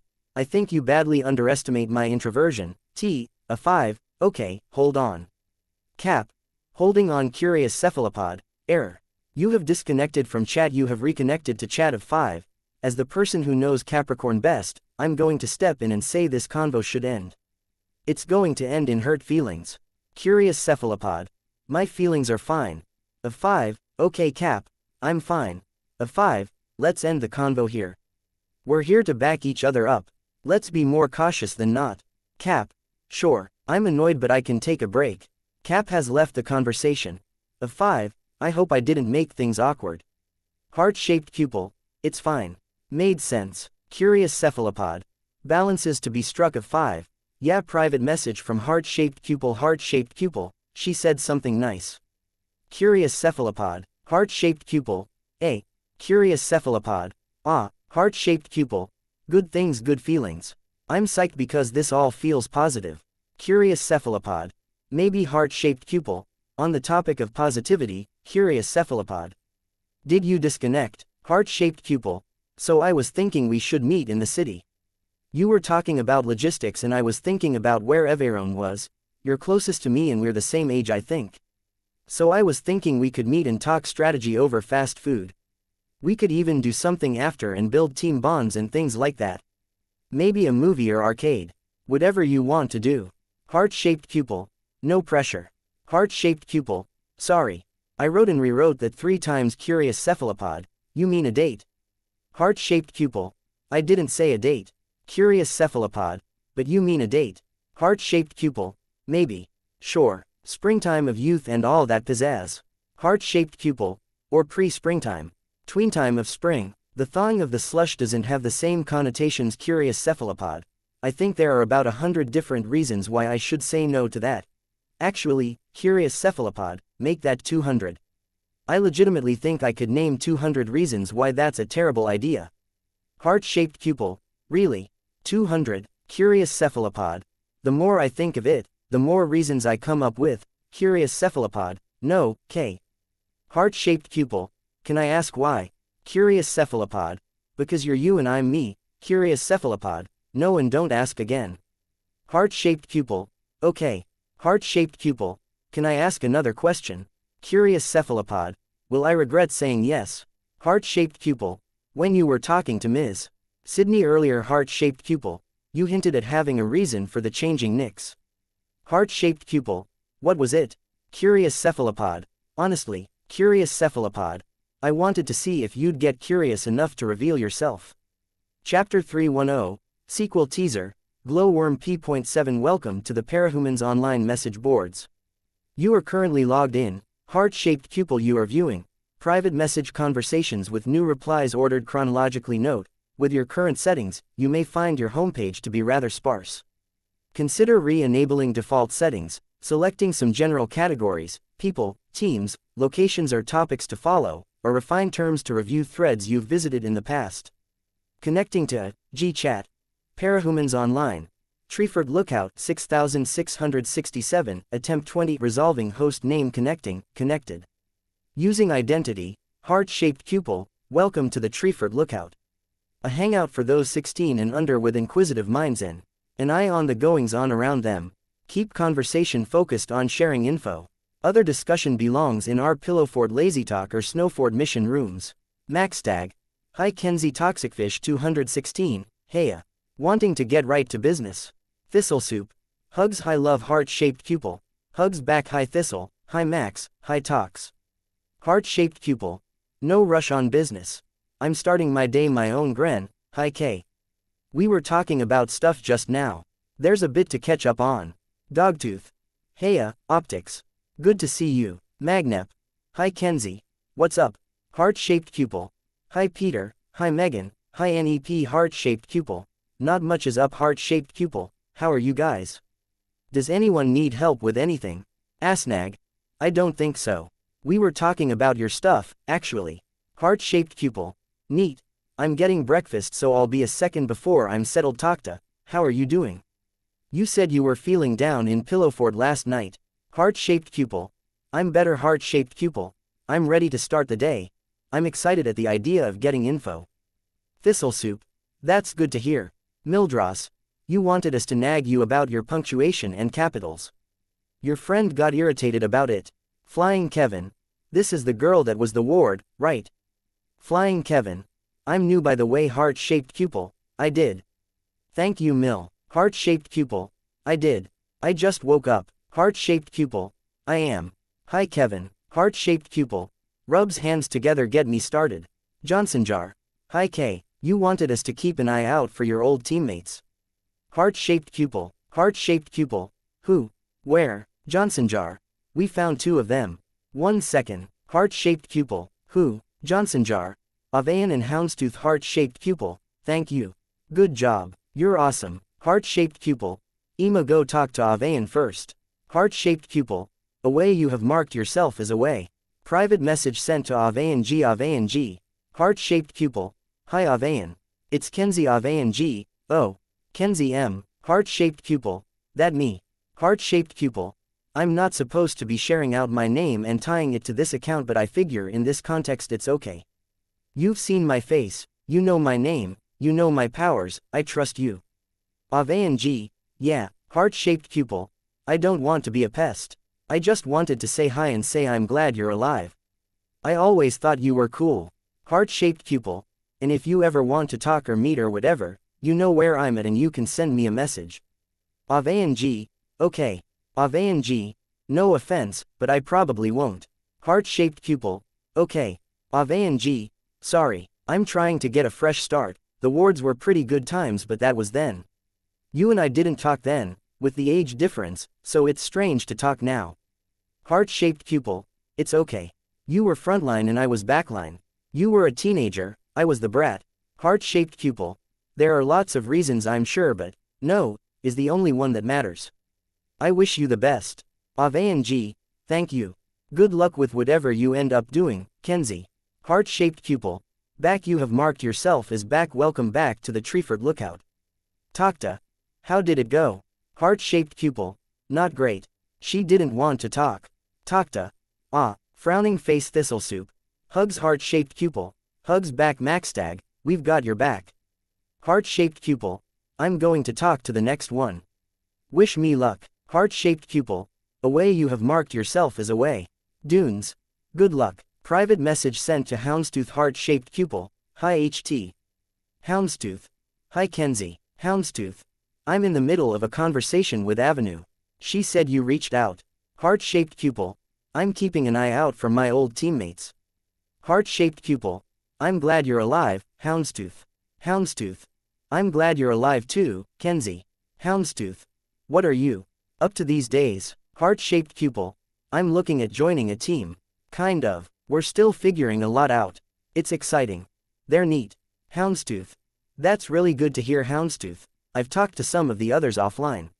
We made out better than most. The only question mark is 10 to 59, but I'm suspicious they're okay. Heart-shaped pupil. I already found them. They're alive and well. Houndstooth. Did you? Okay. Good. Great. Then we only lost Pigeonhole, but you knew about them. We made out better than most. Heart-shaped pupil. It's great. I'm so relieved. Heart-shaped pupil. I really liked the team. Everyone was so cool. Heart-shaped pupil. It was an important time for me. Coming back to Baltimore to join the team was the first time I got to stop and settle down. Houndstooth. Yeah, heart-shaped pupil. It was home, heart-shaped pupil. So it means a lot to me to hear you say we when talking about us making it out mostly okay. Houndstooth. You know that was then, don't you? Houndstooth. Back in the past. Things have changed. Heart-shaped pupil. Houndstooth. You got a bad deal, Kenzie. Not the worst I've seen, but I've seen a lot of people get better hands than what you got. You tried as hard as anyone and you did really good work. Houndstooth. You were a better hero when you were 4.5 feet tall than some adult capes I know today. Heart-shaped pupil. I've heard this speech before. HT. Heart-shaped pupil. Variants of it. Heart-shaped pupil. You gave me a version of it once. Heart-shaped pupil. You don't have to let me down easy.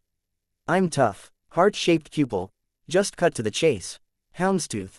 I think you shouldn't contact the others. Houndstooth. They have their own things to work through. They're rebuilding. Everyone's looking forward. Houndstooth. You have a new team. That's great. Heart-shaped pupil. Huh. Was I really that bad? Houndstooth. You weren't bad. Okay. Houndstooth. You weren't bad. Heart-shaped pupil. But. Houndstooth. But. Houndstooth. Give me a second to type. Heart-shaped pupil. HT. I was 10. Heart-shaped pupil. I've grown up some. Heart-shaped pupil. I was there for the end of the world. Heart-shaped pupil. I did stuff. I actually really helped. Houndstooth. Absolutely, Houndstooth. I keep typing responses and deleting them. Houndstooth. People or Gunshi. Heart-shaped pupil. Gunshi. Heart-shaped pupil. Of me. Houndstooth. Shit. Now I feel bad. Heart-shaped pupil. Don't. Heart-shaped pupil. I'm disappointed as all. Houndstooth. I can't stress enough that I have a lot of respect for you. Heart-shaped pupil. Thank you. Heart-shaped pupil. Can you give me one shot then? Heart-shaped pupil. Not even as friends. It can be business. I'm useful. You've been praising my work ethic. I'm smart. I have a kind of team. If you do me the favor of giving me a shot, I can do you one favor for free. Houndstooth. I don't know. Heart-shaped pupil. You're a smart guy and you were a good leader. You know how these things work. You know my power has its uses. Others would kidnap me for it. I am offering myself to you and you would be stupid to turn me down. Use me, please. Heart-shaped pupil. If you respect me so much, then let me prove myself. Houndstooth. Okay. Heart-shaped pupil. Yes. Houndstooth. Sure. Absolutely. Houndstooth. I can contact you here. Heart-shaped pupil. Yes, Houndstooth. I will be in touch. Heart-shaped pupil. Okay, Houndstooth. I will also talk to the others. I will leave your contact info with them. If they are comfortable with it, they can reach out to you. Heart-shaped pupil. Got it. Heart-shaped pupil. I'll cross my fingers. Houndstooth. I have to run. Heart-shaped pupil. Thanks for making the time to talk to me. Houndstooth. Keep up the good work. Bye. Heart-shaped pupil. Back. You have marked yourself as back. Welcome back to the Treefort Lookout. Takta. How did it go? Is your day looking up? Heart-shaped pupil. The high point of the conversation was toward the end when he said, "Don't call us, we'll call you." Takta. I don't understand, Flying Kevin. Heart-shaped pupil. It doesn't matter. I'm choosing to view this in a positive light. My day has to get better from here. Takta. That's positive. Heart-shaped pupil. It is. Heart-shaped pupil. For now I need a distraction. Heart-shaped pupil. Any other news? Maxtag. Tattletale took on a new mission that's taking her to Earth N. She'll be busy for a short while. Heart-shaped pupil. Heart-shaped pupil. Why didn't you tell me sooner? Priorities. Maxtag. I didn't know it was important. Heart-shaped pupil. It is. Information about my new teammates is key. Heart-shaped pupil. Be right back. Thistlesoup. Bye. Heart-shaped pupil. Away, you have marked yourself as away. Joined group conversation. Cap, mangled wings away. Weird cephalopod. Heart-shaped pupil. Was R around? Weird cephalopod has left the conversation. Heart-shaped pupil. Bye C. Heart-shaped pupil. Rar. K is here. Everyone run away. 3 Cap, R left. He dropped off the grid. Heart-shaped pupil. ARRRG Cap. C was saying he had to go get lunch soon. Cap. I think that's why he left. Cap. A is eating too. She practically living at library now, I think. Cap. But she has to leave it to eat. Heart-shaped pupil. Okay, heart-shaped pupil. It's good that she's there. Good to learn and study. Cap. Why? Heart-shaped pupil. Tattletale is out of town. They probably won't attack without her around to act. There is a reprieve. I got some info on her late last night too. Cap. That's great. Hopefully he swings by the library and we can let him know. Heart-shaped pupil. Great. Cap. Is quiet today. Lazy Sunday. How are you doing? Heart-shaped pupil. Today has been interesting. I'm looking forward to getting here and to the next meet. Cap. Agreed on the first 2 parts. Partial agree on the last. I think we're going to get yelled at. Heart-shaped pupil. I cannot imagine that. Cap. Shoot. Would love to chat but am being asked to go to church. Heart-shaped pupil. At noon. Cap. Family is asking. Church gets overcrowded these days, so we attend during certain blocks of time. Cap. You and me. We talk later, yeah. Heart-shaped pupil. For sure. Cap. Good work on the Tattletale info. Strategy will be so key if R ends up in trouble. You a champ. Heart-shaped pupil. Not a problem. Cap. Sorry to duck and run. Heart-shaped pupil. Go, you dork. It's okay. Cap has left the conversation. Heart-shaped pupil. Twiddle thumbs. Unknown command. Heart-shaped pupil. Yeah, you have left the conversation. Heart-shaped pupil. Back, you have marked yourself as back. Welcome back to the Treefort lookout. Heart-shaped pupil. Hit me with some more of that business. Maxtag. Hi Kenzie. Maxtag, you said teammate related things were important. Heart-shaped pupil. Yes. You have more. Maxtag. I'm not sure. It's minor, but you said it was related to 2 of your teammates. Maxtag. Weld is back. Article here. Heart-shaped pupil. Oh. He was away. The people I'd tell about it are away for lunch. Maxtag. I don't follow. Heart-shaped pupil. It's okay. You currently have 1 alert about possible admin action. Please click to review and open a conversation with a site administrator about conduct issues. Heart-shaped pupil. Ha ha ha ha ha. XD Dunes. What's so funny? Magnep. Flying Kevin. I don't understand. Heart-shaped pupil. Today has been quite a day. I'm having a run of bad luck. Admins want to talk to me and I think I know why. Haha. Dunes. Good luck. Heart-shaped pupil. Can I get a bit of a hug, Thistle? Thistlesoup. Hugs. Heart-shaped pupil. You're the best. Heart-shaped pupil. Away you have. Marked yourself as away. Private conversation with shower. Admin, please note that conversations with site administrators may be recorded and reviewed. Shower. I'd like a moment if you can spare it. Heart-shaped pupil. Hello. Shower. Thank you for the prompt response. I'm Graham. I'm with the FA-IT team. You can call me by my name or just Shower. Heart-shaped pupil. Hi Shower. What can I do for you? Shower. We had some unusual search activity that seemed to be causing congestion. Would you happen to know anything about this? Heart-shaped pupil. I might. It would have been during off-peak hours though. Shower. We update infrastructure during off-peak hours. It slowed us down. It stalled us for 3 hours last night. Heart-shaped pupil. Oh, that's not good.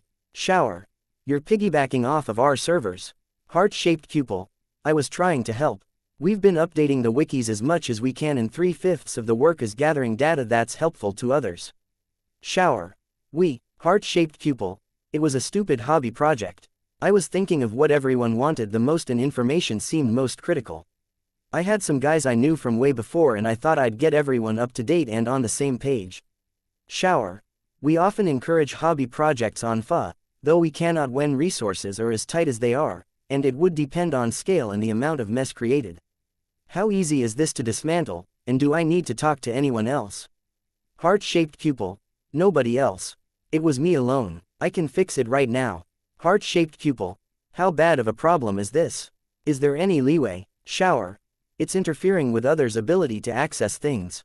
It might not seem like a problem here, because you're close to the home node, but there are people on the periphery or far-flung regions and they're going from satellite to ground to satellite to here, across several Earths. Shower. I think it's best if you clean up as much of it as you can. Shower. I think that since you're a chat member in good standing, we'd be willing to let this slide with a warning if it can be promptly dealt with without any mess. Heart-shaped pupil. I'll have to reboot. Shower. I'll talk to you shortly. You have left the conversation. Connecting to G-Chat. Parahumans Online. Treeford Lookout 6667, Attempt 32, Resolving Host Name Connecting, Connected. Using Identity, Heart-Shaped Pupil, Welcome to the Treeford Lookout. A hangout for those 16 and under with inquisitive minds and an eye on the goings-on around them. Keep conversation focused on sharing info. Other discussion belongs in our Pillowford Lazy Talk or Snowford mission rooms. Toxicfish 216, Heya. Wanting to get right to business. Maxstag. Hi Kenzie Thistlesoup. Hugs hi love my own Gren, hi K. We were talking about stuff while you were disconnected. There's only a little to catch up on. Dogtooth. Heya, Optics. Magnep. Hi Kenzie. How are you this afternoon? Takta. How are you doing? You sounded positive the last time I asked. Heart-shaped pupil. Yeah, heart-shaped pupil. Right to business Johnsonjar, what do you need? Heart-shaped pupil. I need everyone to be quiet. You have been auto-set to away as you have been idle for 5 minutes. Heart-shaped pupil. Kill Toxicfish 216. You are no longer set to away. Toxicfish 216. Business or pleasure bot disconnecting. Toxicfish has left the conversation. Heart-shaped pupil. Kill Maxstag. Maxstag. Mission bot 1 disconnecting. Maxstag has left the conversation. Heart-shaped pupil.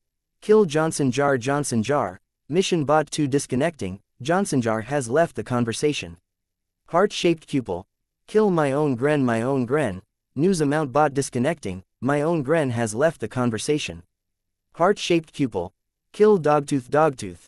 HT bot disconnecting. Dogtooth has left the conversation. Heart-shaped pupil. Kill Magnep. Magnep. Casual convo bot disconnecting. Magnep has left the conversation. Heart-shaped pupil. Kill Flying Kevin. Flying Kevin. Instant new guy bot disconnecting. Flying Kevin has left the conversation. Heart-shaped pupil. Kill TMI Mom. TMI Mom. Delayed new guy bot disconnecting. TMI Mom has left the conversation. Heart-shaped pupil. Thistle, can I ask for something? Thistlesoup. You don't even need to ask. Love Shower admin has joined the conversation. Thistlesoup. Big hugs Shower. I thought you might be dealing with the problem. Or is it dealt with? Heart-shaped pupil. Haha. This is embarrassing. Heart-shaped pupil. I'm dealing. Thistlesoup. Do you want another? Heart-shaped pupil. Be quiet Thistle. Shower. Are they AI? Heart-shaped pupil. Haha. No. They're as dumb as dog farts. Heart-shaped pupil. Trigger phrases or phrases a set time after login. Different bots for different tasks. I've taken care of some of the most problematic. I'll clean up the ones that are here for appearances. Heart-shaped pupil. I wanted to see if I could make them just realistic enough to fool anyone who accidentally stumbled in. Heart-shaped pupil. Kill Thistlesoup. Thistlesoup. Hug bot disconnecting. Thistlesoup has left the conversation. Shower. I see. Shower. I don't know if I was here long enough to be fooled, but I'm definitely confused. Shower. You're sure they're not AI? Heart-shaped pupil. If they were AI, I could be a potential S-class threat. Heart-shaped pupil. I'm just really lame. Heart-shaped pupil. It's hobby programming. Not my focus or specialty. Heart-shaped pupil. Kill Dunes. Dunes. Luckbot disconnecting. Dunes has left the conversation. Shower. I'll leave you to it, unless there's something I can help you with. Heart-shaped pupil. I built a server to manage any CPU load from the more complicated search bots. Can I donate it or something? Shower. You built a server. Heart-shaped pupil. I emulated what you guys run and set it up intermediary. Shower. I don't even think that's possible. But it might explain some of the other things we've had go wrong, actually. No, We'll need you to shut it down. Heart-shaped pupil. You can have it. It's probably better than what you have.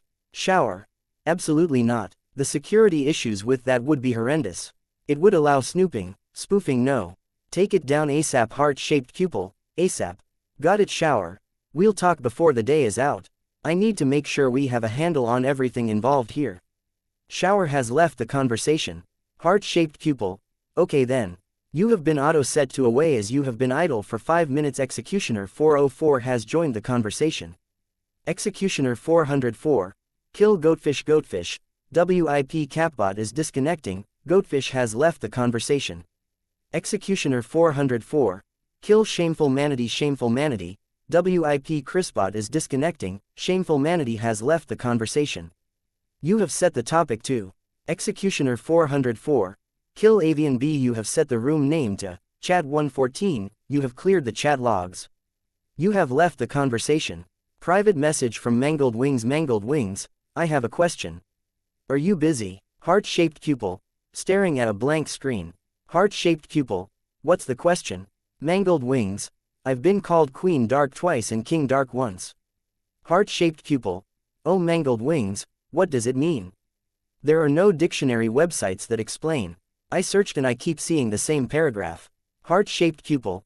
The paragraph is a paste. Queen Dark is a mean joke. Mangled Wings. They mock me. Heart-shaped pupil. I'm sorry.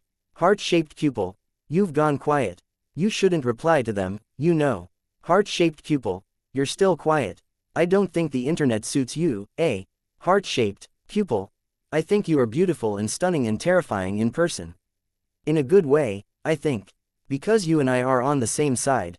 Heart-shaped pupil. Your voice doesn't translate well. Heart-shaped pupil. I think you're intimidating and you want to be intimidating on the internet and that doesn't work at all. C is the intimidating one here. Somehow, he has that knack, that atmosphere, the skill. Mangled Wings. C is. Heart-shaped pupil. Funny, isn't it? Mangled Wings. I think I hate the internet to the very center of my being. Heart-shaped pupil. If you think about it, with powers and all, the center of your being could include the vast monster in another dimension that's all hooked up into you. Passenger stuff. The center of mass could be in the middle of an alien god monster the size of a mountain or moon. I imagine it has the energy of a small star stored in it. Mangled Wings. This serves to illustrate the depth and energy of my hate for a setting where C might be more intimidating than I am. Heart-shaped pupil. I think I might agree with you on the hate thing. I want to meet face to face and hang out with S and you and maybe C and definitely Cap and R. I want that to work out. Heart-shaped pupil. If that fails, I dunno. Mangled Wings. You don't know. Mangled Wings. I thought we had a deal. Heart-shaped pupil. I wasn't sure if you were being serious. Mangled Wings. I am always serious. Mangled Wings. We'll handle this project. I aim to learn all I can. When or if it falls through, I will be an independent villain again. I aim to be a successful one. Heart-shaped pupil. Yeah. Mangled Wings. You'll work for me. I'll pay you, of course. Heart-shaped pupil. Mangled Wings. What? Heart-shaped pupil. People run scared from me. It seems even non-people run from me, if I pay attention to what happened in the last hour. Heart-shaped pupil. You aren't running. Mangled Wings. I don't scare. Mangled Wings. The world is filled with blithering idiots. More are only blither and more are silent idiots. You're the exception. If you will work for me then I'll damn well make good use of you. I'll incentivize you to stay around. Heart-shaped pupil. Okay. Heart-shaped pupil. You're one of the cooler people I know, you know. Mangled Wings. C. Not a blithering idiot. Chapter 311. Sequel teaser. Glowworm P.8 subject. FA Technical Assistance August 24th. Y1 After discussion among the moderation team, we have agreed to allow the name change. As we discussed in the Tech Help chat, our primary concern in these situations is an abuse of the system or a lack of accountability. This being said, your account is in good standing and you've agreed to a probationary status. Your in-account email, curated lists, private messages, badges, and accesses will remain intact, as will your forum account's connection to your wiki contributions. Let us know if there is anything else we can help you with. Graham at FA subject. FA Technical Assistance August 24th, Y1 Thank you so much. I am having another problem. I've been getting caught up on my PMs, DMs, emails, and there is a lot of abusive content. All of the recent messages are very hostile or vulgar. It seems to have started before I even signed back on. I don't know why. I'm so sorry to raise problems when I'm probationary. Subject. FA Technical Assistance August 24th, Y1 Gram here. I looked at the incident log and found one major incident that another site admin handled. An article came out here. 2 groups online identified the people in that article and shared out their screen names and other information. We took action when people used FA resources, direct messages, email to harass one of the individuals in the article. We took action and removed them, but they may be returning with the use of new accounts and expanding the number of people targeted. If you could report any or all of those involved, it would help us a great deal. For solutions, I can think of 3 options. You can continue to report so we can continue to take action, as these are not the people we want on FA, and we can hope this quiets down. You can move to a new account and start fresh, or you can agree to give FA staff access to your private messages so we can take action. This would involve us reading anything private in the conversations, and it would mean anyone messaging you was notified that FA staff can read your things. We would limit this to only recent and new senders, so your friends and pre-existing conversation partners would stay private. As a bonus, the notification could help stem the influx. Gram with FA subject. FA Technical Assistance August 24th, Y1 I'm not comfortable giving you access as I might receive sensitive or personal messages and I would want to. I'll report what I can. Welcome to the Parahumans online message boards. You are currently logged in, Space Squid you are viewing, threads in your curated list. Edit that list here. Thread op is displayed, 10 comments per page. Unread messages in private message history. Threads in private messages are ordered chronologically. Private message from Anonymous EDT 103. Anonymous EDT 103, you're not one of us and you'll never be. User has been reported. We'll look into it soon. Thank you. Topic. Article Weld to Warden in Boards News Events Gimel. US Ball Chan posted on August 23, Y1. Article text, editorial. His list of credentials starts off good. A 2-year tenure as a member of the Boston Wards with no offenses or misconduct reported to the media. He was the 3rd monstrous cape to feature as an actor on a television show, the first to make a second appearance on TV, and the first monstrous cape with an on-screen kiss. He was the subject of a viral online image, released with various humorous captions, and it was a combination of this and arguably his small network television appearances that gave him his popularity. He rode this success to a position as the first monstrous cape to be the team leader of the wards. Ambitious fellow, isn't he? Weld's popularity and time in the spotlight made him a figure of interest when, following undisclosed events in Brockton Bay, he turned from the established heroes and brought the vast majority of the monstrous capes in the Protectorate and wards with him. Speculation flew as to why, and Weld was cagey when asked. No comment, the teenager said. Weld's team was dubbed the Irregulars, in a play on the term for unconventional military squadrons and on the team being wholly made up of monstrous capes. At this stage, it was still possible to praise Weld for his efforts.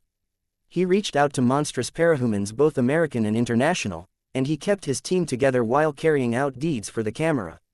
Maintaining a group of such size isn't an easy task when its numbers are swelling like his groups did.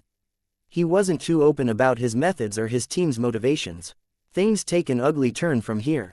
When Chevalier announced that the PRT was mending its ways and that the person at the heart of the organization's corruption had been defeated, Weld's irregular team of monstrous capes kept away and kept silent.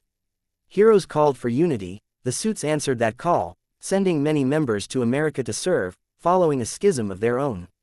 Even the defeat of Behemoth or the appearance of the new Endbringers didn't serve to bring Weld back into the fold. If anything, Weld seemed to note that his team's numbers were dropping. He and the monstrous capes serving under him stopped making as many public appearances. We don't know what he started doing at this time, but his team was still recruiting. No comment, Weld said. It's telling, too, that Weld's appearance changed. He decorated himself with horns and scales. To those with an eye for the symbolic, Weld was a monstrous cape who was embracing the monster and turning his back on the cape side of things. More time passed, and more silence followed.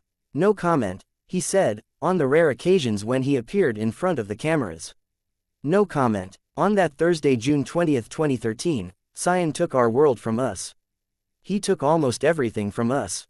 Based on our limited accounts of what happened, Weld was there for the initial foray, an organized series of attacks mounted from an oil rig. He was not there after, leading a substantial portion of his team to other venues. There's no indication of what he was doing, but we do know he wasn't there for the skirmishes on other worlds, against other major organized groups of parahumans. We do know he wasn't there for the follow-up confrontation on the beachhead. Many will argue it was a chaotic time. No reports are wholly accurate, the world was ending, and the number of parahumans fighting was no doubt mind-boggling. Why make a point of this in particular? To start with, today was the day Weld returned to Gimel after some time elsewhere. We've been told he was doing a combination of work in Earth-bed and spending some time touring other worlds in the company of the mass murderer codenamed Garrot, and a pair of unnamed capes the two were friendly with. He was extended an offer to join the Wardens as a leader of one of the group's cells, and he accepted. People are applauding, it seems. Weld led a rather formidable team of monstrous capes away from the field of battle, at that critical point in our recent history. He came back practically alone, his team gone. He's tight-lipped as to why. His ward's team didn't do very well either, for the record. We haven't heard the full story from him there either. He claimed that he didn't want to disparage his former employer, and that they were still on positive terms. Does he deserve the position? Is he trustworthy? Is he even that good of a cape or a leader? I'll remind you of two of his favorite words, while you mull over those questions. No comment. Showing page 13 of 13, which MLJ replied on August 23, why 1, nobody is saying why things happened like they did. Some are hinting at it though. A lot are hinting at it. Conspiracy of silence. Weld seems to know things and like the article says he's keeping his mouth shut. It is his right to keep quiet. It is our right to say he's an asshole for doing it. Capricorn Hero replied on August 23, guys, this is a hit piece and it's a bad one at that. Full disclosure. I know Weld some. He wasn't as one of my favorite people, but come the fuck on. Everyone has a motivation driving them. Skimming through the comments on this article makes that verses clear.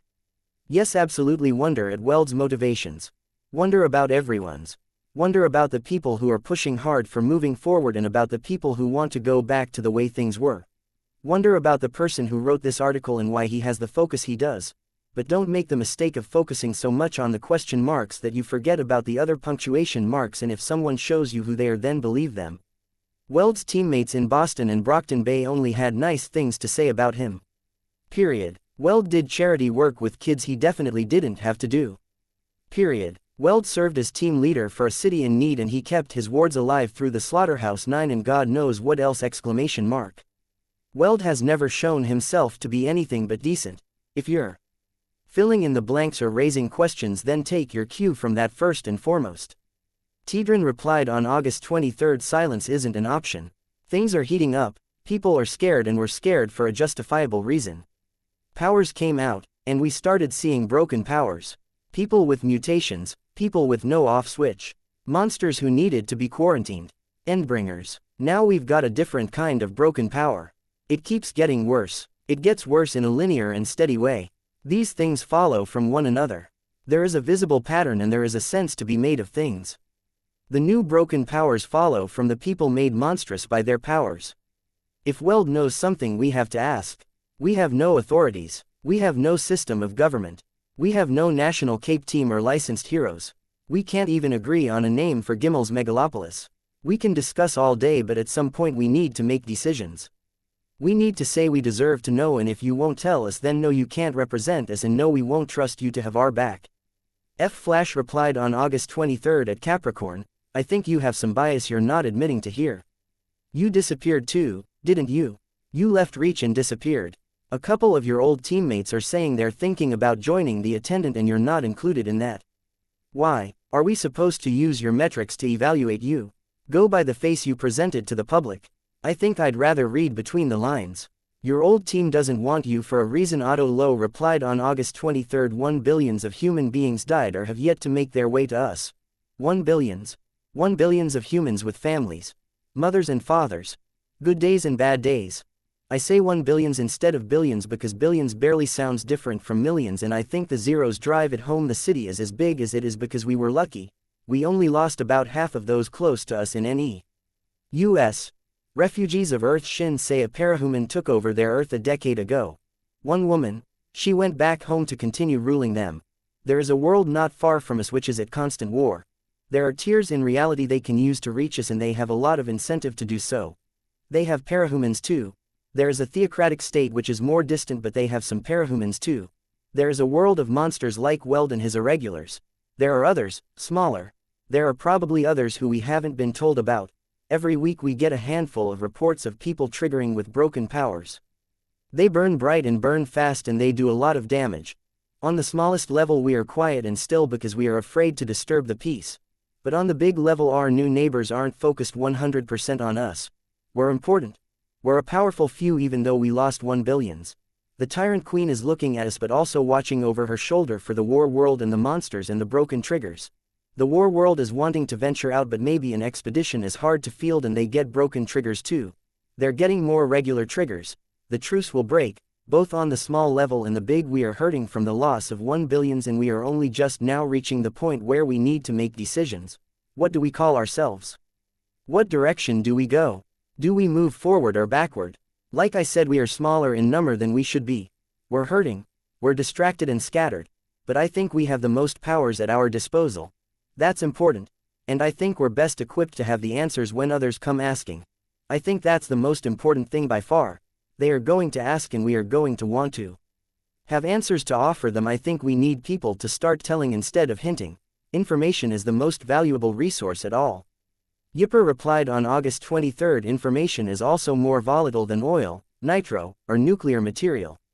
Look at the secret identity leaks going on in this thread. Targeted harassment of Weld and others. If hundreds or thousands agree to keep quiet about things, then maybe there's a reason. Let's not turn into a rabid mob. Space Squid replied on August 23, humanity has seen its worst test yet and it came out the other side. I'd like to draw a comparison. I've read some of these pages and I see an effort to make us out to be the enemy. The monstrous capes are this mysterious thing, and some of us are made out to know things that we aren't saying. I can tell you who we are. Just like you were scarred. We were hurt very badly and altered very dramatically, and we didn't get to know why. We desperately wanted answers because our history's friends and families were taken from us. We were forced out of our homes and thrust into a strange place, and many of us were left desperate or dangerous. Just like some of you. We learned some partial truths and that made things worse. Then after a very long time and a lot of pain we learned most of the rest of the truth. I won't pretend it's easy. I struggled every day, and then I struggled more after the end of the world. But we fought a hard fight, whether it was to save the world or to get to safety or to climb out of dark angry depths. We came out the other side. Every day we survive is a day we can say, I was that strong so I can definitely survive this. Replace I with we because we are all together in this. I don't know if that will work for you, but it helped me. End of page. 1, 2, 3, 4, 5, 11, 12, 13. Topic. Help in. Boards Group C53 KCF08 posted on August 23, Y1. I would like to thank you all for reading this. I was invited to post here by Quasi after I posted in some other places. Quasi has been talking to me and rezzering me. I remember hearing about the monster heroes and I never paid much attention to them. Now I think I am one. My name is Casey Forks and I would be starting high school this fall if things hadn't gone bad. My mom hasn't been well for a long time and my brother has the same condition, so we decided to stick it out and weather things. We had a shelter and we had some food. My dad and I went to stores and raided them for more foods that would last and we stocked up. The shelter didn't work out. We all got headaches and Dad said the air filters weren't sufficient. We went upstairs into the house and sealed all the gaps and Dad tried to fix up the filters. Long story short, that didn't work out either. I should have tried to get somewhere safe, but I stayed. I shouldn't have stayed. I didn't think enough about monster capes or about those with powers, but now I am both. Maybe I am not Casey anymore.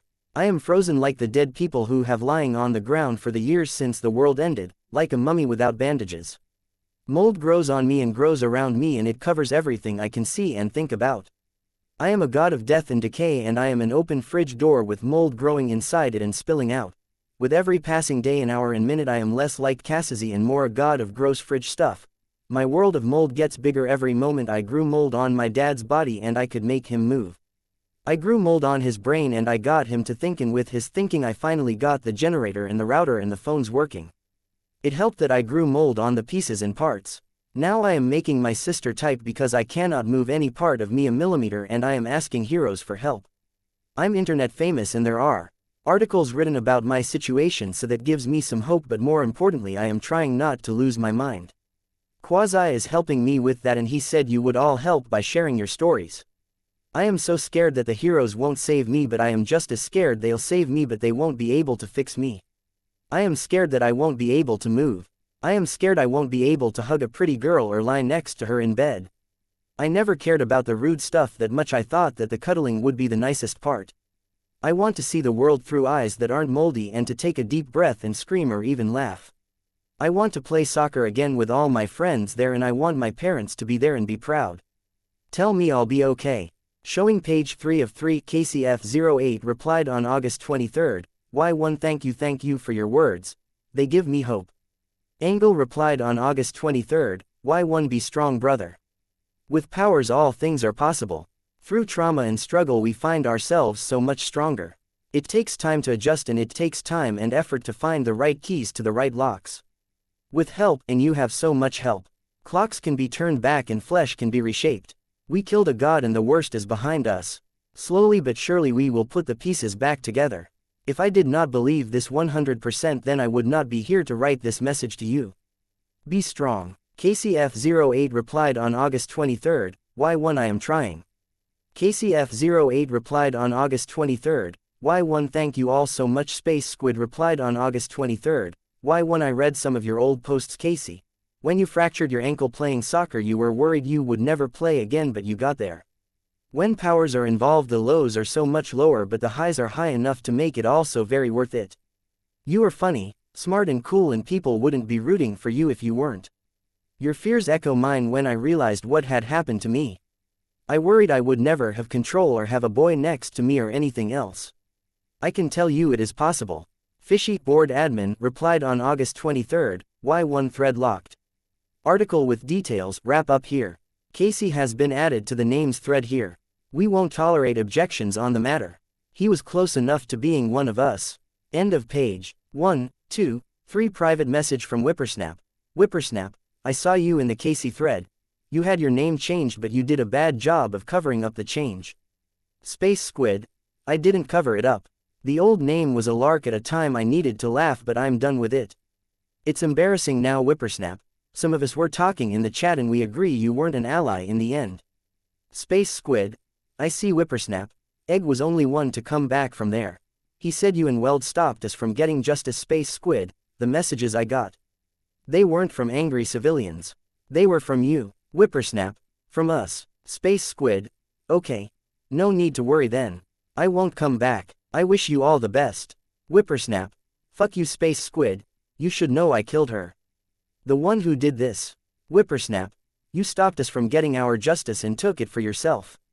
Space Squid, I guess so. You have left the conversation. Subject, FUD Technical Assistance August 24, Y1 Hi Graham, Space Squid here. I hate to be a pain. I'd like to ask if it's okay if I just deleted my account and started fresh. Joined group conversation. Cap, mangled wings, weird insect, of 5, heart-shaped pupil. Cap, pisses me off. A 5, it's the way it goes. He's a tough guy, he can roll with it. Heart-shaped pupil, S. Mangled wings, hi S. Kraken in a jar, hi heart-shaped pupil. Yes, Kraken in a jar. Hugs Kenzie to get her to stop wiggling. Heart-shaped pupil, dies weird. Insect. Geez K, that's not funny, weird insect. We're using short form names by the way, S. Kraken in a jar, oh I see. I don't really see the point, but okay. Heart-shaped pupil. Sorry Kraken in a jar. It's okay Kraken in a jar. It put a smile on my face. K of 5. Here we are. It's really good to see you, S. Keyboard got. Kraken in a jar. I got my fancy keyboard. Everything fine-tuned. Saw the worlds. Spent time with my favorite person. Cap. Speaking of Kraken in a jar, it's okay. He's tough. Kraken in a jar. Thank you for rooting for him. Kraken in a jar. It meant a lot to see your name there. Kraken in a jar. I see the anger and the agitation, and I think really people are not complaining about what they are complaining about. Cap. How is Weld doing? Kraken in a jar. He's good. Hard to tell sometimes because he is so strong. Emotionally. He busy but good. New position means a lot even if I can't go with him. Heart-shaped pupil. You're with us. Kraken in a jar. Absolutely Cap. Things are stirring. World is about to shift. We ride the wave. Weird insect. We have work to do first. Organization to do. Things to figure out. Cap. He's so different online. Of 5. Don't start Cap. Kraken in a jar. Did I miss much? Of 5. Someone put a hit out on me. That's fun. Kraken in a jar. Of 5. It's no big deal. Nothing is happening just yet. You've been gone 5 days. Kraken in a jar. 5 days. Weld left to go talk to people and brought me with. We had to wait for keyboard order, so we got a boat and permission and went looking. Tried to find my place of birth. No luck, but was some of the best days of my life. Cap. I'll take that as a challenge. See if we can't top your boat trip. Kraken in a jar. You didn't make any major decisions. Weird insect. No, we wanted to wait for everyone. Cap saw you online and figured it was you. He got a hold of R and I made sure the others stuck around. Heart-shaped pupil. I wouldn't have let them either, for the record. You're one of my favorite people. Kraken in a jar. Thank you. C hugs K. Heart-shaped pupil. Dies. Kraken in a jar. It means a lot to me. Mangled wings. Strength in numbers. Kraken in a jar. Not in numbers. Kraken in a jar. I don't think so. Kraken in a jar. I think it's strength in difference. We all stand at different angles and places. See things differently. We can support one another and hold each other up because of that, but we have commonalities. A and me, K and me, K and C, R and B, weird insect, T and A, of 5, haha heart-shaped pupil. Cap. Oh my god, C, you can't go being funny like that, you're not allowed. Heart-shaped pupil. I'll PM you to explain. A. Mangled wings. No need. I didn't think it's funny. Weird insect. Thank you. A. Weird insect. It was a lame joke. Weird insect. Rest of you don't laugh too much or I am going to quit. Kraken in a jar.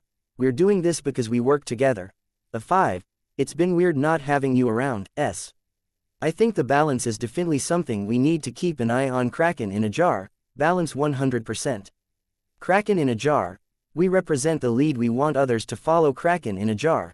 Stability. Cap. Yeah. Kraken in a jar. Strength. Mangled wings. Absolutely. Kraken in a jar. Cooperation. Of 5. Yep. Kraken in a jar. And honesty and good health and kindness and moving forward and all of that junk. I feel really awkward now because people keep saying yes and now there are expectations and I feel like there's an order to it. Weird insect. All that junk. Yes. Heart-shaped pupil. Don't feel awkward. No expectations. Well, some. But as good. We should have you be leader for this project and do the speeches. Kraken in a jar. I am not a leader. Let me think on the speeches. Kraken in a jar. And I'm really tired of pulling on these knobs, especially after all the travel. I think I'm going to get myself free and find another weird insect. Nobody say it. Heart-shaped pupil. Another knob. Weird insect. Damn it. K. Kraken in a jar. He's definitely not a knob. Kraken in a jar. I'll probably see you all online at some point. If I don't, I'll see you at the next meeting. Soon. Mangled wings. Soon. Chapter 312. Sequel teaser. Glowworm P.9. You have 4 unread private messages from an anonymous account. Click here to read. Private messages from anonymous sender. Your account settings permit anonymous messages. These messages work like collect calls. Review what was sent and accept or decline. Anonymous old message. Hi. I think we talked a few times a while ago and I wanted to ask something. Anonymous old message. I'm not sure if I'm DMing the right person or if I got punctuation wrong. Last time we talked was years ago when you did the photo shoot. Anonymous old message. I feel really lost. I have questions but I don't know who to ask. I thought of you and I hope I'm not bothering you or getting the wrong person. I really need some advice or perspective. Anonymous old message. I sent message anonymously, so if I'm wrong or if I'm bothering you, you can refuse. Point me the sky. That's me. I barely remember the photo shoot. That was a busy time for me. Point me the sky. Sorry for late reply. I had work to do for coming semester. If you need advice I can try to give it. I will say that I keep putting myself in a position to give advice and I may not be the best person to give it. Point me the sky. Can you make a regular account and message me? I keep getting notifications because your anonymous private messages from Flippin' Mad. Hi. Point me the sky. Hi. How can I help? Flippin' Mad. Thank you. Flippin' Mad.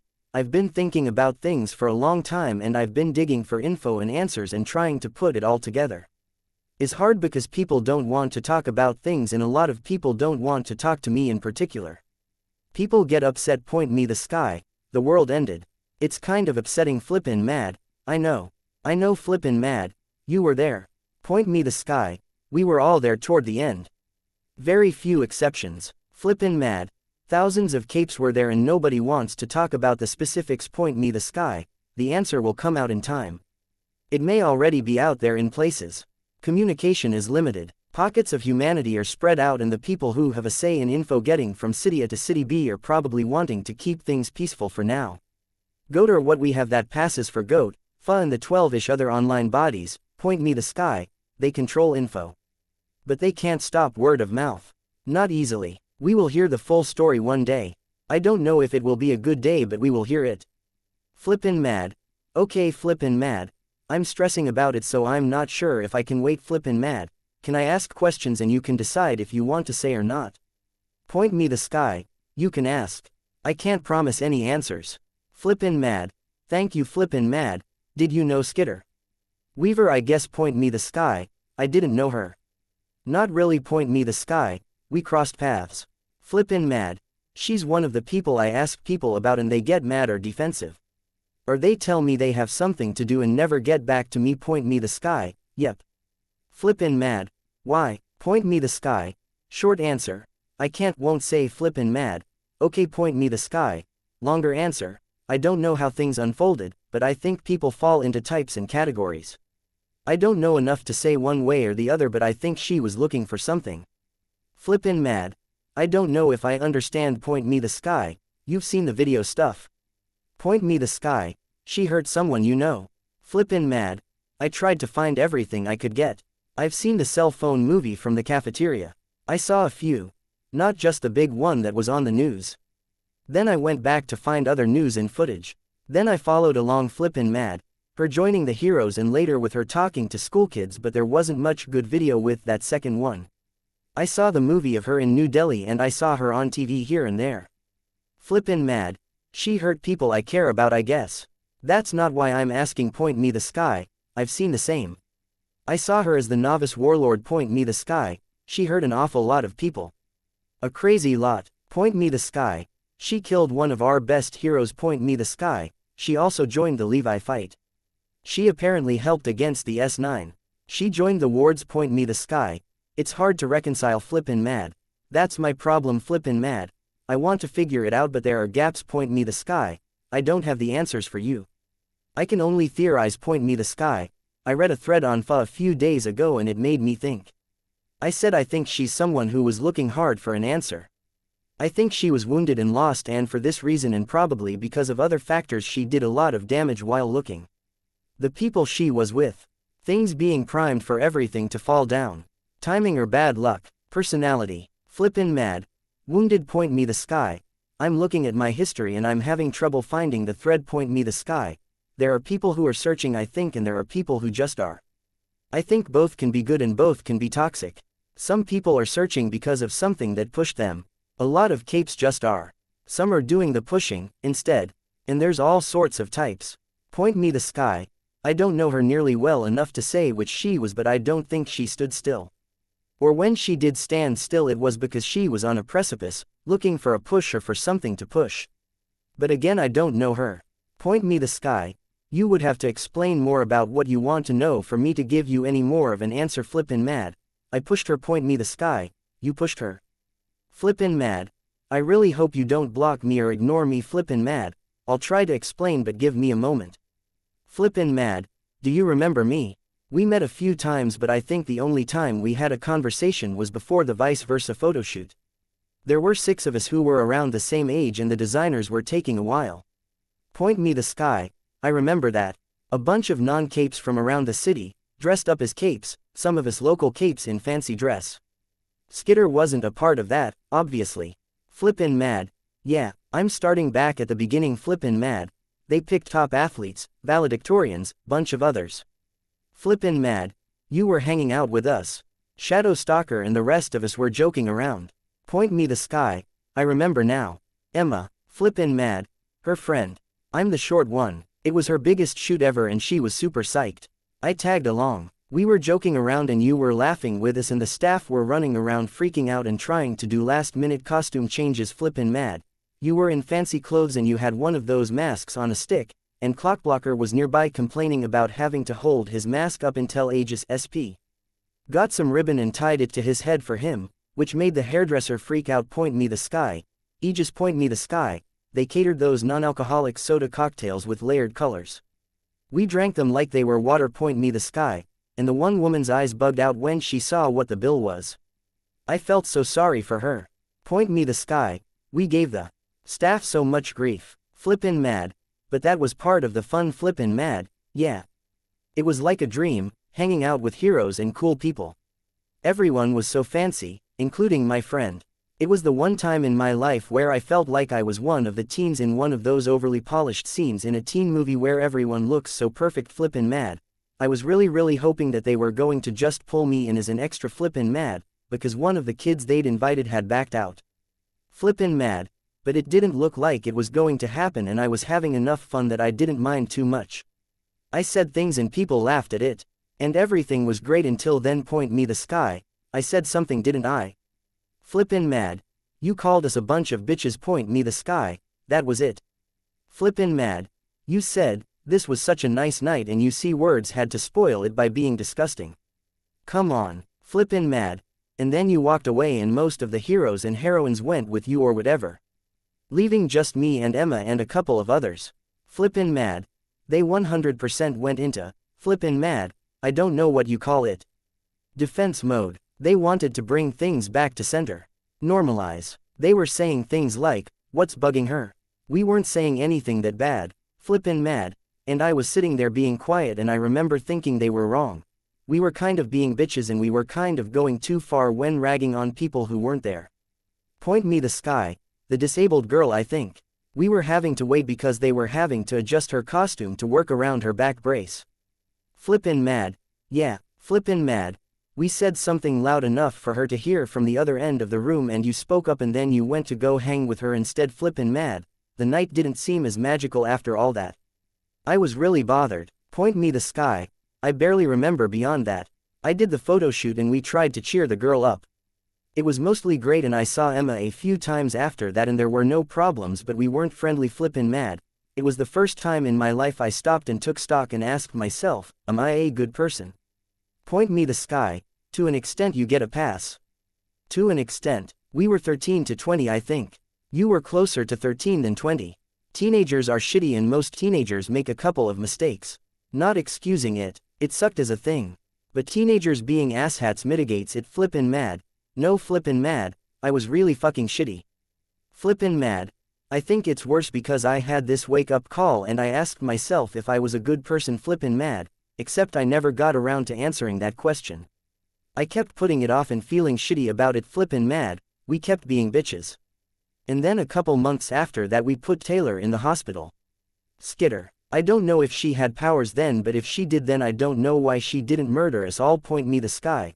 You're the bullies that pushed her over the edge. Flippin' mad, me and Emma and our friends Sophia and Julia and a few others. But we were the main 3 or 4. Point me the sky, I feel dumb not connecting those dots before. Preoccupied ATM and I was preoccupied then. Fuck me, Emma was one of them. They kept your names out of the media. Flippin' mad, word still got out. Flippin' mad, so this is where I am because I almost feel responsible. Or I don't know if I'm responsible. Flippin' mad. But we pushed her. Flippin' mad, and after that she joined bad guys and robbed a bank. Flippin' mad, and then somewhere after that the Empire got upset at her and her group and called them out before attacking the city, and right after that the Endbringer attacked. Flippin' mad. There were all these theories about why it attacked Brockton Bay, and the big two were that there was a holy grail or something. I didn't follow that one. They said it might have to do with why people wanted to control the city. Point me the sky, a target. Something that would make the city valuable. Or someone. Endbringers have gone after specific people before. Flippin' mad, okay. I don't know. The other one was that the city saw so much fighting in a short time. Taylor was a part of that and I'm part of what pushed her out there. Flippin' mad. I know I sound narcissistic and shit, but, point me the sky, are you gonna finish that sentence? Flippin' mad. I don't know. I feel responsible. Flippin' mad. I was pretty much there at the beginning and I pushed her and, flippin' mad. It feels like I was at the top of a hill and I pushed a rock down and it rolled down out of sight flippin' mad. And then this rock slide starts further down the hill and wipes out a town and kills this really important person and a whole bunch of other horrible things. Flippin' mad. And I go looking and my rock is lying there in the devastation. Nobody's saying what happened. Her wiki page is gone and people get annoyed or upset when I ask. I want to know what happened when I couldn't see. Every non-answer I get makes it worse. Point me the sky. She was her own person. She made her own decisions along the line. Flippin' mad. I know that. Point me the sky. You don't own her. You don't own every decision she made or the whole fallout. Flippin' mad. I know. But I didn't help matters. Point me the sky. No. You definitely own some of it. Flippin' mad. And you can't tell me what happened. Point me the sky. I can't and won't. But I guess I can say this. Point me the sky. With the evidence we have, we know she did some good things. She did some bad things. She did some incredibly controversial things. She was more vicious and ruthless than she needed to be, maybe. Flippin' mad. Am I responsible for that extra viciousness and ruthlessness? Point me the sky. Can't say. Neither can you. But it probably didn't fill her with smiles and joy, did it? Flippin' mad. I spat on her once. It was Emma who really got to her and Sophia who went out of her way to hurt her. I was flippin' mad. I put her backpack in the toilet once. Books, notebooks and all. The water was clear but it was still the toilet, and yeah. I put glue on her desk and juice on her seat and I stood by when the others were doing the worst stuff. Point me the sky. Fucking why? Flippin' mad. I don't know. I never really stopped to think about it. My friend was a model and my other friend was a top athlete. Maybe I wanted to keep up. I told myself it was prank tier stuff, but at the same time flippin' mad. I'm saying this because this is like I'm confessing, but like, flippin' mad, sometime between when that photo shoot happened and when we put her in the hospital we were talking. Emma, Sophia, Julia and I. We figured we were falling into a pattern and we kept knocking her down when she picked herself up too much. Flippin' mad. And I had this moment where I saw she was really low and I spat on her. I remember the look on her face. Flippin' mad. What the hell was wrong with me? I didn't wake up to what I was doing until I got fucking caught, which is just so doubly shitty. My parents found out when we all got called to school and that was the last time I interacted with Taylor. Moved away with Leviathan. Flippin' mad. I fucking spat on her face. Point me the sky. Stop now please. Flippin' mad. Okay, point me the sky. Okay. Point me the sky. If you kept going I would have closed this and left you to it. Now I'm going to try to give you your answer here. Okay, point me the sky, even though you probably don't deserve it. Flippin' mad. Yeah, point me the sky. Draw your own conclusions. Look at who she was and extrapolate. She did good, she did bad. As time passed, yes, the bad things might have faded some, but the controversial stuff she did might have gotten worse. Extrapolate. Flippin' mad. You're saying that's what happened? At the end, she did some good and she did some bad, but she did something super controversial. Point me the sky. I am saying nothing asterisk. I am suggesting that if you are wondering what happened when you couldn't see, then you can make some educated guesses. Point me the sky. She killed people.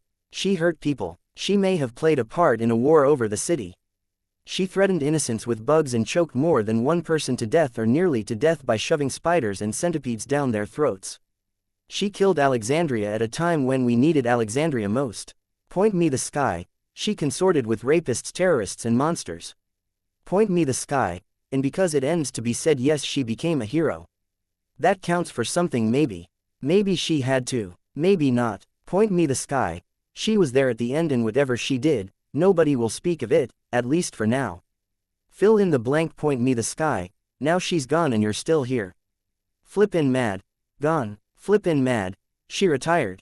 Or she's dead. Gone. Point me the sky. She is gone asterisk. Point me the sky. But listen to me. Because you made the choices and you carried on when you could have stopped and you spat on her, and I'm not ignoring that. I've been holding back so I can get to it now. Flippin' mad.